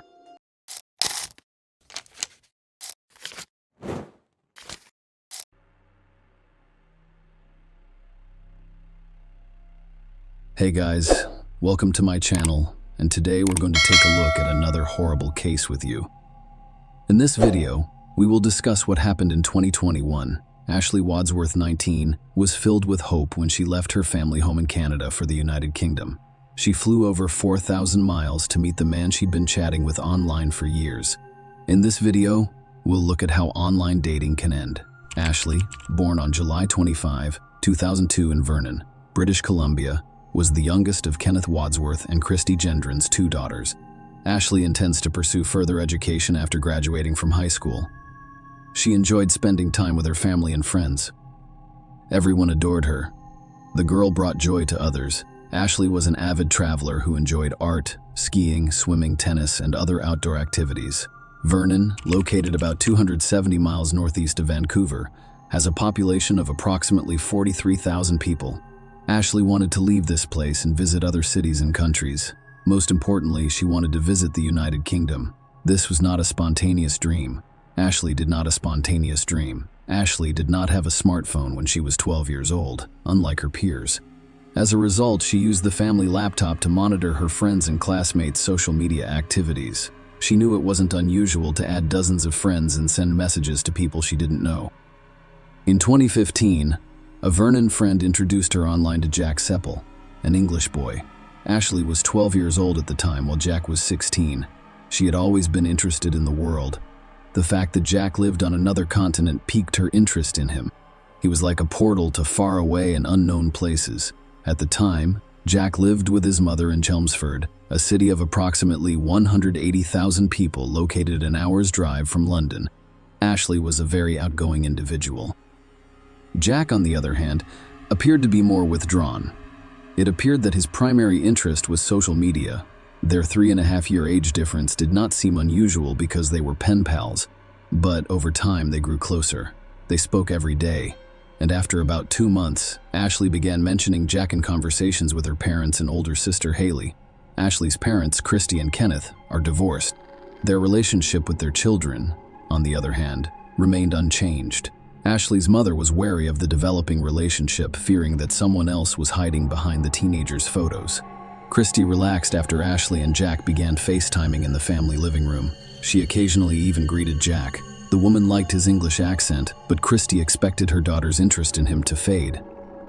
However, the girl fell in love. For 7 years, Jack and Ashley communicated via text and FaceTime.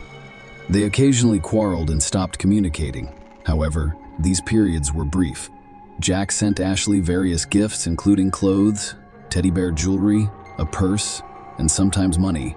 Because of the 8-hour time difference, his face and name became familiar in the Wadsworth household. Ashley had to get up before dawn to speak with Jack, and the latter stayed up late at night waiting for the call. Ashley and Jack eventually shared a common dream. They wanted to meet in person someday, but for the time being, they were just images on a screen for each other. When Ashley turned 15, she asked her mother if she could pay Jack a visit. Christy's response was negative. She couldn't believe her 15-year-old daughter would travel to a foreign country to meet a man she had never seen before. Of course, Ashley was disappointed by the refusal, but she did not give up and said she would go when she reached the age of majority. As they grew older, the couple began to argue more frequently. The most common reason for this was jealousy on Jack's part. He was afraid Ashley would start a relationship with one of her Vernon peers. Ashley tried to persuade Jack by saying she loved him, but he was extremely jealous.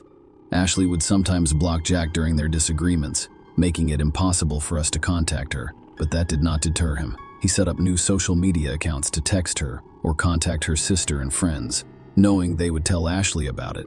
Some of her friends believed Jack was obsessed. Ashley, on the other hand, was always quick to defend Jack, claiming that he was incredibly passionate. Jack's relationship with other girls was sometimes the source of their disagreements. They would stop communicating during such times, but they couldn't go without each other for too long. Ashley's mother claims she constantly compared her other boyfriends to Jack. In addition to his fascination with social media, Jack was a tattoo enthusiast. In October 2018, when he was almost 20 and Ashley was 16, he got a new tattoo, which he proudly displayed. He had her name written on his arm. That was how Jack hoped to demonstrate his dedication and seriousness of intent. He sometimes called Ashley, and his future wife, Christy Gendron, said the tattoo was too much.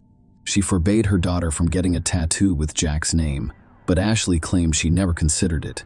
The relationship with Jack became increasingly turbulent.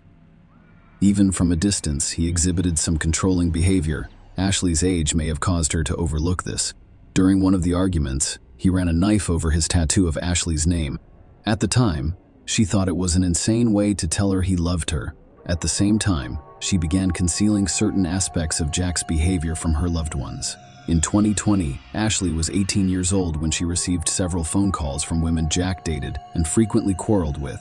One of them informed Ashley that Jack would not let her out of the house and asked her to speak with him and calm him down. Jack occasionally dated other women, but he never kept it a secret. Perhaps she just thought so.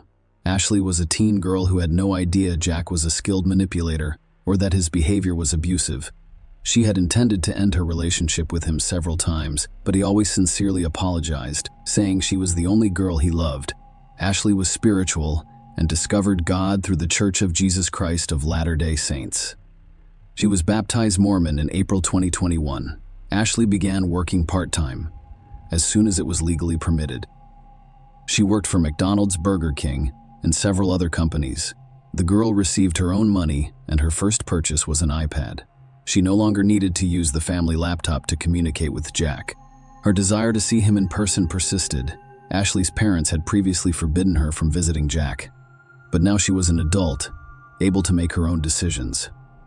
She had her own money, so her dream came true. The girl obtained a 6-month tourist visa and booked a flight to London. Ashley, 19, said her goodbyes to her family on November 12, 2021, and was taken to the airport by her father.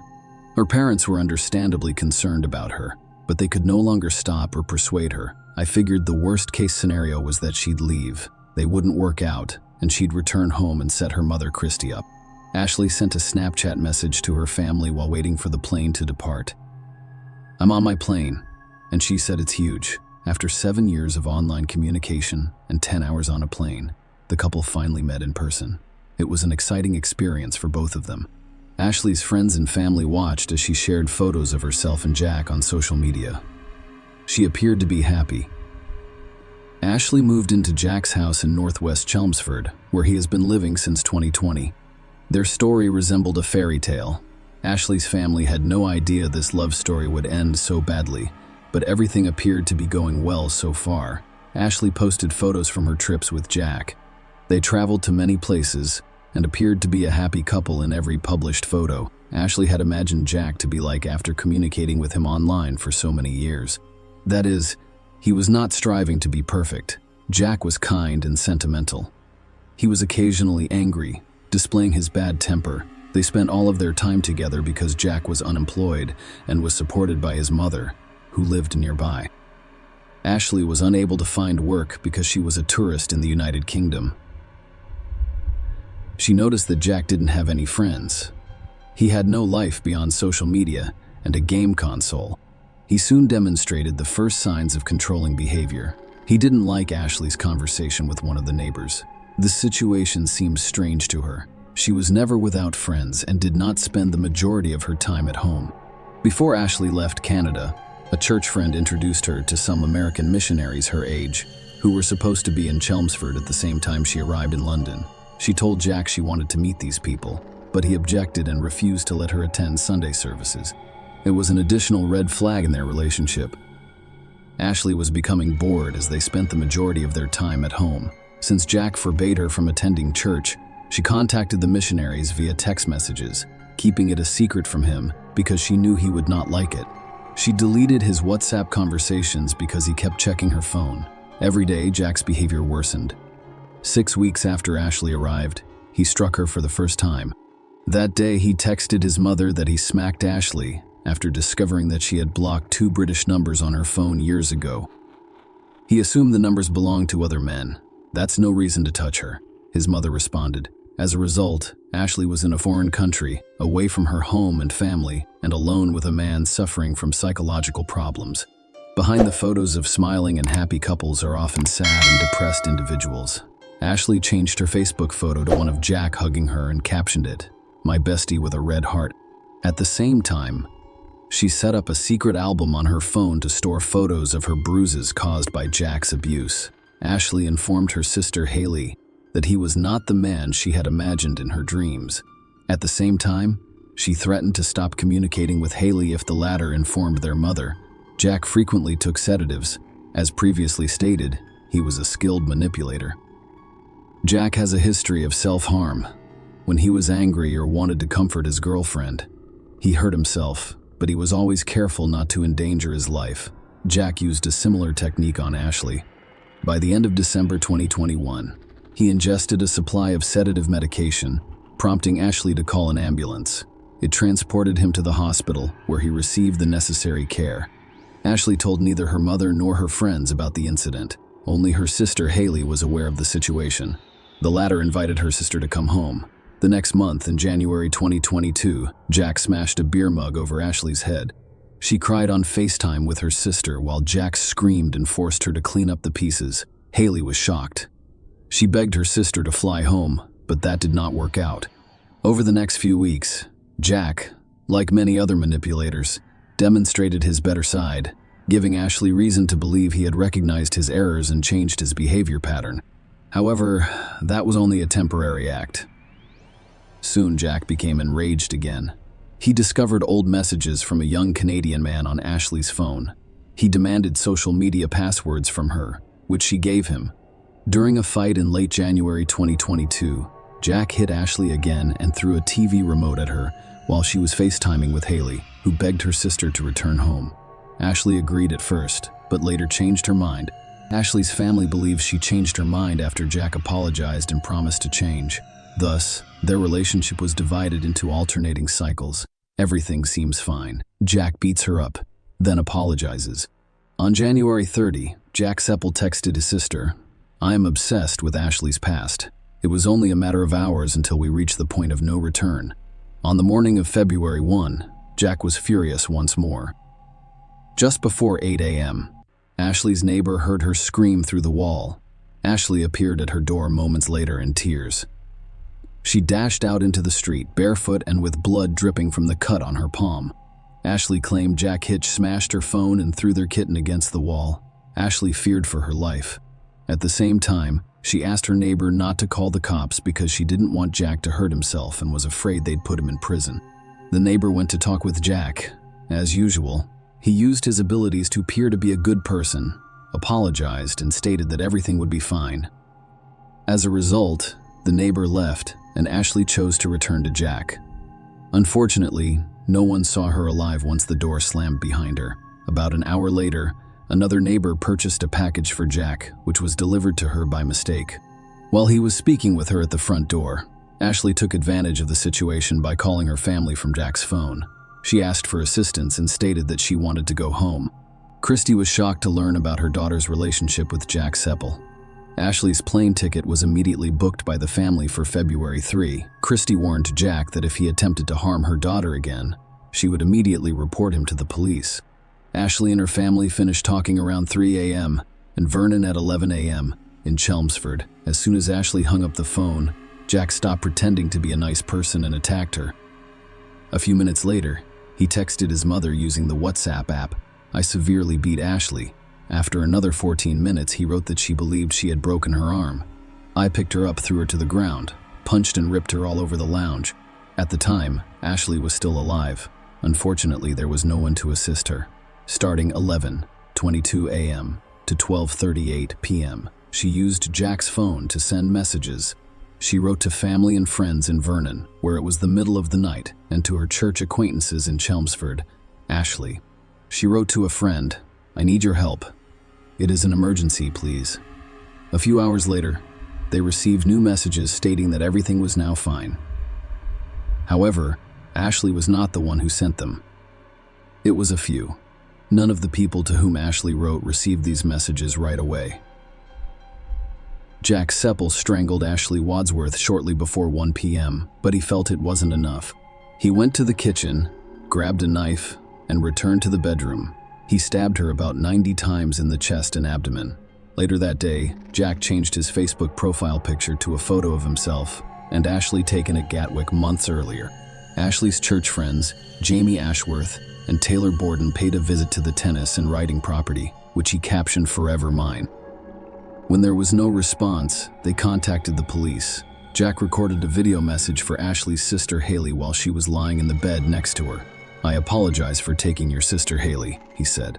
He also stated that he loved Ashley and could not let her go. He never sent the video to Haley. After filming the video, he stabbed his chest with minor superficial wounds. Investigators believe he may have done it to claim self-defense later, around 4 p.m. The police arrived at the home. They knocked on the door and asked Seppel to come out. They saw him inside through the window, but Jack refused to open the door. At the time, he was communicating with his sister via video link, confessing to her that he had murdered Ashley. Police broke down the door and arrested several people. He was described as calm. Ashley's family awoke to a flurry of messages. They attempted to contact her, but she did not answer right away after they discovered what had happened while they were sleeping. Kenneth Wadsworth, Ashley's father, will never forget the day of February 1. He awoke to find out that his daughter had died. He describes your heartbreak as extremely difficult. That's your baby girl, and she's left. There are no words to describe that sorrow. Kevin went to the UK with his wife, Charmaine, to handle the paperwork and collect Ashley's body. Aside from the enormous grief felt by her family at home, the Chelmsford community mourns her loss as well, despite the fact that many of them never met her. They held vigils in fields near where she was killed, with flowers, balloons, and candles to honor her memory. After being arrested, Jack Seppel told police that he had become psychotic. Despite these statements, a psychiatric examination determined that he was aware of his actions at the time of the crime and competent to stand trial. Ashley's family was stunned by the tragedy, but they were even more shocked to learn that Jack Seppel had a long history of controlling behavior and harassment. In 2014, even before Ashley, a 15-year-old girl, met a 14-year-old girl online, he photographed her naked without her permission, and when she broke up with him, he posted the photos for everyone to see. She filed a restraining order, A month later, Sepal violated the order. That same year, he argued with his mother about his Xbox, pushed her to the floor, and ripped the door off its hinges. When the restraining order expired in 2017, Sepal contacted the victim again. Although the girl ignored his messages, he was not going to back down in January 2018. He sent her a message saying, "Please respond. You will never get rid of me. Even if I have to go to prison for you, I will see you soon and show up wherever you live." By then, he'd been in contact with Ashley for 3 years, and her mother had filed a restraining order against him. In July 2018, Jack damaged the door, smashed her car, and broke the windows in her house. In September 2018, the court sentenced him to 8 weeks in a juvenile correctional facility after he again violated the restraining order. The following month, he pleaded guilty to attempting to enter a nursing home. The court sentenced him to 21 days in prison. Sepal spent increasingly more time online, as if looking for a victim. In March 2020, he met a woman on Facebook, and they started living together. This woman quickly recognized that he was a dangerous man. He was extremely jealous, and his actions were unpredictable. When she said she was leaving him, Jack grabbed her throat and locked her in the house, but she managed to escape through a window. Another similar incident occurred, but with a different woman. Sepal had committed 12 crimes in total, with domestic violence accounting for the majority of them. We had no idea about his history. I feel like I threw her to the wolves. Ashley's father stated that Kenneth and Christy want others to learn from their daughter's story. If something does not feel right, take action. If you have a gut feeling that your sister, friend, aunt, mother, or daughter is involved in such a situation or relationship, call the police and intervene. Christy also mentioned her daughter, saying, "We should have reached out ahead of time through Claire's law. We learned the hardest lesson of all. Our beautiful Ashley flew to England excited, alive and well, but unfortunately flew home in a box. Please be warned to leave these violent, toxic, and dangerous relationships. Now, if your gut tells you something is wrong, please trust your instincts and intervene immediately. Even if they say everything is fine, the most dangerous time for a victim of domestic violence is when they choose to end the relationship and leave. Call the cops to help them pack their belongings and get them out of there to safety. It is too late to save Ashley, but you can still save yourself or someone you care about." The trial began in September 2022. When Sepal admitted to killing Ashley Wadsworth. The prosecution case included strong witness testimony from neighbors and friends who described Sepal's toxic behavior and the events leading up to the murder. It contained voice notes that Ashley had recorded and sent to friends. Sepal had threatened her with death in those notes. The judge described Sarah's attack on Ashley as brutal and cowardly. The judge stated that Sepal had 8 previous convictions for 12 crimes, nearly all of which involved domestic violence. The judge stated that it demonstrated a clear pattern of violent and controlling behavior among a number of women. On October 10, 2022, a court sentenced Jack Sepal to life in prison. He will be able to apply for parole after 23.5 years through his lawyers. Ashley's parents received an apology note from Sepal. However, they did not believe he had repented of his actions. Great, he will have time, but in the United Kingdom and Canada, life is only 25 years long. Ashley's mother stated that ultimately, it will not bring her back. Share your opinion with us in the comments and subscribe to the channel for more.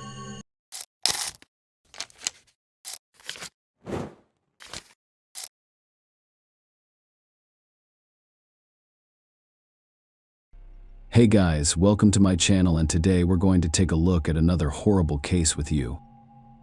This story, set in 2003, is reminiscent of a thriller plot. The residents of the small town of Nome, Alaska's west coast, were shocked when the naked body of a local resident, 19-year-old Sonia Ivanov, was discovered on the outskirts. Nome's population at the time was slightly more than 3,000, and everyone knew each other by sight. The terrible discovery made residents wonder how well they knew their neighbors, friends, and co-workers. After all, maybe the murderer was one of them. Sonia Dora Nikyuk Ivanov was born April 13, 1984, in Unalakleet, Alaska.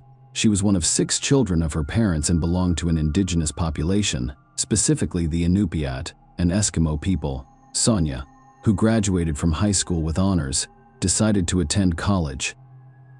After spending her life in a harsh climate, she wished to relocate to Hawaii, but she needed money, which she decided to earn on her own. Sonia relocated to Nome in 2002 from her hometown of Unalakle'i, which had a population of approximately 600 people. She took a job as a secretary at a local hospital and began saving for her dream trip to Hawaii in the fall of 2003. Sonia was supposed to travel to Hawaii, but her plans were ruined weeks before she left. Sonia moved to Nome and began living in the same room as her friend T. Mayer.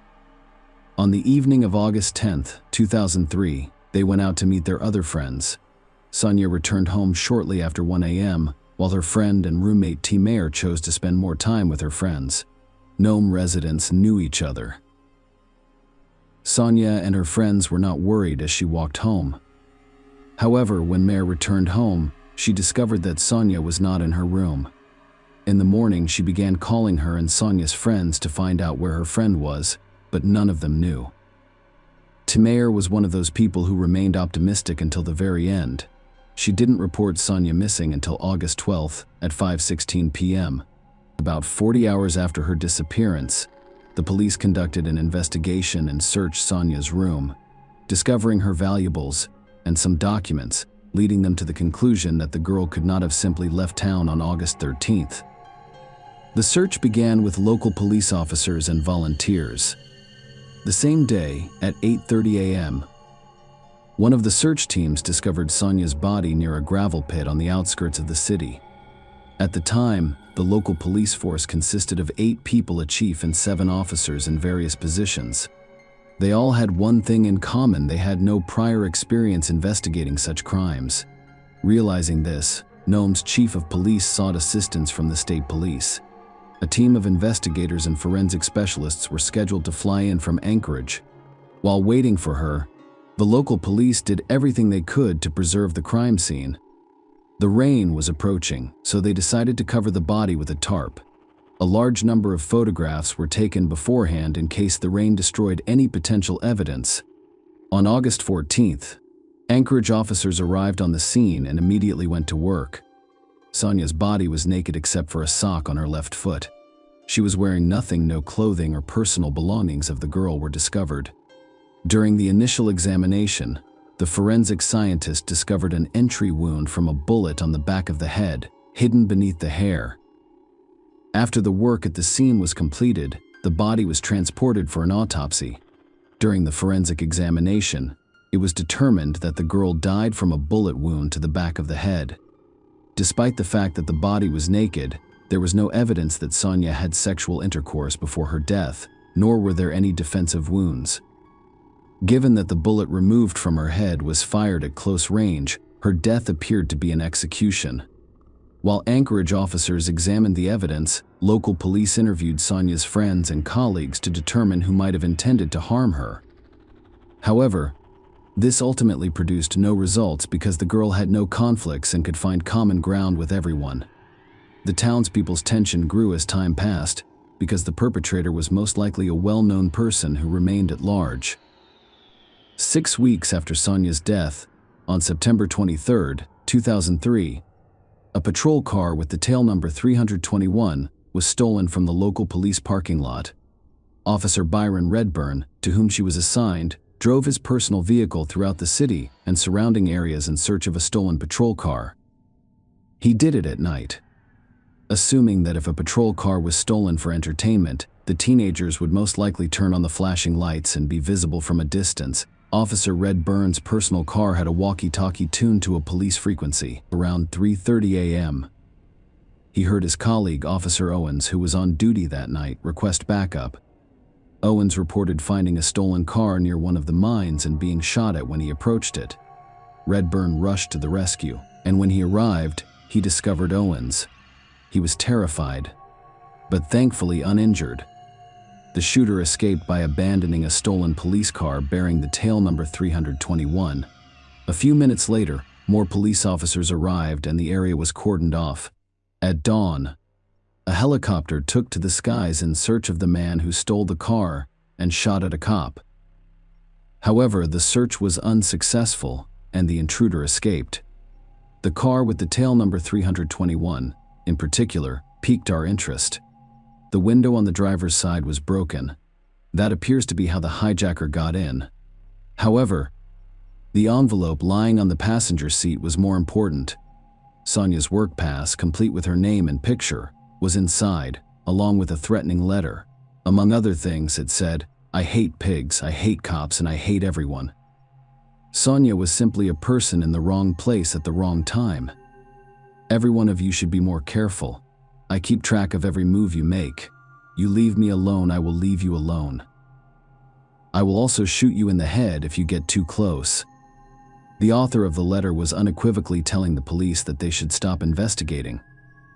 Sonia skipped directly, implying that the person who left it was complicit in her death. There were no fingerprints, DNA, or other evidence on the envelope. What had happened only strengthened the suspicion that someone in the community, whom everyone must know, was playing a double game. In such cases, people lose confidence and become suspicious, even of those closest to them. A threatening letter was discovered in a stolen police car on September 24, 2003. Before we proceed, we must return to the night Sonia went home alone around 2:30 a.m., dated August 11, 2003. Two local residents, Florence Ambrose and her sister Dennett, were sitting on their mother's porch when they noticed someone walk past them on the sidewalk. That individual turned out to be Sonia. Dennett was a senior in high school and a new Sonia because they both played in a City League basketball match. Sonia walked past the sisters about 5 yards away. They exchanged greetings, and Sonia continued walking. A block away, a car came to a stop next to Sonia. It was a properly marked police squad car. The sisters watched as Sonia leaned into the car and the passenger side window slid down. After a few moments, she opened the door and sat inside, but no one else saw her alive. On August 14th, city officials confirmed that the body discovered near the quarry belonged to Sonia Ivanov. Florence, 32, knew she needed to report to the police that she and her sister had seen Sonia enter a police car that night. However, she was concerned that if she called the station, she would be speaking with the same man who had driven the police car that night, and then she and her sister might meet the same fate as Sonia. However, she realized that if she did not report what had happened, the perpetrator could avoid punishment. Florence contacted the police and told them everything. Over the next 3 weeks, she was anxious because no developments had occurred. Nobody contacted or interviewed her, which only fueled her distrust of the police. It wasn't until 3 weeks later that one of the investigators who flew in from Anchorage to look into the case found out about Florence's call. He immediately went to her house to record her statement. It was unclear why the woman hadn't been interviewed earlier. It was attributed to a backlog of work and a misunderstanding regarding phone calls. The new information significantly altered the course of the investigation, as the trail now leads directly to the police station, where, in addition to the chief, 7 other people were working. All local police officers were removed from the investigation into Sonia's death. It was necessary to determine which of the 8 local police officers had picked up Sonia before she died. The suspects were narrowed down to 2 after it was discovered that only 2 police officers, Officer Matthew Owens and Officer Stampless Goya, were on duty the night the girl disappeared. Owens and Bessie Pitt were questioned. Both officers denied making any contact with Sonia that night to determine which of them was lying. Officers were asked to take a polygraph test. The test was scheduled for September 24th and would take place in Anchorage. Owens and Bessie Pitt agreed to take the test and planned to travel to Anchorage by plane on September 24th. However, on September 23rd, a police car was stolen and later discovered by Officer Owens, who claimed that the perpetrator had shot him several times with a gun. On September 24th, Stan Bessie Pitt boarded a plane and flew to Anchorage, where he easily passed a polygraph test. Officer Matthew Owens needed a day to recover from the night shooting, so he did not fly to Anchorage. This made Matthew Owens the primary suspect, and investigators focused on him. A new polygraph test is scheduled for September 28th, and Owens failed. When asked to reconstruct the night's events, he was on duty. When Sonia went missing, Owens began to provide conflicting testimony. Interviews with witnesses revealed that no one in town saw him between 0:53 and 2:50 a.m. An investigation was conducted to recreate the events of the night of September 24th. Owens discovered the stolen car and was allegedly shot at. However, Matthew again provided contradictory testimony and was unsure of the details, leading investigators to conclude that the entire incident was staged on September 23rd. He was on duty and knew he was about to take a polygraph test, which he was certain he would fail. Owens, who had access to the parking lot's keys, stole another officer's squad car. He organized this performance to divert attention away from himself and to avoid taking a test for a valid reason. After analyzing the letter found in the stolen car, the police profilers concluded that the person who wrote it had most likely called the police officers pigs on purpose to make everyone believe he was not one of them. Only two people, Stan Bessiepitt and Matthew Owens, would want to deflect suspicion away from themselves. Officer Bessiepitt had gone to Anchorage to take a polygraph test, which he easily passed, leaving only one person who wanted to deflect suspicion. Matthew Owens. When Sonia's body was discovered, Matthew had the day off, but he still showed up at the crime scene, despite having no knowledge of it. Information about the discovery was not distributed through police communication channels for fear of it spreading throughout the city ahead of time. According to the investigation, none of the co-workers who discovered the body reported it to Owens, but he still showed up at the scene. After speaking with his ex-wife, detectives discovered another important detail. The woman recalled Matthew calling her on August 12th and asking her to pick up their 4-year-old son, who was visiting him that day early. This occurred at 4:30 p.m., and Matthew explained that he needed to arrive at work early because a girl was missing in town. It is important to note that this conversation occurred before Sonia's friend reported her missing. Owens claimed that his wife mistook the date of the conversation about Sonia, but this appears unlikely given that she recalls that it was his birthday. On October 25, 2003, Matthew Owens, 28, was arrested. Shortly after, he was fired from the police force and charged with tampering with physical evidence in the Sonia Ivanov case, which involved a staged theft of a squad car. He continued to claim his innocence. Following his arrest, several women contacted the police, alleging that Owens used his official position to force them into intimate relationships while on duty. He threatened them with violence and told them not to even consider going to the police because the police station would believe him rather than some native woman. All of the women affected by the police officer's actions had two things in common. First, they were indigenous. Second, they were intoxicated during the incident. The official investigation revealed that the local police office had repeatedly ignored reports of violence and women who were harmed by Matthew Owens' actions, and the police department's inaction in general sued the city of Nome. Both cases were resolved outside of court. All of this led investigators to believe that on the night of Sonia's disappearance, Owens followed a familiar pattern. Perhaps he offered the girl a ride home, which is why she got in the car. But it's also possible that he pointed a gun at her and forced her to get in. Sonia, unlike the previous victims, had not been drinking. Knowing how things turned out for her, one could conclude that she refused to submit to Owens and meet his demands. He was afraid the girl would report him, so he decided to get rid of her. Owens, who was familiar with crime investigations, forced Sonia to undress for fear that his DNA would be found on her clothes. This is only the official version. Owens never made a confession. During the investigation, detectives discovered that he was seen at a hunting camp a few days after Sonia died, burning some items. According to court documents, police searched the fire pit for evidence, including eyelets. Sonia's jeans and shoes matched the brands she was wearing the night she went missing. A key that resembled the key to Sonia's house was also discovered during the search. However, due to the severe deformation caused by the fire, experts were unable to definitively determine whether it was the same key. During the investigation, Owens told the known police chief that he didn't know Sonia, but at least 7 witnesses testified otherwise.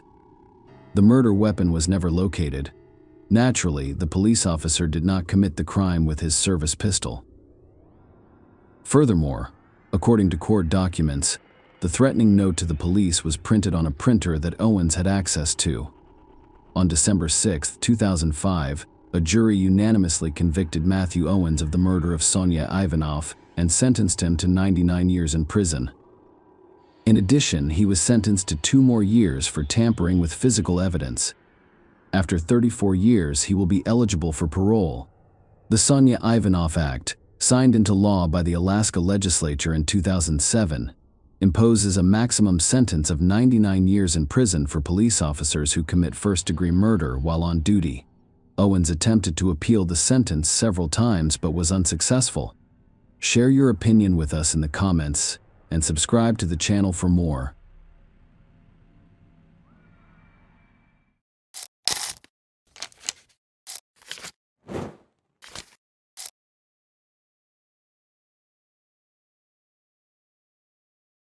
Hey guys, welcome to my channel, and today we're going to take a look at another horrible case with you. The Amato family case illustrates how obsession can transform a quiet person into a monster. Like many serious addictions, which can be compared to severe illnesses with psychological, biological, or social underpinnings, this case involves a destructive habit, such as an urge for alcohol, prohibited substances, gambling, or an obsessive need for a specific activity or interaction with a specific person or group. It is tragic when addiction affects not only the individual but also their loved ones who sincerely want to help. The once prosperous and happy Amato family faced a dilemma head-on. Because all of the family members were healthcare professionals, they felt confident that they could handle the situation on their own. It was too late for them to realize how serious the situation was.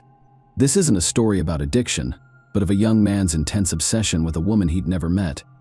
His addiction to illegal substances, combined with the pathological proclivity for theft, exacerbated the situation.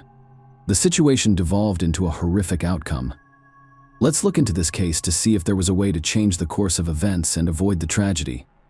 On January 25, 2019, a concerned man called Seminole County Police in Florida. He reported that his close friend and colleague, Nurse Cody Amato, failed to show up for his shift at the hospital, which was highly unusual for him. The day before, Cody had left work about 15 minutes early due to urgent family matters at home, leaving so quickly that he forgot to collect his pay for the day. Attempts to reach Cody, 31, by phone were unsuccessful. He was simply not responding. Cody's girlfriend, with whom he had recently lived, stated that he went to his parents' house the day before at his father's request but never returned to her place, and she, too, was unable to contact him. All of these signs triggered alarming thoughts, prompting the dispatch of police officers to the specified address. The Amato family home, located in a suburb of Orlando, had a large adjoining area with a stable and a horse walking area. Cody's car was parked in the driveway, and lights were turned on in several rooms of the home. At first glance, everything appeared normal. There were no signs of forced entry or struggle, and the doors and windows were intact. When the sheriff's deputy knocked, there was no answer, and calls to the landline went unanswered. The police then requested permission to enter and, once granted, cautiously unlocked the back door with a knife to slide the bolt. Inside, an eerie silence filled the lit room, implying that someone was present. Indeed, the homeowners were present. The officers found the lifeless body of 59-year-old family patriarch Chad Amato on the kitchen floor in a pool of his own blood, with close-range gunshot wounds to the chest. Cody was then found curled up on the staircase opposite the main entrance, dead in a large pool of blood. Finally, they discovered 61-year-old Margaret Amato sitting at her computer in the home office. At first glance, she appeared to be sleeping with her head resting on her arm, if not for the blood splatters on the monitor and the large spreading stain beneath her head. The murder weapon, an Iowa Jericho 941 pistol discovered next to Cody's body, were later determined by forensic experts to have his fingerprints, with no signs of breaking or external presence, and no items missing from the home. Cody appeared to have ended their lives and then shot himself in the chest, possibly as a result of a family dispute. However, smeared blood on the front door indicated that it was locked by someone leaving the house following the incident, implying that the perpetrator was not one of the deceased family members. Few people questioned the likely suspect. Those who knew or were connected to the Amato family mentioned their youngest son, Grant, who had gone missing since that evening. His car, a white Honda, and some personal belongings, including a laptop from Grant's room, were missing, implying that the owner had taken them. Grant was declared a person of interest, and a search was launched for his whereabouts. What is known about the Amato family? Margaret Ann Amato, née Wade, and Chad Robert Amato got married in the mid-1980s. Margaret, your senior Chad, was already raising a 3-year-old son named Jason from a previous marriage. Chad was undeterred by her having a child. Instead, he was prepared to raise Jason as his own. In 1988, on May 20th, 1989, the couple welcomed their first child, Cody, followed by their youngest son, Grant Tiernan Amato. The brothers had a close relationship since childhood. They grew up in a wealthy family and rarely faced denials. To earn certain privileges, they had to follow family rules, perform well in school, assist with household chores, and demonstrate good behavior. They strived to be the pride and support of their parents. Both parents had advanced degrees in healthcare. Margaret was a senior operational manager at a prestigious private clinic. Chad began his career as a clinical pharmacist but later specialized in software. The family was quite wealthy, living in a large suburban home and raising their own stable-bred, thoroughbred racehorses as a hobby. Jason left home at the age of 18, went to university, and began his own life. He married, raised a family, and relocated to another state while maintaining close ties with his parents and younger brothers. Cody and Grant were almost inseparable. They went to the same school, played on the same sports team, and spent weekends at the shooting range with their father. The Amatos had an impressive firearm collection, including rare pieces that were only accessible to the family patriarch due to safety concerns. Grant, the family's youngest son, received the majority of everyone's attention and admiration, as is customary. As a child, he was frail and sickly, so everyone tried to show him love and care.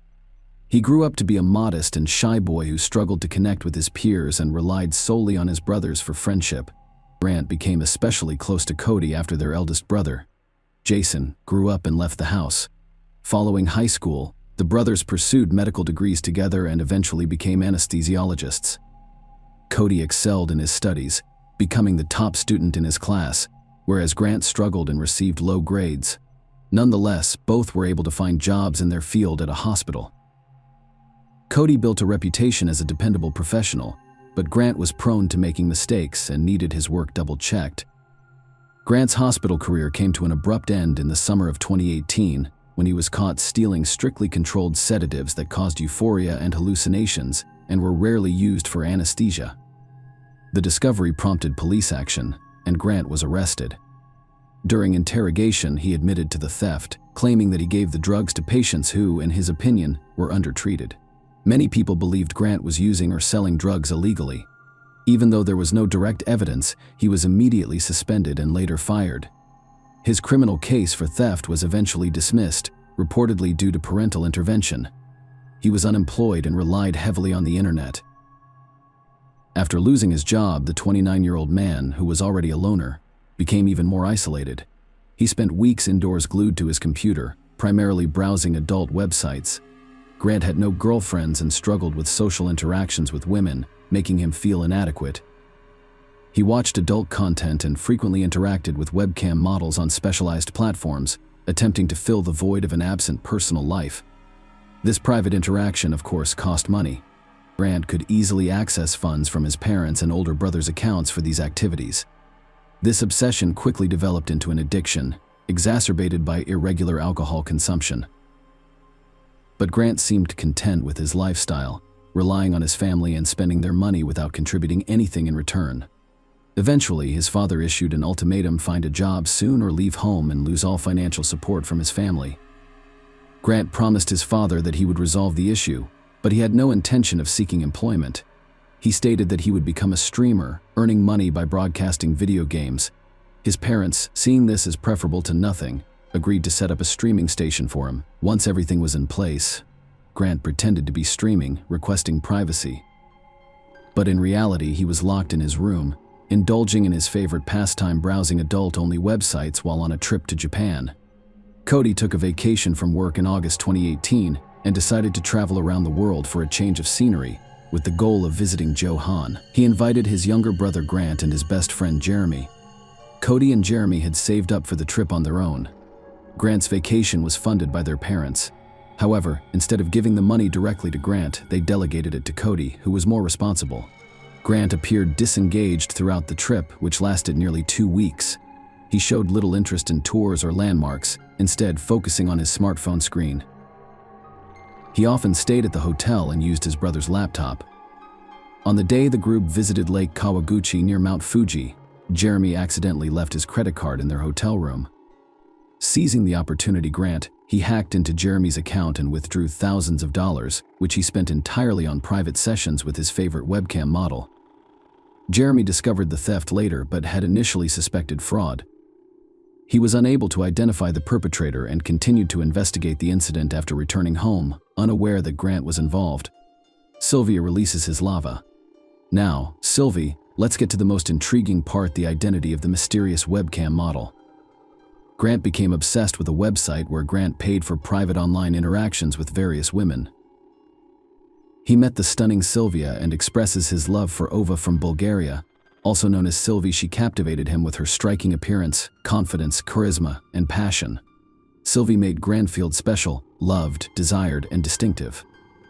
He began to believe that her feelings for him were genuine and that they could form a real relationship. Brand was convinced they were in a relationship, and he needed to separate this fiery brunette from her other admirers. He spent hours and thousands of dollars every day to make sure she didn't have time for other men. Grant also showered her with gifts such as expensive lingerie and jewelry, which she wore during their video calls. Desperate to impress Sylvie Grant, she constantly made up stories, losing touch with reality. He claimed to live alone in a large house, own a profitable business, and could afford to lavish her with money. He supported his claims with money transfers, initially sending a couple of $1,000, $10,000, and even $100,000 as birthday gifts. Naturally, his parents were aware of his lavish spending because he was using their accounts. At first, he explained that it was an investment in his own online project to build an audience. However, Chad and Margaret soon realized their son was lying. A scandal escaped the rehab clinic, and a serious family feud broke out at home. The patriarch demanded that the youngest son pack his belongings and leave right away, but his mother and Cody stood up for him. The family recognized Grant's severe internet addiction. However, they were perplexed as to how he had spent nearly $200,000 from their accounts. A thorough search of his room revealed vials containing potent substances. Grant explained that he used them to avoid going insane. The parents announced that they would deactivate his accounts and send him to mandatory drug and internet addiction treatment. Grant responded by declaring that he was tired of everything and wanted to end his life. He then dashed out of the house, jumped into his car, and drove off at high speed in an unknown direction. Later, it was discovered that Grant had gone to his aunt and uncle's house, crashed through their fence, and hit the garage wall. Knowing about the turmoil in the Tomato family, his relatives sympathized with him and offered him a place to stay until things settled. He readily agreed, but the next day he robbed his kind-hearted relatives, taking thousands of dollars from their accounts to pay for interactions with Sylvie. When Grant's aunt and parents met, they asked her not to contact the police, promising to resolve the situation and return the stolen money. That same day, Chad personally went to their house and took Grant, who desperately needed help. Chad, Margaret, and Cody realized that reasoning with him was pointless, and if he left home, he was likely to commit theft again. They then presented the Grant with a different ultimatum: either go to a rehabilitation clinic for addiction treatment or face jail time for theft. Grant reluctantly agreed to enter the clinic, where he would spend 2 months free from temptation. He was admitted to the medical institution near the end of December 2018. A grown man's little secret. While Grant was in treatment, his parents checked his computer and discovered that he was spending thousands of dollars each day from their family accounts. They discovered the profile of Sylvie, the woman who had a profound impact on their son. After reviewing their correspondence and discovering hundreds of recordings of their intimate private online interactions, which were treasured and frequently revisited, the comatose decided to inform Sylvie that her admirer, who had showered her with money and gifts, was not a businessman but an ordinary unemployed man suffering from drug and internet addictions. They also stated that the funds transferred to her were stolen, potentially exposing him to criminal charges. However, Sylvie remained unconcerned for her. It was simply a job, and she had no intention of returning the money. Grant abruptly returned home on January 5, 2019, only a few weeks into his treatment, having completed less than a quarter of the required rehabilitation program. He had fled the clinic, where he was known for his complete lack of cooperation. Grant tearfully promised to change his life and find work, but he threatened to commit suicide if forced to return to the rehab facility. His parents agreed but imposed strict rules. Grant was prohibited from using the computer. He had to adhere to a strict schedule, and all of his earnings were closely monitored. He was also given a part-time job at a local grocery warehouse. For about 3 weeks, Grant appeared to comply, leading his parents to believe he had matured and overcome his addictions. However, everything changed on Thursday, January 24, 2019, when Grant persuaded his mother to let him use the laptop briefly to check his email and post his resume on the internet. He hopes to find a more challenging job than his current warehouse position. Margaret trusted her son and let him use the laptop, making a fatal mistake. Naturally, Grant attempted to contact Sylvie, only to discover that his parents had already written to her, revealing the truth about him. He saw it as a betrayal. Furthermore, his parents had humiliated him in front of the only woman he loved, and they had to pay the consequences. The brutal dismantling of the family. Remember the previously mentioned home firearms collection? Chad had kept it in a large, special safe with a key he didn't trust. However, Grant was aware of another gun stored in his parents' bedroom, which his father always kept loaded, and he chose to use it. His mother was working on the computer in the home office when her youngest son quietly approached her from behind and shot her in the back of the head. Her body position indicated that she did not have time to turn around or understand what was going on. Next came his father, who was about to return home from work. Chad was confronted with Grant as soon as he entered the kitchen and was shot twice in the chest. Grant tensely considered his next move, devising an even more monstrous strategy. He decided to frame his own brother Cody, the only person who had ever defended him, assisted him, and been his best friend. Cody had already moved out of the family home and was living separately with his girlfriend. To bring Cody home, Grant used his now deceased father's phone to send several messages requesting that he return immediately, because something terrible had occurred. He didn't elaborate, knowing that this information would be enough to make his brother rush home from work. The Grant calculation was correct, and Cody did arrive, even leaving work early. When he entered the house, he only made it to the bottom of the second-floor staircase before being shot and collapsing. Cody did not die instantly. He had time to recognize the horror of the situation but was powerless to change it. After killing his family, Grant wiped his fingerprints off the pistol, placed it in his brother's hand to leave his prints, and then left it next to the body, making it appear as if Cody had shot their parents and then himself.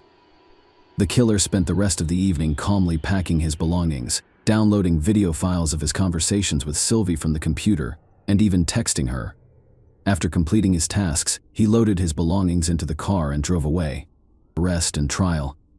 It took police just over a day to find and arrest Grant, who was hiding in a small roadside motel in Orange County. He was not surprised, rather disappointed that he had been discovered so quickly, but he vehemently denied any guilt. During his interrogation at the station, he told unbelievable stories about his father's extreme cruelty, alleging mistreatment of his mother and brother.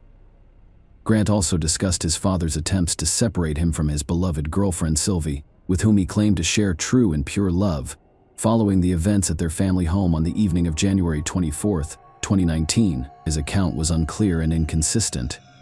He suggested that his father and brother got into a fight.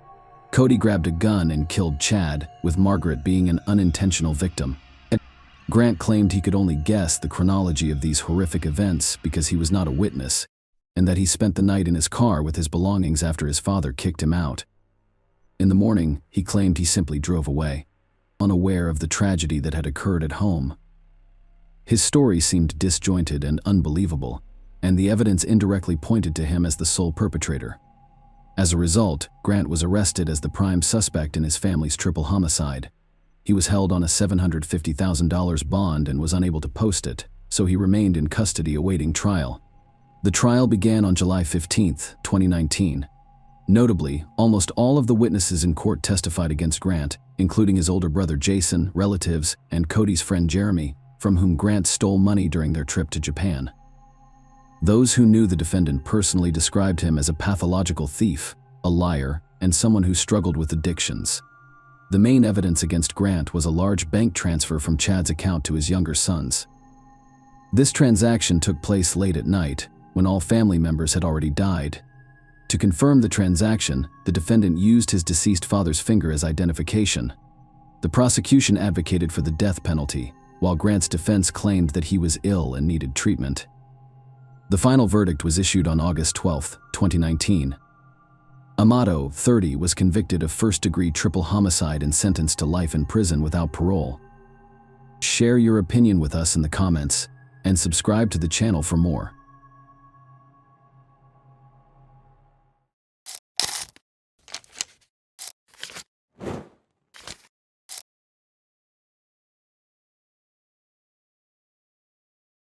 Hey guys, welcome to my channel, and today we're going to take a look at another horrible case with you. Brianna Warren, a young woman, was awakened abruptly by an unexpected phone call at 1:45 on December 18, 2013. In the morning, she picked up the phone and found her best friend Heather on the other end, sobbing. Heather shared a recent conversation she had with her ex-lover, Sydney. Sydney had called her, revealing that he had split from his wife, expressing regret for their own breakup and urging Heather to start over. Brianna inquired as to why Heather had answered his phone call. The number turned out to be unknown, prompting Heather to pick it up.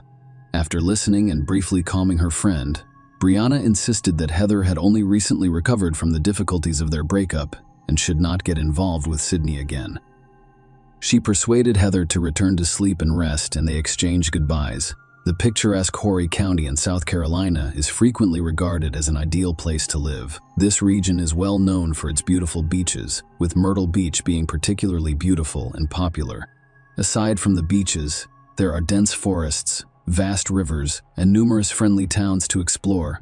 On December 19, Horry County Police discovered an abandoned car, a green Dodge Intrepid, parked in a remote area along the Waccamaw River.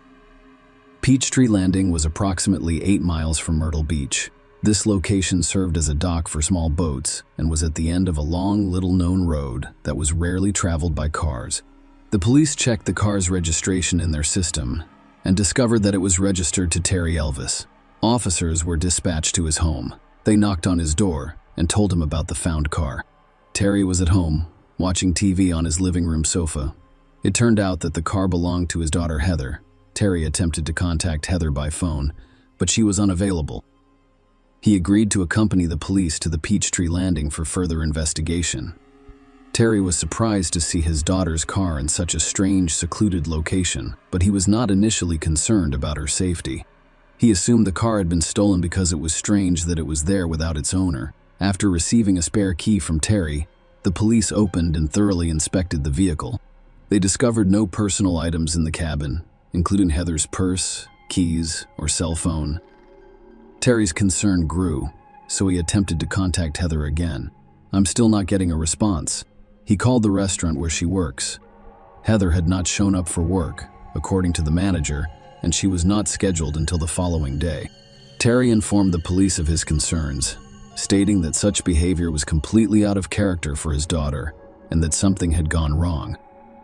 At the time, the car and the riverbank where it was discovered were not considered crime scenes because there was no evidence of a struggle, broken glass, or blood. Nonetheless, authorities decided to conduct a missing persons investigation. Police and volunteers searched the land while divers investigated the riverbed. During the search, human remains were discovered in the forest. However, they were identified as belonging to an unknown man, not the missing woman. Investigators searching for leads investigated the missing woman's background. Heather, 20, was the daughter of Terry and Debbie Elvis, who lived in the county. She shared a close bond with her parents and younger sister. Heather's father mentioned that their family has always been close and supportive of one another. Heather was independent, but she remained close to her father, communicating with him every day by phone in 2011. Heather told her family that after graduating from St. James High School, she wanted to live with her best friend, Brianna Warren. Her parents were fully supportive of this decision. At 20, Heather worked as a waitress at the Tilted Kilt, a Scottish-themed restaurant in Myrtle Beach, and wanted to be a cosmetologist. Heather's younger sister Morgan revealed that her interests included makeup and working in front of the camera, and she was known for her creativity and ambition. Heather was also well known in her town for her kindness, carefree attitude, and positive outlook. Her friend Brianna observed that when people remember and talk about her, they smile because she always had a positive attitude. Heather was described by another friend as sociable, free-spirited, and enthusiastic about life. She was always determined to live life to the fullest. Heather had spent the previous year in Myrtle Beach with her best friend Brianna. She was doing well in her studies, and everything seemed perfect. However, everything changed when Heather had a chance encounter at the Tilted Kilt, which set her on the path to tragedy.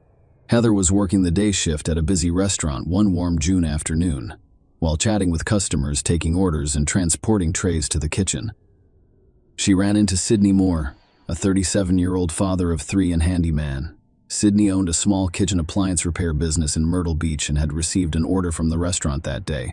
They struck up a conversation, and Heather was instantly drawn to the man. Their interactions increased after that day. They discovered that they had many of the same interests and hobbies. Heather even hinted at her feelings on Twitter, saying she was drawn to older men. By the end of July, Heather had begun sending intimate messages to Sidney, who was renovating her restaurant. She also told her friends and co-workers about Sidney, revealing that he was the same person she'd mentioned on Twitter. Sidney liked Heather's attention and began visiting the restaurant on a regular basis. They frequently entertained in the kitchen while Sidney worked on appliance repair. By July, their relationship had most likely progressed from innocent flirting to something more serious, as evidenced by Heather's 2 tweets sent within a minute of each other. In one tweet, she mentioned that she had done something, while in the other, she stated that she was too deep to stop. Heather's co-workers were aware of her feelings for 37-year-old Sidney, and they began gossiping about their relationship. One co-worker later admitted that everyone was aware of their relationship and disapproved because Sidney was married. Furthermore, they frequently addressed Heather by different names, and once decided to play a joke on her. 2 colleagues called the restaurant and pretended to be Tammy Sidney's wife. In August, the rumors were finally confirmed. Sidney began to appear more frequently at the restaurant. She was constantly bringing Heather coffee and sweets, sitting in the dining area, and waiting for her at the back door after her shift so they could leave together. The couple frequently discussed their relationship with friends, and Sidney even told acquaintances about his plans to hire Heather as a full-time nanny when he and his wife relocated to Florida. Heather also told her friends about Sidney's plans, and they all thought it was strange. The lovers were constantly on the phone and frequently drove to remote and secluded locations in their cars for intimate calls. Heather knew this was a toxic relationship. Sidney repeatedly told her that he was tired, dissatisfied with his wife, and wanted to leave. However, it appears that these were empty promises. Heather's friends warned her that Sidney was only using her. By mid-September, Heather appeared to be aware of her situation. On September 21, she tweeted that an angel and a demon fell in love, but it did not end well. Perhaps that was the day she attempted to end her strange relationship with Sidney. The turning point came when Tammy Sidney, 34, discovered her husband's secret affair after 34 years of marriage. She called Heather and started humiliating her on the phone.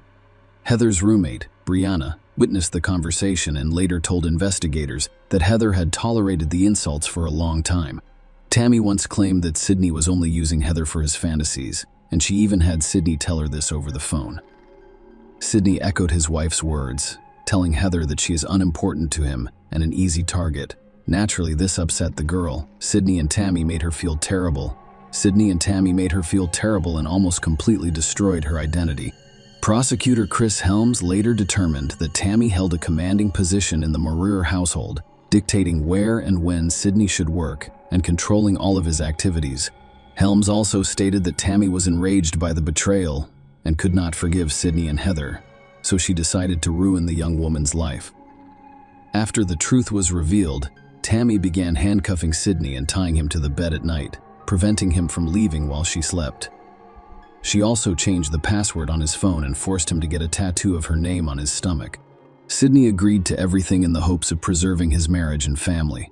Brianna Tammy claims that her attacks went beyond phone calls and turned into systematic acts of hatred. Tammy began making repeated phone calls to Heather's workplace, demanding that she be fired. She continued to call Heather from Sidney's phone and send pictures and videos of the 2 of them together, including intimate moments. Heather wrote Sydney a letter begging him to stop Tammy's harassment, which was causing problems at her job. She was saddened and upset by how the man she loved treated her. Heather tried everything she could to get her life back on track, including starting to attend church with her best friend in early November. Tammy sent Heather new threatening messages, demanding that she provide her address. Tammy warned Heather that if she did not comply, she would find her and impose severe consequences. Tammy also stated that she had been monitoring Sydney since January 2012 and that Heather could no longer influence him. Heather was completely exhausted, both physically and emotionally, and couldn't understand why Tammy wouldn't let her go, especially since her relationship with Sydney had ended and she wanted to forget everything. Heather told her friend that Tammy appeared to be obsessed with her.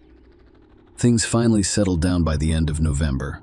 More than 2 weeks after Tammy's threatening messages arrived, Sydney and Tammy left for a 3-day trip to California with their 3 children in their new Ford Phone 150 SUV. With more family out of town, Heather was finally able to relax and enjoy the moment, free of Tammy's threats.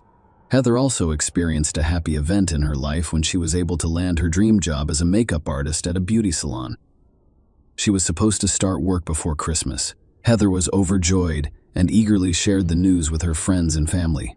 However, fears began to emerge in her life, which could only worsen her problems with Tammy.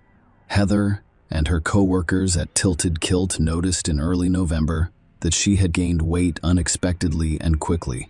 Heather became concerned that she might be pregnant with Sydney's baby. Angered and terrified, she decided to take a pregnancy test at the restaurant.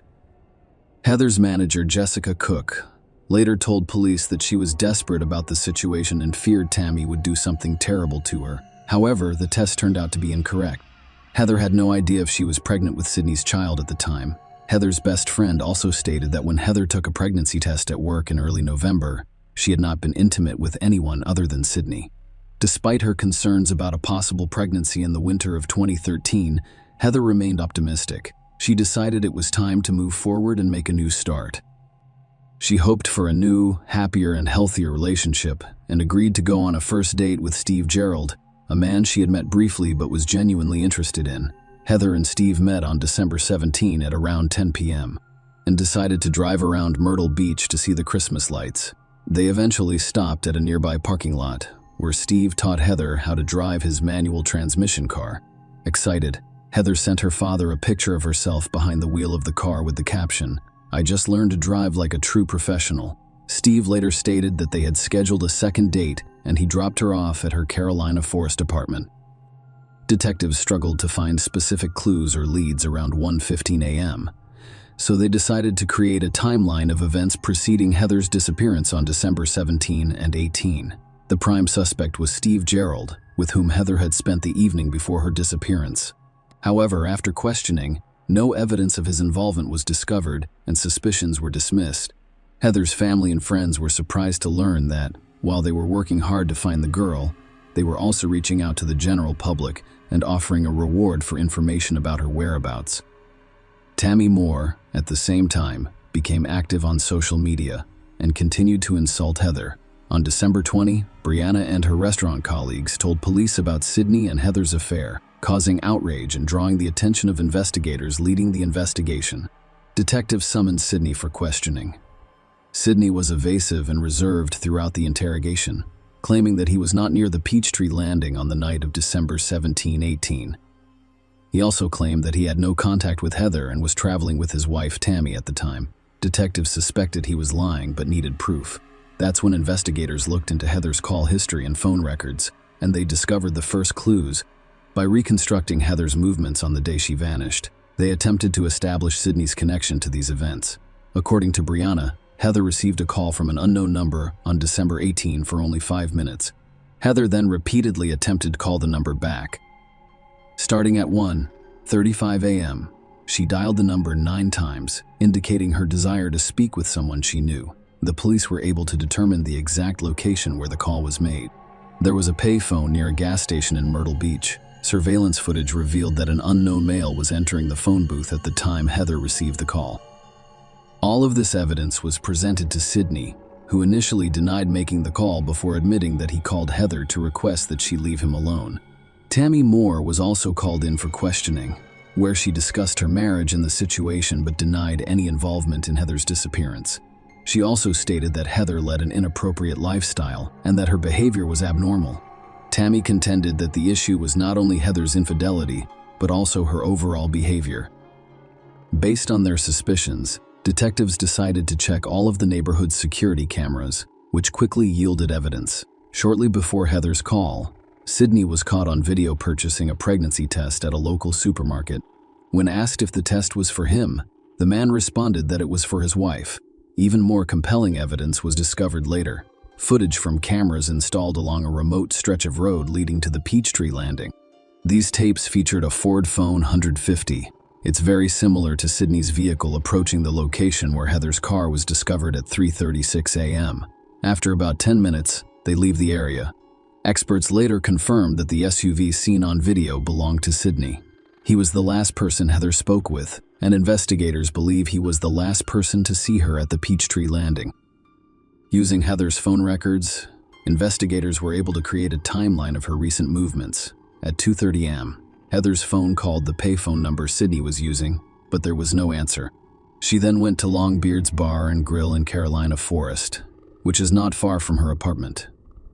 She stayed there for about 15 minutes before heading towards Augusta Plantation Drive.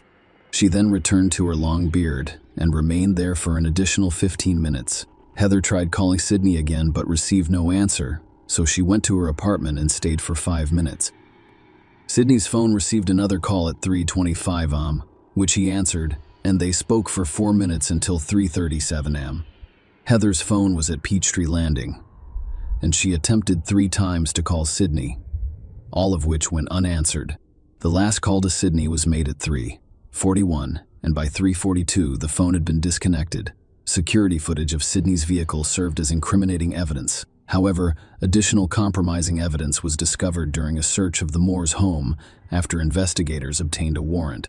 Suspiciously, the Moores removed their home video surveillance system on December 20 and replaced it the next day. Although investigators were unable to obtain footage from the previous system, they did seize recordings from the new one. The video shows Sydney and Tammy thoroughly cleaning the interior of their car and then burning the rags they used to clean it all on the day the new surveillance system was installed. In 2014, months after Heather Elvis's disappearance, police made a breakthrough in the case. On February 21 that year, Sydney and Tammy Moore were arrested on charges of kidnapping Heather. They were later charged with murder, despite the fact that Heather's body had never been found. However, while in jail, the Moores refused to testify.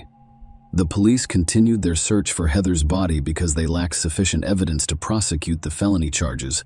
Ultimately, the murder charges were dropped. However, the kidnapping charge remained. Debbie, Heather's mother, was disappointed that the charges had been dropped but relieved that she would not have to attend the trial and learn the details of what may have happened to her daughter. Heather's family hoped that it would motivate potential witnesses to testify.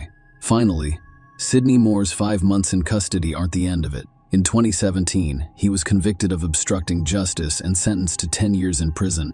Following this, Sydney and Tammy were scheduled to stand trial for Heather Elvis's kidnapping. The case sparked intense public interest and received extensive media coverage. In 2019, 6 years after Heather disappeared, several lengthy court hearings were held, during which numerous witness testimonies, evidence, and proof of the couple's involvement in the crime were presented. After 2 hours of deliberation, the jury reached its decision, and justice was served. Sydney and Tammy Moore were convicted of kidnapping Heather Elvis. The Moores were sentenced to 30 years in prison, each for their crimes and the associated conspiracy. The husband and wife will serve their terms concurrently. Following the verdict, Sydney requested to speak in court. Despite the conviction, he remained adamant about his innocence. He addressed Heather's parents with understanding and sympathy, saying that their daughter was a wonderful girl and that as a father, he regretted the tragedy that had befallen her. He admitted that he could not undo what had happened between him and Heather. But nothing could change now. Heather's parents gave an interview following the trial, which was extremely difficult for them. They expressed hope that this was not the end, and that Sydney and Tammy would eventually reveal the truth about the crime. They described their daughter as a bright and sincere young lady who suffered at the hands of deceitful and cruel men. Heather's loved ones organized a campaign on her birthday in the public park where her car was discovered. Residents in the area brought flowers and donations to the memorial site. The funds raised were donated to a center for missing persons as a tribute to Heather and to assist her family in their search for their daughter and discovering the truth. Heather Elvis' body has yet to be found. Every year on her birthday, her family posts missing person announcements in the hopes of attracting attention and keeping her and other missing people's memories alive. Debbie Heather's mother stated that she could not find peace until she knew what had happened to her daughter. She remains hopeful that her persistence will help uncover the truth and that someone will eventually tell them what happened to Heather. Share your opinion with us in the comments and subscribe to the channel for more.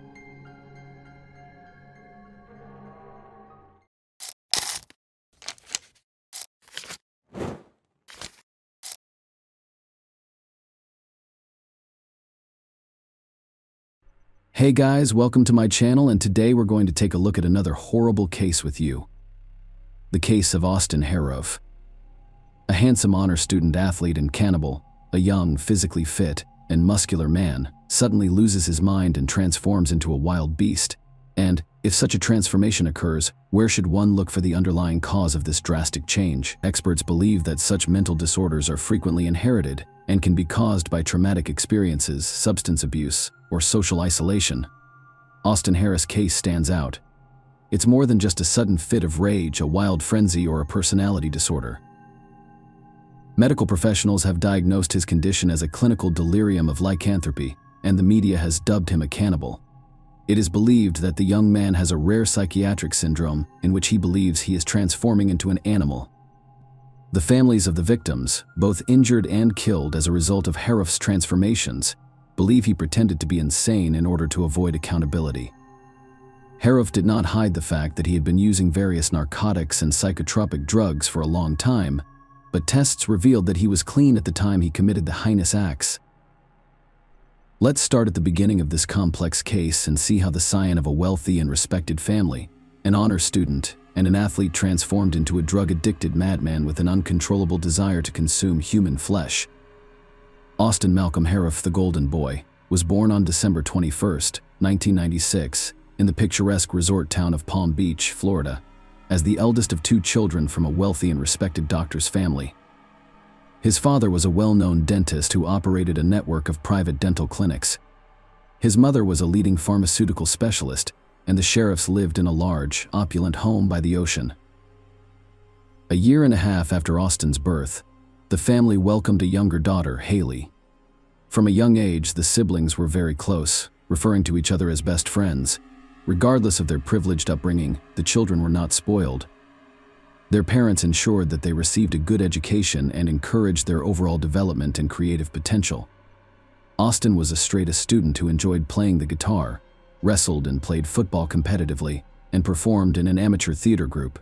He considered himself creative and ambitious. Austin traveled the world with his parents and sister, taking vacations in different locations each time. In a high school essay, Austin described himself as a happy and optimistic person with a vivid imagination capable of conjuring up whatever he desired. He also mentioned his perseverance and desire to excel in academics and sports. He did, however, admit that his shyness was a weakness that made it difficult for him to interact with his peers at times. Austin's parents separated when he was 13 years old. His father gave up the family home to his ex-wife and moved into an equally luxurious home with his new love interest, who quickly became his wife. The children lived with their mother, but their father was still actively involved in their upbringing and provided financial support. His mother soon found a new partner and married him within a year, after which he moved into their home. The teenage boy struggled with his parents' divorce, but his emotional turmoil had no effect on his academic or athletic performance. Austin aspired to help and save lives in medicine, following in his parents' footsteps. He hoped to gain admission to a prestigious college specializing in medical studies while remaining an honor student and social outcast. In high school, Austin developed into a true heartthrob. He grew tall to 6 feet 2 inches, had a muscular build, and was quite strong. His charming smile and innocent, open gaze gave him a nearly angelic appearance. However, Harroff remained the same shy guy, limiting his ability to socialize with peers and form romantic relationships with girls.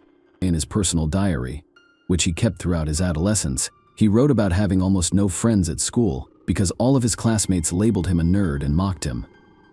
The young man also expressed hope that things would improve once he started college, changed his social circle, and moved out of his parents' house.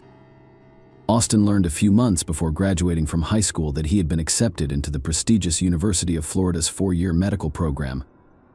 Successful completion of this program would open up numerous career opportunities for him in the future, as well as the opportunity to further his education at any medical school in the United States. The student was ecstatic that his dream had come true. Toward the end of August, his parents drove him to the college campus, where he would begin his studies. Opening up in a vlog, Austin embarked on the independent adult life he had long desired, but little changed for him. Despite his shyness, he struggled to connect with peers. He briefly dated a lovely girl, but they quickly split up because, as she put it, something about his behavior alarmed her, prompting her to end the relationship. Harov developed a strong interest in bodybuilding during his freshman year, spending a lot of time in the gym and producing outstanding results. The young man developed steel muscles that appeared impressive. However, his success did not come solely from perseverance and hard work. Steroids, which he started using on a regular basis, also had an impact.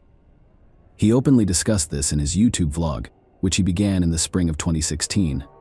Austin uploaded a variety of videos to his channel, some of which discussed sports and bodybuilding in particular. Others featured him singing with a guitar, performing cover versions of popular hits, or impersonating famous artists by mimicking their performance style. Others were about himself and his philosophical reflections on life. His postings, however, became more concerning over time. The young man began urging his followers not to use steroids, claiming they could drive people insane. He also admitted to having both a crazy and a normal side, which confused him. Austin began recording videos in different accents, as if they were different people, sometimes changing the tone of his voice, and occasionally crying in the middle of the recording for no apparent reason. His mood and facial expressions also changed dramatically, sometimes appearing as if he was simply making faces at the camera. Later, experts who reviewed his postings concluded that in each one, the young man was practically pleading for assistance. As he failed to make any real friends during his studies, this blog became his only outlet and means of expressing his emotions. Furthermore, these video recordings showed how the student gradually lost his sanity, as his behavior became more sensational, provocative, and even aggressive. Subscribers in Austin suspected he was using controlled substances and recording his videos while under the influence. They specifically asked him about this in the comments, but he responded that it's unhealthy, and as an athlete he would never do drugs. However, his behavior indicated otherwise. One of the subscribers even speculated that Harov may have dissociative identity disorder. What is wrong with Austin? When Austin returned home for the summer, his mother and sister, who hadn't seen him in nearly a year and hadn't seen his blog online, were taken aback by the changes in him. During that time, Austin underwent a significant physical transformation, becoming a veritable mountain of muscle. But that was only the tip of the iceberg. He became strange in every way, speaking nonsense and claiming he no longer needed sleep. Initially, his family did not take his words seriously until the night arrived. Austin promised to patrol the house, protecting his family's peace from some dark forces, and he kept his word, wandering around the house until the morning. Furthermore, every hour he would check on his mother and sister's rooms, loudly assuring them that they could sleep soundly because he was on duty. The next morning, his mother decided to have an open conversation with her son, asking him directly if he was using drugs. Austin openly admitted that he had tried almost every drug in the last year and described how each one affected him. Among other things, he had consumed a powerful synthetic drug that caused severe hallucinations and fits of rage and could result in a fatal overdose. Nonetheless, he swore to his mother that it was all in the past, and he would no longer touch the poison that had driven him insane. Mrs. Harov made what may have been the most serious mistake after hearing her son out. She chose not to seek help from qualified professionals, believing she could help her son cope on her own. As an experienced pharmacist, she took matters into her own hands.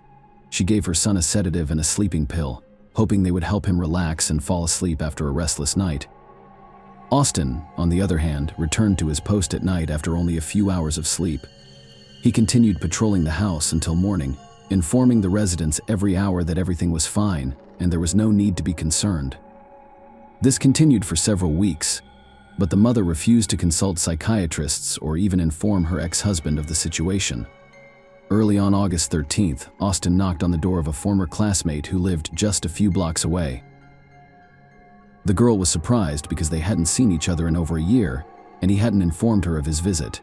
When she inquired about the reason for his appearance, Austin stated that he had forgotten his birth year and urgently needed this information. The perplexed classmate replied that it was 1996, after which the young man abruptly turned around and vanished without a word. Austin was terrified and perplexed by the girl, so she immediately called Mrs. Harris and told her everything, asking if the boy was using prohibited substances. Only then did the woman decide to contact her ex-husband, who was working in another state, and express her concern that something was seriously wrong with their son. The boy's father flew to Florida the next day and, after speaking with his son, suggested that he voluntarily check into a clinic for an examination, which the young man flatly refused. The man then had a heart-to-heart with his ex-wife, and they agreed to send their son for a compulsory examination and subsequent treatment in a drug rehabilitation or psychiatric facility. Unfortunately, they were unable to do so in time. A disturbing confession. The next day, Austin's friends invited him to join them on the beach. Given the hot and sunny weather, his mother insisted that Haley accompany them to keep an eye on her brother. Austin was looking forward to the outing, but he was dressed unusually warm for the beach, as if he were going to the mountains. Instead, he donned a thick, athletic hoodie with long sleeves, matching pants, boots, and ski goggles. When his friends saw him dressed like that, they went silent for a moment before laughing out loud. A few seconds later, they teased Austin, asking why he was dressed that way and if everything was fine with him. Austin became enraged, shouting that if they thought he was insane, he would act accordingly and take one of their lives. The boys did not take his words seriously, but they backed off for their own safety. Haley noticed her brother was on the verge of a breakdown, so she decided to speak with him and calm him down. The others did not hear their conversation. Austin told his sister that he wasn't entirely human, but rather half-wild animal immortal with superhuman strength. His words terrified her, but she tried to remain calm so as not to provoke her brother's aggression.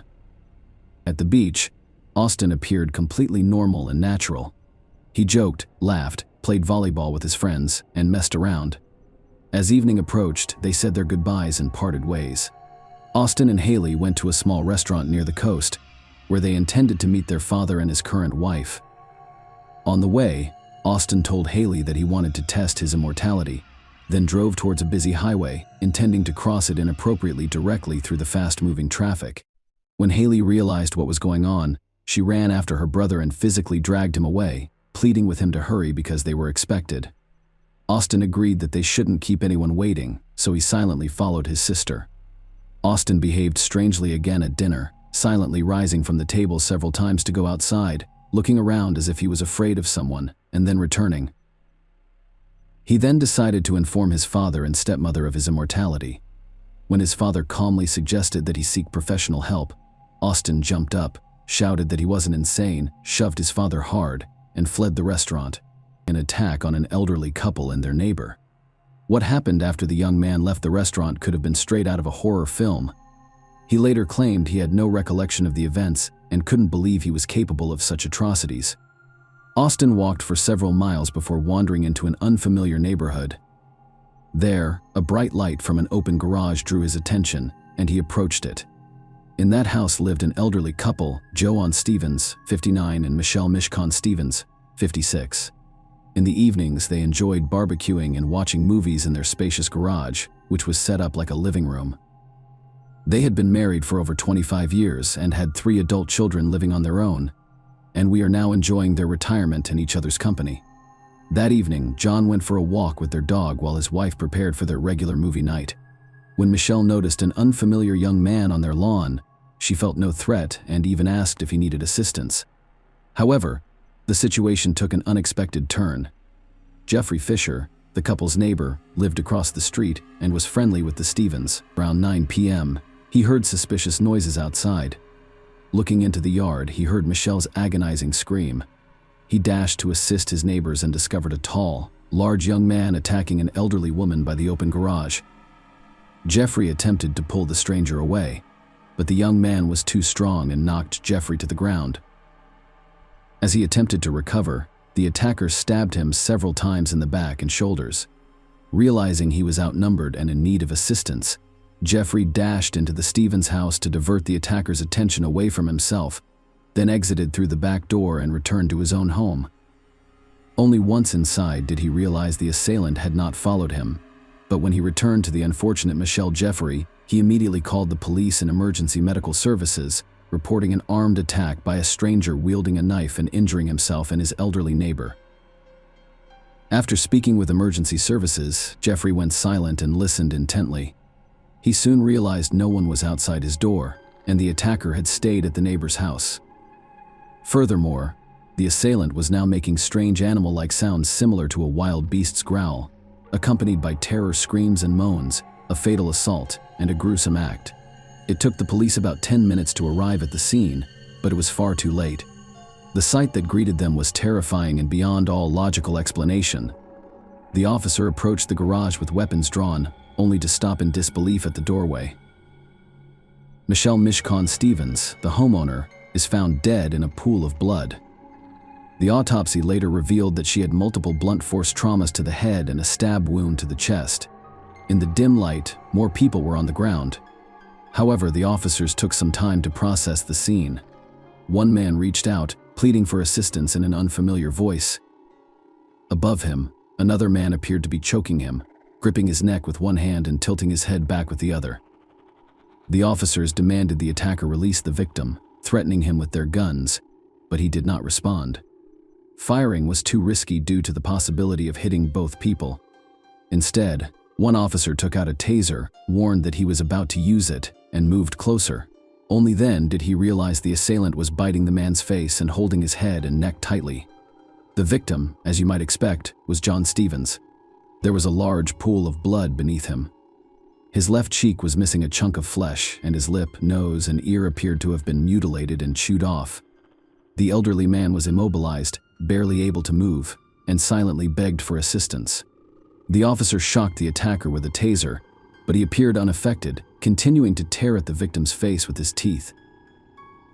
A kick to the assailant's face caused him to growl loudly and bite Stevens' cheek again. The subsequent kicks did little to deter him. Reinforcements arrived, including a police dog that was unleashed on the agitated young man. The dog latched onto the assailant's arm, but he appeared to feel no pain, breaking free and injuring himself further.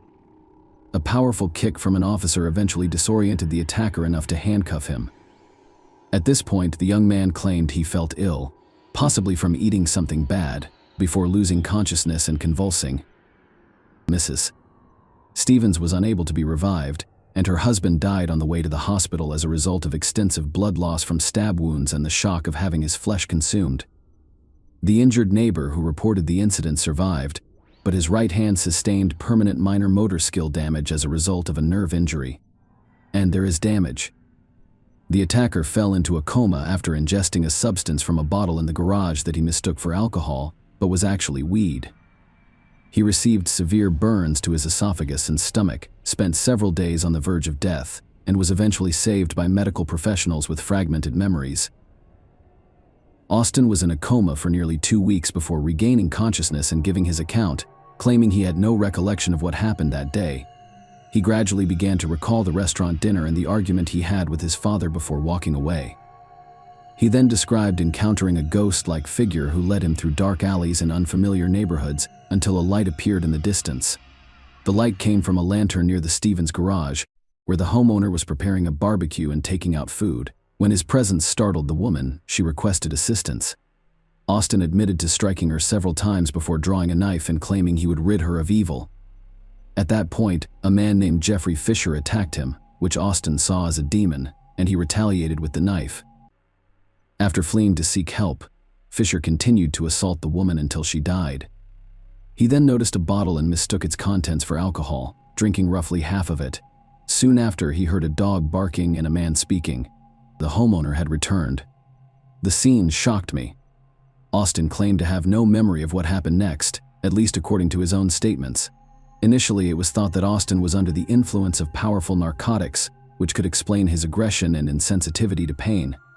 However, when tested at the hospital, his blood contained no traces of drugs, medication, or alcohol.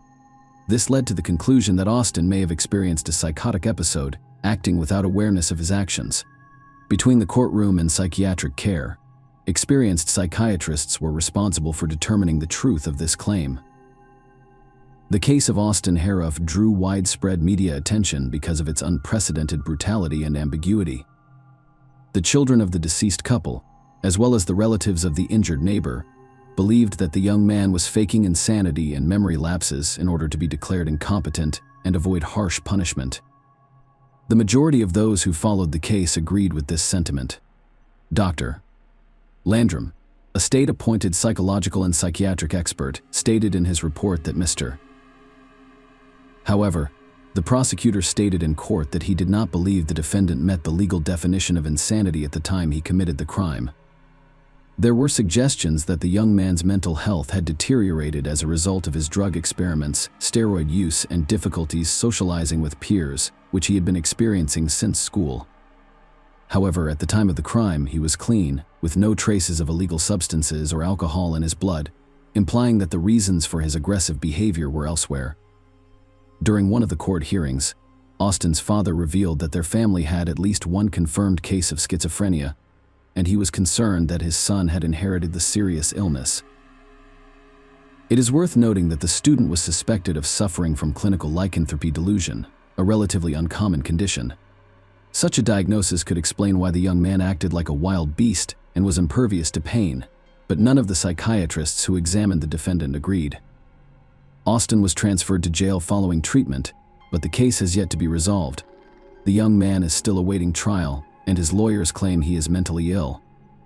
Meanwhile, the relatives of the deceased couple and the injured man have expressed hope and conducted interviews, believing that Harrouff will be found competent and sentenced to death for his heinous act. Share your opinion with us in the comments, and subscribe to the channel for more.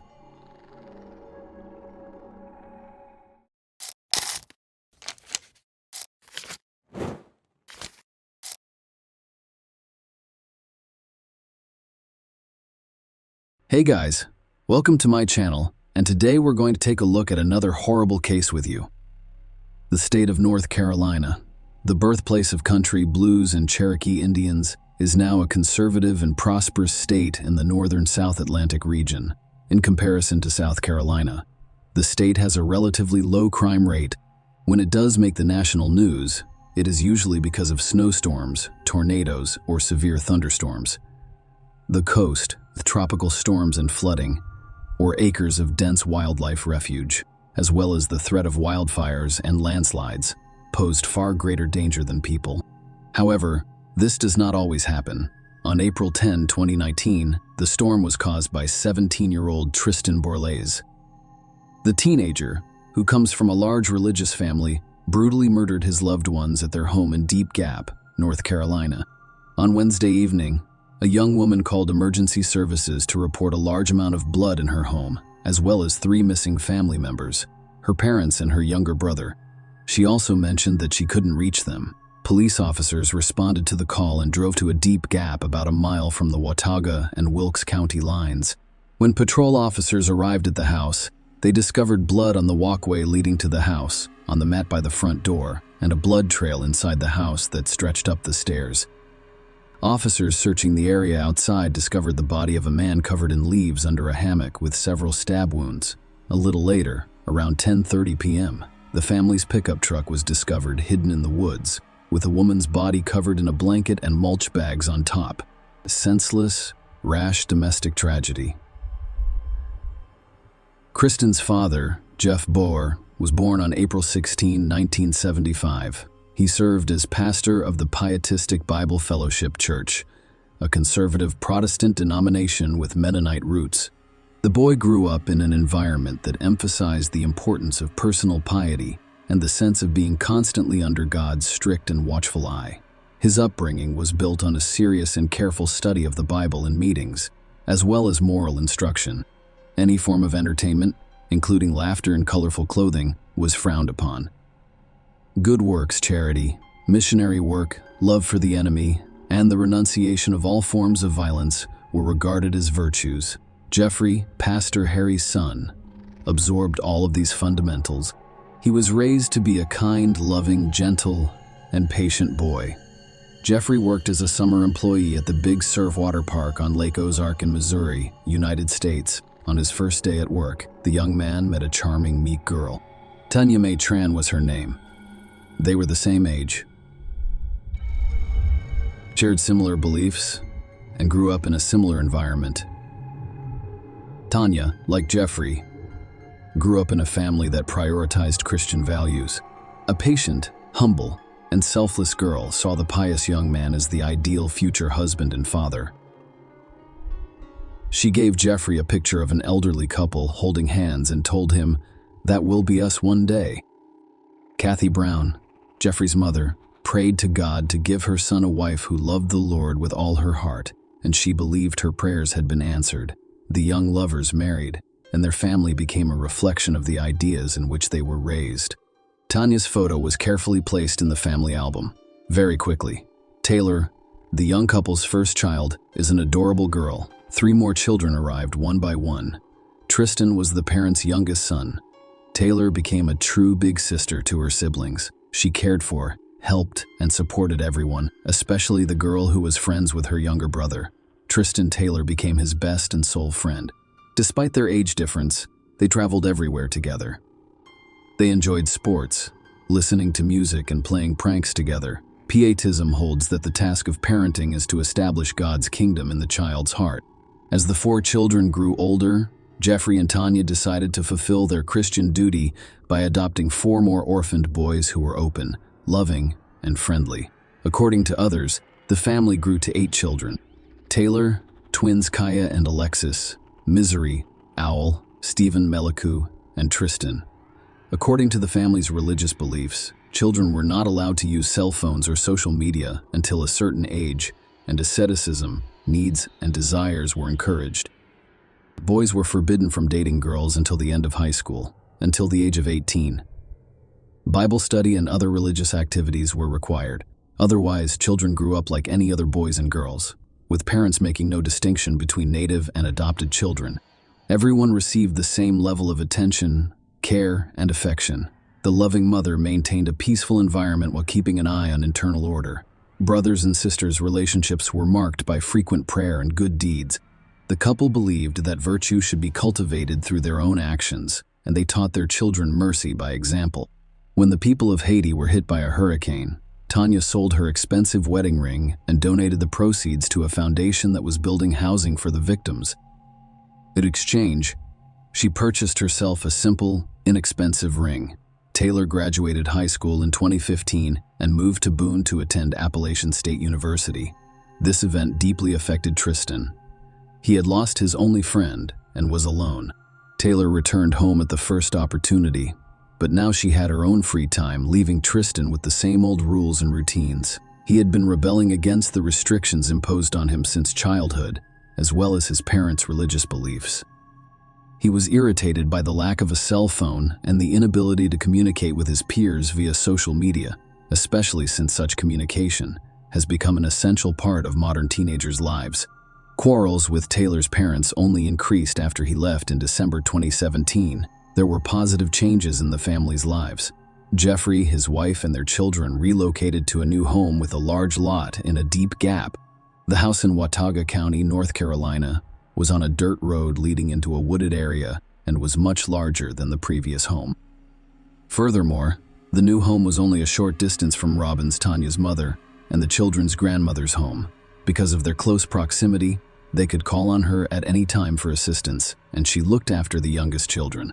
It was unclear whether the move had been as pleasant for Tristan, as he had to change his school and surroundings. He attended Watauga High School and began participating in track and field. Other kids became summer camp counselors. At first glance, it appeared that there was never any trouble in the lone household. But this wasn't the case. Tristan's behavior worsened over time. In 2018, the school required several consultations with a psychologist regarding anger issues and a lack of impulsive behavior control. By 2019, despite his exceptional abilities, the young man began to struggle with some school subjects, and these difficulties only grew with time. Before the move, He was a diligent student who was always involved in school life. However, after the move, he became an indifferent, withdrawn teenager who lost interest in his education. Tristan began to be late for classes and had no desire to learn at all. It got to the point where he would put on his headphones during class and sit with an absent-minded expression. Some teachers attempted to assist Tristan, and he even made contact, but everything ended with the same indifference and lack of interest. Furthermore, the young man did not always act appropriately at home.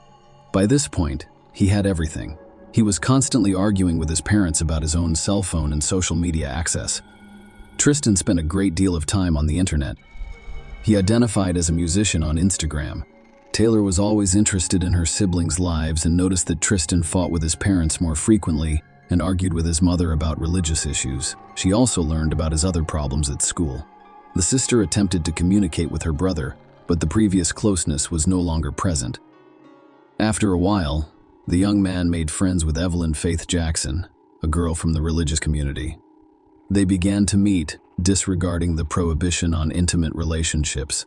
They sometimes smoked forbidden plants, and Tristan complained about his mother, who discussed his behavior with him at night, leaving him tired and unable to concentrate in school. The young man was concerned that he had many flaws that prevented him from living up to his mother's expectations. She cannot be proud of him. I was told that he can be himself around his father, but not so much around his mother. On April 10, 2019, many secret details about Tristan's life were revealed. The barn where the goats were kept had surveillance cameras installed. Tristan's old cell phone, which he sometimes kept hidden from his parents, also served as an access point. On this particular day, Tanya took out her phone and read text messages in which her son was having sexual conversations with girls and discussing illegal drugs with them. Tristan was at school when he noticed his phone start blinking with incoming messages. In a family chat, Kristen's shocked parents informed him of the information found on her old phone. The same day, Kristen's English teacher, Sherry King, called his mother to complain about the teenager's grades and behavior. She later testified at trial that Tanya VOL.6 called her back and said she and her husband would be at school soon and would pick Tristan up early to discuss his grades. Sherry King told Tristan what her parents had said, which surprised him greatly. The couple left their youngest child with his grandmother and enrolled in middle school to deal with the situation. The entire ride home was silent. Tristan will testify at trial that the mother appeared tense and frowned constantly while looking through his phone. At home, there was an hour-and-a-half-long conversation. Tanya then texted her mother, informing her that Tristan was not upset that his phone and car keys had been taken away until his grades and behavior improved, and that she would be coming to pick up the younger child soon. The message was sent at 4 p.m., and the conversation appears to have continued thereafter. According to Tristan, he and his mother discussed the importance of doing well in school, cleanliness and relationships with girls, the dangers of illegal drugs, and the fact that she did not want him to study religions other than Christianity. He was forced to listen, and he realized how much he needed to be corrected. They even created a list of qualities he should possess in order to become a better person, such as compassion and honesty. The police later discovered that Tristan claimed his mother approached him from behind, put her arm around his neck, and applied pressure, causing him to instinctively jump up, turn around, and elbow her. He claimed that his mother had never done such a thing. That's why he reacted as he did. His mother, startled by the blow, grabbed what he thought were scissors from a shelf and approached her son. In shock at what was happening, he stabbed her, thinking he was defending himself, and ran to his father for help. Later, a forensic examination will reveal no evidence that Kristen's mother strangled him. During the trial, the prosecution will show the jury photographs of Tanya's neck taken by the medical examiner, which show a broken neck bone. The psychologist, on the other hand, will demonstrate during the trial that, in his opinion, Tristan VOL.6 was mentally sane at the time of the crime but had a severely impaired cognitive state, experiencing depersonalization and derealization and believing events were unrealization and believing events were unreal. However, the court and jury rejected the psychologist's assessment, determining Tristan to be a skilled manipulator and a socially dangerous person. Tristan claims he had no idea what was going on, why his father was fleeing, and why he stabbed him when he caught up. Despite the fact that he begged him for help, he remembered his father picking up a rock and saying, "Tristan, don't." But he was certain that his father would rather see him killed than harm him. Neighbors later reported hearing loud screams on the Board-Loss property around 5:30 p.m. That was Wednesday. After it was over, Tristan returned to the house and vomited, which the psychologists concluded indicated severe stress rather than cold-blooded, calculated murder. However, the jury disagreed with the psychologists' findings. After all, they were shown the forensic medical examiner's reports at trial. Jeffrey Bourlaise. His autopsy report revealed multiple stab wounds to his left chest and back, /wounds to his arms and hands, and abrasions to his skull and forehead. Tanya Bourlaise's autopsy report revealed that she had multiple stab wounds, including those to her left chest, back, and arm, as well as injuries that may have occurred when her neck was compressed. The findings suggest that the parents were defending themselves, not attacking. Furthermore, if Tristan felt threatened, he could flee from his mother. Even if the mother was the victim of a sudden lapse in judgment and a misguided sense of self-defense, the father's murder and subsequent actions appeared to be different. Tristan returned home, removed his mother's body, and hid it in the truck with a tarp. He then spent about an hour cleaning up the crime scene, including cleaning the porch outside the house with a hose. Tristan arrived at his grandmother's house at 8:30 p.m. to pick up his younger brother Robinson. This seemed incredibly strange. Tristan explained that his parents had an urgent need to go to the store and apologized for not having time to stop by and pick up his brother. Robin received a call about 20 minutes later from her other grandson, who complained that his parents were not answering the phone and had not come to pick him up from his part-time job, as they usually did. Grandma dialed Alexis and asked her to go get her brother. They agreed to meet at Jeffrey and Tanya's house to figure out what had happened. As they approached the house, Robin noticed blood on the porch, but because the couple raised animals, she wasn't too worried. She went inside the house to get a flashlight to check on the animals and discovered that there was blood everywhere. Alexis ran into the house at the time and reported finding a body under a hammock near the animal barn, and she believed she saw Tristan in a getaway car with blood on his face. Alexis summoned emergency services. The operator instructed her and all family members to lock themselves in the car and wait for police to arrive. Following several hours of waiting outside and speaking with officers, the police arrived 10 minutes later. They were all taken to the station, where they learned that Jeffrey and Tanya Bourlaise had been discovered dead. While investigating the crime scene, detectives discovered a computer interface in the home that linked the video surveillance system to the monitors. When the detectives saw a screen on the monitor with a grid of cameras broadcasting live video, they immediately requested a warrant to obtain the system servicing company's credentials. Meanwhile, Tristan contacted his girlfriend Evelyn and arrived at her house. She noticed he was worried about something, and he had a few scratches on his face and arms. Tristan, on the other hand, is shorter. He had only argued with his parents and received the scratches while playing with his dog. Tristan's injuries were described by Evelyn as 3 scratches on his forehead, a hand wound, a cut on his finger, and a bruised fingernail. Tristan posted a photo of his injuries on Snapchat shortly after the crime, claiming that he was injured by his father's dog.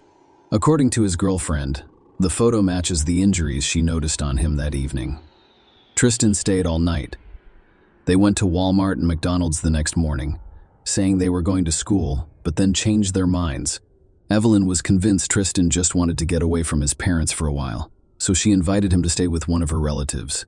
He agreed, and they proceeded to another state. On April 11, Sheriff's Office personnel obtained the username and password to Bourlaise's home video surveillance system. They examined the camera footage and discovered the details of the crime. The police obtained a warrant for Tristan's arrest and turned over the vehicle's details. He allegedly drove away to the National Crime Information Center, where a search for the vehicle and subsequent pursuit began. Investigator Matthew learned that Tristan had been seen in Tennessee and began the paperwork for extraditing the alleged perpetrator. He asked Robin Christen's grandmother to accompany him to the apprehension so that he could speak to the young man in her presence, despite his youth. As they drove the car with Evelyn, Tristan noticed blue lights behind them. He sped up and told his friend that his parents had registered the car as stolen in order to find him. He sped down the highway, attempting to get away, but eventually gave in to his pursuers and pulled over. The Ford was surrounded by police cars. Evelyn was completely perplexed when she saw her boyfriend handcuffed and driven away in a squad car. The officers noticed that Tristan did not seem upset or agitated. The April 11, 2019 interview conducted by investigator Matthew was videotaped and audio recorded. The young man responded to all questions, admitted to the crime, and detailed his actions. He occasionally cried. Tristan, who was a month away from turning 18, was arrested without bail.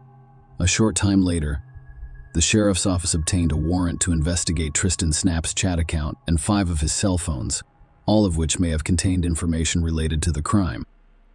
A search warrant was also issued for Orchard Road home, where detectives discovered another phone, a keyboard and pen from a safe, paper cups, a hammer, a straw knife, a red stain swab, eyeglasses, a kitchen towel, a hammock, a digital video recorder, a rug, miscellaneous papers, South Dakota, business cards, and boots.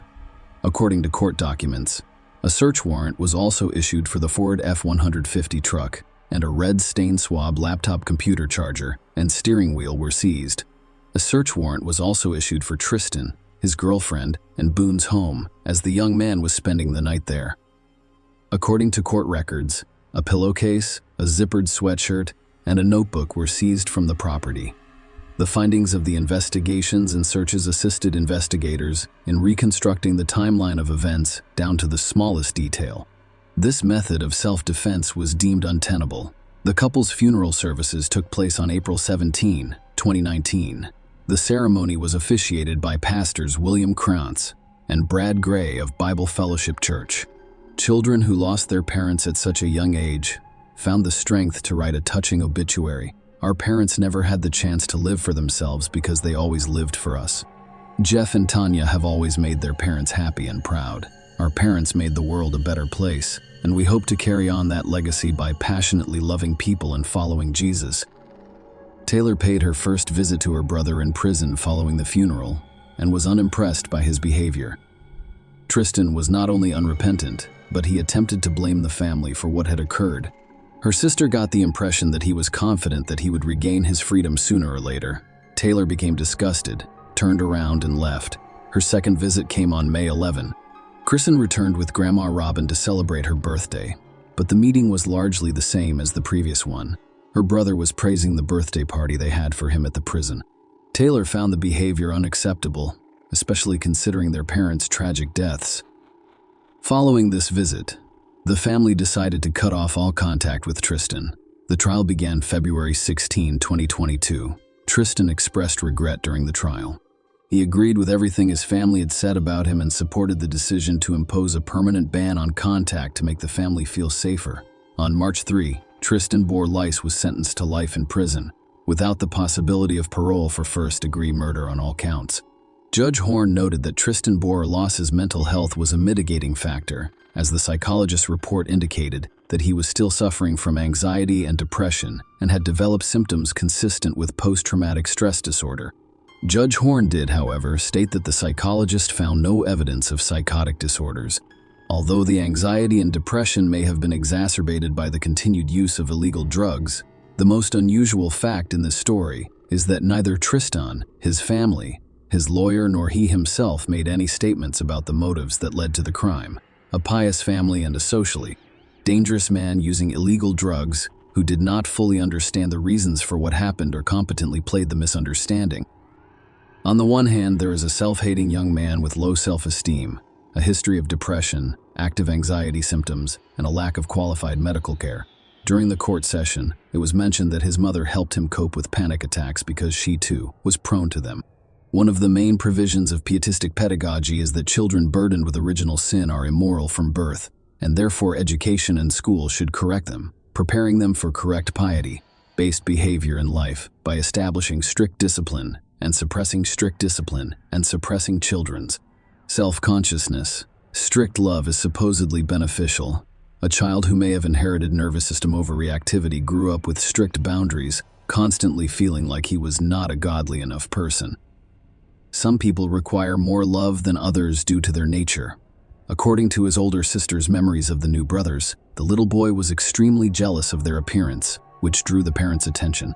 Rebellion came first, followed by depressed moods and feelings of worthlessness, as well as illicit weed, panic attacks, and depersonalization. Derealization occurs. He didn't accept his parents' religion. He couldn't be what his mother wanted him to be, or what he was supposed to be in need of improvement. Was that list of needed fixes that the two of them put together with his mother instead of looking for a good therapist. Is this the final straw? Was there any way to prevent such a senseless and merciless tragedy in a truly loving family? Share your opinion with us in the comments and subscribe to the channel for more.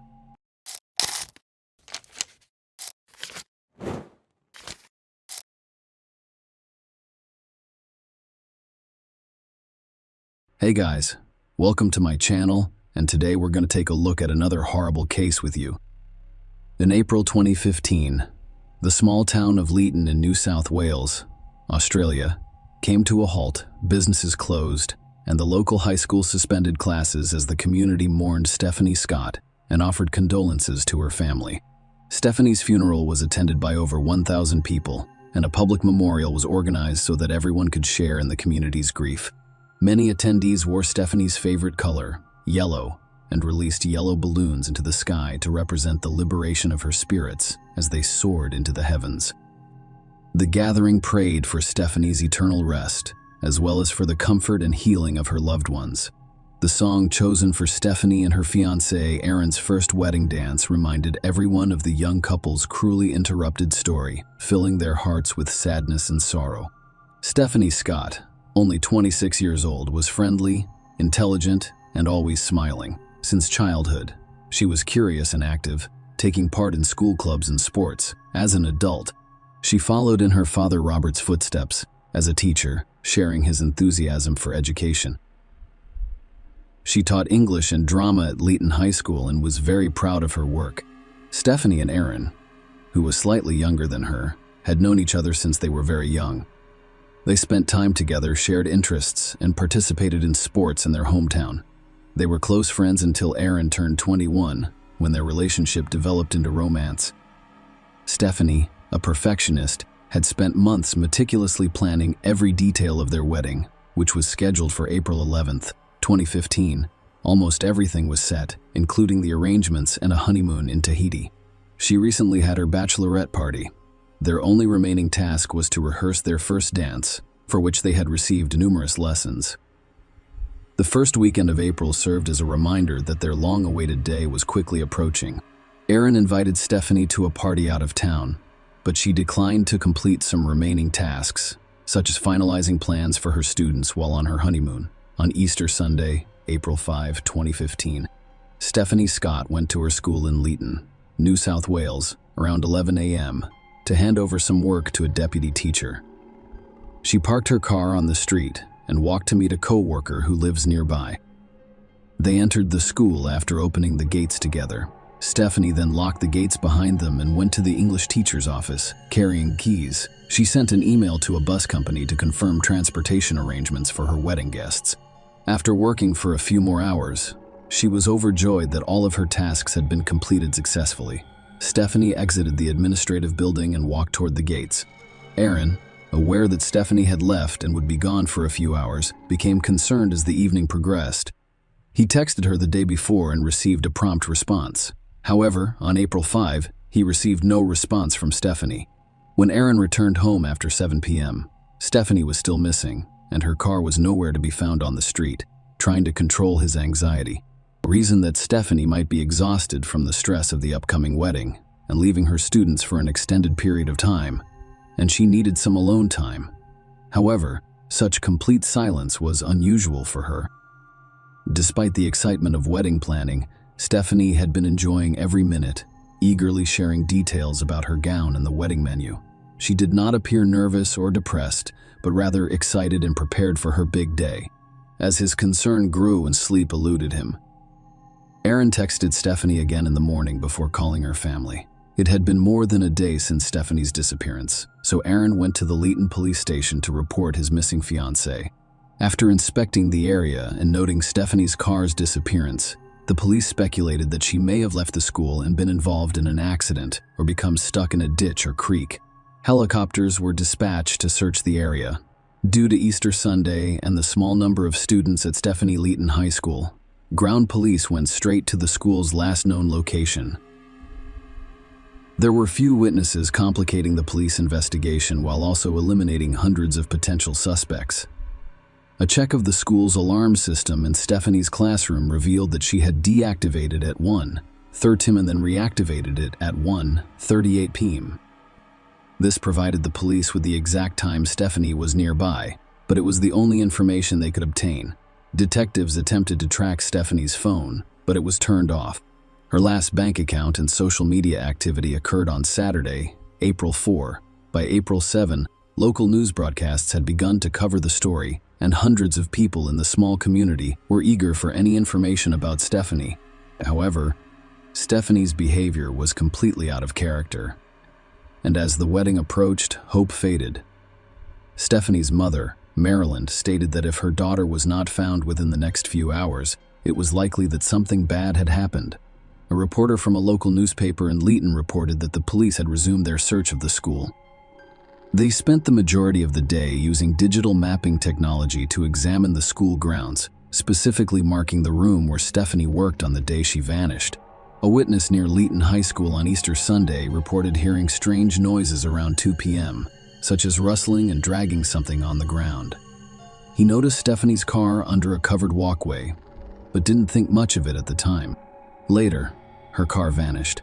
Another eyewitness, a school employee, told detectives about an unusual conversation he had with one of the school's cleaners the morning after Stephanie vanished. Amid the rumors and anxiety surrounding the missing girl, the witness asked the cleaner when he last saw Stephanie, and he said he didn't see her on the day she vanished. When asked if he thought Stephanie had run away due to wedding stress, the man laughed strangely and nervously, which the witness found unsettling. Additionally, the witness noticed scratches on the cleaner's face. The police decided to question him for more information. Vincent Stanford was 24 years old. Detectives spoke briefly with Vincent, who explained that he stopped by the school to empty the garbage cans. He wasn't scheduled to work that day. He said he was only there for a short time because he needed to buy groceries. Vincent claimed he hadn't seen Stephanie at the time and couldn't help but wish them luck in their search. He added that he left school after 3 p.m. to go to the store where he always shopped. The police contacted the store Vincent claimed to have visited, only to discover it was closed on the specified date. This implied that Vincent had reasons to lie about the store, making him a suspect in the investigation. Investigators decided to conduct another thorough interrogation of Vincent, so they went to his home, where he lived with his mother. When they arrived, Vincent was not home. His mother allowed the police to search the house, and they discovered a set of keys on a red and white cord that matched Stephanie Scott's keys. While the police were collecting evidence, Vincent arrived in his car. He was immediately detained and his car was seized. In the back seat, they found several MF panels that appeared to be stained with blood. Police also noticed tire tracks in front of the house that did not match Vincent's vehicle. In addition, a used condom was discovered on the ground with its wrapper inside the bedroom. They asked Vincent where he was that day. Pointing to a camera in the front passenger seat, he said he was taking photographs. When the police turned on the camera and asked for permission to view it, Vincent shrugged and agreed. The first image they saw was a photograph of a burned woman's body lying in a wooded area. Vincent tried to explain it away as shots from a movie he had filmed because he thought they were funny. However, the police discovered that these were actual crime scene photos featuring Stephanie as the victim, Vincent Stanford. The cleaner at Leeton High School was arrested immediately. His seized phone and laptop contained numerous photos of young girls, both from Leeton High School and from the internet. In addition to photos of women, he clearly stalked. This painted a negative picture of his behavior. Although Stephanie's body had not yet been discovered, Vincent was charged with her murder on April 9. News of his arrest spread quickly. Vincent Stanford, 24, was detained in connection with Stephanie Scott's disappearance and presumed murder. During this time, a search team discovered Stephanie's car, abandoned in a remote area 8 kilometers away from where she was last seen. However, her body was still missing, so the search continued. Detectives worked to determine where the photographs of the body were taken. On April 17, 5 days after Stephanie was last seen, another witness came forward. He reported seeing a car near a canal around 4 p.m. on Easter Sunday. Before driving away, a man got out of the car and threw what appeared to be a laptop into the water. Police quickly recovered the laptop from the canal bed, confirming it belonged to Stephanie. Meanwhile, divers continued their search for the slain schoolteacher's body in the New South Wales River. During a live broadcast, Reporter Natalie Cooper discussed the ongoing search for Stephanie's body. The 26-year-old teacher's body was still missing. Police searched fields and vineyards near where her red Mazda was found earlier this week. Police divers also investigated a canal in the area. While retrieving a laptop thought to be Stephanie's, Cooper mentioned a shrine near the site that many people had visited earlier that morning. Regardless of whether they knew Stephanie personally, the entire community was deeply saddened. Her family and fiancé had visited the shrine the night before, lighting candles in prayer and comforting one another in their grief. The reporter also stated that police were desperately looking for sightings of a white vehicle believed to be owned by Vincent Stanford, the suspect in Stephanie Scott's murder. Witnesses were urged to call the police immediately. Meanwhile, Vincent in custody approached the police and requested to speak with them. He provided the detectives with all relevant information, including the location of Stephanie's body. According to Vincent, on the day of the incident, Stephanie was in the upstairs teacher's room, working on a computer with the door to her office open. Vincent was cleaning garbage cans with a pressure vacuum and needed to transport some cans upstairs. When he realized Stephanie, Vincent had told the detectives that he had a sudden urge to kill her, he went home to get his special kit, which included handcuffs, Viagra, a knife, and cleaning supplies.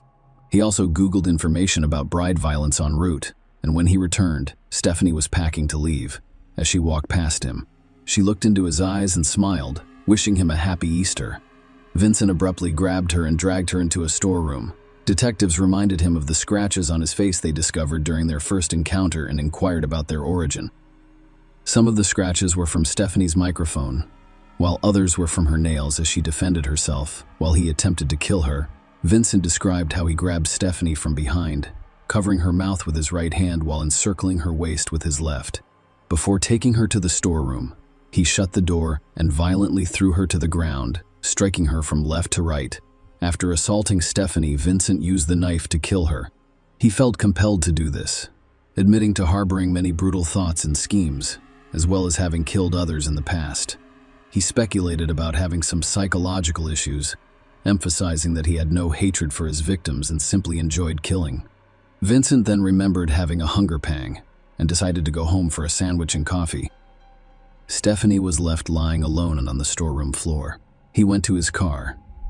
After eating, he returned to school, placed Stephanie's body in the trunk of her car, and drove her to his house, parking on the street. Vincent drove Stephanie's car to a national park on Easter Monday, carrying her body. He pulled her body from the trunk and stripped it on the ground. He noticed numerous bruises and abrasions on Stephanie's face, including swelling on the right side and a bruise beneath her eye. He then decided to cover the body with branches and fill it with gasoline. He started the fire with a match and then discarded it nearby. Vincent stayed briefly to photograph Stephanie's body with his camera, then waited 5 minutes to ensure the fire was properly lit before leaving. He abandoned Stephanie's car on a remote country road and walked back into town. In response to detectives' questions about Stephanie, Vincent's brutal treatment, she continued to deny such actions, even though the officers knew it was false. As a result, he was charged with aggravated bodily harm and physical injury to a woman. Investigators wanted to know why the photograph showed this. The woman wore only a bra. Vincent explained that he usually removes almost everything, leaving only the bra. He wasn't sure why he did this, possibly for a souvenir. He admitted to taking Stephanie's bra, along with her earrings and wedding ring. Vincent claimed he couldn't remember when he took them from the woman and likely threw them away with other items. In fact, Vincent had taken Stephanie's wedding and graduation rings and sent them to his twin brother Marcus, who lived in Adelaide. Mark sold Stephanie's rings and earrings at a jewelry store before destroying her driver's license after photographing it.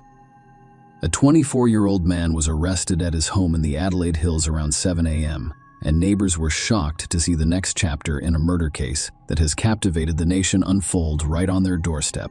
It was shocking and upsetting for their small neighborhood and commute. Marcus, Vincent's identical twin, worked on a flower farm. His colleagues described him as quiet and reserved, rarely interacting with them outside of work.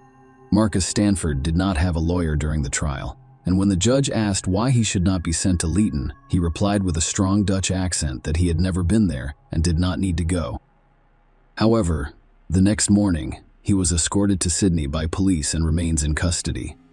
Stephanie's family was further devastated when the police announced a second arrest in Stephanie's case, Vincent's twin brother Marcus.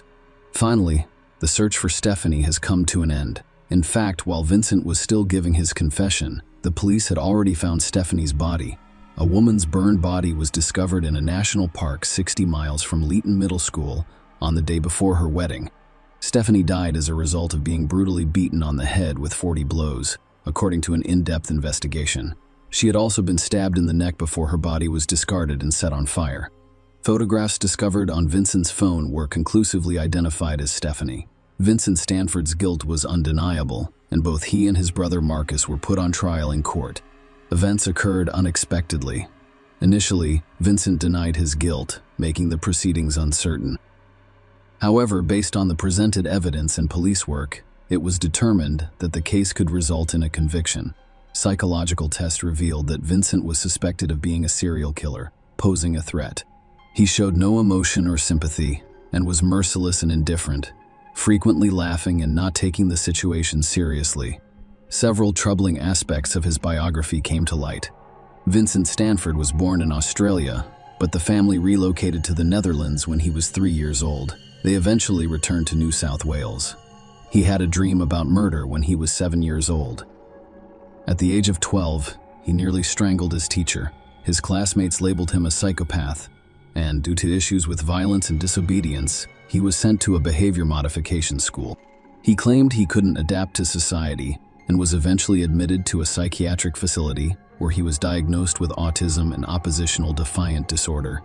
Vincent told the police that after being released, he attempted to attend university and join the army, but was turned down in both cases. As a result, he worked at several different places before landing a position as a cleaner at Leeton Middle School. His initial contract was for 5 weeks but was later extended. While working in the school, he frequently hid in the women's restroom during student lunch breaks to observe them. Detectives discovered on Vincent's phone that he stalked schoolgirls and other women working in nearby shops before murdering Stephanie.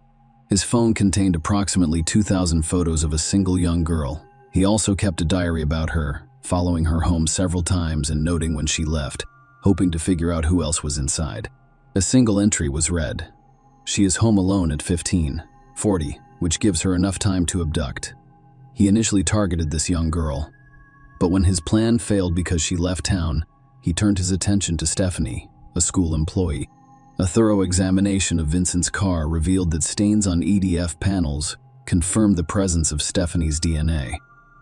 During a search of the Stanford home, investigators discovered traces of Stephanie's blood on a knife, several condom pockets, and her bra after she admitted to selling Stephanie's rings, destroying evidence and assisting Vincent in concealing facts. Marcus, Vincent's twin brother, was sentenced to 15 months in prison. The judge noted that Marcus's sentence did not include the possibility of early parole because such a practice does not exist. Marcus was sentenced to 1 year and 3 months in prison for his role in Stephanie Scott's murder. The sentence was set to end on September 9, 2016. If Marcus had not pleaded guilty, he would have been sentenced to 1 year and 8 months in prison. Marcus was released in October of 2016. More than 60 people signed a petition calling for an appeal of the court's decision in the Marcus Stanford case, which they described as pathetic. Marcus briefly returned to Leeton with his mother following his release from prison. However, the local community made it clear that his presence was unwelcome, and his current location is unknown. Marcus has apologized for his actions since his release, claiming he will not cause any more trouble and admitting that his actions were completely foolish. He regrets being unable to change the past. Marcus wishes to have no contact with his brother Vincent and does not intend to have any twins. Father Steve has expressed confusion and fear about Vincent's crimes and has no desire to communicate with him. He rejects the idea of meeting Vincent and wants nothing to do with him. Steve stated that he does not understand why Vincent committed these crimes and, frankly, does not intend to seek an explanation. Vincent Stanford was sentenced to life in prison for murder and 15 years for sexual violence with aggravating circumstances on the day before Stephanie's 28th birthday. Both sentences became effective on April 8, 2015. During the trial, Stephanie's mother, Marilyn, stated that Vincent was unable to cope with his own life and thus killed Stephanie, depriving her of a happy future. They will never know the full extent of their daughter's pain, but knowing that she suffered is too much to bear. Thus, the family prefers to remain out of the public eye in order to mourn their beautiful daughter and overcome their grief in the future. Stephanie's relatives will not answer questions, participate in interviews, or watch television shows. The day after the trial, the family planned to commemorate Stephanie's two brief but extraordinary lives on her 28th birthday. This is the second birthday they've celebrated without her. Stephanie's mother invited everyone to a tea party at 3 p.m., which included mint cookies. The Scott family also advocated for stricter screening and evaluation of school staff in order to avoid similar incidents in the future and reduce risks to students like Stephanie Scott. Tragically, more than a year after Stephanie's death, her father, Robert, was killed in a bizarre accident when a tree fell on him. This ultimately led to his death. He was buried near where his daughter was interred.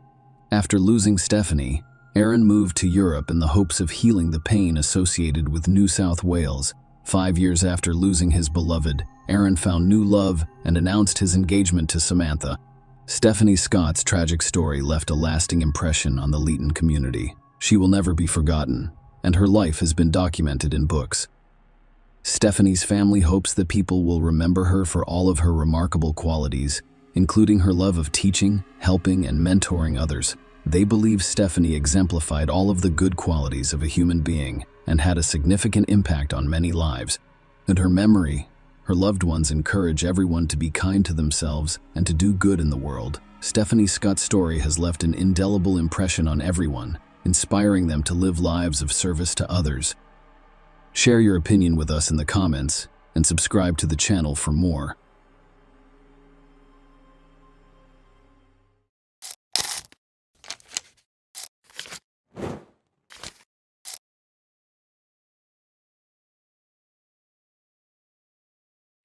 Hey guys, welcome to my channel, and today we're going to take a look at another horrible case with you. The events in this video occurred in the city of Duluth, which is in northern Georgia. In April 2005, Jennifer Wilbanks disappeared just 4 days before her wedding. Hundreds of people came searching for her, and the story of her disappearance captured the attention of the international media.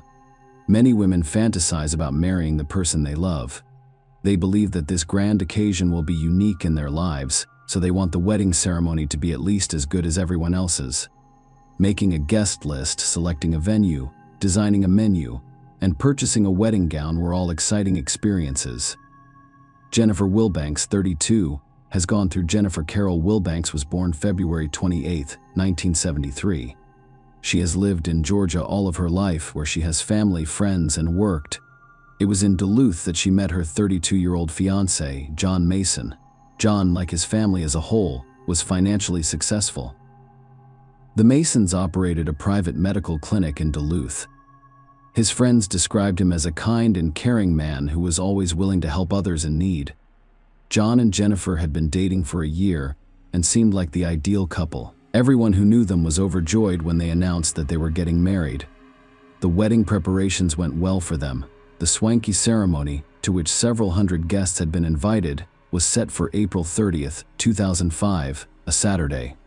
However, 4 days before the wedding, on Tuesday, April 26th, John Mason reported Jennifer's disappearance to police. He explained that she had gone for an evening run and had never returned. He tried to find her on his own, but when he couldn't, he turned to law enforcement for assistance. The next day, April 27th, a search was launched involving over 300 police officers and volunteers. They searched the woods and bodies of water along Jennifer's planned route. In such cases, every minute counts, so the police involved officers who were supposed to be off duty. On the same day, April 27th, one of the search teams discovered potential clues, including clothing, sneakers, and a strand of long, dark hair. All of the findings were sent to the laboratory for analysis. Jennifer's family posted and distributed flyers featuring her image in the hopes that someone would have seen her or had valuable information for the investigation. The media became involved in covering the story. Additionally, billboards with Jennifer's image appeared throughout the city. The police checked the house where she lived with John, but it was mostly a formality. Detectives discovered nothing suspicious in the couple's home. So on Thursday, April 28th, Major Donald Woodruff of the Duluth Police Department announced that Jennifer Wilbank's disappearance was being investigated as a criminal case, with the FBI and Georgia Bureau of Investigation involved. A second day of searching produced no results either. There was no sign of Jennifer. Her family was shocked by what had happened and did everything they could. They asked radio and television stations to publicize Jennifer's disappearance, implying that she had been kidnapped and taken out of state. They begged the possible kidnapper to let her go. The cable news networks swarmed around the incident like flies on a pie. Where was Jennifer? Did something bad happen? She did not take her person's keys. She planned to marry in 4 days at a grand wedding with 28 chaperones and 600 guests. Jennifer's style did not include not calling her family or sobbing during press conferences and interviews due to stress.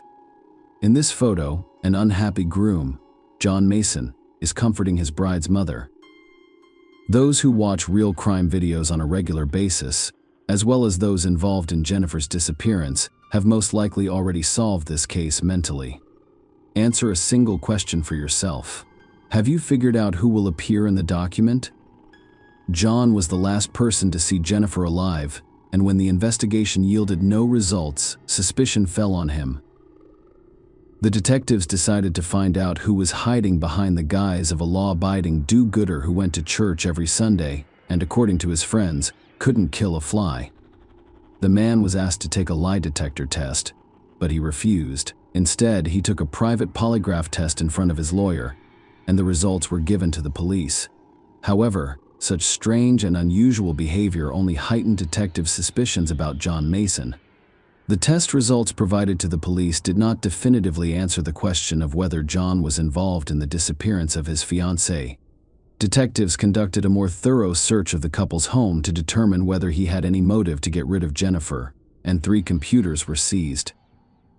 It is worth noting that no evidence of a struggle or other crime was discovered in the house on Friday, April 29th.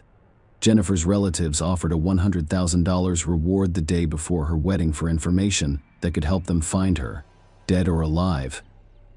Police held a press conference to announce that the active part of the search would be halted. According to the chief of the local police, they must have investigated every possible lead in this town. There were no clues, so they called off the search in the area. John Mason attended the press conference but did not speak with reporters. Jennifer's uncle suggested that John simply didn't know what to say, which added to the speculation about his role in his fiancée's disappearance. Meanwhile, it was revealed that the clothes, shoes, and lock of hair discovered on the first day of the search had nothing to do with Jennifer's disappearance. According to police reports, the finds were for litter. The only suspect who might have had a motive was John, a journalist who was at his house all day and literally followed him around. There was little doubt that he was involved in the bride's disappearance, but proof had yet to be discovered. The next day, April 30th, was scheduled to be spent at the wedding. But now, people were gathering to pray for Jennifer's safe return. On the evening of April 29th, John received a phone call. A number appeared on the screen, but John wasn't sure who it belonged to. When John answered the phone, he put it to his ear. He was nearly speechless. He heard Jennifer's voice. She claimed that she was kidnapped, taken somewhere, and forced to be intimate. She cried and said that after everything was done, she had been released and now she had no idea where she was. This image depicts John rejoicing that his beloved is alive. I cried. I laughed. I tried to remain calm and talk to her to help her stay calm. John stated that he had no idea that his joy would be quickly overshadowed by an interesting circumstance. After speaking with John, Jennifer dialed 911. She told the operator that she had been kidnapped and then released, and that she had no idea where she was. The number from which she called was traced, as it came from a payphone in Albuquerque, New Mexico, more than 1,400 miles from Duluth, Georgia. Police officers were dispatched to the address where the phone was found, and when they arrived, they discovered Jennifer. Her family thanked everyone involved, including the media, for successfully convincing the kidnapper to release Jennifer. When the police took Jennifer to the station, they noticed that her appearance did not match the accounts she gave of her captors, whom she described as a man and a woman in their 40s, torturing her in a blue van with her hands and feet tied inside. The FBI agents who came to speak with Jennifer quickly discovered inconsistencies in her story. And when they pointed these inconsistencies out to her, she admitted that no one had kidnapped her on April 26th. She told John that she was going for a run, but instead went to the station and boarded the bus that brought her to New Mexico. According to her, she did so because she could not stand the pressure and excitement of her upcoming wedding. News outlets found that she had a history of criminal behavior, including 3 separate charges of shoplifting. In 1996, she stole $37 worth of merchandise from Walmart in 1997. She was accused of stealing $1,740 worth of merchandise from a supermarket. She was 24 years old at the time. Jennifer repaid the damages and was placed on community service, and after completing that, the theft charges were dropped in 1998. She was caught stealing again, this time for $98 in damages. She was also accused of stealing from the homes of people who hired her as a nanny. She always managed to avoid imprisonment because the thefts were petty after her kidnapping story ended. All was well in some sense. Jennifer was found alive and unharmed. But on the other hand, the state of Georgia spent nearly $60,000 searching for her on April 30th. Jennifer returned to Duluth to shield herself from the attention of the people and reporters greeting her at the airport. She hid her head under a plaid. There was no more talk of the wedding, which was scheduled for that day, and it was postponed indefinitely. She left Georgia because of the pressure of the wedding. Officer Michael Medrano said the list of things she needed to get done, and no time to do it, made her feel overwhelmed. It turns out that Miss Will Banks basically felt the pressure of this large wedding and could not handle it. Duluth Police Chief Randy Belcher added that John turned out to be an abandoned bridegroom who, contrary to rumors, suspicions, and baseless accusations, had nothing to do with his bride's disappearance. Jennifer was dubbed the runaway bride. She publicly apologized to her family, friends, and residents. According to John, the first thing he did when he saw Jennifer again was to give her the engagement ring she had left behind to show that he still wanted to marry her. Just because we haven't walked down the aisle, just because we haven't stood in front of the 500 people and said, "I do," my commitment before God to her was the day I bought that ring and put it on her finger. Mason said on Fox, and I'm not backing down from that now. On May 9, 2005, Jennifer went to a medical facility to address the physical and mental problems that she believed were instrumental in her escape. On May 25, 2005, she was charged with making false statements relating to her abduction. She faced up to 5 years in prison for this charge on June 2, 2005. As part of a plea bargain, Jennifer was found guilty of perjury and sentenced to 2 years of probation and 120 hours of community service. She was also ordered to pay just over $15,000 in restitution for expenses incurred by the city in her search. The story doesn't end there. However, in September 2006, Jennifer sued her now ex-fiancé John Mason. The couple had, by this time, broken off their engagement and separated. In the lawsuit, Jennifer claimed that while she was in treatment, she gave John power of attorney to act on her behalf. According to her, John sold the rights to their story for $500,000 to Reagan Media. He used the proceeds to buy a house that was registered in his name only. Now that they had broken up, John had kicked her out of the house. Jennifer demanded $250,000 in compensation for her share of the house and another $250,000 in damages. John Mason countersued, claiming emotional distress over being left at the altar and suspected involvement in Jennifer's disappearance. In December 2006, both parties dropped their lawsuits. Allegedly, a settlement was reached between them. Thanks to the attention of not only American but also various world media, Jennifer became popular for a while, and some companies wanted to make money from her fame. Hero Builders, a manufacturer of figurines, rushed to create a doll depicting Jennifer Wilbanks in a sports suit with Vegas Baby written on it. Included was a small towel that was placed over the doll's head to imitate the woman's appearance on television when she returned to Duluth. Wilbanks has inspired a runaway bride action figure and a hot sauce called Jennifer's High Tail and Hot Sauce. A musical play based on the story of Jennifer Wilbanks opened on March 13, 2008, at the Red Clay Theater in Duluth, Georgia. A photo of Wilbanks appears in the trailer for the 2008 movie Professional Poker the Grand as one of the many women Woody Harrelson, his character, has been married to in the past. John Mason, who had already spent a lot of money on a failed wedding where several hundred people had been invited, married another woman in 2008.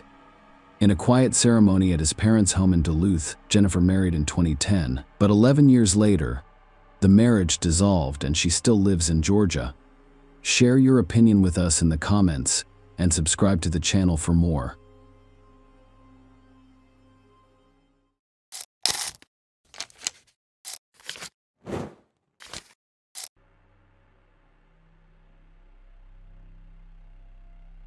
Hey guys, welcome to my channel, and today we're going to take a look at another horrible case with you. The events described in this video occurred 6 years ago. On May 15, 2017, around 1 a.m., the Florida Coast Guard received a distress signal. According to the report, a yacht traveling from Cuba's Varadero resort to Florida collided with something and began to sink. There were originally 2 people on board the vessel, and when rescuers discovered only one of them, many began to wonder where things really were. Louis Bennett and Isabella Hellman met online in 2015. Louis was born in 1977 in England. He moved to Australia with his family at a young age, and by 2017 he held dual British and Australian citizenship. Isabella Rodriguez was born in 1975 in Colombia. Her family relocated to Florida in the 1990s, eventually obtaining residency and then US citizenship in 2002. Isabella married William Hellman at the age of 27. However, the couple divorced after 10 years. She met Louis Bennett online in 2015, and their online communication quickly evolved into a real-life romantic relationship. In July 2016, Louis and Isabella welcomed a daughter named Amelia. 6 months after the baby's birth, the couple bought an apartment in Delray Beach on Florida's Atlantic coast. The following month, in February 2017, Isabella married Louis. On April 30, 2017, Isabella worked as a real estate agent, while Louis owned a small solar panel company. After leaving her 9-month-old daughter with family, Isabella flew to St. Maarten, a small Caribbean island where she met Louis. They planned a honeymoon, returning to Florida on a sailing catamaran Louis had purchased prior to meeting Isabella. On April 30, the couple departed St. Maarten.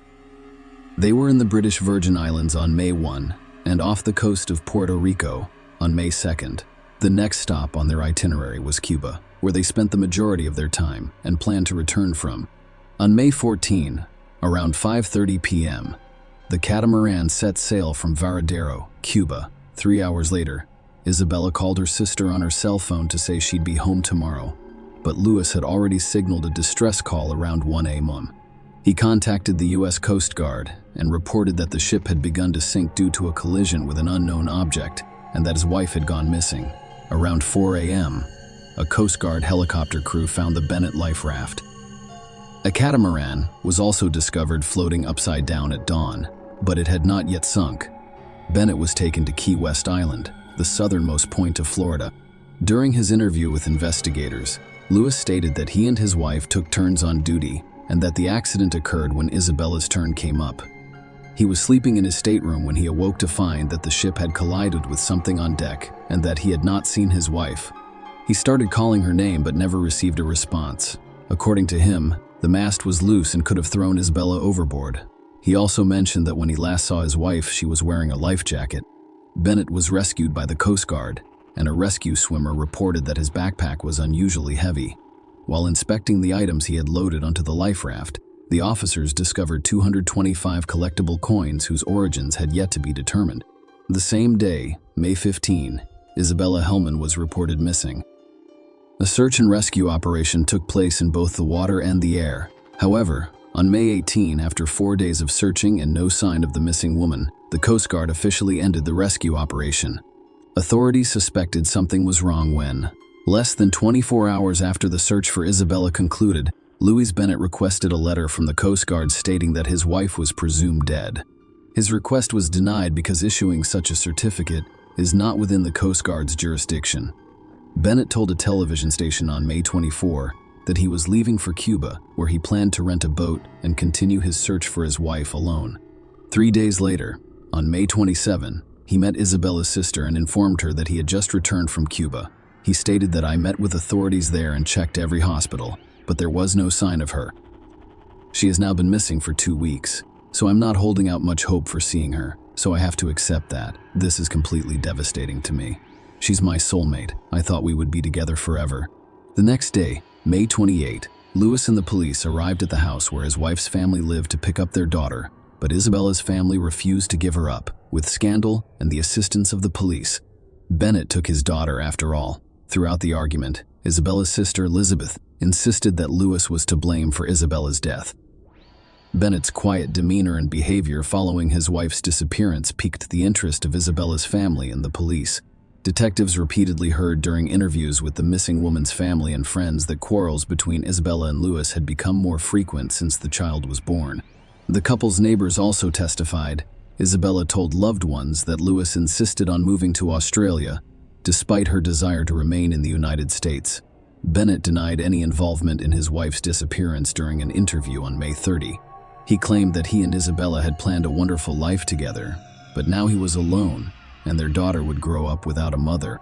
In parallel with the investigation into Isabella Hellman's disappearance, police began to investigate the origin of the gold and silver coins discovered among Bennett's possessions. Bennett had served as first mate on a yacht a year prior, and the captain had a stash of 617 collectible silver and gold coins worth approximately $100,000. Someone broke into the yacht while it was docked in the Caribbean and no one was on board, and stole all of the coins. The person who committed the theft could not be located at the time. However, now that the FBI has begun to investigate the origins of the coins, the captain of the yacht has identified the coins discovered on Lewis Bennett as part of those stolen from him. Based on this information, the FBI obtained a search warrant for Bennett's apartment. Remember that when the man was rescued, 225 coins were discovered in his belongings. On June 16, 2017, a search of the apartment revealed an additional 162 gold coins hidden in a closet. Bennett had successfully left our territory and relocated his daughter to England, where his parents lived. The man's financial situation was not ideal, and he was apparently forced to return to the United States because there remained an apartment worth $125,000 and other personal belongings. He was also eligible for insurance payments in the United States for a lost catamaran. On August 28, 2017, Lewis Bennett was arrested in Florida. He was accused of stealing coins and pleaded not guilty. A few days later, a federal judge set Bennett's bail at $250,000. He was unable to pay $250,000, so he remained in custody. While awaiting trial, Lewis attempted to have his wife declared dead. This would have allowed him to dispose of his and Isabella's property, as well as the funds in her bank account. However, the judge twice refused to declare Isabella dead while the investigation into her disappearance was still ongoing. Bennett pleaded guilty in November 2017 to both stealing the coins and knowingly transporting them to the United States. Bennett's parents wrote a letter to the judge in the case, pleading for leniency and sentencing because his young daughter had already lost her mother. Bennett received a 7-month prison sentence on February 20, 2018, followed by 3 years of probation. On the same day, the verdict in the stolen coin case was announced. Bennett was charged with second-degree murder. Authorities claimed he intentionally caused the catamaran in which he and Isabella were traveling to crash. The prosecutor planned to base the charge on the staged wreck, claiming that Bennett orchestrated it to conceal evidence of the crime. Bennett, according to investigators, wanted to inherit his wife's fortune in order to pay off his own debts before moving to Australia with their young daughter, Amelia. Isabella confessed to being afraid of her husband via text message a few months before she died. Her text messages revealed that she felt Bennett no longer respected her, and when she returned home, she discovered an angry person. Isabella also stated that she was afraid to return home months before Miss Hellman disappeared. "If you no longer like or love me, please let us work it out as soon as possible, because the way you treat me all the time is pathetic." An inspection of the catamaran prior to its sinking revealed that the portholes below the waterline were open, and the damage to the twin hulls appeared to be caused from within. The waterline is the point of contact between the calm surface of the water and the hole in a floating vessel. An expert hired by the FBI to assist with the high seas mystery determined Bennett's story could not be true after reviewing photos and video taken by the U.S. Coast Guard of the catamaran before it sank. According to the analysis, it does not appear that the vessel sank due to accidental damage. According to court records, an associate professor of nautical architecture and ocean engineering at the U.S. Coast Guard Academy believes the vessel was intentionally scuttled. Coast Guard officers who discovered the sinking catamaran found no evidence of a collision with divers inspecting the vessel. They were hesitant to enter because it could have collapsed at any moment. Eventually it did. The catamaran sank at a depth of over 4,000 feet, and no thorough inspection was conducted. 2 years after her disappearance, Isabella Hellman was declared dead. In a series of orders, the judge confirmed what most people believe happened almost immediately after Isabella Hellman was reported missing at sea. According to Palm Beach County Circuit Judge Scott Scour, Hellman is presumed dead on May 14, 2017. Ms. Hellman has yet to be found and has not been in contact with any of her family members. Ms. Hellman is undoubtedly deceased, according to all available evidence. The statement was issued in January 2019. U.S. District Judge Federico Moreno rescheduled Bennett's February sentencing hearing in Miami for May 28, saying he would not act until Isabella Hellman's family could visit her daughter Amelia, who turned 3 in July 2019. Bennett was charged with manslaughter as part of a plea deal, and the second-degree murder charge was dropped. While he could have received a life sentence for second-degree murder, the plea agreement now limits his sentence to 8 years in prison. Isabella's family described the deal as bizarre, but acknowledged that authorities had consulted with them when making the decision. According to a document signed by Bennett and filed with the court by the prosecutor, he was unsure whether he was looking for or calling for his wife. When he discovered she was missing, he did not send out flares or search for her on the catamaran or in the water. Bennett did not immediately ask for assistance. Instead, he loaded everything he needed onto a life raft, then attempted to stage a collision that caused the catamaran to flood before abandoning the vessel on the raft himself. According to the prosecutor's office, he called for help 45 minutes after coming to a stop and discovering that his wife was nowhere to be found. It is also worth noting that, according to the U.S. Attorney's Office, Bennett has extensive experience sailing in open water, including emergency training, and has previously traveled from St. Martin to Australia. He was aware of the emergency procedures, but for some reason he failed to apply them. The prosecutor stated that he did not require Isabella to wear a life jacket harness or a personal locator. In essence, Bennett admitted to negligence, specifically handing over control of the catamaran to his wife, who lacked the necessary experience, causing her to fall overboard and drown. Bennett is an experienced sailor who's been certified as a coastal skipper by the Royal Yachting Association of the United Kingdom. This training covered emergency procedures such as overboard protocols, and nighttime sailing safety. The Department of Justice issued a statement confirming this. In contrast to Bennett, his wife had not received emergency sailing training, did not hold a sailing certification, and had significantly less sailing experience. Only Bennett knows what really happened that night on the catamaran, and he is unlikely to reveal it. Following Bennett's guilty plea, Isabella Hellman's family issued a desperate statement through her lawyer, pleading with him to show remorse. Specifically, this statement states that the pain he has caused them is unbearable and will never go away. Lewis can do nothing to alleviate the pain he has caused by removing Isabella from them. However, he has caused additional pain by denying them contact with his and Isabella's daughter Amelia. She was as much theirs as anyone else's, and they adore and miss her. They've only had 3 FaceTime chats with Amelia, and they haven't seen or hugged her in a long time. They want to hug, love, and be with her. She, after all, is an equal member of their family as he is. According to the statement, they want Bennett to do the right thing. On May 28, 2019, Lewis Bennett, 42, was sentenced to 8 years in prison after pleading guilty to manslaughter in the death of his wife, Isabella Hellman. Bennett apologized to Isabella's family at the hearing.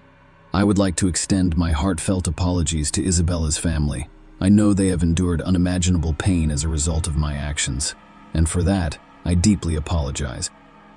I made poor decisions that exacerbated a tragedy of such magnitude that I hope no one else ever has to go through it.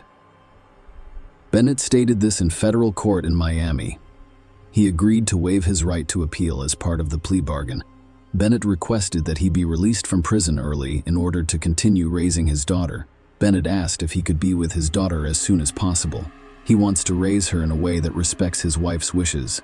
However, Judge Moreno sided with the prosecutors and sentenced the defendant to 8 years in prison, followed by 3 years of supervised release. After the verdict was announced, members of Isabella Hellman's family stated that they intend to visit Amelia, who lives with Bennett's parents in England. At this point, I think all we can do is hope that the visits continue. There will be more of these so that Amelia grows up knowing she has 2 loving families, according to Michael Quatros, the attorney representing Hellman's family. She has lost her mother, but not her mother's family. I believe that the ideal scenario would be for both families to be involved in her life as she grows up, so that she has as many people supporting her as possible. Share your opinion with us in the comments and subscribe to the channel for more.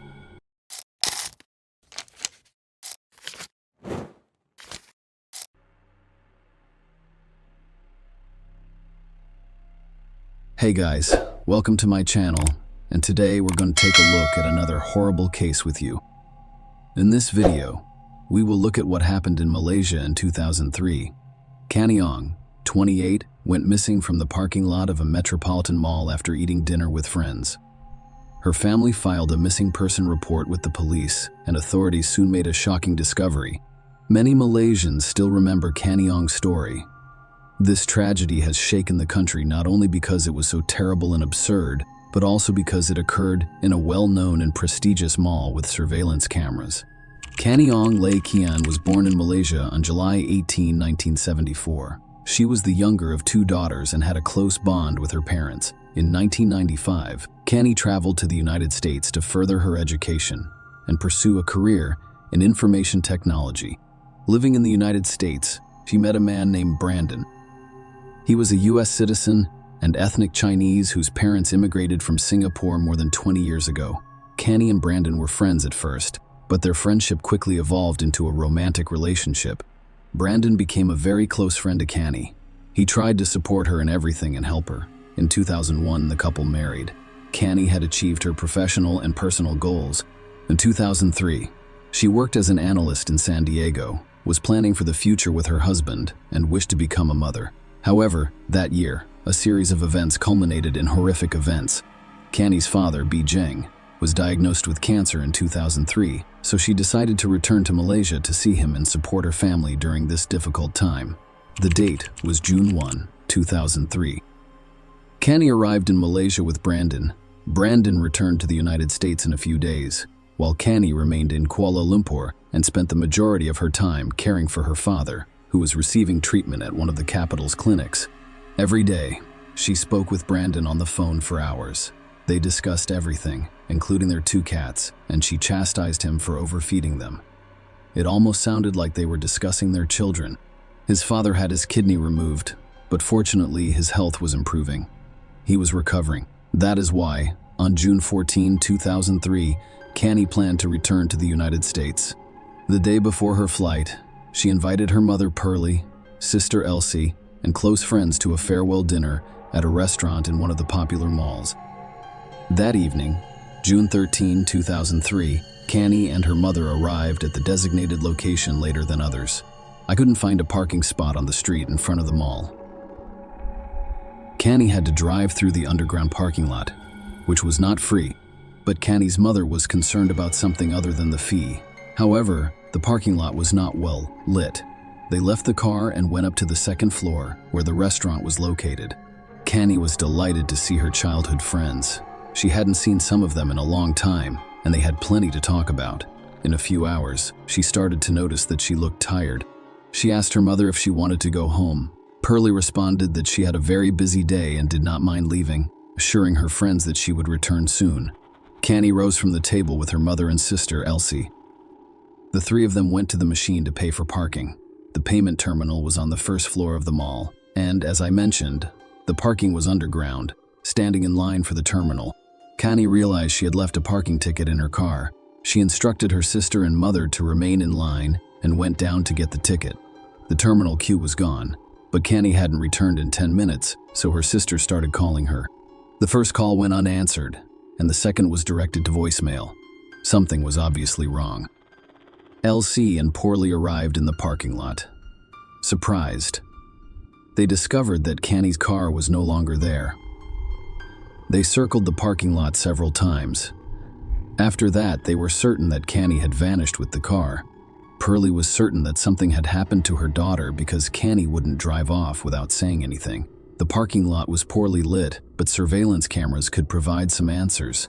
The mall security initially refused to show the footage to Canny's relatives, but eventually gave in after her mother begged for assistance. Around midnight, Porley and LC sat in front of a monitor, watching the footage that shocked and confirmed their worst suspicions. The footage showed Canny's car exiting the underground parking lot at high speed and breaking the barrier, while someone else drove it. The video quality was not satisfactory. However, it was clear that the person in the driver's seat was most likely a man, and Canny was sitting next to him in the passenger seat, her body tucked against the door, trying to keep as far away from the driver as possible. Porley went to the police station right away after seeing the footage and filed a report of her daughter's disappearance and kidnapping. The police launched an investigation, and Canny's family and friends drove all over Kuala Lumpur, hoping to find her car, a purple Proton Tiara. Meanwhile, Brandon, Canny's husband, began to realize something was wrong. He called the wife several times but was unable to reach her. He called her mother, and she told him what had happened. Canny's disappearance shocked Brandon. Porley overheard him crying over the phone. Only at dawn did Canny's friends and relatives return home. Unfortunately, their search was unsuccessful. The police were spreading information about the disappearance and conducting their own search, which did not provide any hope.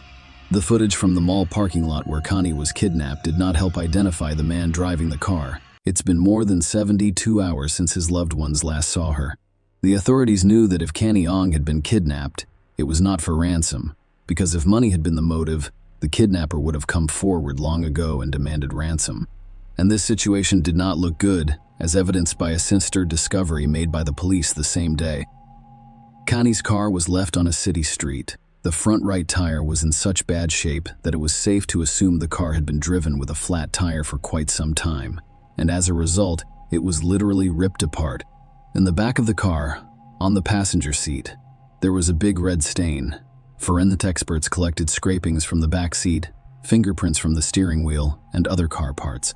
There was plenty of evidence in the car. I'll talk more about it later. Canny's family and friends have not given up hope, and we hope she returns home safely. Unfortunately, the next day, after the car was discovered, all their hopes were dashed. On June 17, a road worker detected a strong, foul odor emanating from a manhole near a highway.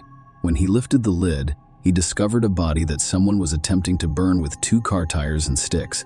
A team of leading forensic experts from the Royal Malaysian Police arrived on the scene immediately and discovered car tires filled with concrete that had previously been used as road sign stands lying on top of the body.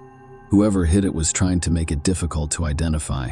The family's worst fears were confirmed after the body was discovered, but it was stated incorrectly that she will not believe her daughter is dead until she receives confirmation. Until they do, we will continue to hope she is found alive. She said the family was going to the morgue. However, the doctor stated that they could not confirm whether Canny Ong's family members had DNA samples taken for comparative analysis. The results of expertise fulfilled Canny's parents' worst nightmare. The body discovered is undoubtedly that of their daughter.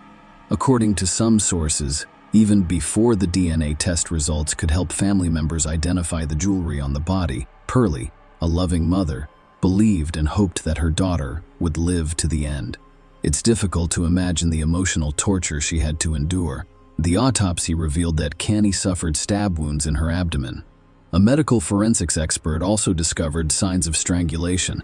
A cloth was tied around Canny's neck in several knots. In addition, semen was discovered inside her body, which served as a source of DNA. A few days after the body was discovered, an event occurred that raised numerous questions about the work of law enforcement agencies. Subramaniam Ravichandran, an undercover police officer, reported to his superiors that on the night of Canny's disappearance, he and his partner were patrolling the streets of Kuala Lumpur at night on their motorcycle. Both he and his partner were dressed in civilian attire. They noticed a car parked in the wrong spot. taking up half of the road, and decided to stop near it to see if anyone was inside. Walking up to the driver's door, Ravichandran noticed a man behind the wheel and a woman next to him in the passenger seat. He knocked on the window. And when the man behind the wheel lowered it a third of the way down, he showed him his police ID and asked what he was doing there, to which the driver replied that he was simply sitting there and chatting with his girlfriend and was not doing anything illegal. Following these words, the police officer requested that both the drivers and their companions' IDs be checked. While the man behind the wheel was handing out the documents, the woman in the passenger seat made strange hand signals. It appeared that she was asking for assistance. Every time her assumed boyfriend turned to face her, she came to a halt. I noticed the officer asking the driver to get out of the car. The driver reacted angrily, telling Ravichandran that he was not a police officer but a thief. Following these words, he raised the window and reached for the key in the ignition. When the policeman realized the car was about to drive away, he took out his pistol and shot the right front wheel, causing the car to speed away. Ravichandran and his partner began a motorcycle chase, but they were unable to catch up to a car with a flat tire. This is the official version. Given the state of affairs in Malaysian police at the time, it was unsurprising that the officer on duty did not call for reinforcements or notify anyone about what had occurred. That car with a flat tire was the purple Proton Tiara, Kaniong's transport, and it will be discovered abandoned in a few days. Even though the chase did not end in the police's favor, they now have documents from the driver. The driver was Ahmad Najib, a 27-year-old Rs, and the passenger was Kaniong. And if the officer in that situation had behaved differently, perhaps Kani would still be alive. Unfortunately, Ravichandran informed his higher-ups about the situation. Only after Kani's body was discovered. The officer's possession of documents on the suspect was most likely the only positive outcome of that night. Aside from Kani's family, many Malaysians came to say goodbye to her. Brandon was devastated by the death of his beloved wife. Meanwhile, police began searching for Ahmad Najib. As it turned out, he never lived at the address listed on his documents. But his name was real, so there were several ways to find him. The police began looking for the name on the documents in the Registry of Documented Marriages. A match was found at the National Social Support Agency. Ahmad Najib bin Aris was born and raised in Muar, Malaysia. He was the second of 4 brothers and sisters in the household. He dropped out of school so he could work and help his family. In 1998, he went from Muar to Kuala Lumpur. Later, he married and had 2 children. Since 2000, he has been a cabin cleaner for Malaysia Airlines. The police began surveillance on his wife after learning her name and workplace. She worked at one of the metropolitan banks and waited until her shift ended. Police officers disguised in civilian clothes followed her and discovered her home address. The police now knew where Ahmad lived, but they needed to ensure that he was inside the house to avoid scaring him. They kept an eye on the house for 3 days, but when the investigators began to doubt Ahmad Najib's ability to live with his family, he disappeared. However, these were hasty conclusions. On the 4th day of surveillance, around 4 a.m., they noticed a cab pull up to the house, and Ahmad Najib got out. Only a minute later, he was handcuffed and led to the police station for questioning. Information about the arrest and the suspect's identity spread quickly in the press. Many people who knew Ahmad Najib couldn't believe he was responsible for Kaniong's kidnapping and death. He was a devoted husband and father of 2 children, and he gave the impression of a good man. However, officers soon realized that he was a wolf in sheep's clothing. Najib remained calm throughout the first interrogation, stating that he was only willing to speak with the head of the Criminal Investigation Division. He started to deny his guilt. Only after he was presented with evidence linking him to Kaniong did his confidence gradually wane. At first, he was shown 2 IDs that he had given to the officer on duty the night Kani was kidnapped. The officers then stated that they discovered blood spots on his jacket and jeans, and DNA analysis would almost certainly show that this was Kaniong's blood. It wasn't until Najib realized that the officers were not faking it and that they had irrefutable proof that they were not bluffing did he admit that he kidnapped and murdered Kani in 10 days, beginning on June 23, 2003. Ahmad was taken to court, where he reiterated his confession. During the next few days, the police conducted an investigation in which Najib showed all of the places where he was with Kani and explained in detail how and how many times he forced her to have intimate relations with him, as well as how he killed her and attempted to dispose of her body. They discovered evidence to back up Najib's claims in every location where he led the police. The cameras captured Ahmad Najib in the underground parking lot where it all began. According to him, he was waiting for his former boss who fired him and wanted to exact revenge. It is worth noting that the version about the former boss has not been confirmed. By hiding in the dark, he noticed Canny looking for something in her car and decided to take advantage of that. He pushed her into the car and threatened her, telling her that if she tried to flee or call for help, she would regret it. Canny fell into a trance and obeyed all of his commands. Then he got into the driver's seat and drove out of the parking lot at high speed, breaking the barrier. After stopping in an industrial area, he began harassing Canny, but just then, a police officer dressed in civilian clothes approached the car. Najib was attempting to persuade the officers that he only realized he had kidnapped the wrong woman when the officer asked to see their IDs. Even if we assume he intended to kidnap his former boss, this does not absolve him of guilt. Without a doubt, she would have met the same fate as Kanyong. According to his words, Najib escaped the pursuit. Even though the officer had his documents, he didn't think to let Canny leave. He pulled over on the road to replace a tire that had been punctured by a bullet. A car with a woman inside was parked near where he had stopped. He walked up to her and asked for a jack. He wanted to change the tire, but then he noticed that Canny was signaling the woman with her hands, who had landed him that jack, so he abandoned the idea and drove away. A short time later, he arrived at a deserted location and forced Canny to have an intimate relationship with him by threatening her with a knife. Then he drove to another district, forcing Canny to satisfy him yet again.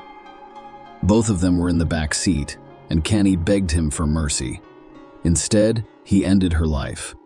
Then he hid her body in a manhole near a highway, drove a car to another location, and abandoned it there. After 16 hours, he returned to the location with a gasoline canister and attempted to conceal the evidence of the crime.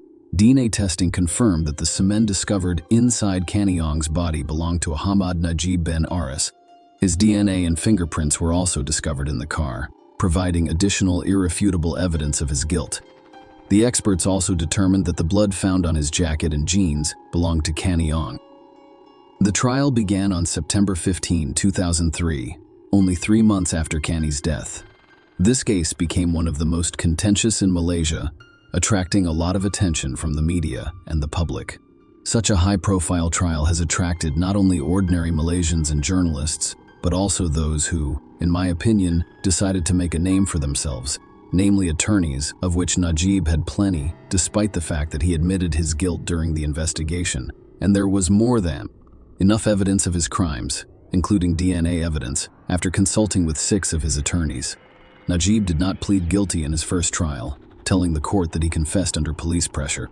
However, the judge before whom Najib confessed shortly after his arrest testified that there were no signs of physical abuse on the defendant at the time of confession, and that he was calm and relaxed. With that in mind, the attorneys changed their strategy and began arguing that Canny was in the car with their client at her own volition. Attorneys attributed it to the fact that Canny, who holds a black belt in Taekwondo, did not attempt to escape. This attempt to blame the victim for not escaping was rejected because everyone responds differently to critical situations. But they did not stop there. Then they came up with a new version, claiming that Canny became intimate with Ahmad Najib voluntarily and died of strangulation, which was used to heighten the sensations during the intercourse. But this version was challenged and denied by forensics experts. The cloth around Canny's neck was tied in multiple knots, indicating that Najib had no intention of loosening it. In fact, the cloth was tied so tightly that the skin beneath it was the only part of the body unaffected by the fire. But that is not all. The cloth was designed for wiping plane windows, and given that the defendant worked as a cabin cleaner, this linked him even more to the crime, not to mention the fact that the lawyers couldn't explain the stab wounds on Canny's body. At that point, Najib's attorneys ran out of ideas and advised him to remain silent and not testify. Many people wondered why Canny didn't get out of the car when she had at least 2 chances to do so. Sadly, we will never know the answer. Maybe she just froze in fear and couldn't run away. On February 23, 2005, Ahmad Najib Ben Aris was found guilty of all charges. The judge stated that the evidence points to only one person committing the crime against Kanyong's sexual integrity. Najib received the maximum sentence under Malaysian law, 20 years in prison and 10 chain strikes. but he was also sentenced to death for killing her. Those who frequently watch these types of videos about real crimes are aware that, for example, in the United States, criminals are executed via lethal injection. However, in Malaysia, the process is quite different. They use ropes instead of expensive drugs.